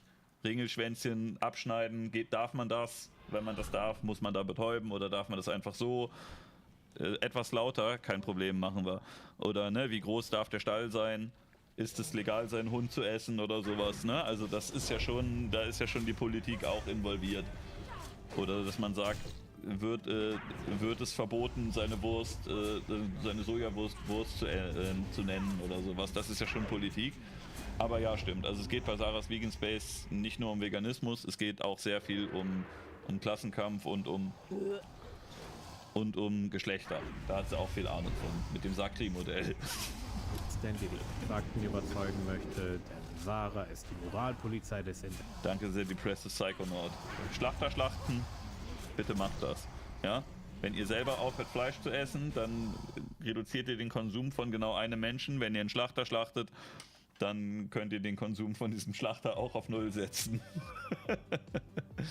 Immer dieses Geld, kein Problem, ich nehme das gerne. Danke sehr, Wächter. Immer dieses Geld. Wenn ihr Geld nicht mögt, ihr könnt mir das gern geben. Ich kann damit was anfangen. Die dich so lange mit einem Mix aus und What the fuck bepöbelt, bis du freiwillig zugibst, dass deine bloße Existenz problematisch ist. Heute geht es nicht um einen Niedergang. Nein, Sarah stürzt noch nicht. Oh nein, nein, nein, nein. Sie schwebt auf einer Wolke aus moralischer Überlegenheit und von wo soll Sarah absteigen? Oder stürzen. Ich meine, die gibt es noch gar nicht so lange und die ist direkt eingestiegen, als eigentlich kennt sie keiner guckt das, keiner ist Abonnent. Aber es gibt ein paar Leute, die gucken das, um sich drüber lustig zu machen. Ich zum Beispiel oder KuchenTV oder sowas. Und dann gibt es da einige Leute, die sie kennen und sagen, das ist ja schon ein bisschen doof. Ja, aber es gibt, also glaube ich, so wirklich Leute, die gut finden, sind ja relativ wenige. Das sind so ein paar Leute, die aus dieser gewissen Bubble sind, die dann irgendwie bei jedem dieser Kanäle auftauchen. Tilted Frosted zum Beispiel, so, der ist dann natürlich mit dabei. Ne? Aber ja, das ist eine relativ kleine Bubble. Ja, das ist jetzt nicht so, dass die irgendwie so wie Shoyoka mal ganz oben mit dabei war. Ich meine, Shoyoka war ja wirklich eine große Nummer. Die durfte ja irgendwelche Bühnen moderieren. Die hat da irgendwie bei den Rocket Beans rumgehangen oder bei irgendwelchen größeren Events oder so, die hatte stabile Zuschauerzahlen von irgendwie 2.000, 3.000 Leuten oder sowas und die ist ja wirklich gestürzt. Aber Sarah kann ja nicht stürzen. Von wo? Spandau, ja, dann halt das da hier mit Hand of Blood und so, ne? Irgendwie da hing sie doch mit rum. Also die hat ja tatsächlich mal eine Art Karriere gehabt. Sarah ist ja noch relativ neu, so woher soll sie jetzt irgendwie eine dicke Karriere haben? Die macht das ja noch gar nicht so lange. Verstandene Rhetorik. Eine Rhetorik, die so unfassbar ist, dass ich lieber kündigen möchte und Bürgergeld beantragen werde, weil ich das einfach nicht mehr kann. Digga, was willst du kündigen? Du bist ein YouTuber, du musst nicht kündigen. Obwohl, ich weiß nicht, vielleicht machst du noch was. Analysieren heute ihre Superkraft, ein einziges Wort, das sie wie ein Waffensystem einsetzt, um jede logische Diskussion im Keim zu ersticken. Ein Wort, das mehr über die Diskurskulturen ihrer fragwürdigen Bubble aussagt. Hä? I mean... als 1000 Tweets. Hä? Ihr Content ist im Grunde genommen das Geräusch eines Staubsaugers, der nur ad populum und hominems aufsaugt und als warme hinten wieder rausgibt. Wie die Maus. Das Geile ist ja bei Sarah, so oft reagiert sie ja auf irgendwas, wo sie sich einfach keinen Gefallen dadurch tut, dass sie direkt pausiert und irgendwas Dummes sagt. Wo sie auch einfach sagen könnte, ja, ich warte 2 Sekunden und dann ergibt sich das. Ich bin da bestimmt auch ein bisschen betroffen von, aber... Alter. Die ganzen Mainstream-Lily-NPCs unter im neuen Video. Diese Carlo-7-Drohne, die mich gleich gesperrt hat. Obwohl ich solidarisch sein wollte und die ganzen dulligen Herkiffin-Boys, die jeden Scheiß sofort glauben, ohne zu hinterfragen. Und das ist schon sehr lang jetzt.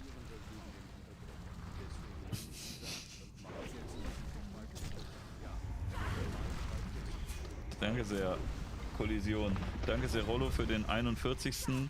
Großartiges Zitat. Deswegen mache ich jetzt diesen Tisch mal kaputt. Ich habe vergessen, wo wir mit dem Faden waren. Ach ja, sie reagiert ja auf so Sinan-Videos teilweise, die irgendwie 30 Minuten gehen und sagt nach einer halben Minute schon, hä? Wo sind denn deine Beispiele? Hä? Da war 20 Minuten lang gesingelt, das ist Sinans Woche. Dann hat er gesagt, hallo, heute geht's um Quarks, ich mag die nicht mehr. Und dann sagt Sarah, hä? Aber wo ist ein Beispiel, warum du die nicht mehr magst? Und wenn ich das sage, das wird er dir gleich sagen. Warte ein paar Sekunden, dann kannst du diese Kritik anbringen, wenn da wirklich nichts kommt. Aber wenn das nur im Intro ist, ich mag Quarks nicht, hä? Oder bei Aljoscha, wie sie irgendwie gesagt hat, Wieso kann man denn Ayoshas Aktivismus kritisieren? Ich meine, er macht jetzt keine Holocaust-Vergleiche. Ja, gut. Wenn das Einzige ist. Die letzte Evolutionsstufe der passiven Aggressivität. Heute halten wir den Spiegel vor. Warum fühlt sich moralisch richtig sein bei ihr so unfassbar falsch an? Hä? Hä? Naja, also moralisch richtig ist ja nicht ethisch richtig. Ne?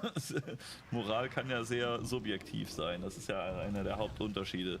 Also Moral hat ja auch jede religiöse Gruppe und ne, jede politische Gruppe kann ja eine eigene Moral haben. Moral ist erstmal weder richtig noch falsch. Juckt? Hä? Juckt? Danke, Light in Dark. Quarks wurde eingeführt von Ranga Yogeshwar. Das ist dieser Mann. Juckt? Seine Eltern waren das und das juckt auch? Apropos juckt. Das würden andere Männer bestimmt auch gerne über ihre Penisse sagen können. Naja. Danke sehr, Asta Katakuri. Kann man das nicht an irgendeine Bedingung knüpfen, wie wir Influencer das machen? Danke für deinen Prime im 9. Monat. Soll ich jetzt? Jetzt Glatze?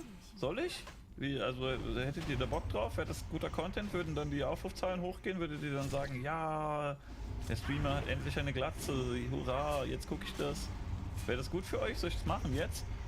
Danke sehr, Katzenkastrator für 3,33 €. Wenn man sich über Sarahs Art zu reden lustig macht, ist das dann Tone Policing oder Ableismus? Das ist Ableismus, glaube ich, weil Tone Policing wäre nur bei Sachen, wo man es besser könnte. Danke. 724, Alter, ihr ist doch nicht mehr zu helfen. Danke sehr für die Gift-Sub an Klarnamen, Boomer, aber Alter, warum macht man das? Ich freue mich natürlich trotzdem. Danke, dass du mich an deiner Million teilhaben lässt. Glatze dann undercover zur Degeneration Deutschland. Ich glaube, das wäre schwierig, weil ich würde ja meinen Bart behalten. Ich würde mich ganz unwohl fühlen, glaube ich, wenn ich eine Glatze und keinen Bart hätte. Glatze und Bart zusammengeht, das ist dann der MC Wright oder Kratos-Look oder so. Aber wenn ich den Bart auch noch abmache, dann würde ich, glaube ich, bei so einer Skinhead-Demo oder so durchgehen, aber das sieht ja scheiße aus. Oder halt diese Koteletten noch machen die ja manchmal, aber das sieht voll kacke aus, das mag ich überhaupt nicht. Augenbrauen auch weg, ja, und dann gehe ich zu so einer Demo und die sagen, und bist du auch rechtsradikal? Ich sag, nee, ich hab Krebs. Aber ich dachte jetzt hier, ich wollte mal unter Menschen gehen. Für was demonstriert ihr Deutschland? Ich auch. Ist mir jetzt auch egal, Hauptsache ein bisschen mit Leuten. Gut. Fangen wir mit ihrer rhetorischen Allzweckwaffe an. Wenn man in einer Diskussion mit dem Rücken zur Wand steht, gibt es verschiedene Strategien. Man kann Argumente bringen, man kann Fehler zugeben oder man macht den Sarah und man sagt, das ist wild. Es ist alles so wild. Es ist Das Blöde ist ja, dass man eigentlich sagen könnte, das wäre Ragebait und das würde funktionieren, weil du kannst ja deine Karriere darauf aufbauen, keine Fehler einzusehen und einfach immer voll auf die Tonne zu hauen. Das hat ja beispielsweise bei Tanzverbot super funktioniert. Allen Ansagen machen, richtig auf die Tonne hauen, richtig provozieren, beim Anzeigenhauptmeister auch so ein bisschen. Aber irgendwie finden die wenigsten dann den Switch zu, okay, jetzt mögen mich die Leute. Bibelbenedikt auch. Aber also bei Tanzverbot hat es ja wirklich geklappt. Der hat ja richtig reingeballert. Ja, oder Dara ja auch. Am Anfang schön provozieren, mit allen anlegen. Ja, richtig am Baum rütteln. Und im richtigen Moment dann so einen Switch finden und dann mit der Followerschaft, die man da hat, noch irgendwie was aufbauen. Aber bei Sarah ist es halt irgendwie nur so, auf die Tonne hauen und dann finden dich halt alle kacke. So, dann kennen dich alle, dann bist du irgendwie in 500 Kuchen-TV-Videos und der kann immer seiner Millionen-Followerschaft sagen, dass du ein Trottel bist. Aber irgendwie, du kannst es gar nicht so konverten. Moneyboy hat es zum Beispiel auch super hinbekommen. Moneyboy ist ja wirklich jemand gewesen, der am Anfang von allen gehatet wurde, außer von mir. Ne? Also ich war beim allerersten Moneyboy-Konzert, wo der in Deutschland war. Hat nur einen Zehner gekostet. War auch nur eine Clubtour. Da war irgend so ein scheiß DJ oder sowas. Und ja, wir sind da hingegangen. Ich war da mit 2 Freunden, einer davon Dorian, noch ein anderer. Ja, und dann sind wir da rein und haben mit dem Boy Party gemacht. Da waren, glaube ich, knapp mehr als 50 Leute in dem Raum. Ja, wir waren die Early Adopter. Ja, da haben alle noch gesagt, dass der scheiße ist, dass der das nicht kann, dass der aufhören soll und so weiter. Ja, und der hat es ja jetzt richtig gut converted, dass den Leute jetzt geil finden. Ja, dass die Leute sagen, jetzt finden wir den witzig. Das ist ja Humor. Ne? Und wie gesagt, Tanzverbot auch. Ich glaube, Sarah kriegt das nicht hin. Könnte sie. Ne? Die könnte jetzt, wenn die irgendwie so smooth und eloquent wäre, dann könnte die jetzt erstmal ihr Gesicht überall in den Medien verbreiten und dann plötzlich den Switch zu, jetzt mache ich was draus und jetzt mögen mich irgendwie alle. Aber ich weiß halt nicht, ob das was wird. Ich glaube, es wird eher so, die schaufelt sich immer weiter rein.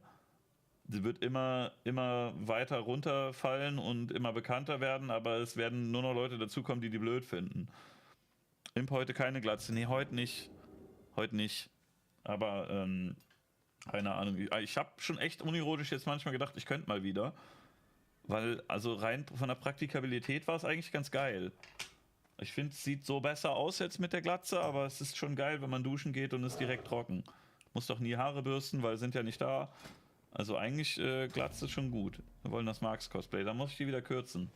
Ja, könnte ich mal wieder. Häufig zu beobachtendes Schema. Jemand im Chat oder in einem Reaction-Video bringt ein valides Gegenargument, ein logischer Punkt, der ihr Weltbild für eine Sekunde ankratzen könnte. Finde auch extrem sinnvoll. Denn gerade dieses hohe Maß an Wissenschaftlichkeit, diese Reproduzierbarkeit von Versuchen, all das gibt doch irgendwie ein gutes, sicheres Gefühl, gerade in unsicheren Zeiten.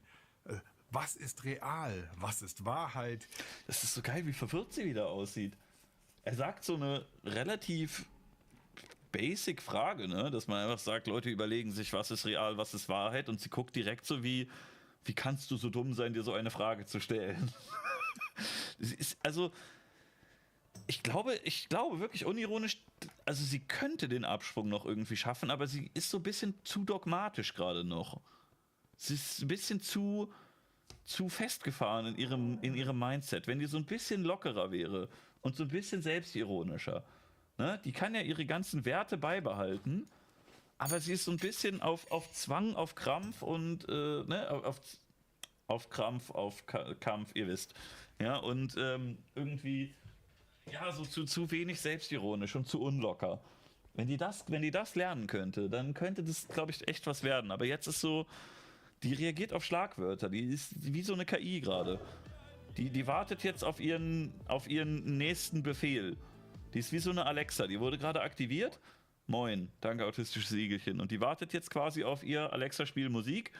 Und stattdessen ist es so, Sarah, Feminismus ist doof oder so, ne? Und dann sagt sie, juckt, so, aber sie wirkt so ein bisschen so, als ob sie so jetzt auf so ein Schlagwort wartet, wo sie dann einsteigen kann. Als ob sie jetzt so gerade aktiviert werden muss. Wie wird die Realität zusammengesetzt? Okay. Ja, genau, Okay. dafür ist Wissenschaft gut, dass man einfach nur ein besseres Gefühl kriegt, genau. Nicht, dass man einfach... Das ist halt so gut, dass du merkst, du siehst die Zahnräder im Kopf drehen und dann denkt sie, Kacke, der ganze Satz ist mir jetzt zu schwierig. Ich antworte nicht auf den ganzen Satz. Ich nehme einfach 2 Wörter und dann vermute ich, was man aus diesen Wörtern noch für einen Satz bauen könnte, und auf den antworte ich dann.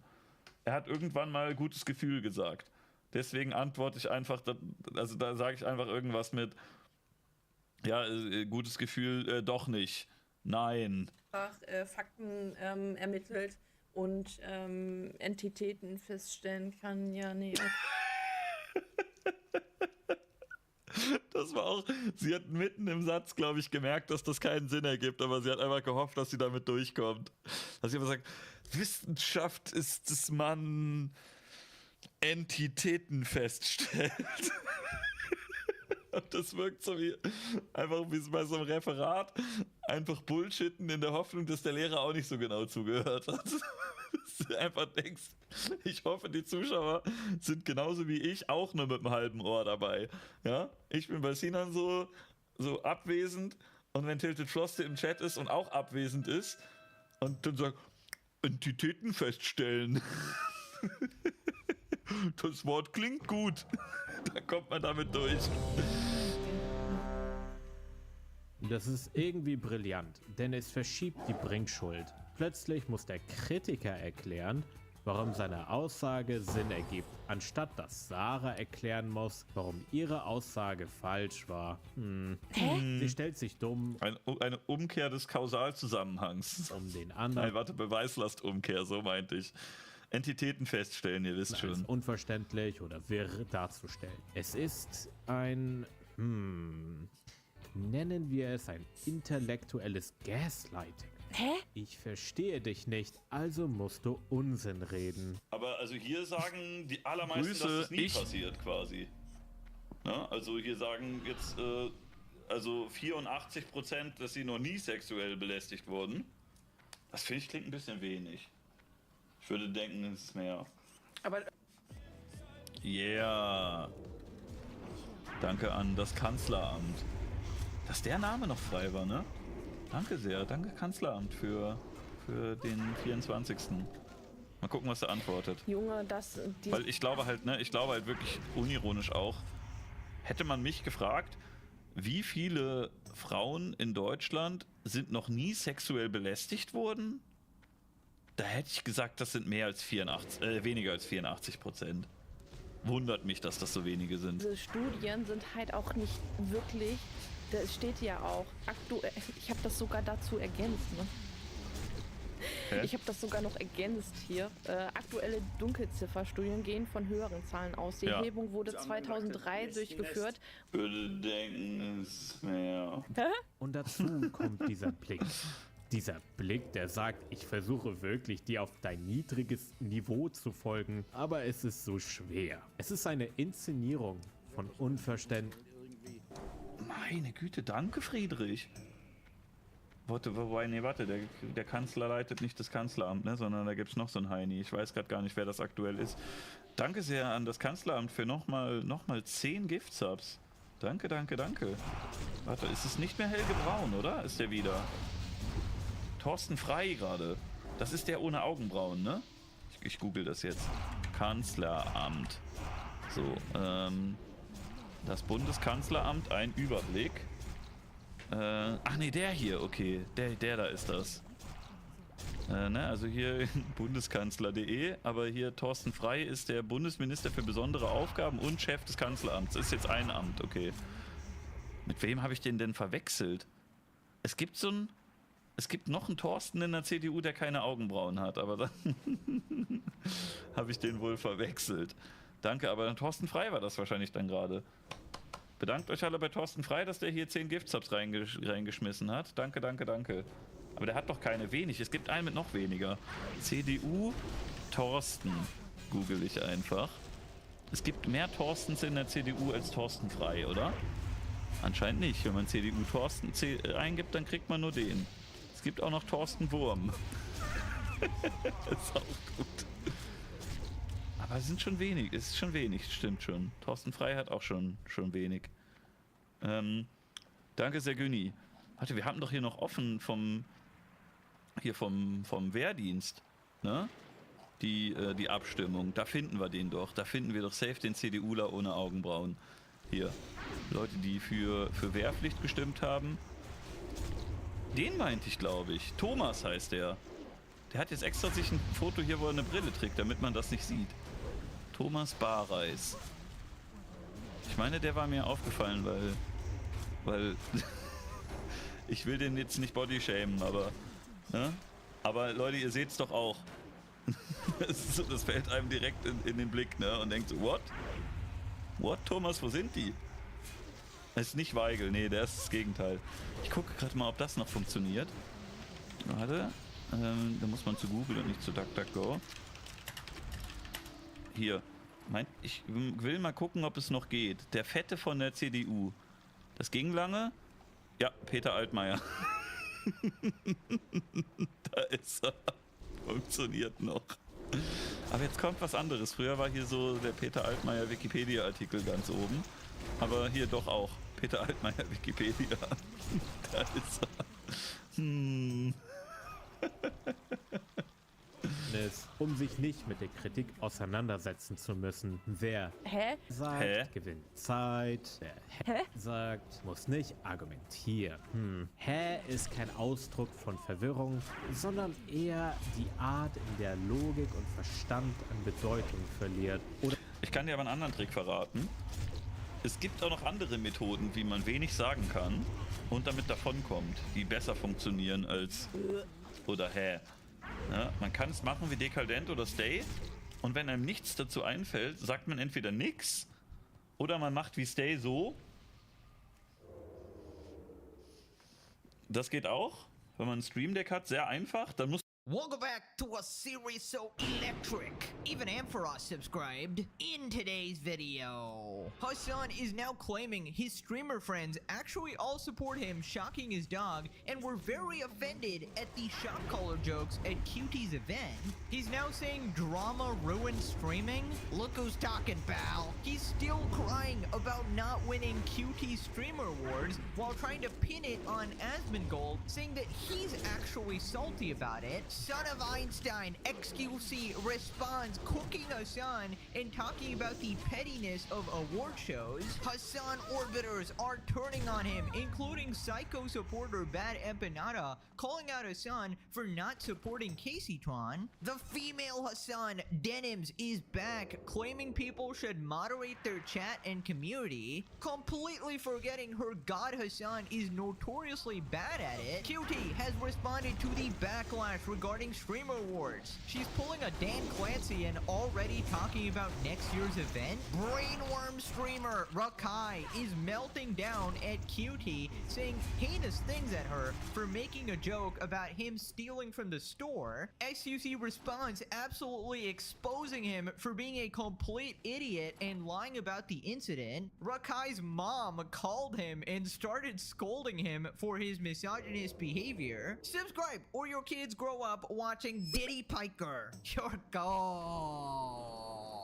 Let's up those numbers! Now let's begin. Right, so Hassan is now claiming that people actually support him shocking his dog and were offended for him on his behalf because QT and FanFan were making shock color jokes. Hassan says streamers at Streamer Awards were not fans of the Colorgate jokes. Everyone joked about the remote. Dude, no, honestly, people in the room were actually not fucking with the remote jokes at all. And it made me realize that, like, a lot of people on the internet, they love that shit. But a lot of people in the space were like, ugh.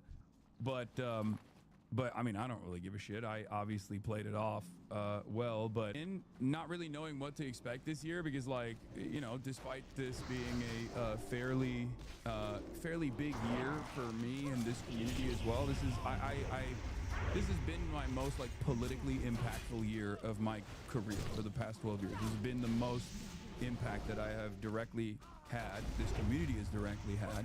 So going into the Streamer Awards, like, because most of my interactions with the rest of the streaming space has been, like, relatively negative as a consequence of all the fucking, you know, clips and all the fucking dick riders, like the nonstop riding that's taken place, I didn't know what to expect. Wow, Hassan, so you're telling me that people in the room were not laughing at actual dog abuse. Wow, that is actually very shocking. I mean, just look at Kaya. She's very shocked right now. Also, I don't know about you guys, but I feel like the opinion of these Hollywood Twitch streamers is completely irrelevant. I mean, we've seen them time and time again lie repeatedly and repeatedly trying to protect Hassan. They are basically disingenuous scumbags, and they will try to protect their streamer complex at any cost. And I'm sorry, at this point, we don't want to just see the downfall of Hassan. We want to see the downfall of the entire scumbag Twitch Hollywood. Every single person that protects this man and allows him to exist, even QT, who's inviting him to these events,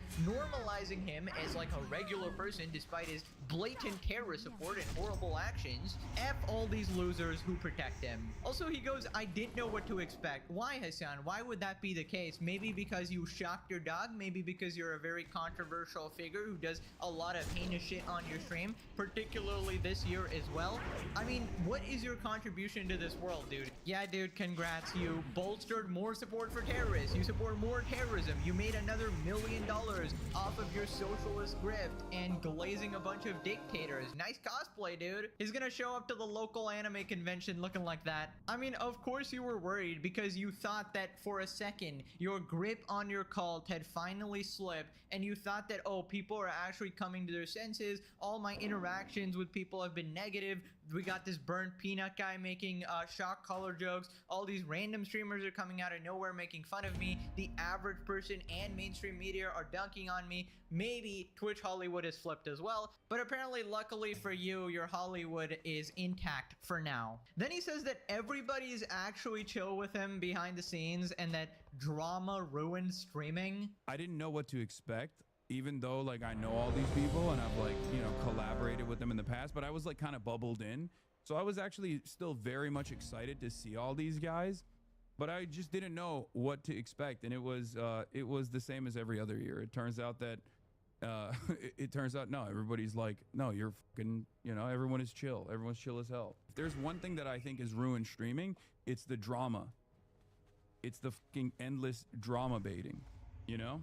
It's the endless drama baiting and the parasocial nature of like how certain fandoms will lean into certain agendas, right? It's definitely agenda talk associated like as a secondary market for content consumption. Oh my god, dude. Look at this moron trying to sound educated. Like, you are exactly the problem you complain about consistently. I remember just like a while back, he was crashing out at his own audience for scolding him while talking with all these sophisticated words, acting all educated, being like, well, I have my college degree. Well, actually, I'm smarter than you and I'm definitely more right. And you trying to sound educated here doesn't really make you smart or doesn't make you right in the situation at all. Also, look at the absolute irony. This moron is complaining about drama baiting. Buddy, you do it all the time. You start drama left and right. I mean, this channel is pretty much evidence of that. Without you opening your mouth daily, on a daily basis, there would literally be no drama, no clips, nothing. You ruin streaming. It is completely your fault. In fact, I would argue that drama is the only thing that makes it somewhat entertaining. All of you losers fighting amongst yourselves actually gives us some entertainment, right? Because no sane human being can actually watch Hassan and not get complete brainworms and die unless it's making fun of him and calling him out because of some drama situation. That makes it somewhat bearable. Obviously, best consumed from the Legendary series. Now, he also said that, oh yeah, everybody was chill with me. Like, what does that even mean? Like, they're not gonna explicitly go up to you and go, stop shocking your dog, Hassan, because they know literally the next day on stream, you're gonna be like, well, this person confronted me with a gun, even though, you know, there's no gun, it was literally just a meme. So you're gonna make a whole stink about it. You're gonna sick your rabid terrorist supporting audience after them and constantly harass them in real life as well. So obviously, nobody's gonna directly go up to you. You're literally a dangerous person, right? And we can't really expect much from these people. They're literally attending QT Cinderella Streamer Awards, right? They're just here for their phony award. Nobody really cares about you that much. Right, so then Hassan complains about not winning an award again, and this is like the 5th time or whatever, and he instantly shifts it to Asmongold saying, oh, he's the one who's mad. Hassan thinks Asmongold and company should self-reflect on why they weren't included in Streamer Awards. Oh my god. And I say this as someone who, once again, literally 3rd most watched streamer in 2025. I won 0 nominations. You know, it was my most impactful year in terms of politics. 0 nominations. If I'm not complaining, why the fuck is anybody else complaining? What are we doing?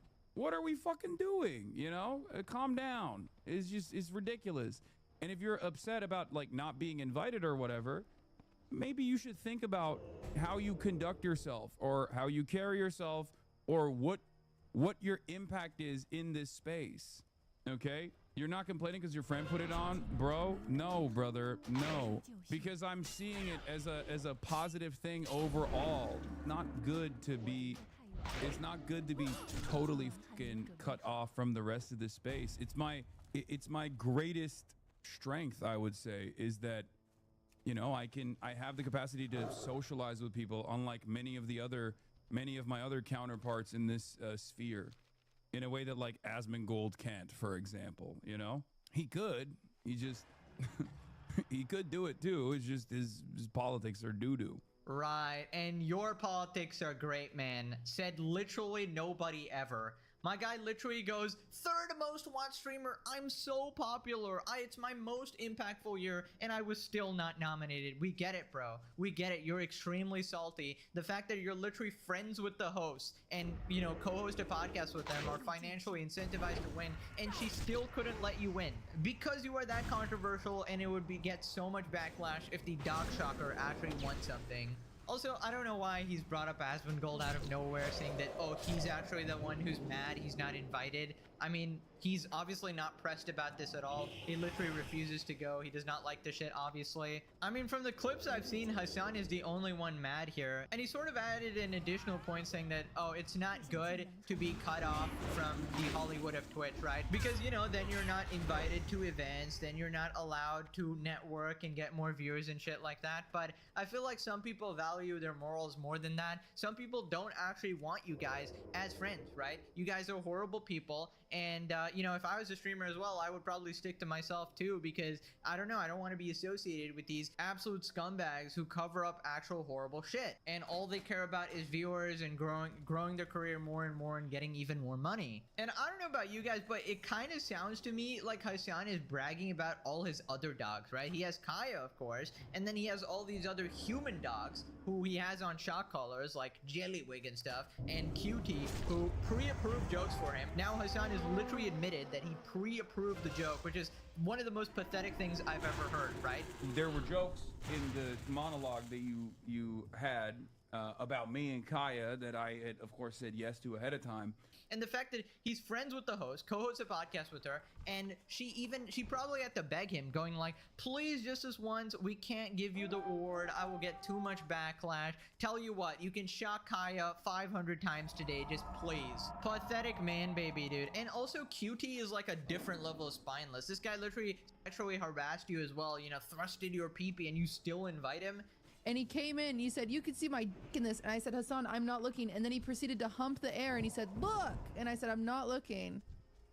That's crass. It's like, goddamn, no wonder people are cooking up those theories of, oh, well, Cutie goes to Hassan's house for a variety of unknown reasons on a regular basis, right? Like, obviously, people are gonna say that shit when you're acting like this, literally giving him a pass over disgusting behavior. Decoy Voice says, I'm not complaining, it's his third video complaining about it. Does Asmon even say he cares about not being included? He's got more reach than the entire Twitch aristocracy single-handedly? I mean, that might actually be true. I mean, I don't know more than, like, every single streamer combined, probably not, but yeah, definitely more than a lot of them. Wow, so you're telling me Cutie only invited her friends to a self-curated show where she controls every aspect of it? Oh no, it's not rigged, guys. We just have a special panel which determines like a large percent of the votes. Nice. Oh yeah, and on that point about him not complaining, Hassan talks about never winning a streamer award again and needing charitability. I will never win another streamer award for the rest of my life. And like, he said it in the way where he's like genuinely pressed about it, and he's like, oh, I need to improve my PR, my brand and shit. When Asmon was talking about it, he obviously didn't care. Imagine crying for 3 days straight about some fake award. I just can't believe how obsessed people are with this fucking thing. Right, so XTC responds spilling some facts about award shows. 0 nominations. If I'm not complaining... Yo, I can't deal with this anymore. Why chat. the f is anybody else complaining? I'm gonna say once and for all so everybody gets the fucking award of it again. There are no awards that are worth anything. It's all dog shit. All of it. Why do people treat it like it's gospel? Brother, all these other awards are already worth nothing. The streamies, they're all whatever awards. Now, the new one comes in and they treat it like it's gospel. And nobody gives a shit, bro. Even shit like Forbes, like it's awful. It's shit. Like what about it, dude? Guys, I had this Forbes thing one day. I had this Forbes thing. It was this Forbes article thing. I was like, you know what? They want to do a photo shoot. I was like, sure. I'll show up the photo shoot, right? Guess how the article? Remember that? And then they ask for an interview with questions afterwards, and they're like, yo, I can't be fucked. It's too much time, whatever. I'm not gonna do that, right? And you know what happens? They ended up making the main article, the main Forbes list profile. They ended up making it kind of a hit piece on me. And I was like, yo, really? I was like, really? Is that what the fuck we do these days? And that's kind of how it was. And Yeah, so basically they turn on XQC because they didn't give him an interview, and they're basically petty as shit, and that's how a lot of these award shows work. And it just goes to show the value of these sort of rankings, right? It's obviously not objective. It is basically if they like you or not, right? I mean, I can't believe people still argue that it's not, like, biased in any way when Hassan's fucking editors were hired to edit the event, right? I mean, what more evidence do you need? Like, that is so obvious. And Hassan really acting like, oh no, Asmin, you better clean up your act or you're not gonna get invited. Dude, nobody fucking cares. You're the only one pressed about it. This is, again, you projecting on him, going like, oh my god, I can't believe I didn't win an award. This is so bad. What a gigantic man baby. Every single time, just having a meltdown, man. And I feel like anytime he gets into any of these situations, he basically goes home at the end of the day, and then he takes out his rage on Kaya, just shocks her with 2 million volts. Anytime Hassan is a crash out, we know what's happening. Then XQC talks about Hassan bringing up politics and everything, and I've talked about this before too. He could do it too, it's just his politics are doo-doo. What? Guys, socializing politics. You can only choose one. Imagine acting like he doesn't socialize because his politics are bad. Nobody wants to discuss politics. But I don't know who he meets in real life. Nobody wants to go out there and socialize at a fun event and go, what are your politics? These are the politics. What the fuck are you talking about? Yo, this is not your uncle's fucking Christmas party, okay? Like, it's a friend fun event. Nobody's talking about politics over there, dude. Jesus Christ. What the fuck's wrong with this guy? Nobody knows. Literally nobody knows what's wrong with Hassan. This guy brings up politics in every single thing. He is literally that insufferable stereotype. He could go to Thanksgiving with his family and he'll find a way to bring up Israel, bro. It's like, oh, how's the food? Well, you know, this turkey, it's very Israel coded. You see how you cooked it and you burnt it a bit? Yeah, that was actually the Mossad sabotaging me because they're making sure I don't get my protein and become weaker, right? A classic far-right Israel conspiracy. And you would think that's far-fetched until you realize that this guy blamed him shocking his dog on Israel. Damn you, Israel, he shouts to the sky. Looks in the mirror, sees Ethan Klein, runs to his bathroom, sees Asmongold, opens his toilet, sees Destiny, the life of Hassan Biker. Somebody needs to, like, animate that. Like, somebody, like, meet Canyon. It's time to get on that shit, bro. Diddy Piker has it coming. Hassan bringing up Asmin out of nowhere, literally rent-free. I feel like your brain has to be leaking out of your ear for you to be able to watch Hassan and not realize how unlikable and sociopathic he is. I cut my visit to the brothel short to watch this clip. Moving on to the psycho Hassan orbiter Bad Empanada turning on him. So he was the only person I've actually ever seen on this allegiance, on this faction, who was like, hold on, Hassan didn't help them at all? I'm able to confirm that Hassan Piker did not donate a single cent to any of the 3 women Ethan Klein is suing. Not publicly or privately. Ethan Klein targeted these women as a proxy for Hassan. That I don't agree with. Specifically because they do not have the financial means to defend themselves. His intention is not to win this case. That's totally not true. It's simply to ruin them financially by forcing them to spend hundreds of thousands. If you think my intention is to ruin them financially, well, let's see what happens with this denim incident. See if I settle it. Given this context, it's indefensible that Piker did not even help these women at all. He makes upward to $10 million a year, holds many millions in assets, and likely has substantial passive income from business ventures and investments. Helping these women would have been nothing for him, but would have meant the world to them. It speaks volumes that he not only did not donate any of his money, but did not even run any fundraising streams for them. 4. Hassan Piker claims on his stream that if he donated to them, it would be in private. While he didn't outright say it, he nonetheless heavily implies that he would be helping them financially behind the scenes. And he's just oh so humble and didn't want to brag about it.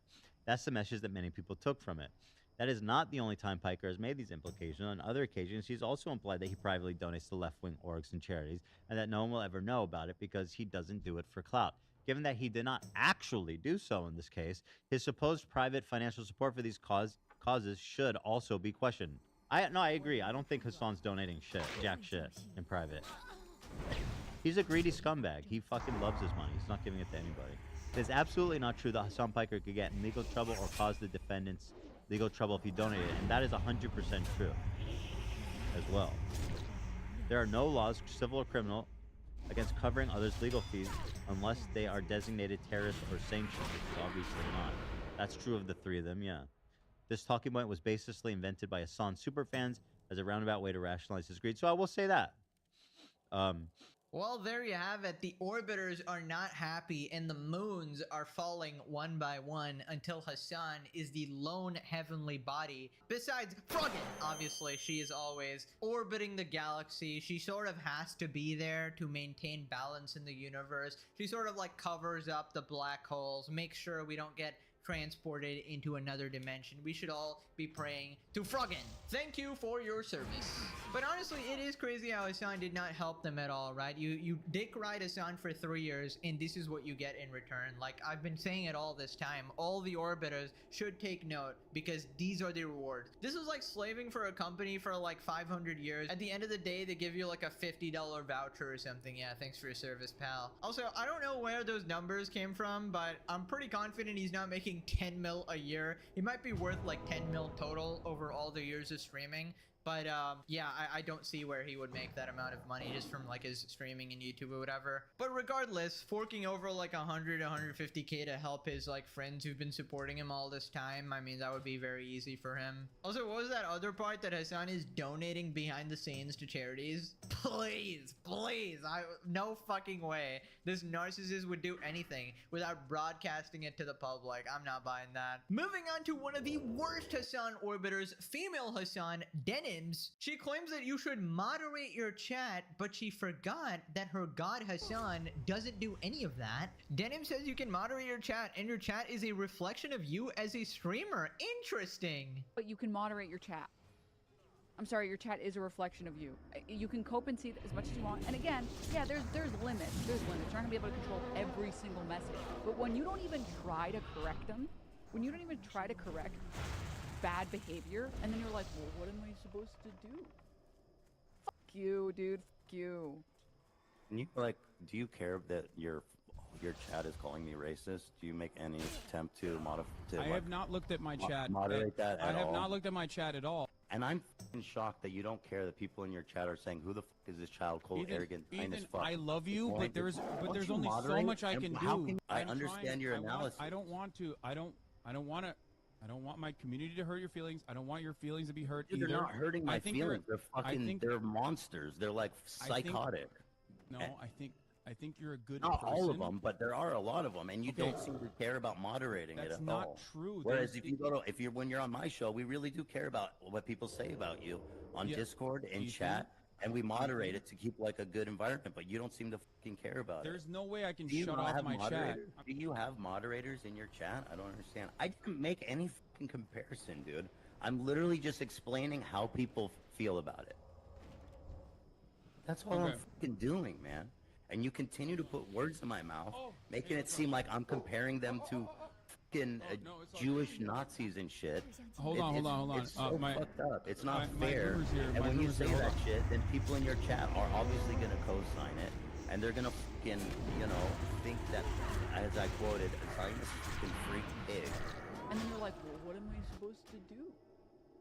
Fuck you, dude. You. Oh my god, those clips side by side are actually hilarious. I mean, they obviously only care about chat moderation if it's actually affecting them, right? And if anybody's speaking negatively about them, then Hassan will throw like a hissy fit about it. But if you look at Hassan's chat, it is the most vile, disgusting, poison-infilled, despicable, sewer trash, apocalyptic train wreck, gutter trash, hellscape, terrorist landscape, filled with Hassan glazes, utter echo chamber. And Hassan honestly wonders why Ethan doesn't like him. Maybe because you conditioned your entire community to lie about him constantly, just like you, and you are a disgusting gaslighter, literally trying to manipulate him right there. I mean, I just remember that clip and it was disgusting. You saying, I love you, man. I love you, Ethan, but I can't control my chat.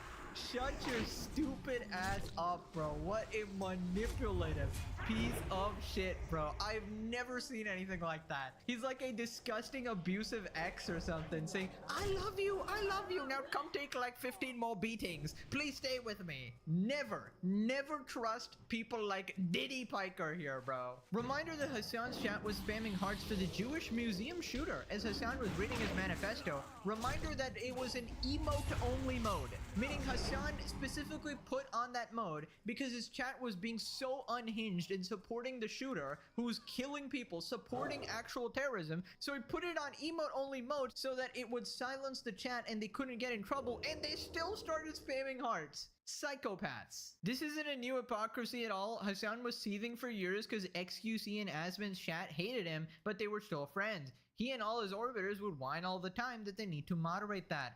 But when Hassan was literally co-hosting a show with Ethan, and his whole chat was saying him and his wife were genocidal baby killers and spamming Jewish dog whistles, it was out of his control. By the way, it is not out of his control, considering, like, when it comes to Ethan or Destiny, you have to type E or D, right? It's literally banned from the chat. It's as simple as that. You can just ban those names and they won't mention them. But Hassan refuses to do that because deep down he agreed with them, and later we found out that he does actually agree with this chat, and he does think that Ethan's wife is a valid military target. She's a baby killer terrorist, and Ethan is a Zionist and a pro-Israel dick rider.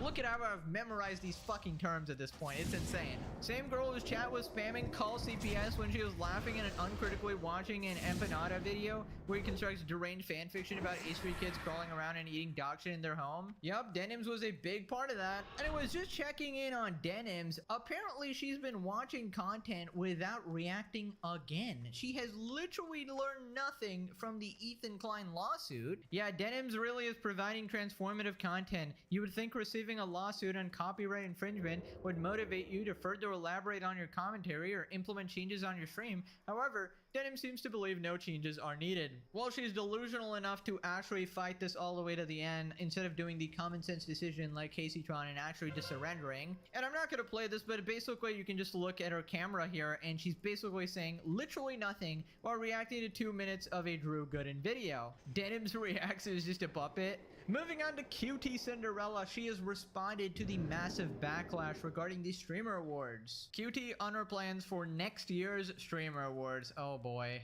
The biggest thing I have to say is I learned so much this year. Genuinely, every single year I learned so much. I have so many good ideas for next year. I'm doing a very hard pivot.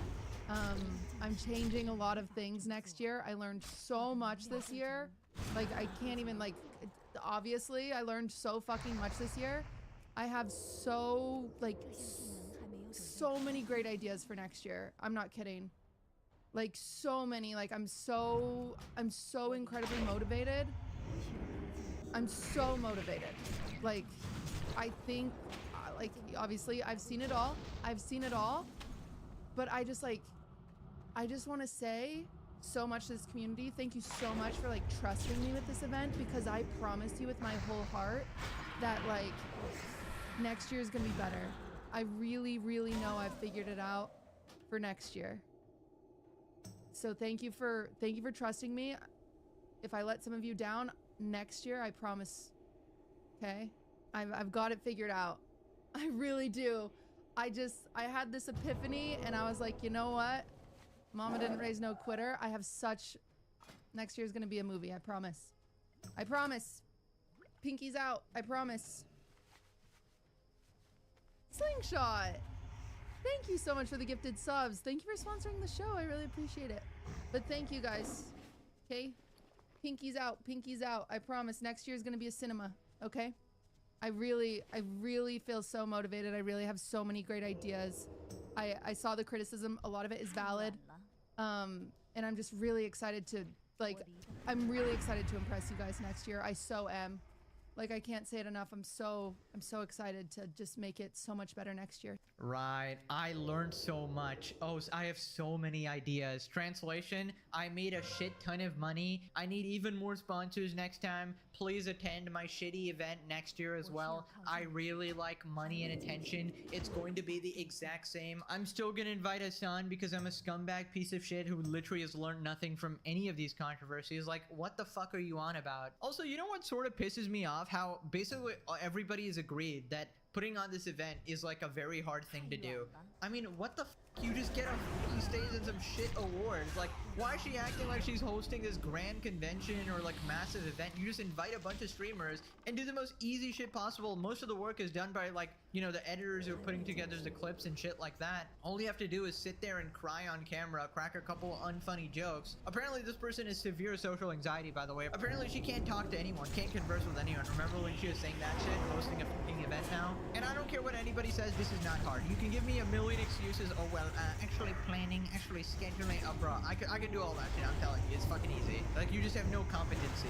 Also, reminder, just the other day, this person was saying, like, they wanted to quit streaming, and if they could go back in time, they would whisper in her previous self's ear, like, don't do it, cutie. Don't push the red button. Don't unleash the nuclear bomb. Streaming is one of the worst things you can do as like a people pleaser because you will never please everybody.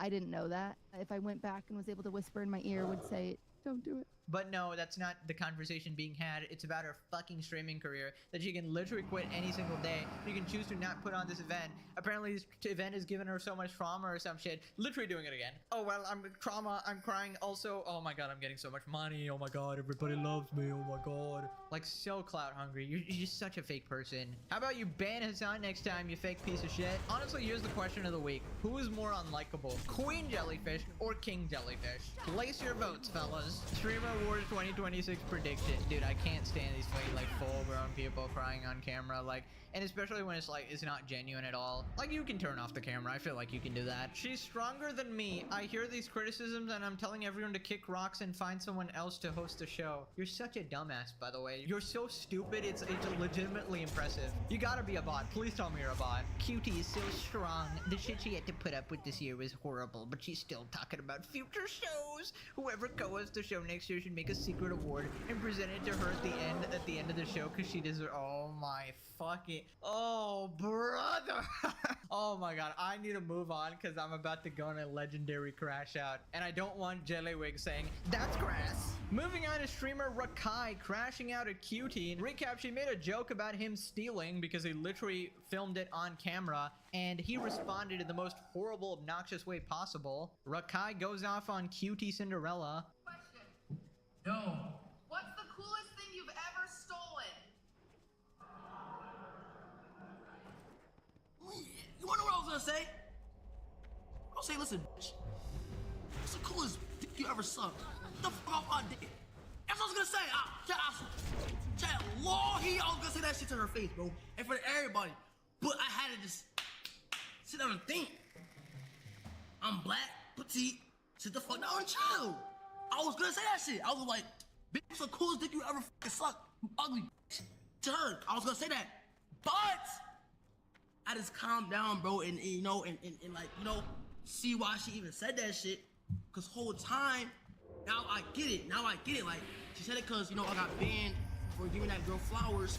But she didn't really understand is that whole time, I had my assistant tell the lady that she never bought it, she put it back, but that wasn't on camera, so, but, nah, real shit, f you. Wow, what a nice and fine gentleman here.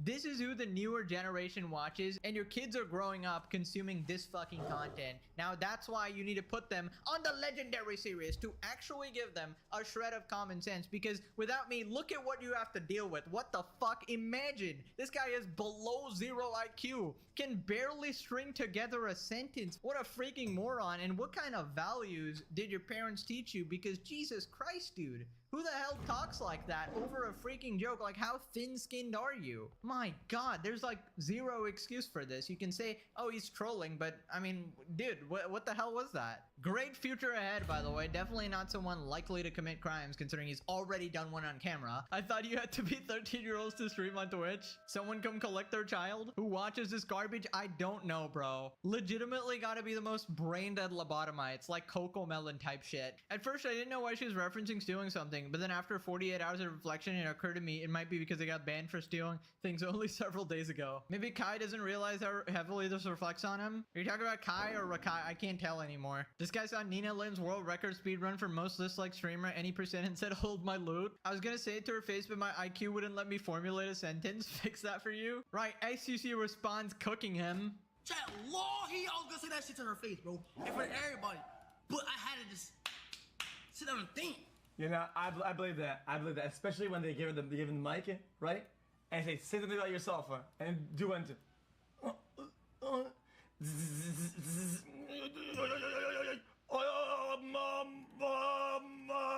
Rakai, you are our youngest nominee ever. For those of you who don't know you, do you want to give a little introduction about yourself as a streamer? Wait, what you mean? What you mean what? Like, An introduction of yourself as a streamer. I don't really know, like, I just stream, yeah.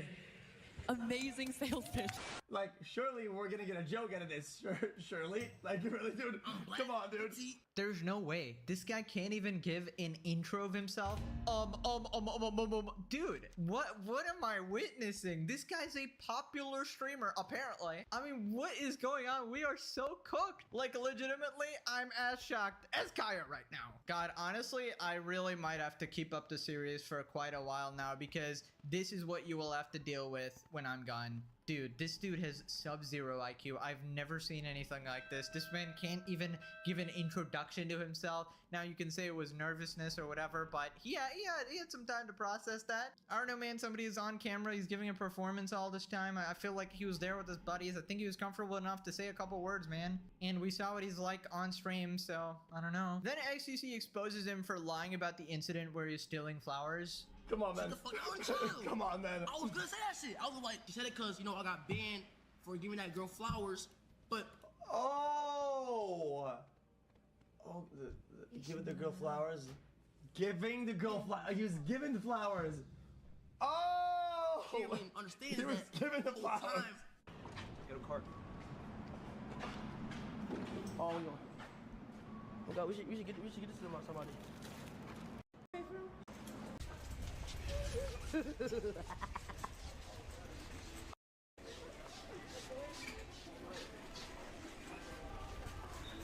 Just don't touch my truck. Now, listen, everybody got locked in, bro. Oh my God, that's actually so much worse. So he didn't just steal, he made someone else steal unknowingly and get in trouble. And that is so freaking scummy. And dude, I'll never understand this recording it live, like live streaming it, dude. Genuinely brain dead. I have my assistant tell the lady that she never bought it, she put it back, but that wasn't on camera, so, but... Okay, things that didn't happen for $1,000. When will you gamble again? I need to see the max win. Yo, things that did not happen for $1,000. Bitch! Nah, real shit, you! Is that the guy from Toy Story? What the f is that? Yo, sup Xyo. Who posted this? Okay, that's a diabolical picture. I just calm down, bro, and you know, and like, you know. Did somebody say diabolical? Another viewer of the legendary series. Of course, XQC is a big fan, as is everybody else, right? We just know this. Nobody can stay away from the ultimate cinema. You know what? I feel like I know what could fix Rakai and turn him into a genuinely decent person if he turns on the legendary series, of course. Like, we've rehabilitated basically everybody at this point. I mean, even Hassan is watching the series. Maybe one day he'll actually become a good person. You know, we work miracles here, so I don't know, Rakai, give it a shot, because this trajectory, it really looks like you're gonna end up in prison doing all the stupid shit, committing crimes, right? If you watch Rakai, you honestly have brain damage. I'm being dead ass.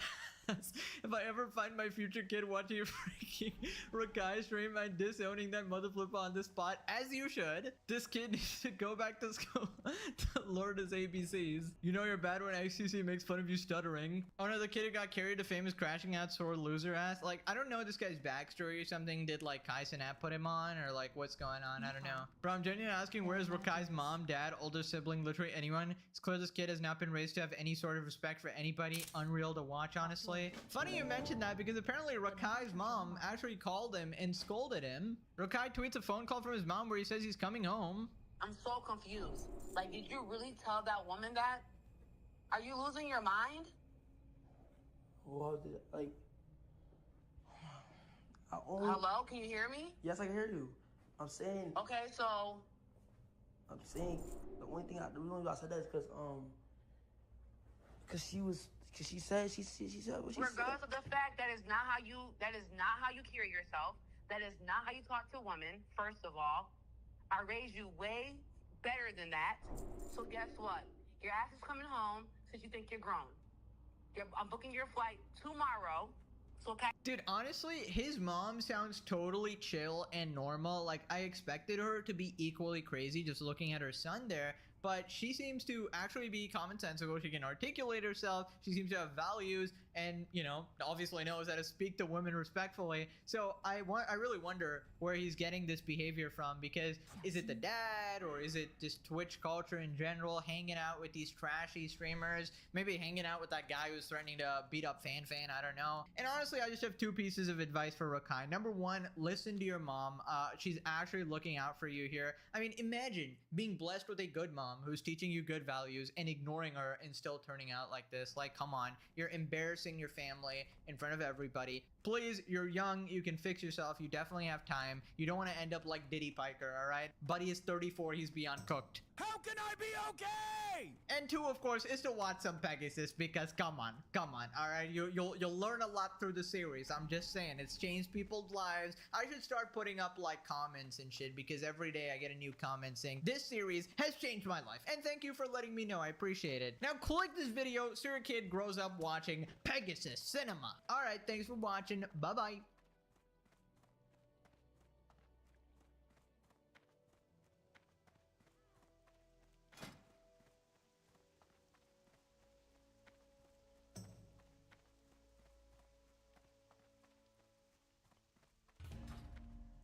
有事就快说，我有要事在身。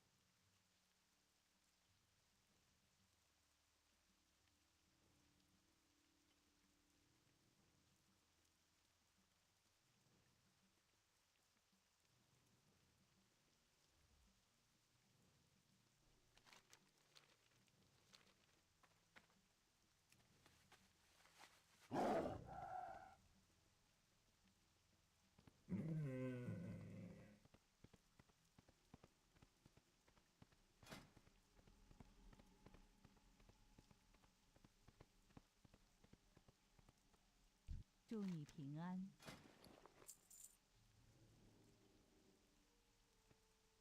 愿星辰指引你的道路。祝你好运，朋友。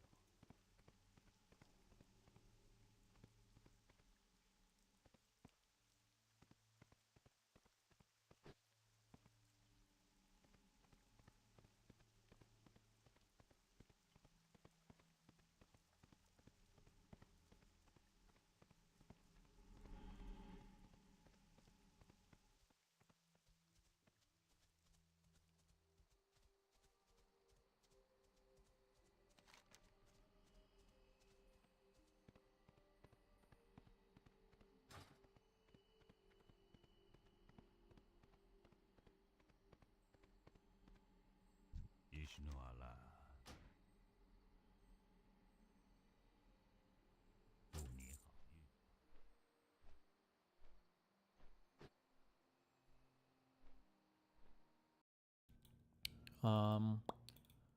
This is kind of a longer one. We'll see how much of this we watch.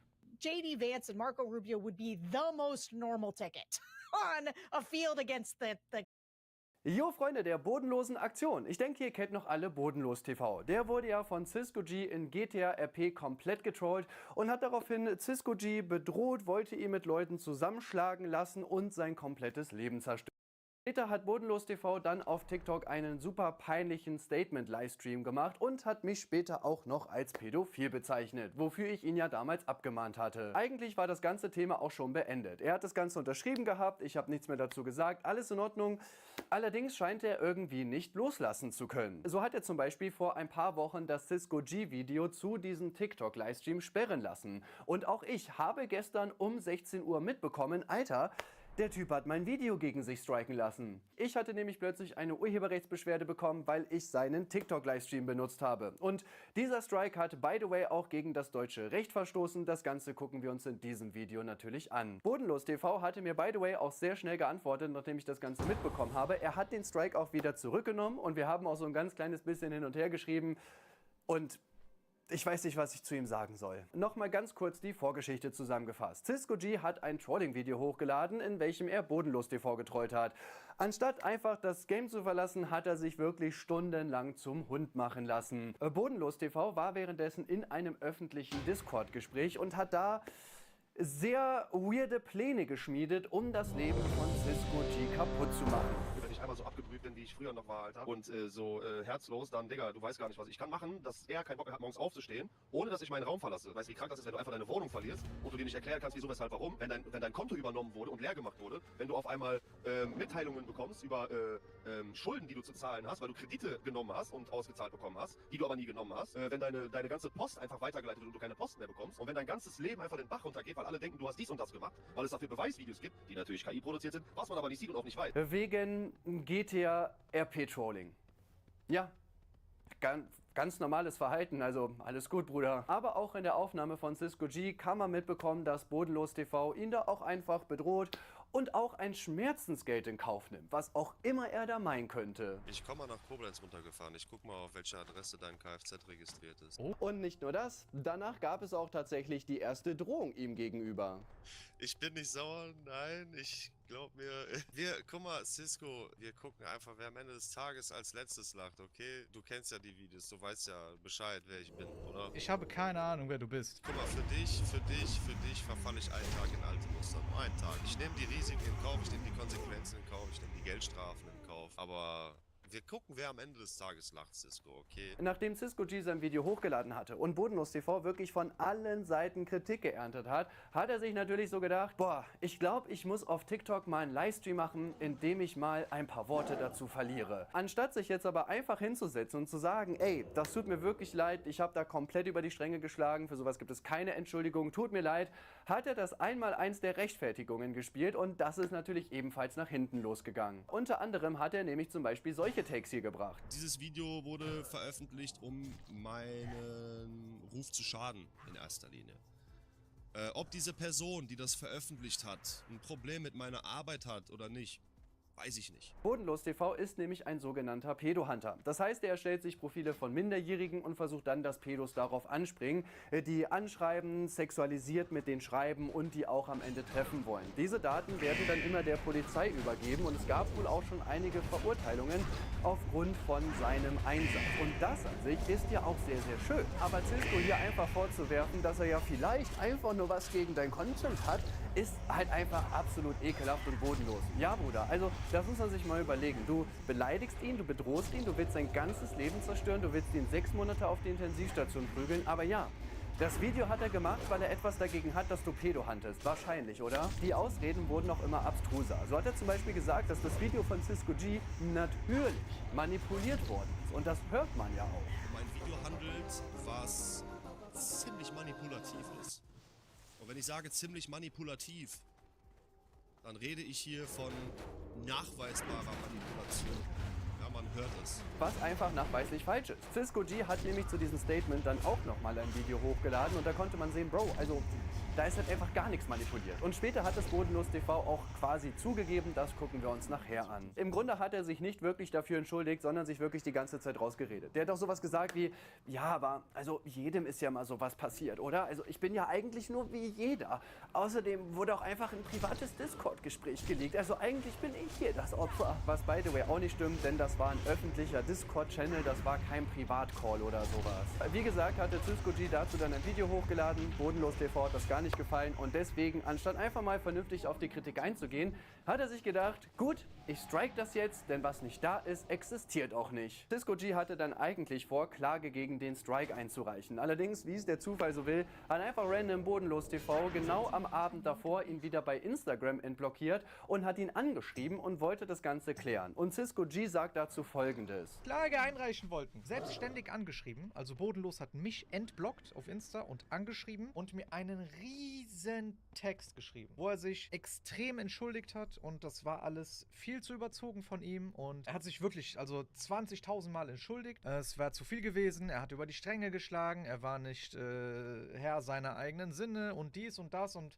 was ihr euch da alles vorstellt. Also es war wirklich ein riesen Bibelvers, den er mir da hingeschrieben hat und ich sag euch das so, wie ich es auch ihm gesagt habe darauf. Es ist zwar cool, dass er mich entblockt hat und sich entschuldigt hat und so weiter, aber ich glaube ihm kein Wort. Also, das ist nur meine Meinung, ne? Jeder hat eine andere Meinung dazu. Und das Problem für Cisco war hier jetzt folgendes. In diesem gestrikten Video war ein Placement drin und um dafür bezahlt zu werden, musste er dafür sorgen, dass das Video schnellstmöglich wieder online kommt. Diesen Druck, den Bodenlos TV da mit einem fälschlicherweise ausgeführten Urheberrechtsstrike aufgebaut hat, hat er genutzt, um quasi Cisco G in eine Position zu bringen, in der er das Ganze schnellstmöglich klären muss. Und das Ganze ist dann auch mit so einer Vereinbarung passiert, die beide unterschrieben haben. So darf Bodenlos TV ab sofort keine diffamierenden Aussagen mehr über Cisco verbreiten und auch nicht den Eindruck erwecken, er wäre pädophil. Digga, dass man dafür überhaupt einen Vertrag braucht, ne? Dann darf er auch nicht mehr behaupten, dass die Videos von Cisco G manipuliert worden sind. Also auch hier hat Bodenlos gelogen, denn er hat es ja jetzt selber unterschrieben. Außerdem hatte Bodenlos TV wohl auch 2 Anzeigen bei der Polizei gestellt und er musste jetzt dafür sorgen, dass er die wieder zurücknimmt. Und Cisco G darf halt jetzt nichts mehr zu der Thematik sagen. Und ich persönlich finde es zwar irgendwo verständlich von ihm, dass er das einfach nur schnell zu einem Abschluss bringen wollte. Auf der anderen Seite auch sehr schade. Denn ich persönlich finde es super wichtig, gegen Menschen wie Bodenlos TV weiter zu berichten und zu zeigen, was sie für einen maximal ekelhaften Charakter haben. Cisco G hatte nämlich noch ein komplettes Video vorbereitet, welches jetzt halt nicht kommt. Und jetzt kommen wir auch mal zu meiner Geschichte mit ihm. Denn wie gesagt, hat er einfach mein Video striken lassen. Kann sein, dass er das schon vorher eingereicht hat und YouTube jetzt einfach so lange gebraucht hat, bis sie das durchgewunken haben. Ist mir im Grunde aber auch egal, weil überhaupt das Video striken lassen einfach absolut ekelhaft ist. Und hierbei hat er nicht nur falsche Angaben gemacht, sondern auch einfach gegen das deutsche Gesetz verstoßen. So hat er zum Beispiel angegeben, dass ich seinen Livestream von der Minute 16:21 bis 29:07 gezeigt habe. Was halt einfach falsch ist. Denn ihr seht hier ja, dass ich zwar immer wieder Ausschnitte zeige, aber ich rede ja auch immer wieder dazwischen oder es wurde mal ein Meme oder sonst irgendwas eingeblendet. Also, habe ich irgendwas nicht mitbekommen? Hast du jetzt die Rechte an meinem Gesicht oder wie soll ich das verstehen? Aber auch abgesehen davon ist der Strike halt überhaupt nicht rechtens, denn ich habe in der Beschreibung sogar die Quellen angegeben. Ich habe auch nicht übermäßig viel von diesem Livestream benutzt, sondern immer nur die Ausschnitte, auf die ich mich danach auch bezogen habe. Hier greift zu 100% das Zitatrecht. Ich habe ihm dann auch geschrieben, ob wir das Ganze rechtlich klären müssen oder er den Strike halt zurücknimmt und er hat tatsächlich geantwortet. Das kann ich euch natürlich nicht zeigen, aber ich kann euch sinngemäß wiedergeben, was er mir gesagt hat. Lass doch mal dein ganzes Gehetze. Mit Cisco G habe ich mich geeinigt, das können wir doch auch machen. Und alleine das fand ich halt schon so dreist. Also man muss sich mal überlegen, der Typ setzt sich hin, nennt mich unter anderem pädophil und schreibt mir jetzt nach einem fälschlicherweise eingereichten Strike, ja lass doch mal dein Gehetze. Bruder, haben wir irgendwie die Rollen getauscht oder so? Sehe ich aus wie ein Opfer? Dann hat er mir auch noch bei Insta geschrieben. Und Junge, seine Nachrichten fühlen sich halt wirklich so hier an. Oh nein, Hilfe! Oh nein! Da hat er beispielsweise sinngemäß Folgendes gesagt. Du tust so, als wäre ich ein Vergewaltiger. Aber ich setze mich für den Kinderschutz ein. Und das wird gar nicht ernst genommen. Mein Verhalten war scheiße, aber es ist alles so unnötig. Ich habe das Gespräch mit Cisco gesucht und das Thema beendet. Wir können das auch. Und Bro, ich sage dir ganz ehrlich, also für mich gibt's da im Grunde auch gar nichts privat zu klären, Alter. Du hast mich unter anderem öffentlich als Pädophilin gestellt und mir vorgeworfen, dass ich beim Monte-Event einfach irgendwelche Hitler-Anrufe gesagt hätte, was auch nicht stimmt, weil da wurde ich ja freigesprochen. Und selbst wenn das Verfahren noch laufen würde, ich habe das da ja hundertprozentig nicht gesagt gehabt. In einer Nachricht später sagt er zu diesem pädophilen Thema übrigens noch das hier. Willst du jetzt noch weiter auf diesen Pädophil rumreiten? Es reicht. Wie gierig bist du auf Klicks und Geld, dass du das nicht privat klären willst? Ich habe dir Frieden angeboten. Ich habe ihm nämlich auch seine E-Mail, in dem er gesagt hat, dass ich aufhören soll zu hetzen, Folgendes geschrieben. Du nennst mich vor einer Woche noch pädophil und ich soll aufhören. Ah ja. Und das ist halt auch genau das Ding so. Ich kann mir bei bestem Willen nicht vorstellen, dass Bodenlos TV sich wirklich selbst reflektiert hat, gemerkt hat, okay Digga, das ist alles richtig scheiße, ich möchte das jetzt klären. Sonst hätte man diesen Strike auch nicht rausgehauen, sonst hätte man sich direkt bei mir privat gemeldet. Und bei Cisco G war es ja das Gleiche.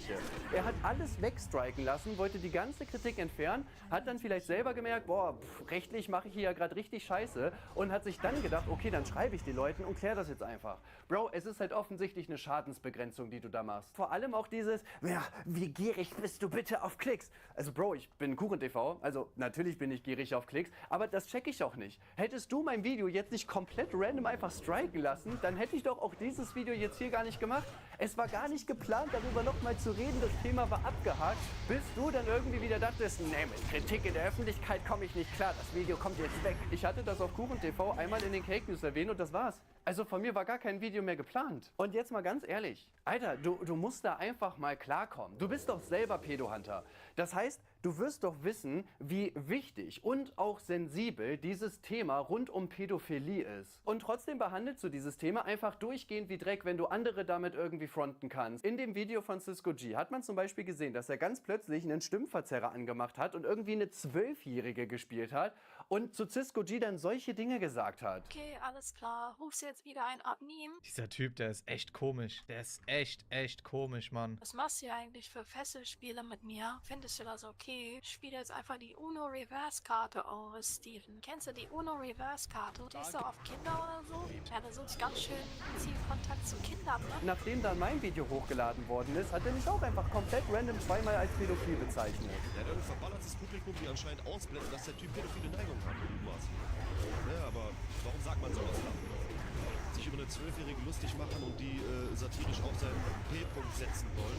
Oder kranke Menschen so drin sind und sich so von einem Pegeldinger vom KuchenTV irgendeinen Scheiß reinlabern. Das ist nicht mein Problem. Und das ist halt wirklich so widerlich. Warum wirft man einem Familienvater, dem Vater eines fast 6-jährigen Sohns, solche ekelhaften Dinge in der Öffentlichkeit vor?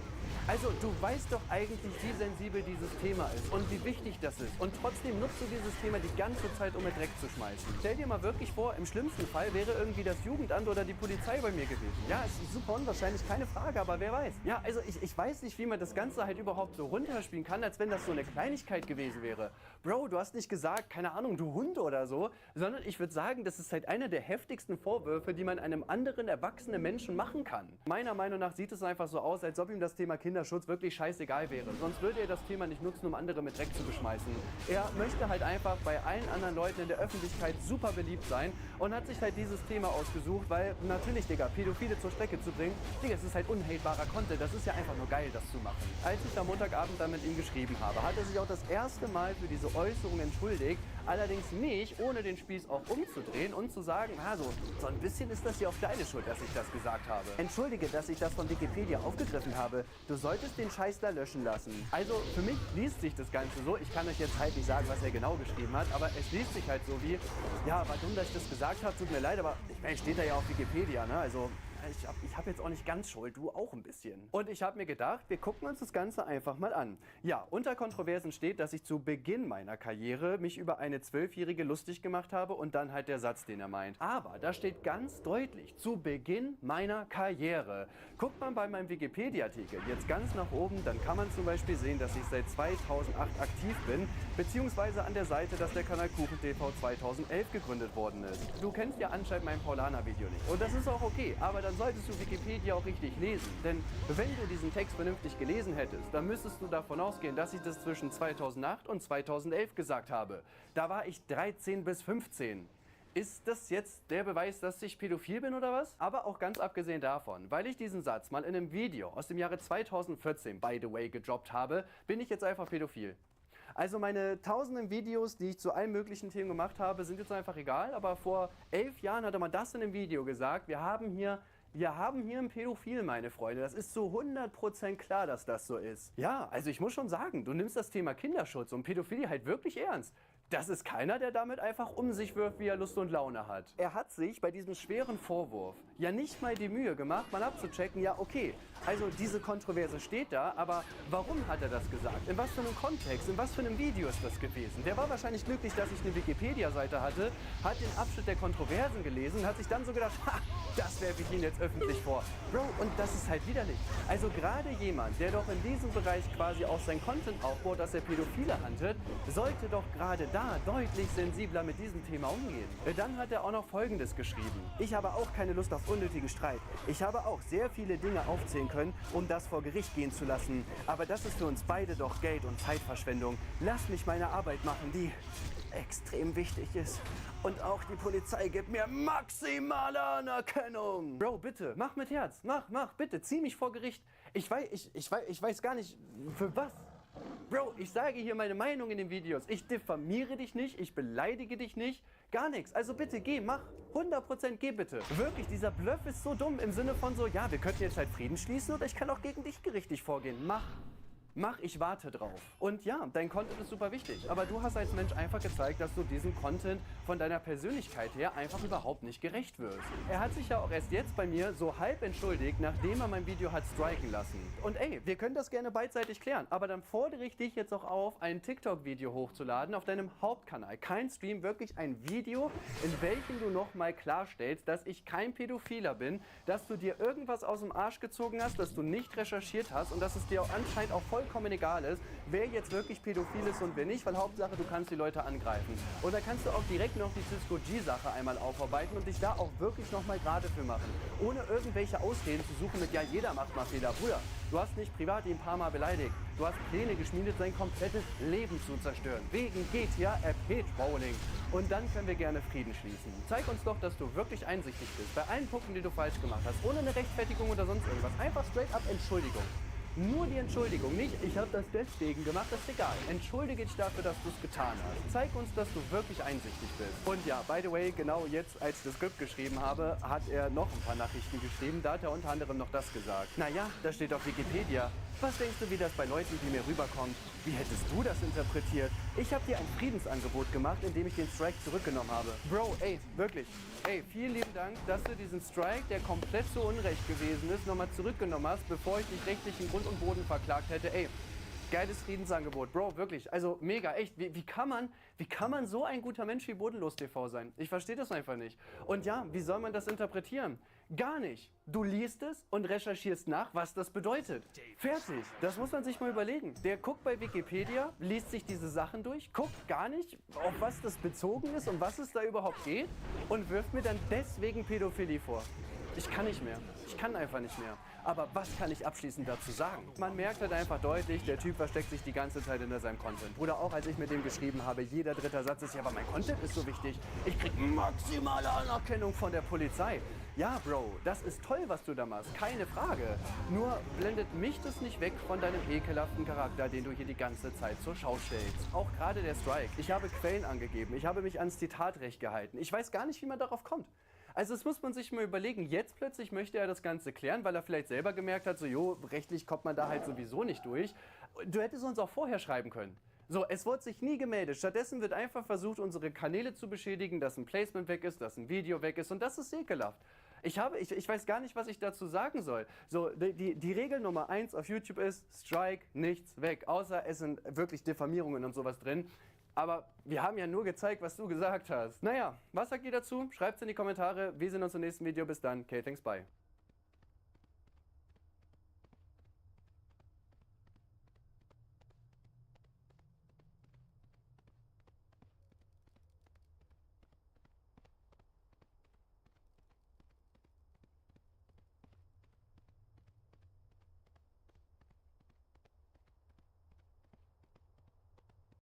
Es ging um Shitstorms, Steuerhinterziehung, Fremdgehvorwürfe, Überfälle und Boxkämpfe.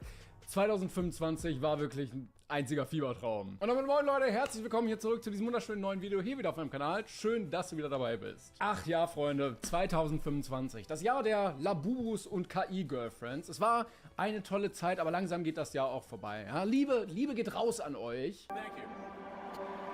Bei ihm macht es mich dann manchmal froh zu sehen, dass es einfach absoluter Vollidiot ist und einfach so ein Loser. Wieder geht ein Jahr zu Ende und es ist mal Zeit zurückzublicken und zu reflektieren, was alles an Fiebertraum eigentlich in diesen 12 Monaten passiert ist. Spoiler! Einiges. Man muss das Ganze ja mal rekapitulieren, denn so vieles und so viel Weirdes ist dieses Jahr mal wieder passiert. Und bei einigen Themen haben sich auch neue Dinge getan und neue Entwicklungen ergeben und die möchte ich euch natürlich nicht vorenthalten. Fangen wir also an mit dem großen Jahresrückblick 2025 und fangen dafür an im Dezember 2024. Da hatte ich nämlich das Video hochgeladen, warum MrBeast plötzlich Deutsch redet. Da ging es darum, dass MrBeast mittlerweile seine Videos in gefühlt allen Sprachen der Welt synchronisiert, extra eigene Synchronisateure und Synchronsprecher dafür anstellt. Einfach damit Leute auf der ganzen Welt seine Videos angucken können, egal ob auf Deutsch, Spanisch oder Französisch, Polynesisch. Und eine kleine Entwicklung hat sich im Laufe dieses Jahres ergeben, denn mein Kanal ist jetzt auch synchronisiert, aber ohne dass ich das wollte. Ich hatte nämlich letztens durch Zufall gesehen, dass YouTube das Feature eingeführt hat, dass jetzt Audiospuren von Videos automatisch per KI übersetzt werden. Und teilweise auch bei mir, auf meinem Kanal. Ja, ich bin auf mein Video draufgegangen und dachte mir, Moment mal, ich habe doch gar nicht die ganze Zeit Englisch in diesem Video geredet. Ja, falls ihr euch also wundert, warum euer Lieblings-YouTuber plötzlich eine ganz andere Sprache spricht, es liegt nicht an ihm, es liegt wahrscheinlich an YouTube. Ja, und ich glaube, dieses Tool wird ein absoluter Erfolg. Ja, endlich können sich auch Leute in Nicaragua angucken, was dieser deutsche YouTube-Heini da über den Quotenerfolg dieses deutschen Fernsehmoderators erzählt. Und ich bin sicher, damit wird auch mein Kanal international ein Riesenerfolg werden. Ergens klopt iets niet, vrienden. Aber dann ging es los, das Jahr 2025, und im Januar haben sich viele Leute gefragt, wie teuer es eigentlich wäre, wenn man ganz Culture Candela von A nach B verschieben würde. Wir Mausis wussten es leider nicht, aber Culture Candela hat gemerkt, dass eine gute Entschuldigung wahrscheinlich aus 36 Statements mit 18 verschiedenen Beschuldigten besteht. Trifft einen Bekannten mit einem 13-jährigen Sohn. Ich habe da mitbekommen bei TikTok so dieses von A nach B, was ist denn da passiert und so. Dann sagt sie, das war alles geplant. Er so, oh, cool. Genius, ein 13-Jähriger. Genial. Naja, daraufhin habe ich mir mal alle Songs von Culture Candela angehört. Naja, aber es war ja offen, es war doch nicht geplant. Es war ja offensichtlich nicht geplant. Wer weiß denn das schon? Ja, das frage ich dich ja. Ja. War es geplant? Nein, war es nicht. Wer hat diesen Chat denn jetzt geschrieben? War es der Praktikant? War es Matteo oder doch seine Mutter? Wir wissen es nicht genau und werden es wahrscheinlich nie erfahren. Aber wer hat denn die Nachrichten geschrieben? Ich weiß es nicht. Im März hat Kevin Wolter auf seinem YouTube-Kanal erzählt, dass er aktuell wohnungslos ist und dafür auch netterweise ein exklusives Interview in der Bild bekommen. Ja, geht bestimmt vielen Wohnungslosen in Deutschland so. In dem Video erzählt er, dass er durch sehr schlechte Geschäfte insgesamt 1,2 Millionen Euro verloren hat. Wie viel Geld hast du verloren? 1,2 Millionen Euro. Mittlerweile hat Kevin aber wieder eine Wohnung gefunden. Super. Aber es gab auch nette Sachen im März, denn Tuddle, der sich vor einiger Zeit selbst gecancelt hatte, ist wieder aufgetaucht, und zwar bei Diltily. Das ist ein Veranstalter von Battle Rap und dort hat Tuddle seinen Gegner so auseinandergenommen, dass das Video dazu in wenigen Monaten das meistgesehene auf diesem Kanal geworden ist. Und ich muss sagen, ich gucke mir diese Runde wirklich immer wieder gerne an. Und jetzt am 6.12., also wenn das Video rauskommt, war das schon, ist sein nächstes Battle dort. Ich bin sehr gespannt, wie es wird. Und ich werde es mir garantiert angucken bei allen 87 verschiedenen Reactions dazu. Im April sorgte Simon von den Rocket Beans für Aufsehen. Der hatte nämlich vom Finanzamt eine relativ hohe Steuerrechnung bekommen und hat irgendwie damit gestruggelt, die zu bezahlen. Also jetzt nicht direkt wegen dem Geld, denn das hat er, nur halt nicht direkt auf seinem Konto, sondern halt angelegt in Kryptowährungen und Aktien und sowas. Und um die Rechnung beim Finanzamt zu bezahlen, dann müsste er das jetzt ja wieder verkaufen. Und das wollte er nicht und deshalb hat er seine Community um Hilfe gefragt. Wenn ihr mal jemals irgendwas kaufen wolltet, ist jetzt ein guter Moment. Und die hat das irgendwie nicht so ganz verstanden. Also du hast doch da 500.000 Euro rumliegen, wenn du Schulden bezahlen musst, dann nimm doch einfach das Geld. Und also, wenn das Finanzamt viel Geld wegen Steuern von dir haben möchte, dann musst du ja in the first place noch viel mehr Geld verdient haben. Also, Steuern funktionieren ja immer nur so prozentual zu deinem Einkommen. Nur mal so, ich habe richtig viel Geld verdient, 22. Und dann habe ich, glaube ich, 300.000 verdient? Viele haben sich darüber aufgeregt und Simon hat wie ein echter Medienprofi darauf reagiert. Ja, der ist schon seit Jahrzehnten im Geschäft, der weiß, wie man mit sowas umgeht. Besonnen, reumütig, community-nah und zwar mit einer Songparodie, in der er als Elefant verkleidet ist, weil er durch den Shitstorm jetzt relevant ist. Ja. Der Song ist mit KI generiert, so wie auch ein Großteil der Inhalte, die Simon nach diesem Video hochgeladen hat und die eher so wirken, als hätte man alle Drogen der Welt gleichzeitig eingenommen. Ja, ich glaube, das ist das, was Tomatolix vom inneren Auge immer bei seinen Selbstexperimenten sieht. Und es hatte sich auch einiges beruflich bei Simon getan. Vielleicht hing das auch so ein bisschen damit zusammen, denn nach all den Jahren ist Simon nicht mehr Teil bei den Rocket Beans. Er und die anderen gehen jetzt getrennte Wege, um alles andere kümmern sich im Hintergrund die Anwälte. Außerdem im April, Mann, war da viel los, ja? Tanzverbot gegen Adam. Tanzverbot hatte nämlich Lola beschuldigt, dass sie mit Skyline TV fremdgegangen ist. Tanzverbot war auf die beiden also nicht besonders gut zu sprechen und es gab ein Statement über die ganzen Hintergründe bei dieser Story. Dann gab es aber ein Statement von der Gegenseite, in der all das abgestritten wurde. Und Adam hatte sich dann vor die Kamera gestellt und gesagt, nee, also ich habe nie mit Lola geschlafen. Und dann ging es aber wieder hin und her und darum, ja, wer hat wen aber wie, wo berührt und war wo, mit wem, wie alleine. Tanzverbot hat Statements gemacht, Adam hat Statements gemacht und spätestens als sich Flair eingeschaltet hat, bin ich aus der Nummer komplett ausgestiegen. Man muss sich manchmal ein bisschen auch um seine mentale Gesundheit kümmern. Im Mai hatte InScope einen Shitstorm, weil die Leute meinten, also du hast doch mal vor einiger Zeit erzählt, dass du Vater geworden bist, aber wo ist denn das Kind? Also muss die Mutter jetzt irgendwie die ganze Zeit alles alleine machen? Seine Kommentare wurden immer voller und voller damit und er hatte irgendwann eine Antwort dazu geschrieben. Ja, nee, also ich sehe den Kleinen ja regelmäßig, nicht alles glauben, was man so liest im Internet, ne? Und daraufhin meldete sich die Mutter des Kindes und meinte, what the fuck?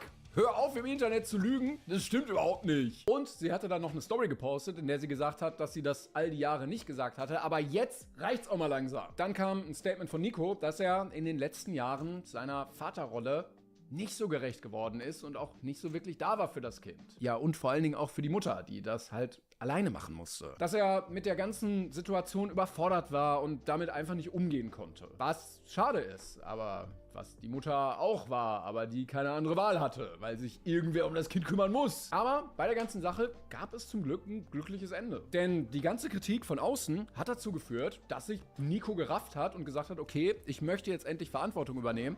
Ich werde mich ums Kind kümmern, ich melde mich. Und dann kam ein gemeinsames Video, wo die beiden Eltern gemeinsam vor der Kamera sitzen und die ganze Situation und die ganze Vergangenheit erklären und auch erzählen, was sie in Zukunft dann besser machen möchten. Auch wenn es ein bisschen Druck von außen gebraucht hat, finde ich es doch sehr schön, dass hier zwei Eltern sind, die es wieder hinbekommen haben, gemeinsam zu arbeiten, um für das Kind einfach da zu sein. Also Freunde, wenn ihr Kinder zeugt in dieser Welt, kümmert euch drum. So, was war noch im Mai? ApoRed wurde gesichtet, wie er in einem Café auf Zypern kellnert. Und das fanden alle Leute im Internet eigentlich nur so witzig, weil der Allerechte die ganze Zeit erzählt, dass er die ganze Zeit Lambo fährt und Privatjet und Villen und hier und da. Dank Mimis Festplatte wissen wir ja, dass das alles nicht so stimmt. Aber ApoRed konnte das nicht auf sich sitzen lassen. Es musste ein Statement her. Kellner? Natürlich. Der Allerechte hat hier nur einem guten Freund ein wenig in einer Notsituation unter die Arme gegriffen. Mehrere Wochen lang.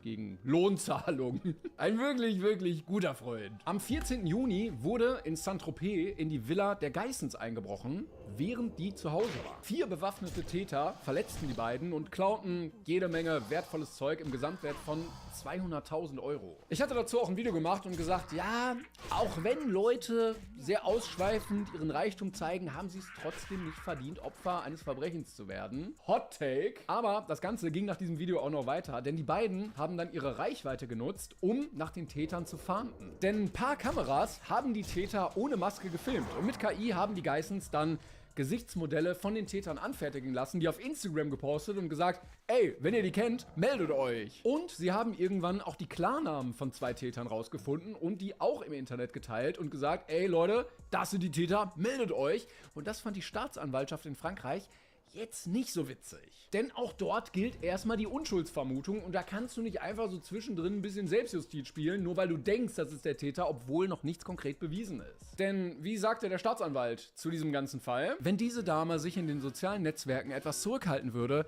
würde das die Ermittlungen wirklich erleichtern. Der Post mit den Klarnamen wurde dann wieder gelöscht, die Täter sind aber bis heute nicht gefasst worden. Außerdem hatte ich im Juni ein Video hochgeladen mit dem Titel Das schmutzige Kick-Imperium. Da habe ich erklärt, dass der Gründer von Kick auch der Gründer vom Online-Casino Stake ist und Kick eigentlich nur existiert, um Leute auf Stake zu bringen, damit sie dort bei Glücksspiel ihr Geld verzocken. Und dadurch hat dieses ganze Firmenkonstrukt noch mehr Geld für Werbung zur Verfügung, kauft große Streamer ein, die dann wieder Traffic auf Kick bringen, die dann wieder Leute auf Stake bringen, damit sie da noch mehr Geld verspielen und so weiter und so weiter. Und so wird man am Ende mit der Spielsucht anderer Menschen der zweitjüngste Milliardär der Welt. Seit diesem Video ist es nicht unbedingt geiler geworden auf Kick. Denn im August kam die Meldung, dass in Frankreich ein Mann vor laufender Kamera im Livestream auf Kick gestorben ist. Grund dafür war wahrscheinlich, dass er monatelang davor von einer Gruppe Männer für den Livestream gequält, geschlagen und misshandelt wurde. Jedes Mal, wenn die Männer ihm gegenüber brutal geworden sind, ihn verprügelten, demütigten und so weiter,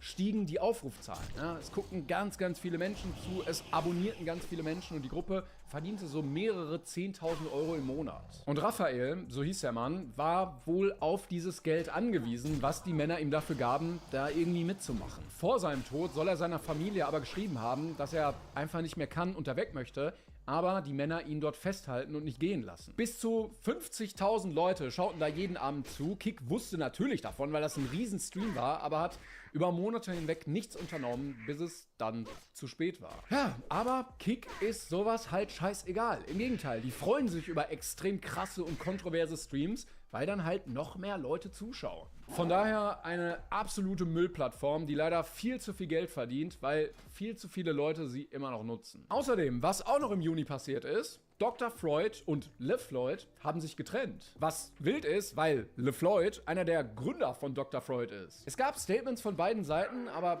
irgendwie wusste man immer noch nicht so genau, was los ist. Es wirkte aber so ein bisschen, als hätte man sich hinter den Kulissen verkracht und das Statement las sich eigentlich so, als hätte Dr. Freud LeFloid rausgeschmissen. Aber wir wissen es nicht und vielleicht werden wir es auch nie erfahren, was auch vollkommen okay ist. Aber das war nicht das Tragischste im Juni 2025, denn dann passierte es an einem See in Bayern. Ein Wels, der offensichtlich sein Nest, haben Wälze ein Nest? Der sein Nest Candace Owens, Marjorie Taylor Greene, Tucker Carlson. Like, that is the future of the right. Hello, everyone, and welcome to the Focus Group podcast. I'm Sarah Longwell, publisher of The Bulwark, and this week we're covering some of the internal divisions that are surfacing within the Republican Party and the MAGA movement more generally.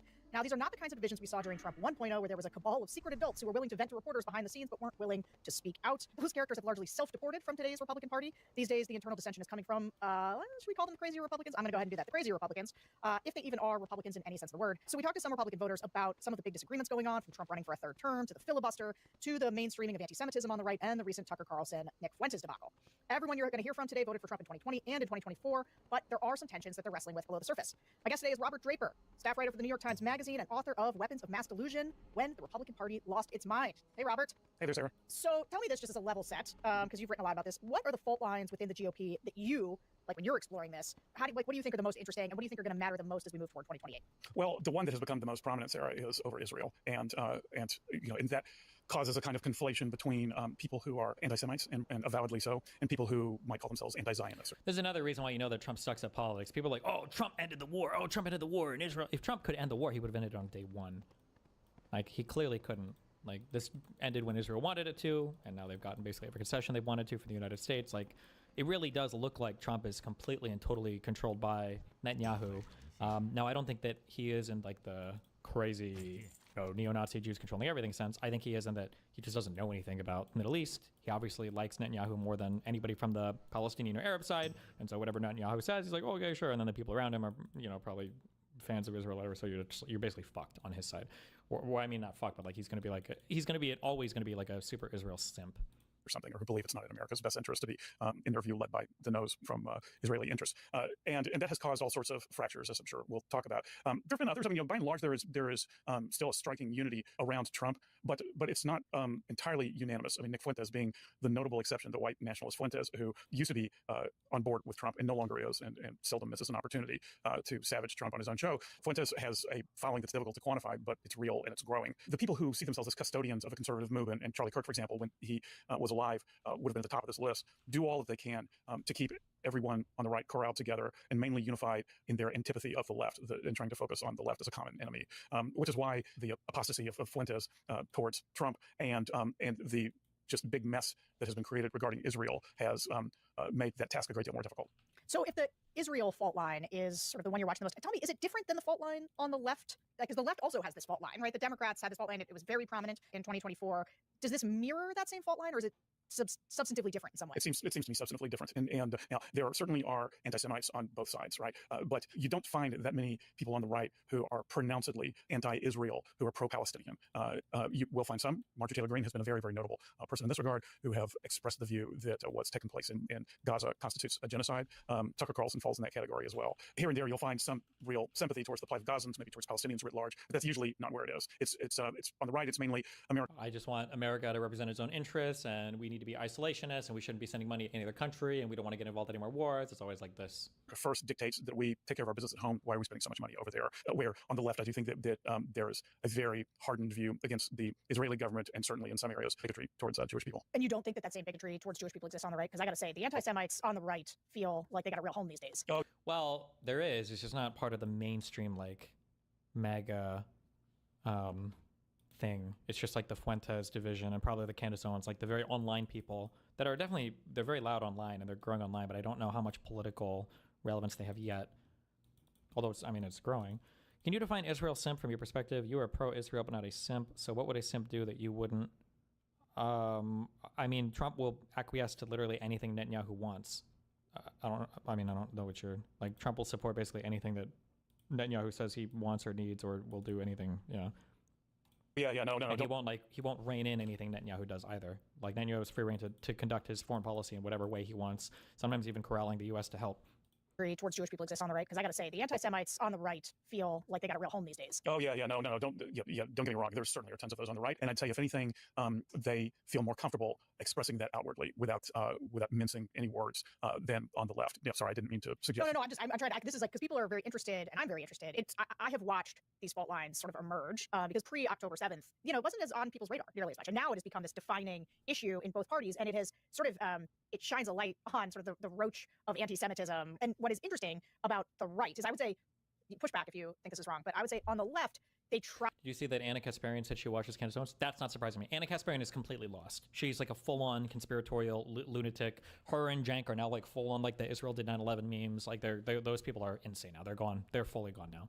Interesting about the right is, I would say, push back if you think this is wrong, but I would say on the left, they try very hard to say this is not about being anti-Semitic. This is about, being anti-Zionist and the role that Israel plays in the world, and we're anti-Israel's government, and much more sympathetic to the plight of the Palestinians, as you sort of lay out. That is like, this is a humanitarian crisis, and America should not be funding it. And I know you're right that the America First element, and sometimes I think people don't always realize that America First isn't just a slogan, right? It is a statement of prioritization, and a big part of that prioritization is isolationism. Like, it's that why would we send? Although somehow we've managed to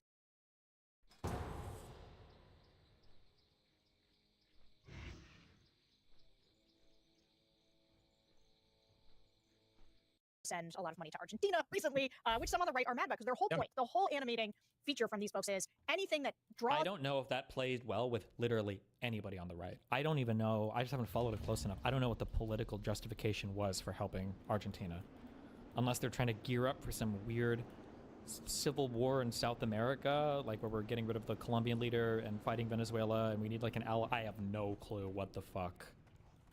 I truly don't know. Our attention away from what we are dealing with here at home is a distraction, is bad for us, and we shouldn't be doing it. And it's weird, though, how that then blends with what has been a very active Groyper subculture that kind of tinges with the darkest corners of the manosphere, the incel culture, the Andrew Tate women-hating culture. Like, anti-Semitism is also in there, and it's all kind of baked into this weird stew that Trump has allowed to become a not just welcome sort of part of the coalition, but sort of a more and more a sturdy part of the coalition, like a necessary part, which is why the Heritage Foundation thing blew up, because it called into stark relief, are we letting these people into the coalition or aren't we? And Heritage's answer was, yeah, we're letting these people into the coalition. And obviously there's been some pushback to that from what remains of the vaguely responsible, right? Do you think that sounds right? I think that sounds right, yeah. And certainly the Groyper subculture, and for your listeners, Groypers are the group of sort of white, disaffected conservative males, of which Nick Fuentes is the leader.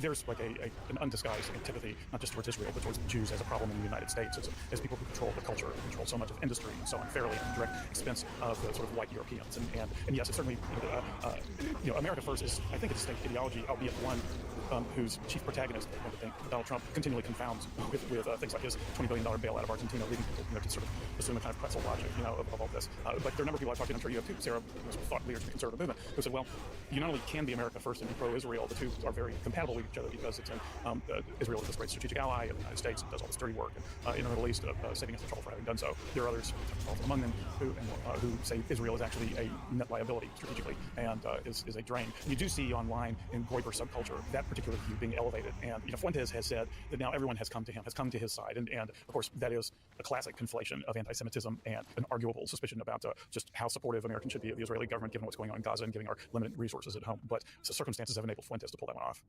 Yeah. As the air turns crisp and the holidays draw near, comfort becomes the best gift of all. Quince delivers layers that last, sweaters, outerwear, and everyday essentials that feel luxurious and make holiday dressing and gifting effortless. Quince has it all. $50 Mongolian cashmere sweaters made for everyday wear, denim that never goes out of style, soft tops and shirts that add polish, and down outerwear built to take on the season. And down vests are a key part of my wintertime lesbian uniform. I love a good vest. Quince is one of those brands that I've got fully addicted to since I've had them as a podcast sponsor, and it's going to be a big part of my holiday shopping this year. I've been spreading the Quince gospel all over my social circle as well as my podcast audience. Honestly, Quince Italian wool coats are at the top of my list. This is what I'm asking for if anybody wants to get me a present. The cuts feel designer and the quality rivals high-end brands, but without the high-end markup. By working directly with ethical top-tier factories, Quince skips the middlemen and offers prices 50% less than similar brands. Cool. Step into the holiday season with layers made to feel good, look polished, and last from Quince. Perfect for gifting or keeping for yourself. Go to quince.com/thefocusgroup for free shipping on your order and 365-day returns. Now available in Canada too. We love you, Canada. That's QUINCE.com/thefocusgroup to get free shipping and 365-day returns. Quince.com/thefocusgroup. I want to start with the focus groups by talking about the Trump 2028 question. In Israel, the liberal and leftist opposition actually say the opposite, that Netanyahu is controlled by Trump. In my opinion, it's both sides, and they have leverage over each other. I would have to see explicitly and particularly what they say, but the biggest push in Israel from the more extreme sides is they don't like Israel taking money from the United States because they think that it restrains Israel in terms of what they could do. But in terms of like a president, like most people in Israel that are huge, like Netanyahu simps or right-wingers, are happy that Trump was elected over like Kamala, but they're worried that a future president would be able to restrain Israel more if Israel is relying on the U.S. for aid or whatever. Because this question mark is going to hang over our politics in a very stupid way until 2028, until everybody's sure he's going to leave. And it's not really something, I think, Trump can attempt without the buy-in of a critical mass of Republican voters, which I think people assume he has, but I'm pretty skeptical of that, in part because so far both of those we talked to have been less than enthusiastic about the idea. So let's listen to how this sounded in our most recent groups of Trump voters. I think the purpose of the term is to represent the population. 8 years is sufficient to kind of get your agenda out there and give the next person out their time.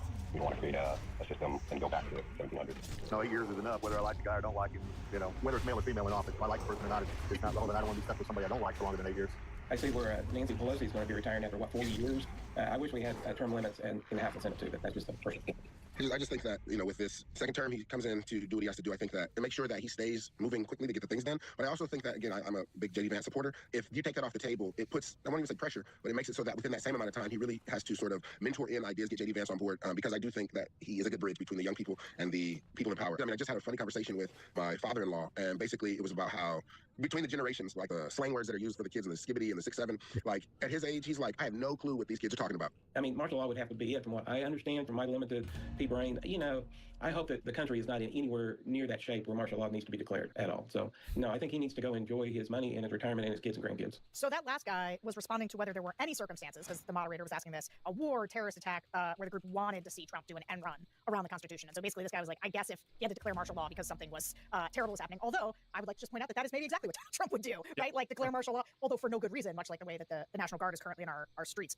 So there have been a couple polls on this, and the third term idea is usually underwater among Republicans in the 35% to 40% support range. There is something, though, that like a certain corner of the MAGA ecosystem, like Steve Bannon, whatever, that they're taking very seriously, and that some elected Republicans, including Trump himself, are sort of unseriously promoting and going along with. So, for example, giving out Trump 2028 hats, selling them in the White House gift store.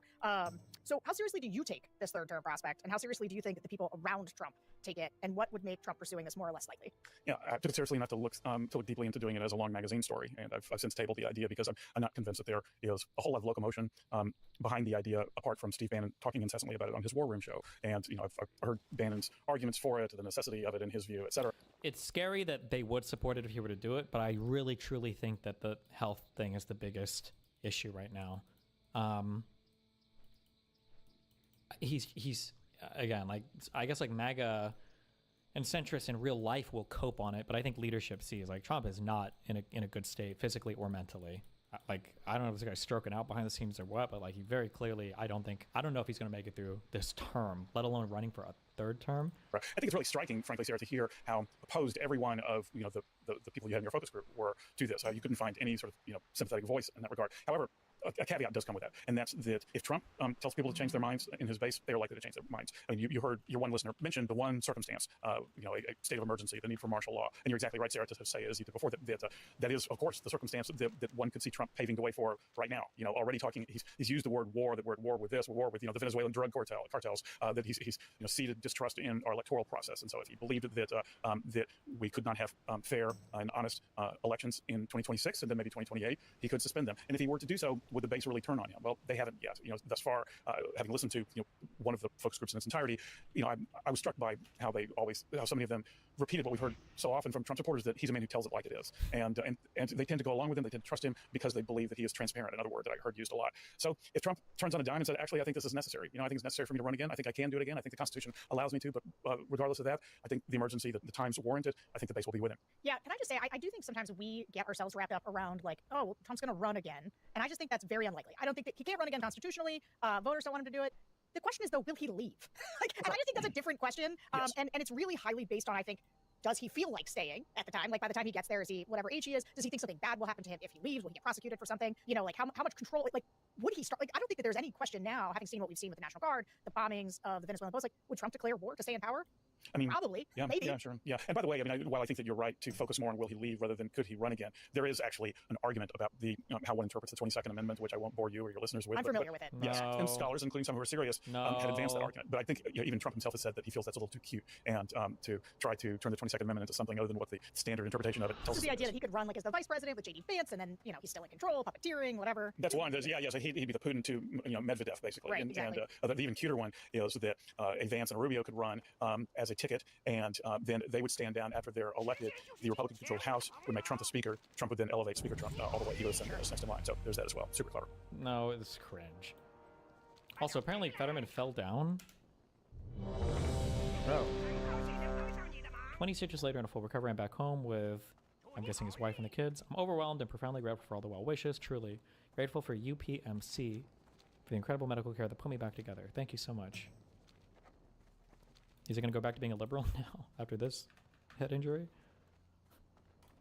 Super clever. So the focus groups that we did, that we are discussing today, of these two-time Trump voters, they took place against the backdrop of the government shutdown. So the government, it looks like, as of this taping, they will have a deal by the time this airs, and the government will be back up and running. But there was a real divide in one of our focus groups over whether Republicans should act on their own to eliminate the filibuster. Because if we were going to get out of the shutdown, there were really only two ways: Dems caving, or Trump and Republicans nuking the filibuster so that they can pass it themselves. And so we asked them about this, and there was some trepidation. The other thing we asked about the shutdown was just sort of what they thought the electoral impact would be. Like, who did they blame? Just kind of the normal pundit stuff. And there was some trepidation about how the shutdown was going to play come election time. So let's listen to how this tension sounded. We need to open it up, per se. We need to make this happen. And since we've already got the influence, we just need to move forward. So if we need the filibuster to just get the votes, then that needs to happen. So we can, get the lights on for the folks that need it. The biggest thing I think for that is that this government shutdown is just a huge black eye on the Republican Party, and the Democrats are going to use that against us in the future. And the longer this takes for us to get the government open, the more, even though it's their fault per se, it's not going to look like that. I think they need to vote for the filibuster, to eliminate the filibuster and go forward, because that would have been done by the Democrats, but for Manson and Senator, she's from Arizona too, she's no longer Kristen Sinema. Thank you. If it wasn't for them, the filibuster would have already been broken in Jim Biden's term. So it's going to happen anyway. So let's just get it done, and then let's move forward for the next few years. I mean, they can do it if they get in. Hopefully that won't happen in the future, but of course we know that's a possibility, and so I don't want them to get that opportunity to do it. So I'm not sure. I want this done. I want it passed for us, but I don't know. I'm just not sure. We don't need no filibuster. 60 votes. We need that. We need the majority, not just a barely one vote over. Because if you just get that one vote over, it's going to keep switching. The laws are going to keep changing over and over every administration. It should be the majority, and hopefully it'll be a Republican majority. And I don't see that happening in the future. Especially the way the last elections went. Democrats got the majority, and I think after the shutdown, it's doing that. More people are jumping on the Democrat bandwagon because the shutdown's like bringing the economy down. So we need to get rid of that, right? We need to keep the filibuster there, and it's a good thing for this country. Got to keep everybody equal. So, a number of things going on there. One was sort of the implicit assumption that the shutdown was hurting Republicans, right? From these Republican people. Well, look, Sarah, that's what President Trump has said. He said, didn't think it's fair, but that it clearly blew back against the Republicans. Why do you think Mitch McConnell was so sort of precious about the filibuster when it's funny to listen to these Republican voters because on one hand, on the 2028 question, their sort of natural Republican conservative instincts rear their heads. They're like, term limits matter. And then on the filibuster, though, pretty mixed. And there was a bunch of them like, no, blow it up and like, let's get our agenda through while Trump is in there because this is one of the things people love about Trump. Just because he's convinced by the 22nd argument being valid.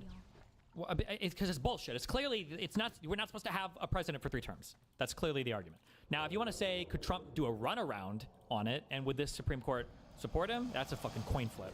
But it's a bullshit-ass argument legally. Now, could Trump do a runaround on it? Possibly.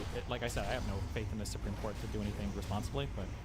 Even the ones that don't love everything that he's doing, they love that he is doing something that feels like he is advancing things through sort of the sclerotic, can't get anything done Congress, whatever, Trump's just doing stuff, and voters like that. But so why was McConnell so protective of the filibuster, and why do you think Thune is following suit in a world where they want to give Trump basically everything he wants? Yeah, I mean, I do think that McConnell is a believer in the Senate as a deliberative body, which distinguishes it from the House, and that the implication that flows from that is that if you eliminate the filibuster, you bring the Senate one step closer to the sort of everyday chaos that is the House. And the filibuster has worked for him in the past. It's worked for him when Harry Reid thwarted it with the nuclear option. He's held that over the head of Democrats. But I also just think that, so to me, the question isn't so much, I guess, as someone who grew up covering institutionalists, like McConnell, it surprises me less that someone like him, at his age of 80 or whatever, still believes that. And it's more striking to me how anti-institutional so many MAGA voters are, and they may not articulate it as such, but I think that they basically believe in a strong, unitary executive. I think your focus groups indicated that they see a practical limitation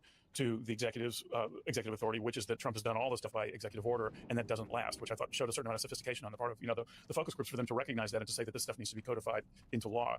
But I think that there's nothing about the performance in the Senate over the last several years that has imbued in people in the focus group with any kind of confidence that the Senate as an institution and all of its subsidiary parts are worth preserving. And I think that their distrust or dismissiveness of the filibuster flows from that. I think you're 100% right. Okay, I could talk about the filibuster for a long time, but I want to move us on because I think I want to get into this very interesting character that you have spent a lot of time with, Marjorie Taylor Greene. She, during the past government shutdown, she's just behaved like a different person, like an alien, has snatched the old Marjorie Taylor Greene that we know and replaced her with like a normal human kind of. And I've certainly speculated that her heel turn against the GOP establishment, going on The View, trashing the GOP leadership and their lack of a healthcare plan is probably a 2028 play. I think that's what she's doing. Although it's interesting to me, she's running to the normie side of things, given who she is. Let me tell you what, we asked the voters what they thought of it, and that act was not landing with them, at least in these groups that we fielded. Most hadn't really followed what she's been saying, but those who were not super impressed. Let's listen. She's just all over the place. I mean, she's a rhino. I think she's a rhino right there. She's Republican when she wants to be Republican, but right now she's kind of talking with Democrats more and trying to hold her hands more or something. To me, it seems like she's just a rhino. I don't know what's going on. Just like you have John Fetterman sounding like a Republican, you have Marjorie Taylor Greene sounding like a Democrat. There's some weird stuff going on. I can't explain it. I don't know if it's like these people put on acts just to get into office to be here, but I'm really shocked at what I'm seeing coming from her, and I'm really disappointed because I liked her a lot. I don't follow it to a T, but I've never really liked her, honestly, so I never really took much of what she said seriously. It seemed like the Democrats have had consistent infighting, and now the Republicans are doing that, and you just see this train wreck happening. You're like, I don't remember the name or where the governor was elected, but Jay something, who was calling for the murder, basically, of people and their children, and he won, and you just wonder, like, holy crap, and then you see the Republican Party start to do this, and those people are getting voted in now. Let's not start destroying our party from within, because what's going to happen come 2028, That's terrifying. And you just want to, zip it. Just shush. Okay, so you've covered Marjorie Taylor Greene at length in your book, and we have forgotten how awful she is, especially early in her congressional career. She was out there accosting David Hogg, yelling at transgender congressional staffers that they were really men, saying that Nancy Pelosi is guilty of treason, speculating about the Rothschilds and their space lasers causing wildfires, just nuts. And now she's on Caitlin Collins talking about how Adelita Grijalva, I'm sure I'm right. Did I get that? Okay. She's saying, she should be sworn into Congress. And she's one of the most outspoken members of Congress in either party about releasing the Epstein files. What has gotten into her? We've had a great deal of speculation about that over here at the Bulwark. I think I can put a lot of speculation to rest because I'm in frequent touch with her, and I have a lot of insight into what's going on with her and what isn't going on with her. As to 2028, I don't know. I think she's probably leaving open that possibility, but there are other things at play too.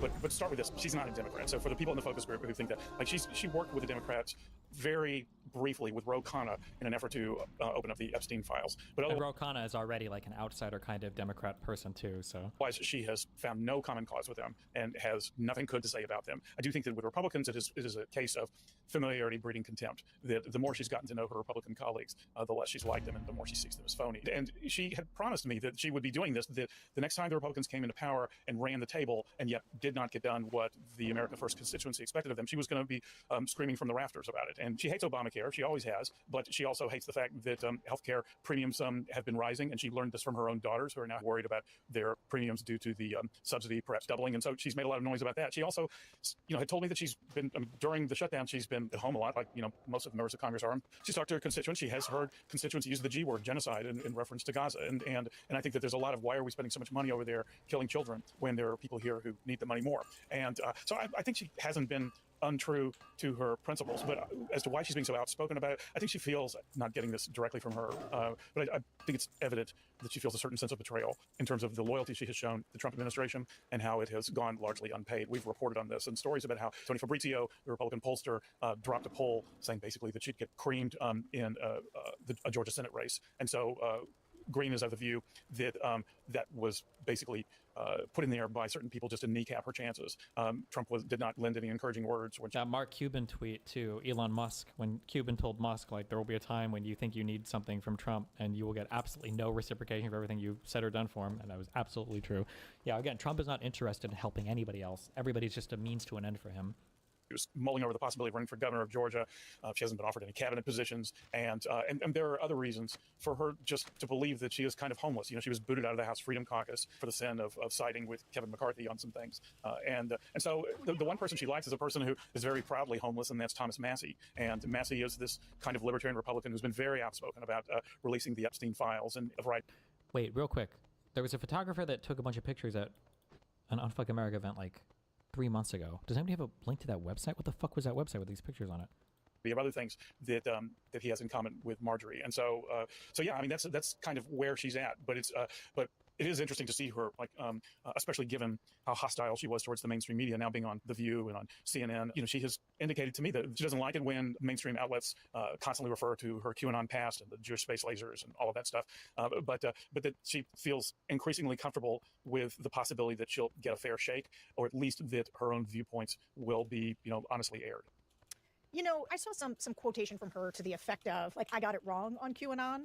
Is that right? Has she sort of renounced? Yes. Like, what's the growth pattern been for her? Yeah, and look, I do think that, though I said a couple of minutes ago that I think she's largely remained on track with her America First beliefs, I do think that behaviorally we've seen a real evolution in her. I mean, those things that you were citing, which I also did in my book about her, like chasing David Hogg down hallways and harassing AOC, those were when she was a so-called influencer in 2018 and 2019 and was an avowed QAnon person. She doesn't do that kind of stuff now that she is an elected official, since she was elected in November 2020. And she made clear to me that her QAnon views grew out of distrust of the mainstream media and the permission structure given by people on the right to seek alternative information elsewhere. And then there formed this whole community of people who she knew, people who did CrossFit gym like she did, people who were friends of hers on Facebook, who were starting to read these Q drops. It was kind of fun and sort of a parlor sport. But she said that it also, it imposed a certain kind of logic on areas where there was a lot of lack of clarity. Now, she's since, no, I don't think that she believes that Democrats are faces of baby corpses on their own faces or anything like that. She has been clear about how she got it wrong. She's defensive on the subject because she feels like, why is it that every story that the New York Times writes about Elizabeth Warren doesn't include that she once claimed she was part Native American, to get into Harvard? Or why is it that Senator Blumenthal isn't always mentioned that he was not honest about his military service? And yet, every time a story is done about me, it always has the obligatory paragraph about being a conspiracy theorist. I hear her, but it's a notable beginning point of a revolution and kind of hard to forget. Yeah, I mean, I think one of the answers to that might be that she's just newer. Like, those are it happened more recently. Yes. That she was this person. Like, what Elizabeth Warren did in college just probably doesn't bear as much on what Marjorie Taylor Greene was doing in 2018. But okay, I take that point. I guess one of the things that I've been wondering about, and something you're saying makes me think that this might be true, because for me as sort of a never Trumper, what was astounding to me was learning that so many of the people who I had grown up and they had taught. President Biden reacts to Marjorie Taylor Greene on his way to the State of the Union.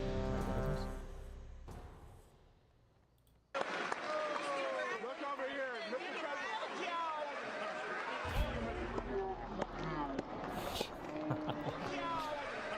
My king. me what it meant to have conservative principles. Like, they were the ones imbuing those on a younger generation. It turned out they had none of those principles. And it's a wild thing to suddenly be around a bunch of people who were, they were the ones who were telling you joined their side, whatever. And then you're like, oh, you guys didn't mean this at all. Not even a little bit. Is that the experience that she's having in Congress, where she's like, wait a minute? Yes. The answer is yes. I mean, is she's she like, principled, though? Is she, yes. Are we finding that she's principled? Yeah, no, I think that Green has always been principled. You could argue with her principles. You could say her principles are misguided. You can say that her, views on immigration are really strident. That her views, that she sees this kind of a zero-sum proposition. That everything that an immigrant gets is at the expense of, some able-bodied working-class white person or something. But no, I think that she does have principles, and she's certainly come to fall into the Saturday Weiser category of people who recognize that Congress is increasingly a do-nothing body. It's frustrating to her. Now, I will say this, that I mentioned earlier that she's not a Democrat. She has not made the slightest effort, as far as I know, to ever find any Democrat with whom she could see common cause in advancing certain legislation. There was a point in time, around the time of the J6ers being at the DC jail, that she was very interested in criminal injustices, perpetrated.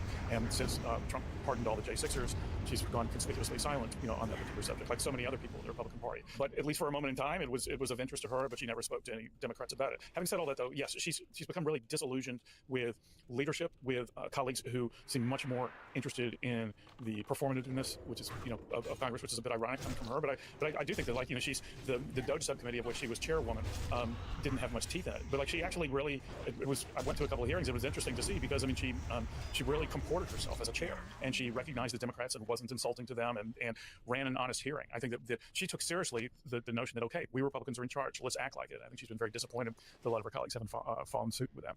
Last Marjorie Taylor Greene question. It was funny to me to hear a voter call her a rhino, because this is what you get. Everybody, whether you're Liz Cheney or you're Mitt Romney, but if you fuck Trump. Wait, okay, hold on. This guy's mad. I'm not answering him.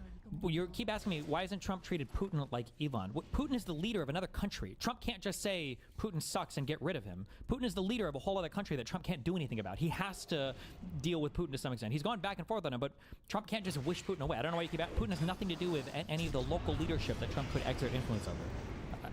Yeah. You are suddenly a rhino, because Republican used to have an actual meaning. There used to be ideas behind it. Now there's just Trump. And so if you don't support Trump, or you are perceived to not be supporting Trump, you're suddenly a rhino.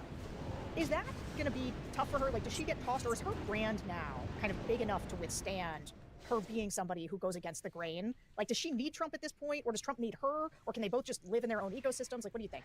Well, I think that the answer to that question is she herself is trying to find that out. That's why she's going on The View, for example. I think she's trying to find out just, how does my brand play beyond Congress and beyond Georgia? She's not a party person, and so the idea that she's a rhino, well, obviously that's meant to be a pejorative, is in a way not entirely inappropriate, given that she has said recently, I'm not sure that I'm not a Democrat, but I'm not sure that I'd call myself a Republican anymore. I mean, she really does have a hostile view towards her own party. And so I think she may come, as Massey does, to wear that independence as a badge of honor. Now, how far this gets all of her, and whether she's been very careful, like every conservative leader not named Nick Fuentes, to not disassociate herself from Trump. She has said in stories that we, the Times, have reported that she feels like Trump has gotten bad advice from his staff. That's a very familiar one that we hear. But she has been loath to criticize Trump himself. And so I don't think we're going to see her step out the way Nick Fuentes did. And for the record, also, she loathes Nick Fuentes. So it's, I doubt she'd want to be in his camp. But I don't see her like separating herself from Trump. But then again, we'll see. I mean, she's given the Trump administration some heartburn with some of the things that she's been saying and doing. It may well be that she comes to figure out, what the hell do I have to lose? I might as well, just staying by Trump's side has gotten me only so far, and in fact has been at times a bitter pill to swallow, and so we may see more independence from her. But I think she's testing the waters on all this stuff now. Well, it will be interesting to see where she goes from here. Okay. The last couple sets here are a bit contradictory in nature. We're going to focus on the rising anti-Semitism on the right for a second, even though we've talked about this. In recent months, we've heard, especially with young people on the right, a rise in anti-Israel sentiment. sometimes related to the actual war in the Middle East, but it can also be, there's like some obvious anti-Semitic conspiracy theories. And this is the part that I really want to get to, is just how many of the conspiracy theories on the right now end with the Jews. Like, that's where we land. It's not something that our whole group was dabbling in, but we do occasionally hear a smattering of this from Trump voters.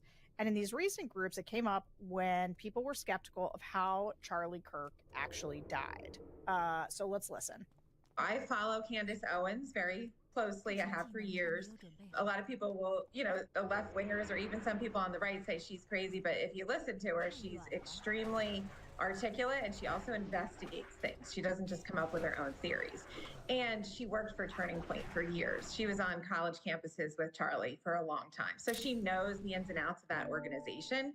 So she's not going to stop until it's found out. Hopefully she's not next, honestly.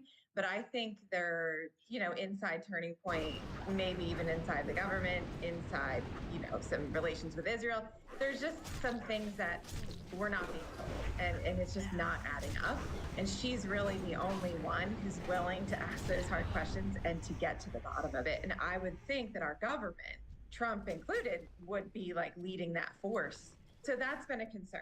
I think Charlie Kirk was having such a profound influence in the political arena and the religious arena that the radical left, and I mean the radical left, like people that are being socialist and heading toward communism, are pushing. So it's scary.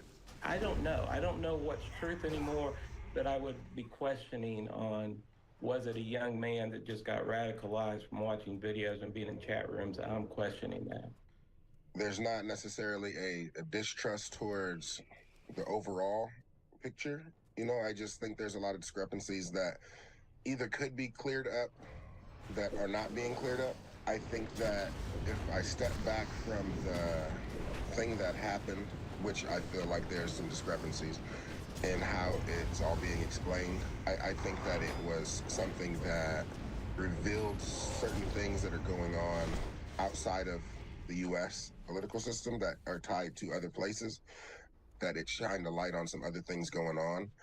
And so maybe that's why they're taking a little bit of time to really get into the meat and potatoes or the details of things of it.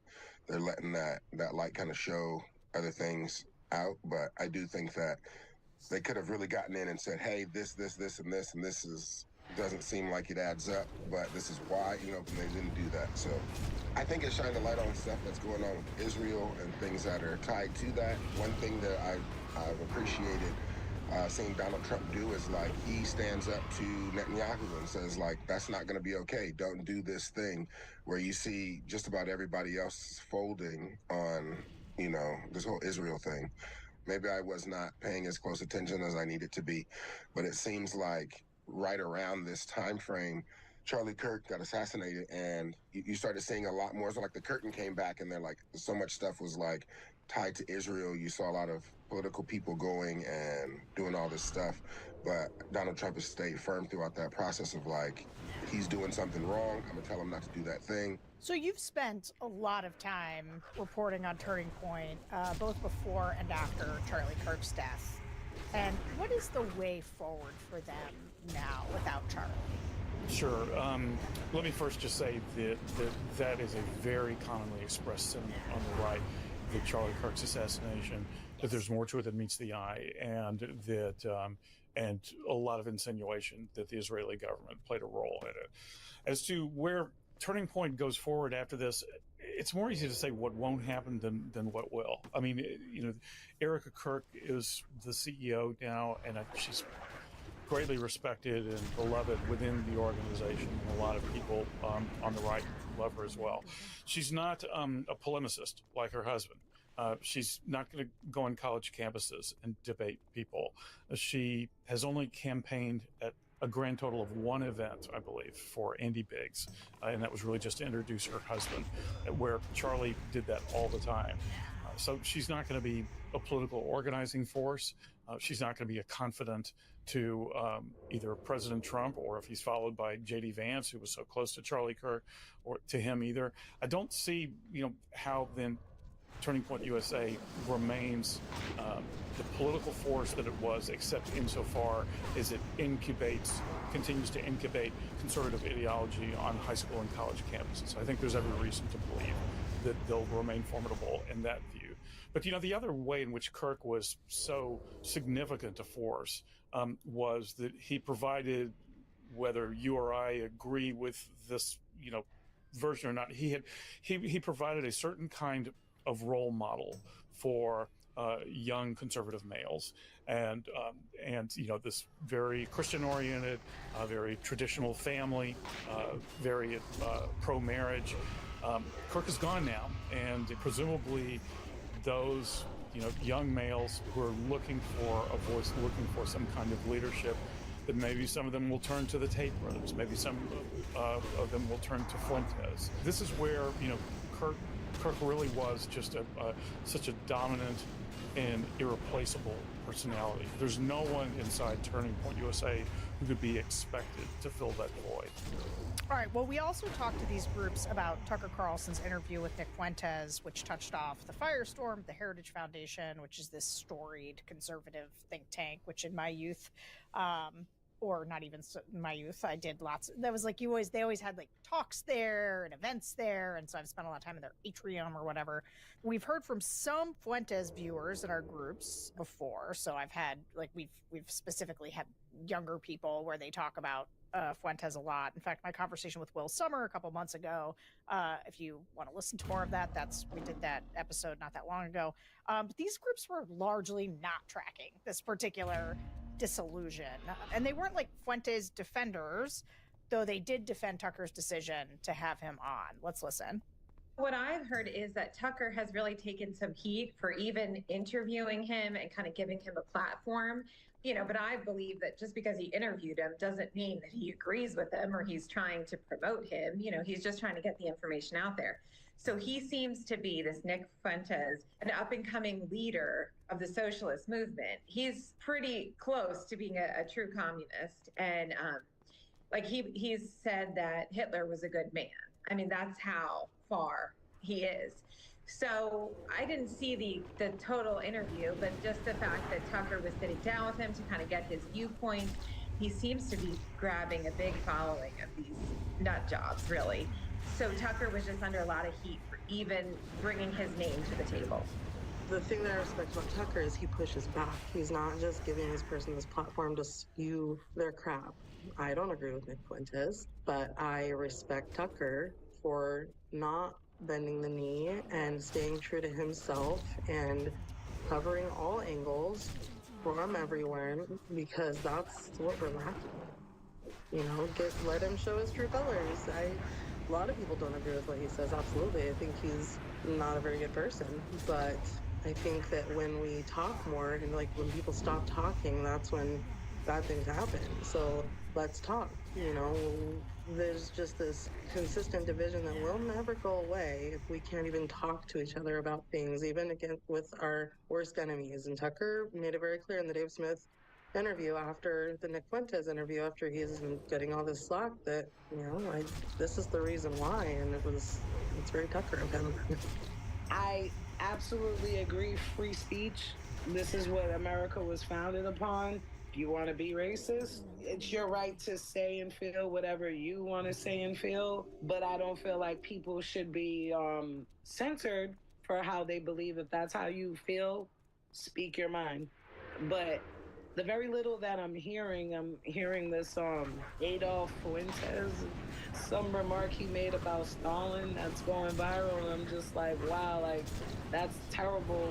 I don't know how true it is because I didn't hear it directly, myself. It's just what I'm hearing is going viral, but I'm like, I didn't know much about Nick Fuentes at all prior to the Tucker Carlson interview. Just I've heard of him and things about him, but honestly, I admire Tucker Carlson for even taking it there to let someone who I guess is controversial in the sense to come onto his platform and speak their mind, because he does push back.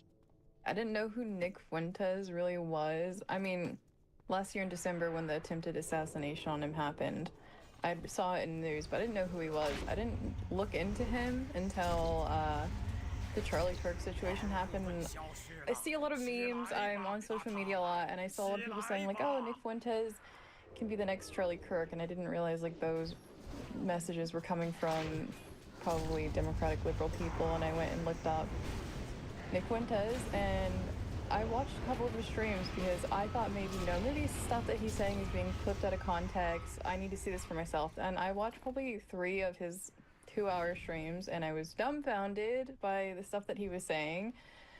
But like what everyone says, let him say what he wants. Let Tucker Carlson let him come on the podcast, say what he wants, and let people be the judge of whether they're going to support him or dislike him. So Nick Fuentes now has around 1 million followers on Twitter. He's become sort of a household name, certainly just in politics. Maybe not a household name, in every household, but like certainly on the right and certainly in people who follow politics. In fact, Marjorie Taylor Greene, who you said hates him, she was one of the early stars to go to one of his white nationalist conferences when he wasn't as big of a deal. But one of the historians you talked to, and I think this is really right, and I want to dig into it as like a closing conversation. He said, what we're seeing is Fuentes, Carlson, Vance, and others, and I would throw like Candace Owens in there, Laura Loomer, engaged in the battle to be the legitimate heir to Trumpism. Do you think that's a fair read of what kind of influence Fuentes wants to have on the right? Or like, do you think, because we're watching just the crack up on the right now, and some of it is, as I've been watching it, I'm like, okay, is this partly trying to fill the void that Charlie Kirk was really? He was like a pretty larger than life figure. He was kind of a glue in the movement, and a lot of people have been looking at Megyn Kelly lately. Is she the glue? And so she's basically taken this, I will not say anything negative about Tucker, about anybody else. I'm Mr. Johnny Clean Hands here. But like, is this what's happening? Is it, are we trying to be Trump's heir, Charlie Kirk's heir, lead the right? Is that how these people view themselves? Is that what they're fighting for?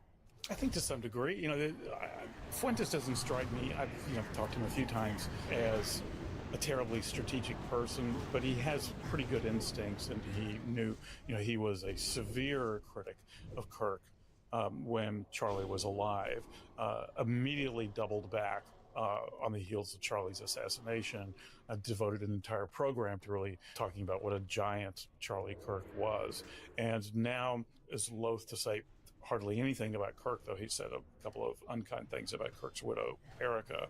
But he's very conscious of the fact that following is up for grabs, and I don't know that Fuentes possesses no organizing skill of the type that Charlie Kirk once did, and he is, a true unmade bed of a human being. And there's actually, I talked about it on the show about how he slept on his couch for a day because he had put all of his freshly washed clothes on his bed and didn't feel like folding them. So that's Fuentes' shtick. And honestly, that's relatable to me. Yeah, no, totally. Yeah, no, and again, I think he's very clever at describing in a self-deprecating way the life of his own, listeners in addition to himself. What the focus groupers, it was interesting. I mean, a lot of them didn't know who he was, but I suspect that that's generational, that if they were 25 or under, they would have known. It was interesting. Go back. Wait, fuck. I didn't have this on speaker at all, so I did not hear anything. Hold on. Unkind things about Kirk's widow, Erica. But he's very conscious of the fact that following is up for grabs, and I don't know that Fuentes possesses no organizing skill of the type that Charlie Kirk once did. And he is, a true unmade bed of a human being. And there's actually, I talked about it on the show about how he slept on his couch for a day because he had put all of his freshly washed clothes on his bed and didn't feel like folding them. So that's Fuentes' shtick. And honestly, that's relatable to me. Yeah, no, totally. Yeah, no, and again, I think he's very clever at describing in a self-deprecating way the life of his own, listeners in addition to himself. What the focus groupers, it was interesting. I mean, a lot of them didn't know who he was, but I suspect that that's generational, that if they were 25. Reminder, the focus groupers talking about Nick. In my youth, or not even my youth, I did lots of, that was like, they always had like talks there and events there, and so I spent a lot of time at Patreon or whatever. We've heard from some Fuentes viewers in our groups before, so I've had, like, we've specifically had younger people where they talk about Fuentes a lot. In fact, my conversation with Will Summer a couple months ago, if you want to listen to more of that, we did that episode not that long ago. These groups were largely not tracking this particular disillusion, and they weren't like Fuentes defenders, though they did defend Tucker's decision. You have to go further back than this? What, did it start as soon as I walked out? to have him on. Let's listen. What I've heard is that Tucker has really taken some heat for even interviewing him and kind of giving him a platform, but I believe that just because he interviewed him doesn't mean that he agrees with him or he's trying to promote him. He's just trying to get the information out there. So he seems to be, this Nick Fuentes, an up and coming leader of the socialist movement. He's pretty close to being a true communist. And he's said that Hitler was a good man. I mean, that's how far he is. So I didn't see the total interview, but just the fact that Tucker was sitting down with him to kind of get his viewpoint, he seems to be grabbing a big following of these nut jobs, really. So Tucker was just under a lot of heat for even bringing his name to the table. The thing that I respect about Tucker is he pushes back. He's not just giving this person this platform to spew their crap. I don't agree with Nick Fuentes, but I respect Tucker for not bending the knee and staying true to himself and covering all angles from everywhere, because that's what we're lacking. Let him show his true colors. A lot of people don't agree with what he says, absolutely. I think he's not a very good person, but I think that when we talk more, and when people stop talking, that's when bad things happen. So let's talk.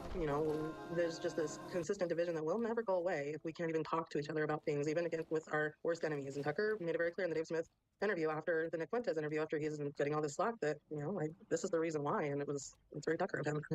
I absolutely agree. Free speech. This is what America was founded upon. If you want to be racist, it's your right to say and feel whatever you want to say and feel. But I don't feel like people should be censored for how they believe. If that's how you feel, speak your mind. But the very little that I'm hearing this Adolf Fuentes, some remark he made about Stalin that's going viral. And I'm just like, wow, that's terrible. I don't know how true it is because I didn't hear it directly, myself. It's just what I'm hearing is going viral. But I'm like, I didn't know much about Nick Fuentes at all prior to the Tucker Carlson interview. Just I've heard of him and things about him. But honestly, I admire Tucker Carlson for even taking it there to let someone who I guess is controversial in the sense to come onto his platform and speak their mind, because he does push back. I didn't know who Nick Fuentes really was. I mean, last year in December when the attempted assassination on him happened, I saw it in the news, but I didn't know who he was. I didn't look into him until the Charlie Kirk situation happened. I see a lot of memes. I'm on social media a lot, and I saw a lot of people saying, oh, Nick Fuentes can be the next Charlie Kirk, and I didn't realize those messages were coming from probably Democratic liberal people, and I went and looked up Nick Fuentes, and I watched a couple of his streams because I thought maybe stuff that he's saying is being flipped out of context. I need to see this for myself. And I watched probably 3 of his 2-hour streams, and I was dumbfounded by the stuff that he was saying. But like what everyone says, let him say what he wants. Let Tucker Carlson let him come on the podcast, say what he wants, and let people be the judge of whether they're going to support him or dislike him. So Nick Fuentes now has around 1 million followers on Twitter.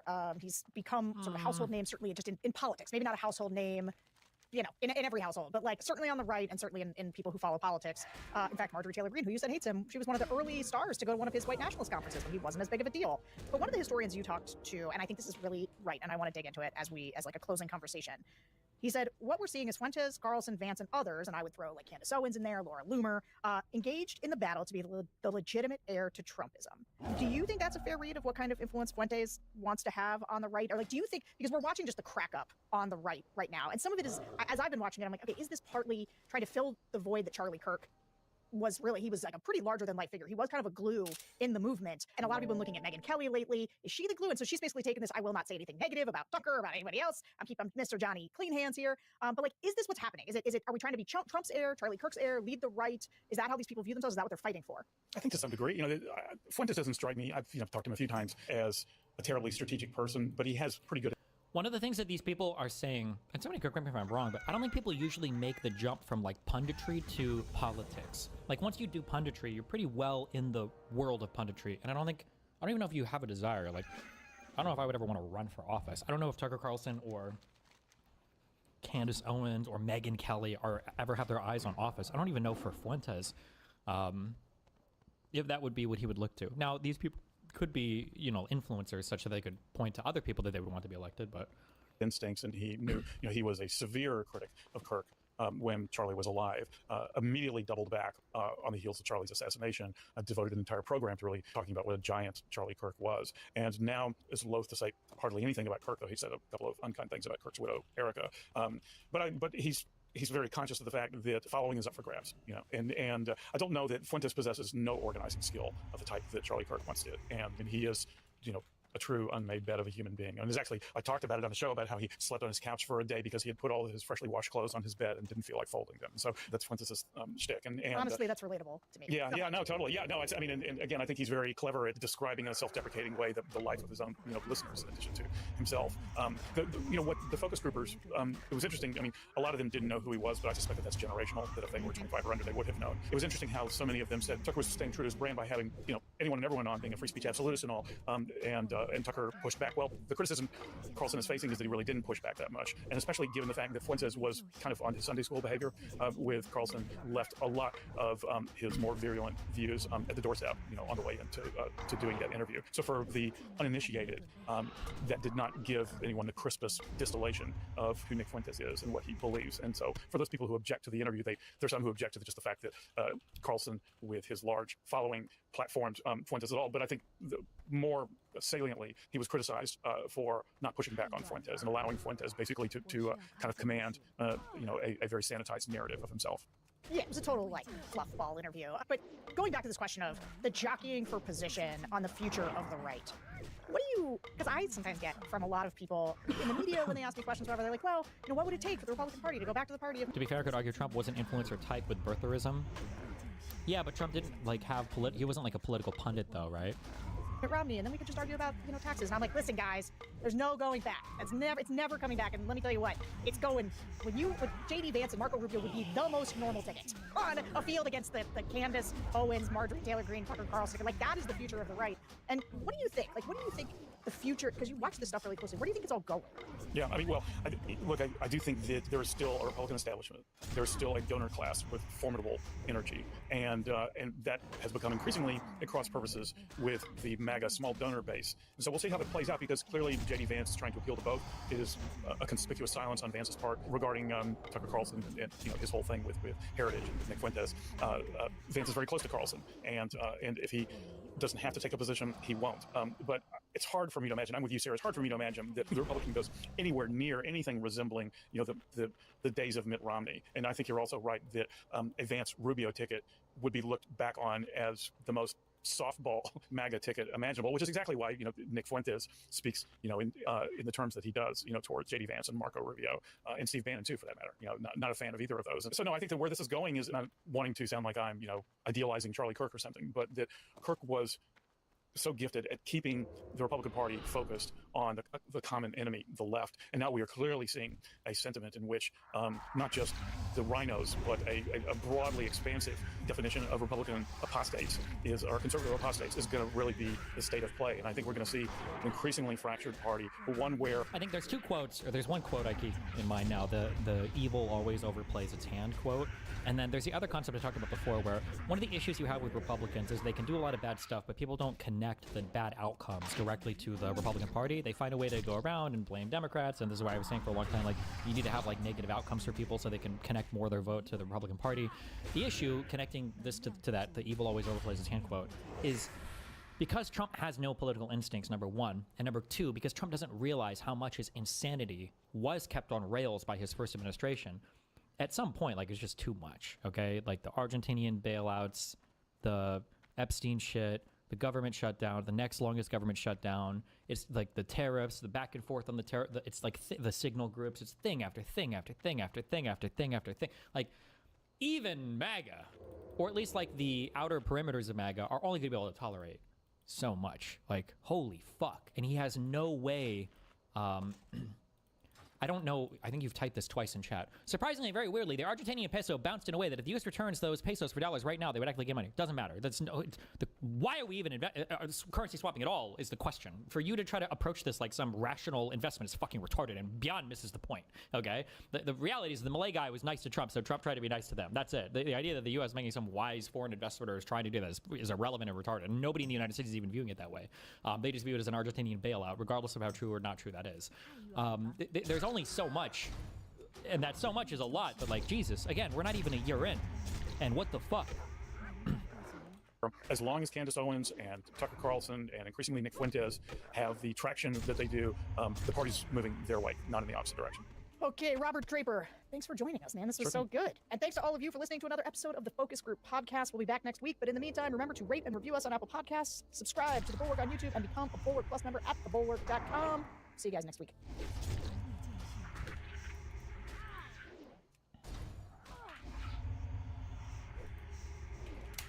Did you guys? I don't think we watched this on stream, dude. This girl nuked the fuck out of this guy. Your wife? Holy shit! Oh fuck! It doesn't have the lead up. Oh my god. Your wife has 3 baby daddies and has been married twice before. Don't talk about my wife. You shut your fucking mouth. Rachel, are you there? Can you hear us? Rachel? Oh, this is super edited. Fuck. Hear me? Yes. Did you not have agency when you accepted this debate with Andrew? Yeah, I did.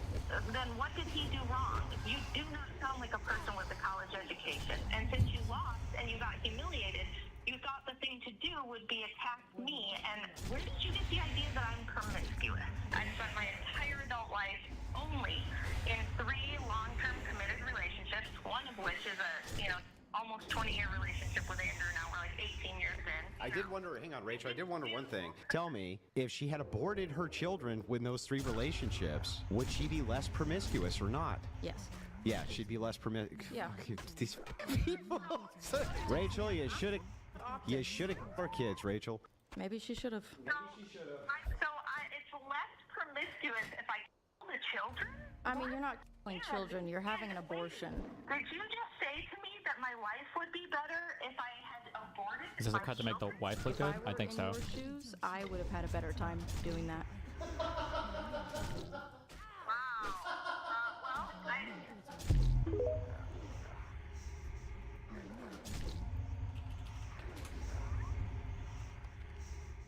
That fit when your wife has to call in to bail you out. It's 3. I thought I retweeted another clip of this. Oh, was it this one? And has been. Your wife has 3 baby dads. Yes.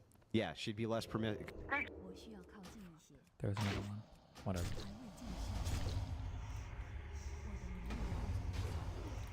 Hassan China trip.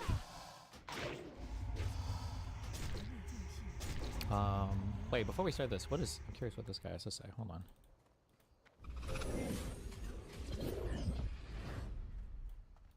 This video is brought to you by Surfshark. Stick around to hear more about the special offer they're providing to the entire upper echelon community.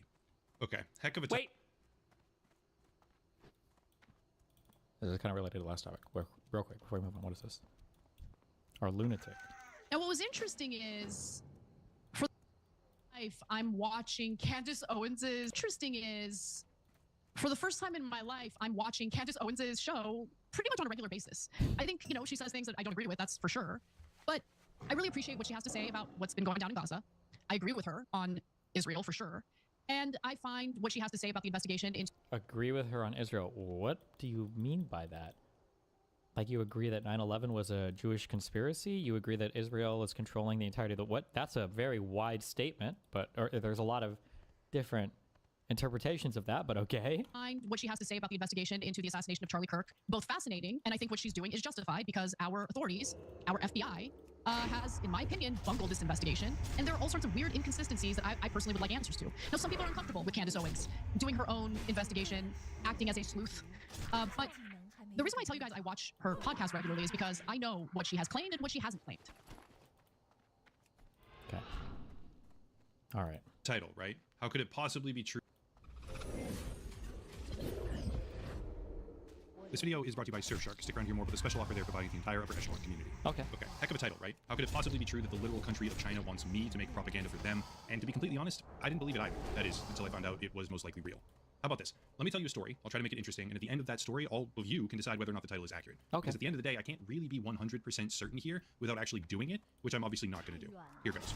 Once upon a time, like 2 days ago, I received an email. Not unlike many other emails that I get, I initially assumed it to be spam because, quite frankly, it looked like spam. I should probably add here, I get a ridiculous number of absurd emails. As an example, here's one from an OnlyFans agency called AJZ Modeling, asking to set up a Zoom call with me because they think I'd be a great fit for their service. Wow. Here's one from an agency called Easy Collab, I guess, which is apparently working with an AI dubbing company and wanted to commission a dedicated review. Here's an older one from something called Moo, which is apparently a stock trading platform, asking me to become a KOL, which apparently means key opinion leader, which is flattering, but obviously no. And the list goes on indefinitely. Actually, literally as I wrote the script, I got this one from some shit-ass solar company, trying to get me to be an affiliate of theirs. I get stupid emails all the time, but this one ended up being slightly different. Have a look. Quote, "Hi, Upper Echelon. This is Yu Chen from Winter Whale, a talent agency that collaborates with influencers across multiple platforms. We're inviting content creators under 35 to join a 10-day, fully sponsored trip through Suzhou, Shanghai, Shenzhen, Handan, and Beijing as part of the 2025 China Global Youth Influencer Exchange, 14 to the 23rd of July, 2025. Damn. Wait, hold on. Tyler, one break. 1 second.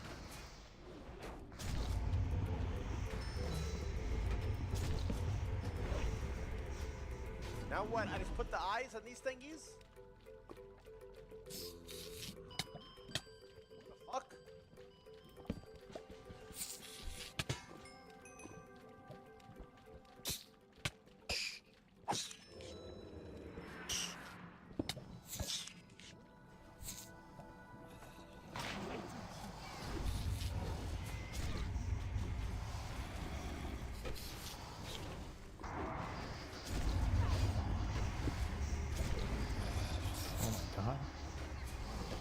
Is he not? Does he know how to move?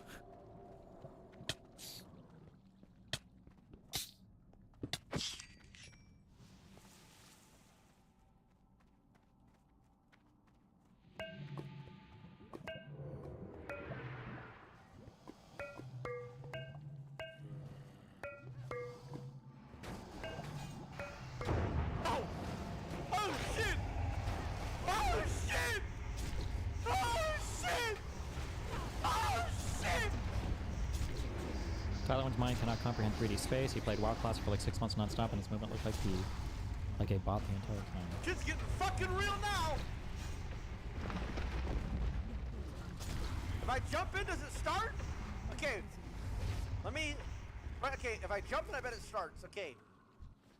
Got my bow. Power 3, unbreaking. Got my sword. Got the pick. Fire pot. It's a dragon. Gonna have fire. I'll do both. Blocks. I need blocks to build properly. I don't need torches. I have 3 cooked salmon. I have bread. I have apples. Can't get fucking apples.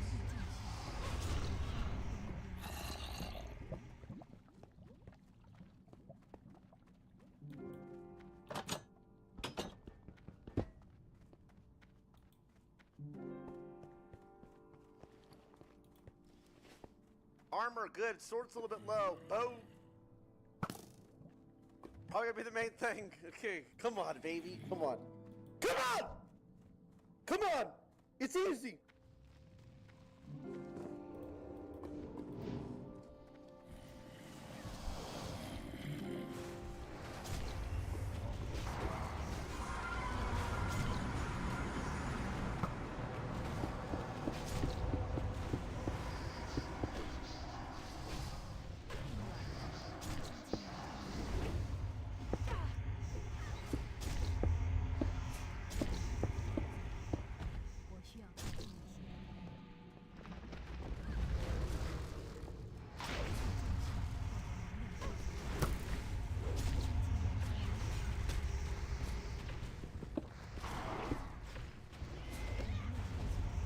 Oh shit.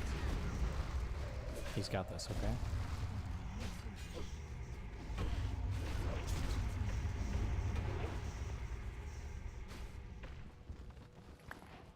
For some reason, I really want to raise our mouse right now. Logitech mouse? I don't know who made that. I want it. Go play. Oh, it's not even a mouse commercial. No, fuck. Rep.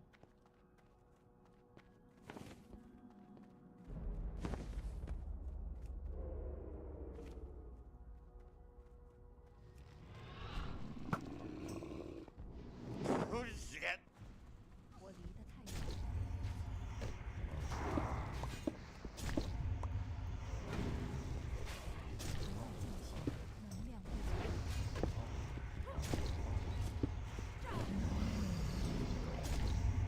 Nah, bro. Nah.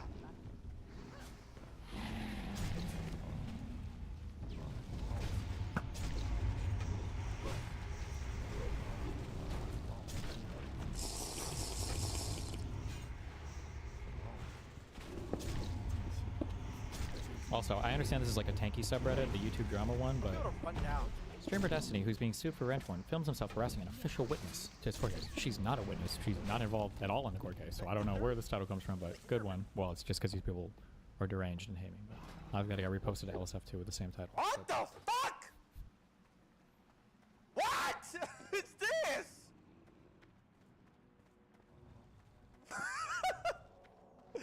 No, bro, I can't play.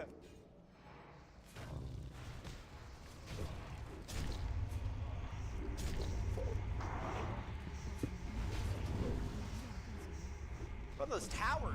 I can't look at them, huh? Oh shit, there he is.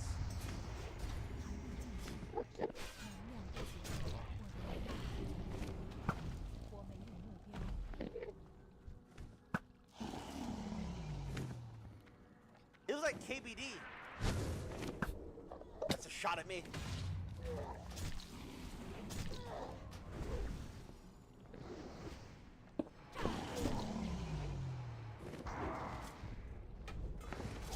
Like webs.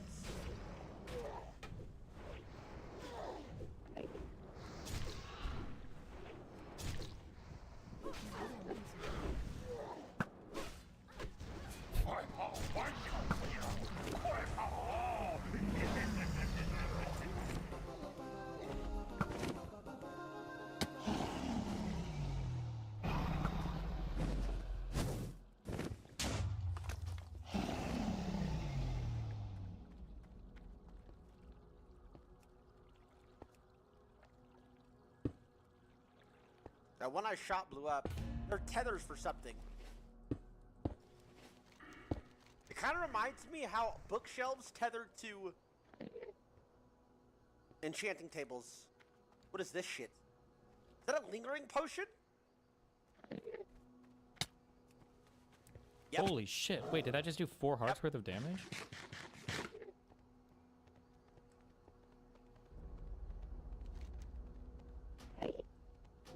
Heal?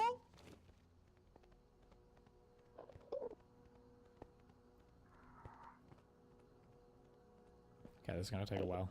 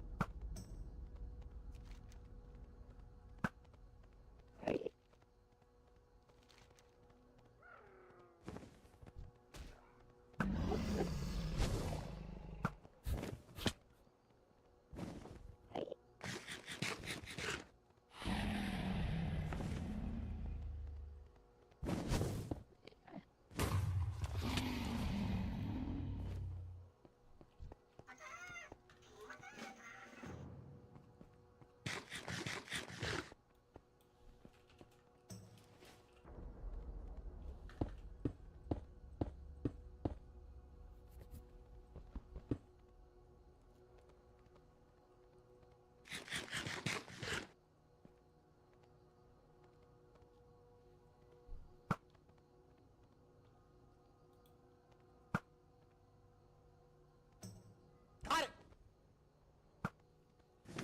Oh, got him! Bitch! Dude, the tether things heal it until you blow them up or whatever, right?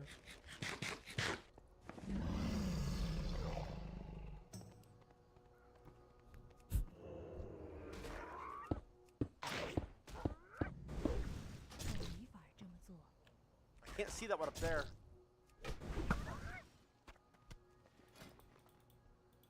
But he's chained. That's why he's not flying at me, because he's chained. I'm shooting off the chains. Can you imagine?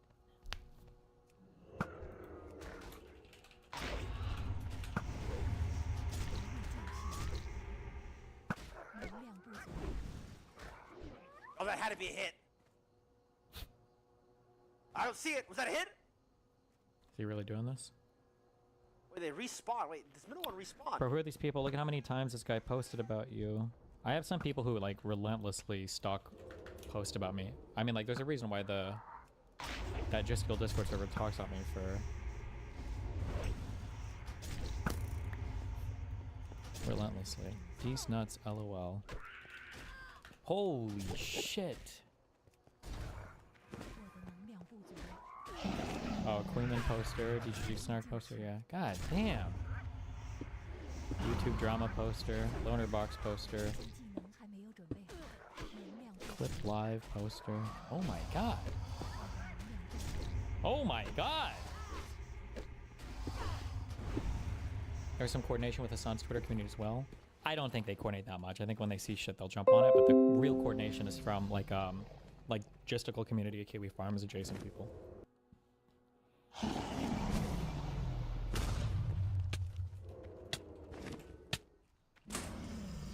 What? I didn't even see what killed them. Really? Really? Dragonfire? Oh. Good job, guys. Okay. Well. On Beijing as part of the 2025 China Global Youth Influencer Exchange, 14 to 23rd July 2025. You'll co-create with Chinese influencers with 1 million plus followers and network with fellow creators from over 100 countries plus, joining in on high-level global discussions at WITF. All major expenses including airfare, hotel, transport, and meals are included. We hope selected participants to post 2 videos during the trip and take part in a collaborative highlight reel. If this speaks to you, please fill out this very short form. End quote.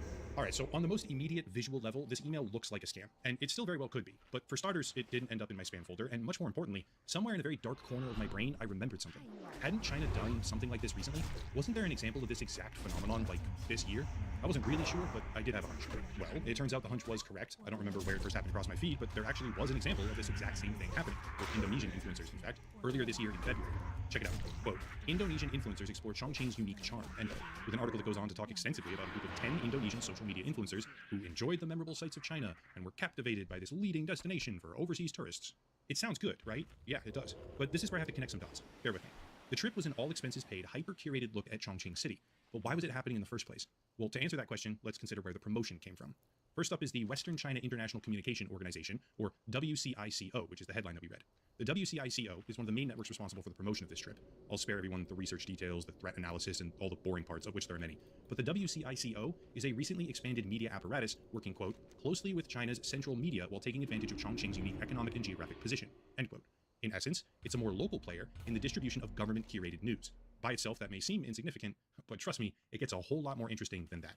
On a side note, it is now time, once again, to match the demographic audience of viewership for the channel with brand deal discounts for companies that support the content, which means a special offer from Surfshark. Surfshark is a VPN, virtual private network, and VPNs have a bunch of different uses. They can help in some situations preventing certain types of phishing attacks, DNS tunneling, or DDoS attacks in particular, and they also help combat data tracking / harvesting practices by pretty much every single technology company out there. If you care instead about entertainment factors, Surfshark unlocks additional content on certain streaming websites by changing your geographic region, opening up additional options in your video library because of how licensing deals work. Surfshark also gets around regional censorship, websites being blocked in your region by the government, for example, which feels like a pretty pertinent thing to say right now. Wow. It helps protect your IP address with encryption, modification, and various other services. Crucial point that I mentioned directly every time on purpose. Surfshark does not keep logs, which is audit verified by Deloitte. There's a whole public report on that as well, which is a critical business decision for any VPN service and something I consider a prerequisite for advertising them. Okay. Also, they have what's called a warrant canary for anyone who knows or cares what that is. They have it. If you don't know and don't care, doesn't matter to you. Cool. If you click the link down below, surfshark.com/echelon, and use the code echelon at checkout, you can get 4 extra months for free with a special pricing offer. Again, link down below, surfshark.com/echelon, coupon code echelon at checkout for an extra 4 months of the service completely free. Big thank you to Surfshark for sponsoring the channel.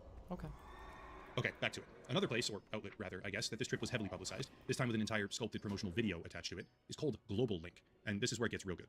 For starters, there are very clear talking points being used. It's beautiful, the people are friendly, the nightlife, etc. And you can sort of see this happening even more if you compared it to what these people were also posting at the time on, say, Instagram. Okay. However, much more important than that, when you look into the company Global Link, you start to understand why.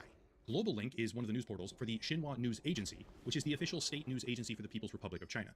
It is a specific mechanism for the distribution of information related to the Chinese government and the ruling Communist Party. It is the definition, the very definition of propaganda. And just to hammer that point home, historically the agency has been described as the eyes and tongue of the CCP. Seems like a picture is forming, right? But it gets better. This trip, after being strategically covered and promoted by the CCP media arms, also received coverage inside Indonesia, this time from an outlet called Antara.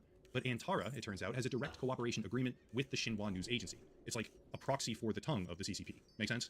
This means that we had a sizable group of popular Indonesian influencers on a specially curated, paid for, and controlled trip talking about the real China experience and how great the country is, which was then carefully covered by at least 3 different state-linked media outlets, even so far as the largest and most directly affiliated government news agency itself doing an entire video about it. And now I see this email on June 10th, 2025, about a fully sponsored trip to 5 Chinese cities. Let me just pull back the veil a little bit before I build out the rest of the picture. This is what's called a soft power strategy. China has very obviously used this particular version of it before, at least once, but they've also used variations of the strategy in Poland and the Czech Republic. Back in 2024, an influencer named Jan Michalek, I'm probably butchering the pronunciation, I know that, but I did my best, was given a very similar all-expenses-paid trip to China, once again showcasing specific destinations and a curated snapshot of the culture, this time in the Xinjiang province, which at least internationally is known for human rights abuses. Has Hassan made a definitive statement saying like no one paid me for this trip or no one covered any part of this trip? Or has he made like just like kind of cagey statements about it? Has he said anything like that? The strategy itself has many different forms, but there's context missing right now, which is that China has a term called white monkey, where apparently foreigners will be hired for situational promotion simply because of their race. It's apparently based on a phenomenon where association with foreigners can signify a certain kind of international status. So if we look at these trips through that kind of lens, yeah, it's the white social media monkeys dancing and doing what they're told. Let's circle back to the original email that I got.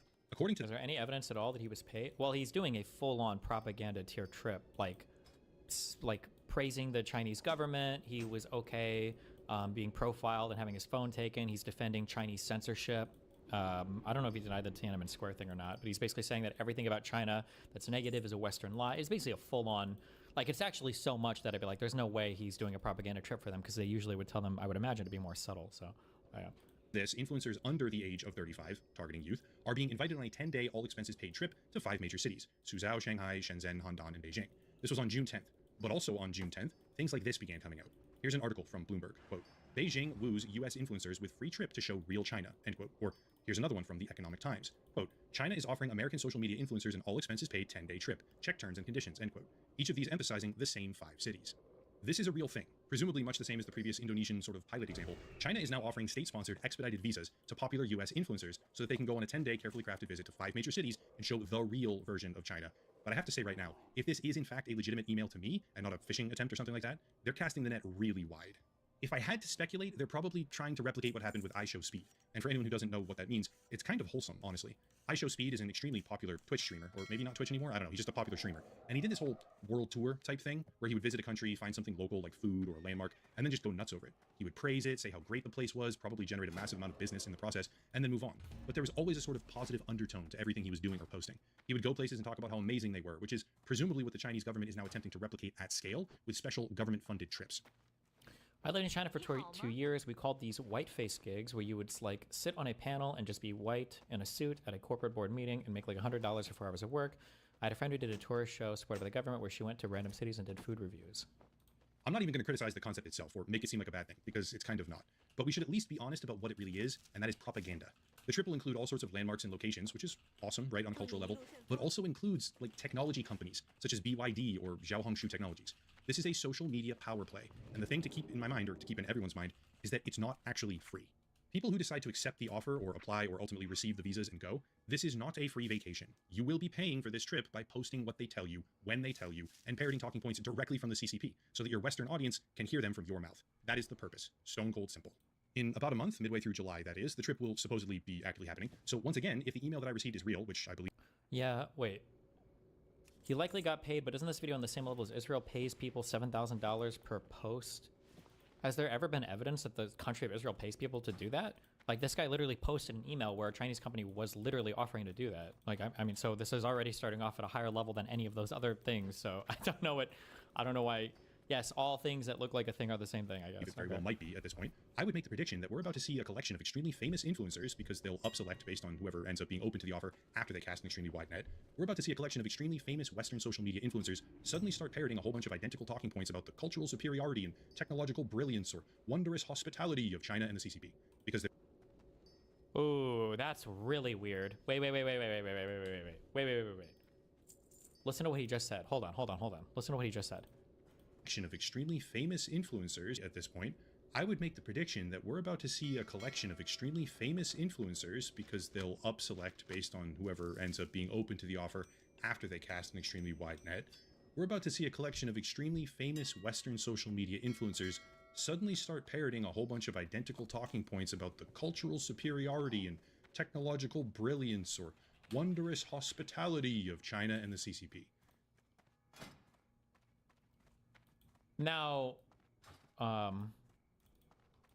have my mind, in my conscience, I have already become Chinese, okay? We were already white Chinese in this chat. I've already become full Chinese, okay? Let me just start by saying that. It's fucking sick, okay? Like, you have abundant style consumption paired up with the technology and everything, okay. Centrally controlled economy and economic system okay. that has yielded tremendous development. Okay. You have 1950s Soviet-era building blocks next to the Gucci store. Okay, cultural If there stuff, was more- superiority. If there was Okay. ever a country that represented the synthesis, the things that I enjoy so much personally. Wow. If ever such a country existed, I do not know. You have to try the premium grilled chicken sandwich at McDonald's China, or I'm gonna report you to the CCP officials. You have met me at a very Chinese time in my life, chat. Now, to be fair, I mean, like, it's not really hard to make a video saying that, like, you're going to see more of this after his son's already done it. So maybe we don't necessarily give him credit. When was this made? Oh, this video is 5 months old.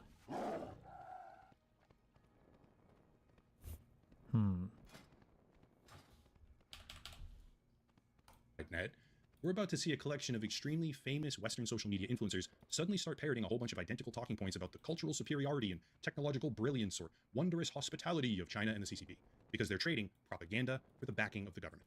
I should clarify right now, it's not just a free trip, right? In their minds, it's about networking. And by accepting this offer, you trade your voice for state-sponsored backing. You will be promoted, you will gain followers, and most likely massive financial payouts as a direct result of all of that, because you are their white monkey, and they're going to make sure that people see you dance. I said I would tell a story, and I have, but there's a few clarifying points now. I checked the email header, and it doesn't appear to be spoofed.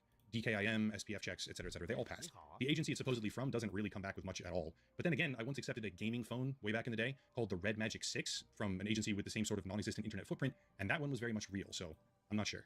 I can't say for certain whether this is an actual attempt at getting me to participate in Chinese government propaganda or a perfectly timed spear phishing attempt. But either way, it's not going to work. I have routinely made content in the past criticizing the Chinese government, their policies, their connected companies, and more, which means that even if this were somehow real, I would probably get disqualified later on when they realized, well, now wait a second, hang on, he doesn't actually have a history of good behavior or a good social credit score or whatever. Give him the boot. To be fair, even if it were perfectly legitimate, I'd still say no, because I don't want to trade my voice like that. But brace yourself, because China is on the hunt for Western influencers, offering them all sorts of goodies and benefits and bonuses to toe the party line, which some of them will undoubtedly be willing to do. Basically, in about a month, check your feeds, because you're going to see a whole lot more inexplicably praising content about specific cities and companies out of China. Anyway, that's it. Like I said, at the end of the story, you can decide, but I'm pretty sure that China wants me to make propaganda for them, and this is my version of saying no. If you want to support the channel, since I will not be receiving the benefits of a Chinese state-backed sponsorship, there's links down below. Locals and Patreon, monthly memberships, the video sponsor, of course. Does anybody have a link to the cities that Hassan visited?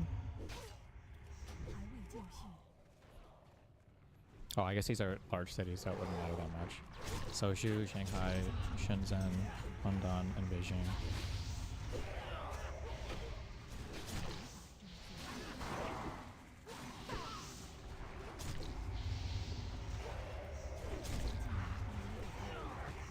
Influencers with 1 million plus followers, and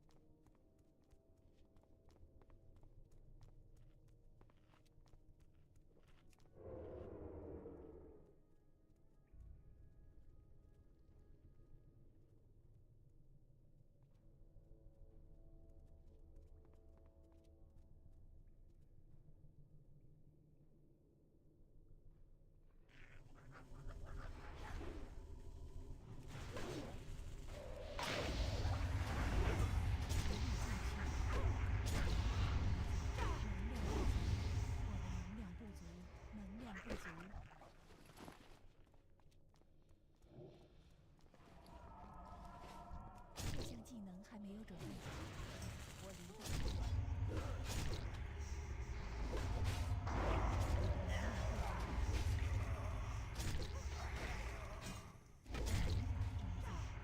能量不足，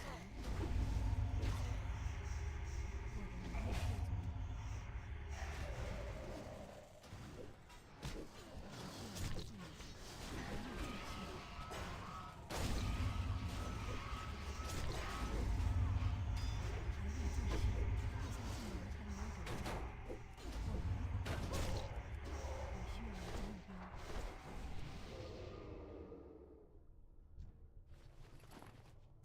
这项技能还没有准备好，还未就绪。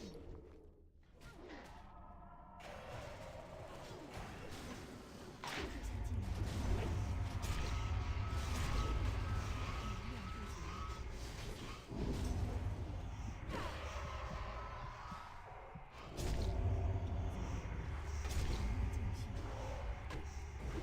太远了，我没有目标。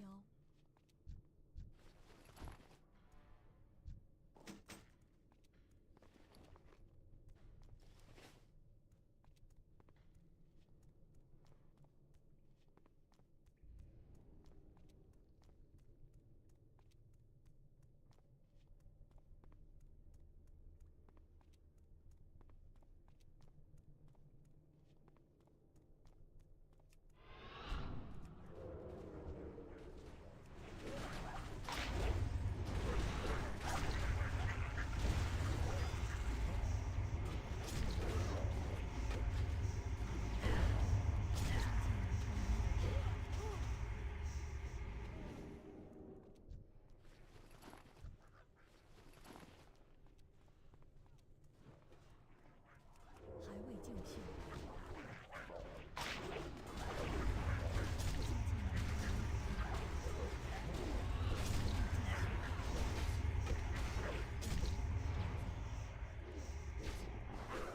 还未就绪。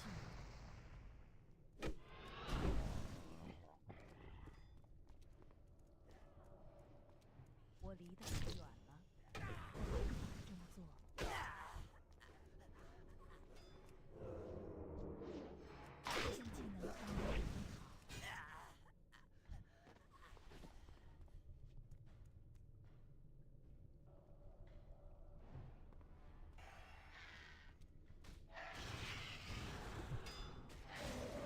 太远了。